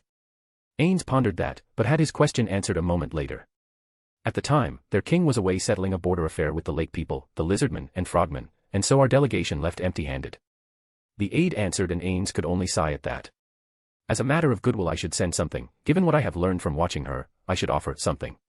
Nazarick must always repay a debt, even if they don't know we have it. Ainz muttered as he watched the court play out in front of him. He snapped his fingers, yes. I want to have the Adventurers Guild nationalized for my kingdom, I need to draw in talent. I know exactly what to do. His guildmaster blood was on fire with excitement as he found an answer he could actually easily solve. It was only the knock at the door which brought him up short. Chapter 110, Chapter. Yes. Ainz asked, briefly worried that he jinxed the moment with his excitement. Lupus Regina spoke through the door. My lord, Lord Demiurge states that he is always ready to serve you. But that he requires 1 day more to complete the handoff to Albedo, if that pleases you. The door was, like the rest of the rooms of Nazarick, enchanted so that sound would not carry out, while a voice going in would only carry if there was a knock first. Convenient for privacy, which was an understatement, but still insecure, Ainz was glad he hadn't shouted with relief and happiness at his ability to solve a problem. Good. He shouted back, have Foresight and Lena's rock brews sent to me immediately. He felt his gut tighten for a moment. Make sure Shaltir knows to send Lena's dressed for battle and without her tail. My lord. Lupus Regina acknowledged and withdrew. When she was gone, Ainz thought of the other knights, once powerful figures in their own right. They were handily defeated by a much elevated and much better equipped Foresight, and yet they might still be useful. Then there were the bodies of the dead which hadn't immediately responded to the minor 7th tier spell to raise them as skeletons. They had to have been higher level than the low range intended by the spell he'd cast. Something might be made of them too. I thought about returning them to Jerkniv, but maybe something else instead. A guild needed members, a new organization especially required loyal persons, capable persons. I have too few from outside of Nazarick. Supplies are a problem, a lack of extra available talent is a problem. But loyalty was not a problem for those who were turned. A knock at the door resounded in 3 steady blows. Lord Ainz, your faithful have come at your calling. Roberdike. Ainz recognized the voice, now a Templar of considerable power relative to the outside world. He endeared himself to other Nazarick denizens by insisting that Ainz was in fact a god. Ainz opened the door and found all 5 kneeling outside, not daring to even think of entering his chamber. I have an assignment. A mission of goodwill to a neighbor state. The Draconic Kingdom is in a fair amount of trouble with the advances of the Beastman Kingdom. The Beastmen don't seem like the sorts of neighbors who will respect boundaries or borders. Moreover, the Draconic Kingdom seems more open to working across racial lines. For that reason, you will travel to her kingdom and aid her in holding back the Beastmen. A token of goodwill from the Kingdom of Nazarick to our neighbors. My lord. They acknowledged with heads bowed. You will state that you are from our Nationalized Adventurers Guild. He tried not to smile when the 5 of them immediately got little smiles of their own at his statement, and that I trust it will be no issue that I have non-humans in my employ. Lena's raised her hand and her head, and when Ainz acknowledged her with a glance she said, My lord, pardon me, but you said non-humans. But should dash. Ainz stopped her, your late comrades. I will have them raised and turned. Another vampire and a pair of werewolves should make a flexible enough team. We'll just have to change your faces to ensure you aren't recognized, and equip you in materials of your own. Carry the order to Pandora's actor, Lupus Regina, and Shaltir to see it done. As my lord commands. Lena said and bowed her head again. Have you any other tasks for us while there, my lord? Hecarin asked. Just one thing, spread word that the Kingdom of Nazarick will be nationalizing our Adventurers Guild, providing training and equipment for those who will serve the king with loyalty. Invite them to come to my kingdom, if they wish to become more than mere monster hunters, if they wish to become adventurers. He placed special emphasis on the final word and he could all but see the goosebumps rise on their skin. We hear and obey, with happiness. Archie said with reverence and a head that seemed somehow more deeply bowed than before. Then go, and see it done. He gave the order, and they stood as one with hands closed into fists still pressed over their hearts. They backed away several steps, and withdrew from his presence. Alone again, Ainz turned back to the matter at hand. The dwarves, what kind of people will they prove to be? He muttered and went over what few documents his subordinates had been able to gather. For over a century the dwarves had largely ceased to take an interest in the outside world. Instead they seemed only to care for their life under the mountain range and nothing more. But what he did find was more than a little interesting. Runecraft was once exceedingly popular and expensive, but 2 facts stood out above all else. Only dwarves can do it. And the oldest known references to runecraft predate the 6 great gods and the arrival of tier magic. That means this is more closely aligned to either wild magic, or a kind of unique racial skill. The dwarves may be the most valuable ally I could make in this world for the foreseeable future. Excitement at such a tremendous success was hard to suppress, and alone as he was, he didn't bother to try. Ha! What a win, cost-free enchantment limited only by time. How is it that every kingdom hasn't tried to monopolize this for themselves? He all but shouted and then it hit him. He slammed the paper in his hands down and held his hand hard over it as if afraid it might blow away. Maybe they have, perhaps that is why the dwarves have been so withdrawn for so long. He tried to recall his time as a salaryman and what it meant to deal with recalcitrant potential clients and customers. They would always be the toughest to win over. Okay, Suzuki Satoru, this might be the toughest sale of your life, but you can do this. He tried to tell himself that, but was briefly lost in all the ways it could go wrong, including darker imaginings. A scene from a very old movie came to mind, The Lord of the Rings, and the scene in which they sought to go under the mountain and found the dwarven hall dark and empty. The threats that lurked hot on the heels of the main characters. The prospect of shadows and torchlight, the prospect of danger and the unknown, it was all in his head. Don't be ridiculous.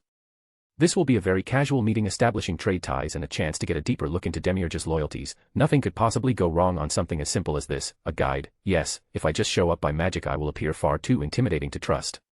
But if I go with someone familiar to them? The lizardmen knew something about this, as they have travelers perhaps they would know more. The prospect of greater knowledge and a friendly face to present to the dwarves on arrival was far too advantageous not to consider, and it solidified his decision. First, a trip to Green Claw Village. He decided, and releasing the pressure on the document, he turned and walked toward the door of his room, ready to leave. Chapter 111, Chapter. The lizardmen did not yet have someone permanently appointed to them beyond the occasional visit by Shaltir. Demiurge occasionally visited once or twice to provide them proper supplies, but a more permanent fixture would be necessary at some point. Another thing to rectify, but not urgent. The lizardmen themselves seemed quite patient about it, content to use the paper provided with lists of supplies used, held, requested, and always sending along words of gratitude for the shipments of food that was supplied to them. Ainz thought that it might have been because of the lack of oppression, that their growing reverence and response to him suddenly emerging through the use of the gate spell was so uniform. They all at once knelt on sight and shouted for their chiefs. Zariusu, Crush, Shasuryu, Sukyu, and Kyuku emerged from a single building as soon as Ain's name was announced. The many villagers had already prostrated themselves, forcing the chiefs to weave rapidly between their people to make it to the front.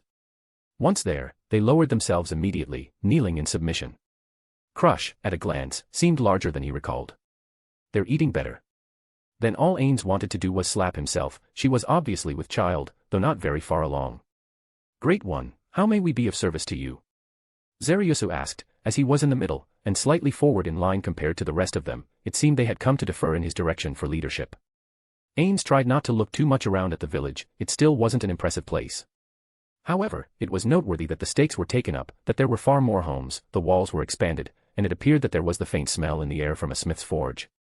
Most especially he noticed the beginnings of a statue of himself. Where did they even find a rock that big? It was upright, and the beginnings of outstretched arms were evident. At a guess it was roughly a tenth of the way finished. Ainz chose to be brief. I intend to visit the dwarves and wish to know if anyone here has been to their kingdom who can act as a guide. Zariusu bowed his head. Forgive your servant, my lord, but I killed the one who knew the way. Please, forgive me, but my travels took me among human lands. I know of only one traveler who ventured there, and he is gone. Crush immediately began to grovel at Ain's feet. Please. My lord, my husband is going to be a father. It was a duel with Zenbaru. One Zenbaru himself began. The death was not planned, nor intended to defy any future will of yours. He acted in ignorance.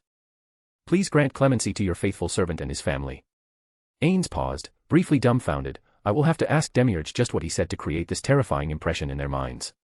Have no fear, what is done in ignorance may sting as much as malice, but it still isn't the same. I am a just lord. Ainz proclaimed and gave a noble wave over their heads in imitation of Queen Draudalin. As to Zenbaru's death, was he strong? Ainz asked. Very, my lord. Very. Zariusu said and reached over to help his wife rise to one knee again. She still shook with fear, but was at least quiet. Then he may survive his resurrection. Do you have his body? Ainz asked. Yes. My lord, we had it retrieved and kept it preserved, intending to bury it properly on his own ground again when we expanded that way again in a few years. Zariusu's words flowed like water, smoothly, and without fear after taking Ain's words of just lordship as divine proclamation and absolute truth. Good, have it brought out here. But before that, congratulations on the pending birth of your child. When they're born, send word of their birth. We have a custom among my people of giving gifts to mark the occasion of someone's arrival in the world. I would like to provide something suitable for such a momentous occasion.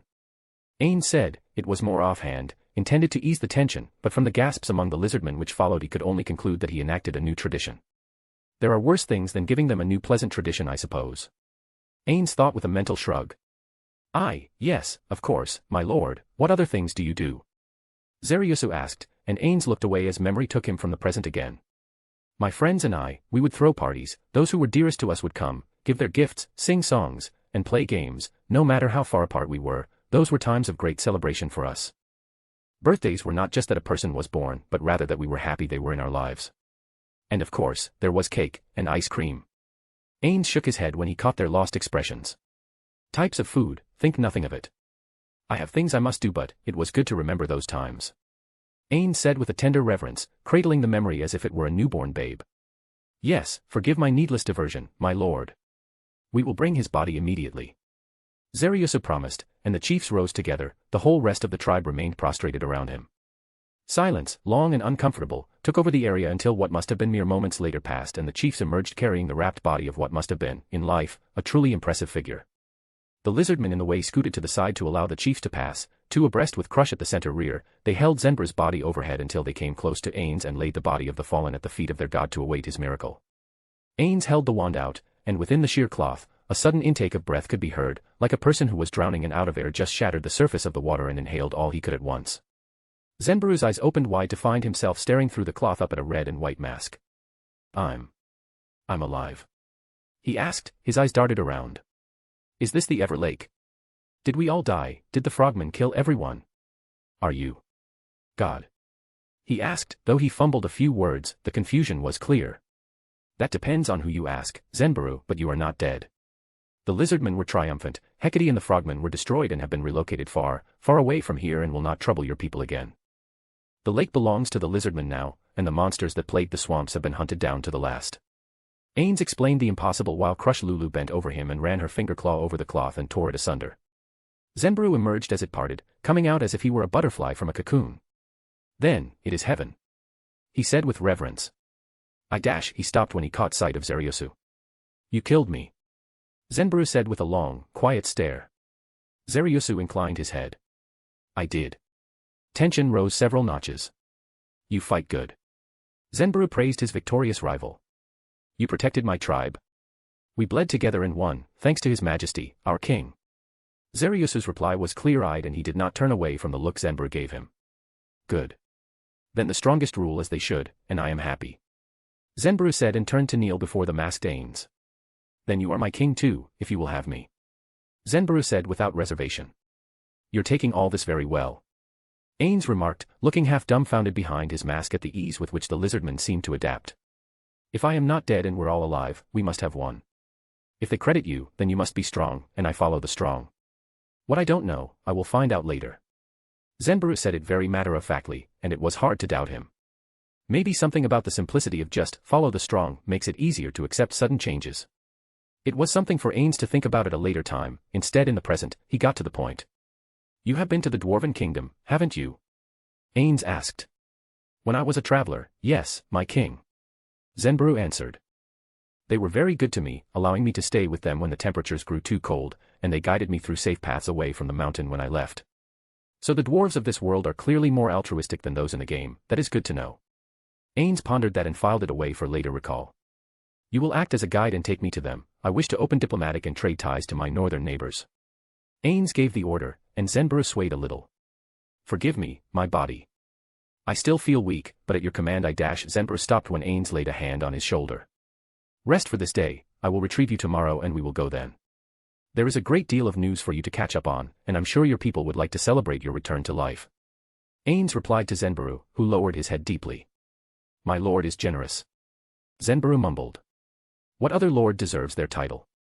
Ainz asked, and when he was gone, a throng of cheers in his name followed, and the lizardmen began to throw an impromptu feast for Zenbaru's birthday. Chapter 112, Chapter. When Ainz returned to Nazarick and went to his office to review the day's work which he would, unfortunately, be leaving to Pandora's actor in Albedo, he found Pandora's actor already waiting for him. Main Fata. Pandora's actor said, sliding one foot behind himself and extending one hand out while the other clutched at his own breast, your servants have spoken of their journey to the Draconic Kingdom, and the delightful Lupus Regina turned both Bazywood and Nazami into werewolves, while Lena's acting under Shaltir's direction, added Nimble to her vampires. They are all four equipped and ready for travel. I used the face sculptor bonus item to change their appearances, so Gar-Ir Eigen and Mutter would not recognize them. Ainz opened the door to his office and walked within. Part of him craved nothing more than to crawl into a hole and die, such was the grandiose Pandora's actor's over-the-top behavior, and again with the German-speaking, brought fresh embarrassment on behalf of Ain's younger self. But he forced it aside to go behind his desk instead and ask, all that is expected, but you wouldn't leave the treasury just to tell me that. So what is it? It might have been said with a tiny bit of harshness, and yet Pandora's actor took that seemingly in stride. It was requested that someone from Nazarick accompany them, 2 teams of 4, they will be spread out a great deal, someone should centralize control, organize them, and represent the kingdom of Nazarick to the queen while managing your subordinates. Pandora's actor's words were so significant in Ainz' mind that the quill in his hand snapped. That's a good point. I don't want to give up control of any of my subordinates, not to such an extent as that at least. Ainz nodded very slowly. Of course. Ainz mumbled under his breath as he ran down the list of names. Set Sebas and solution to it. She will act as his servant as he represents my kingdom. I can't think of anybody better to represent me to a human kingdom. Besides, what can truly go wrong there? Ainz asked the question rhetorically and drew out a blank sheet of paper. He began to write on it, recalling the words and phrases he often saw Queen Draudalin use in her official correspondence so that he could sound as official and formal as possible. Allocate a budget suitable for a royal emissary of Nazarick for them to live on, and be sure to allot a reasonable salary to our adventurers for their wages, enough for them to be as envied as they are admired. Brilliant, Fata, brilliant. Pandora's actor said, nodding along while Ainz worked. He took his seal after rolling the document and affixed it into place. Then for added good measure he held his hand over the seal and cast, Guildmaster Seal, Draconic Queen Draudalin, using the spell and binding it to her name to prevent its opening by any other. Give this to Sebas, inform him that it should pass into nobody's hands but those of Queen Draudalin herself. Ainz gave the order and Pandora's actor bent forward halfway before accepting the scroll. That will be done, main Fata. Pandora's actor exclaimed and then withdrew from Ainz' sight. When I have time, I have to put more effort into international relationships. I cannot let my kingdom be seen as one that is only good at fighting and warfare. Something that will showcase our greatness and draw eyes to our artistry and magnificence in other ways, something that will make all nations say, I want to be on good terms with the kingdom of Nazarick. Ainz turned over those options in his mind, a great tourist event, a fair, a tournament, a peace conference among the nations, so many possibilities. Ainz scribbled the ideas down in the margins of a sheet of paper on his desk, adding a few more concepts to the list along the way whenever one came to mind as he did his best to leave Albedo a manageable amount of material. What I did to her, how do I live with that? I don't want to be a bad boss on top of everything else. The thing he hated most about having a human body was the seemingly constant ranges of emotion over his own actions, the stress, the shame of how he was still hiding what he was from his guardians who loved and trusted him enough to still carry out his orders. Every time they proved my fears were misplaced. I am ashamed I ever doubted them. How do I make it up to them, mistrusting them for crimes committed only in my own fearful heart? He clenched his fists, cursed his humanity, his frustrations, and his cowardice. His entire body shook as one by one he recalled their loving embraces and patient, loyal reassurances that he was their lord no matter what his body was. The last two. Demiurge and Albedo. Albedo and Demiurge. Again he questioned himself as he repeated their names on a loop. The suspicion that Albedo might have known something would not leave his mind, and yet she remained faithful, quietly away, working hard on normalizing the new city governments to align with Ainz' vision. What even is my vision? Removing slavery was an easy one. He knew enough history to know it was economically harmful, of benefit only to the wealthy, and created a naturally unstable powder keg. The new dark elven settlements were being steadily constructed in turn. But still he had no real vision other than, I want my friends' children to be able to live happily anywhere, and my friends to love the world I create. That meant all races had to be able to coexist, and that meant a just system of the sort Touch Me would have approved of, to name but two requirements. Albedo seems to have grasped my intent more or less. He thought to himself as he looked over the one jointly signed off by herself and Demiurge. The sentencing of violent criminals to a life of farm labor. Ainz scratched his head. I suppose that is better than prison, and more productive too. It was just thinking out loud, but once again buried beneath it all was a great admiration for the brilliance of two of the three geniuses of Nazarick. To think they'd use criminals to tend sheep and farm to help increase our material for scrolls and even feed the same labor force, excellent work. With that thought, he affixed his seal of approval to the proposal and then let out a long, steady yawn. One more night's sleep, then it's off to a nice, quiet visit to the dwarves and see what tomorrow brings. And what dreams may come tonight. With that thought, Ainz stood up and stretched, then went back to his room to sleep.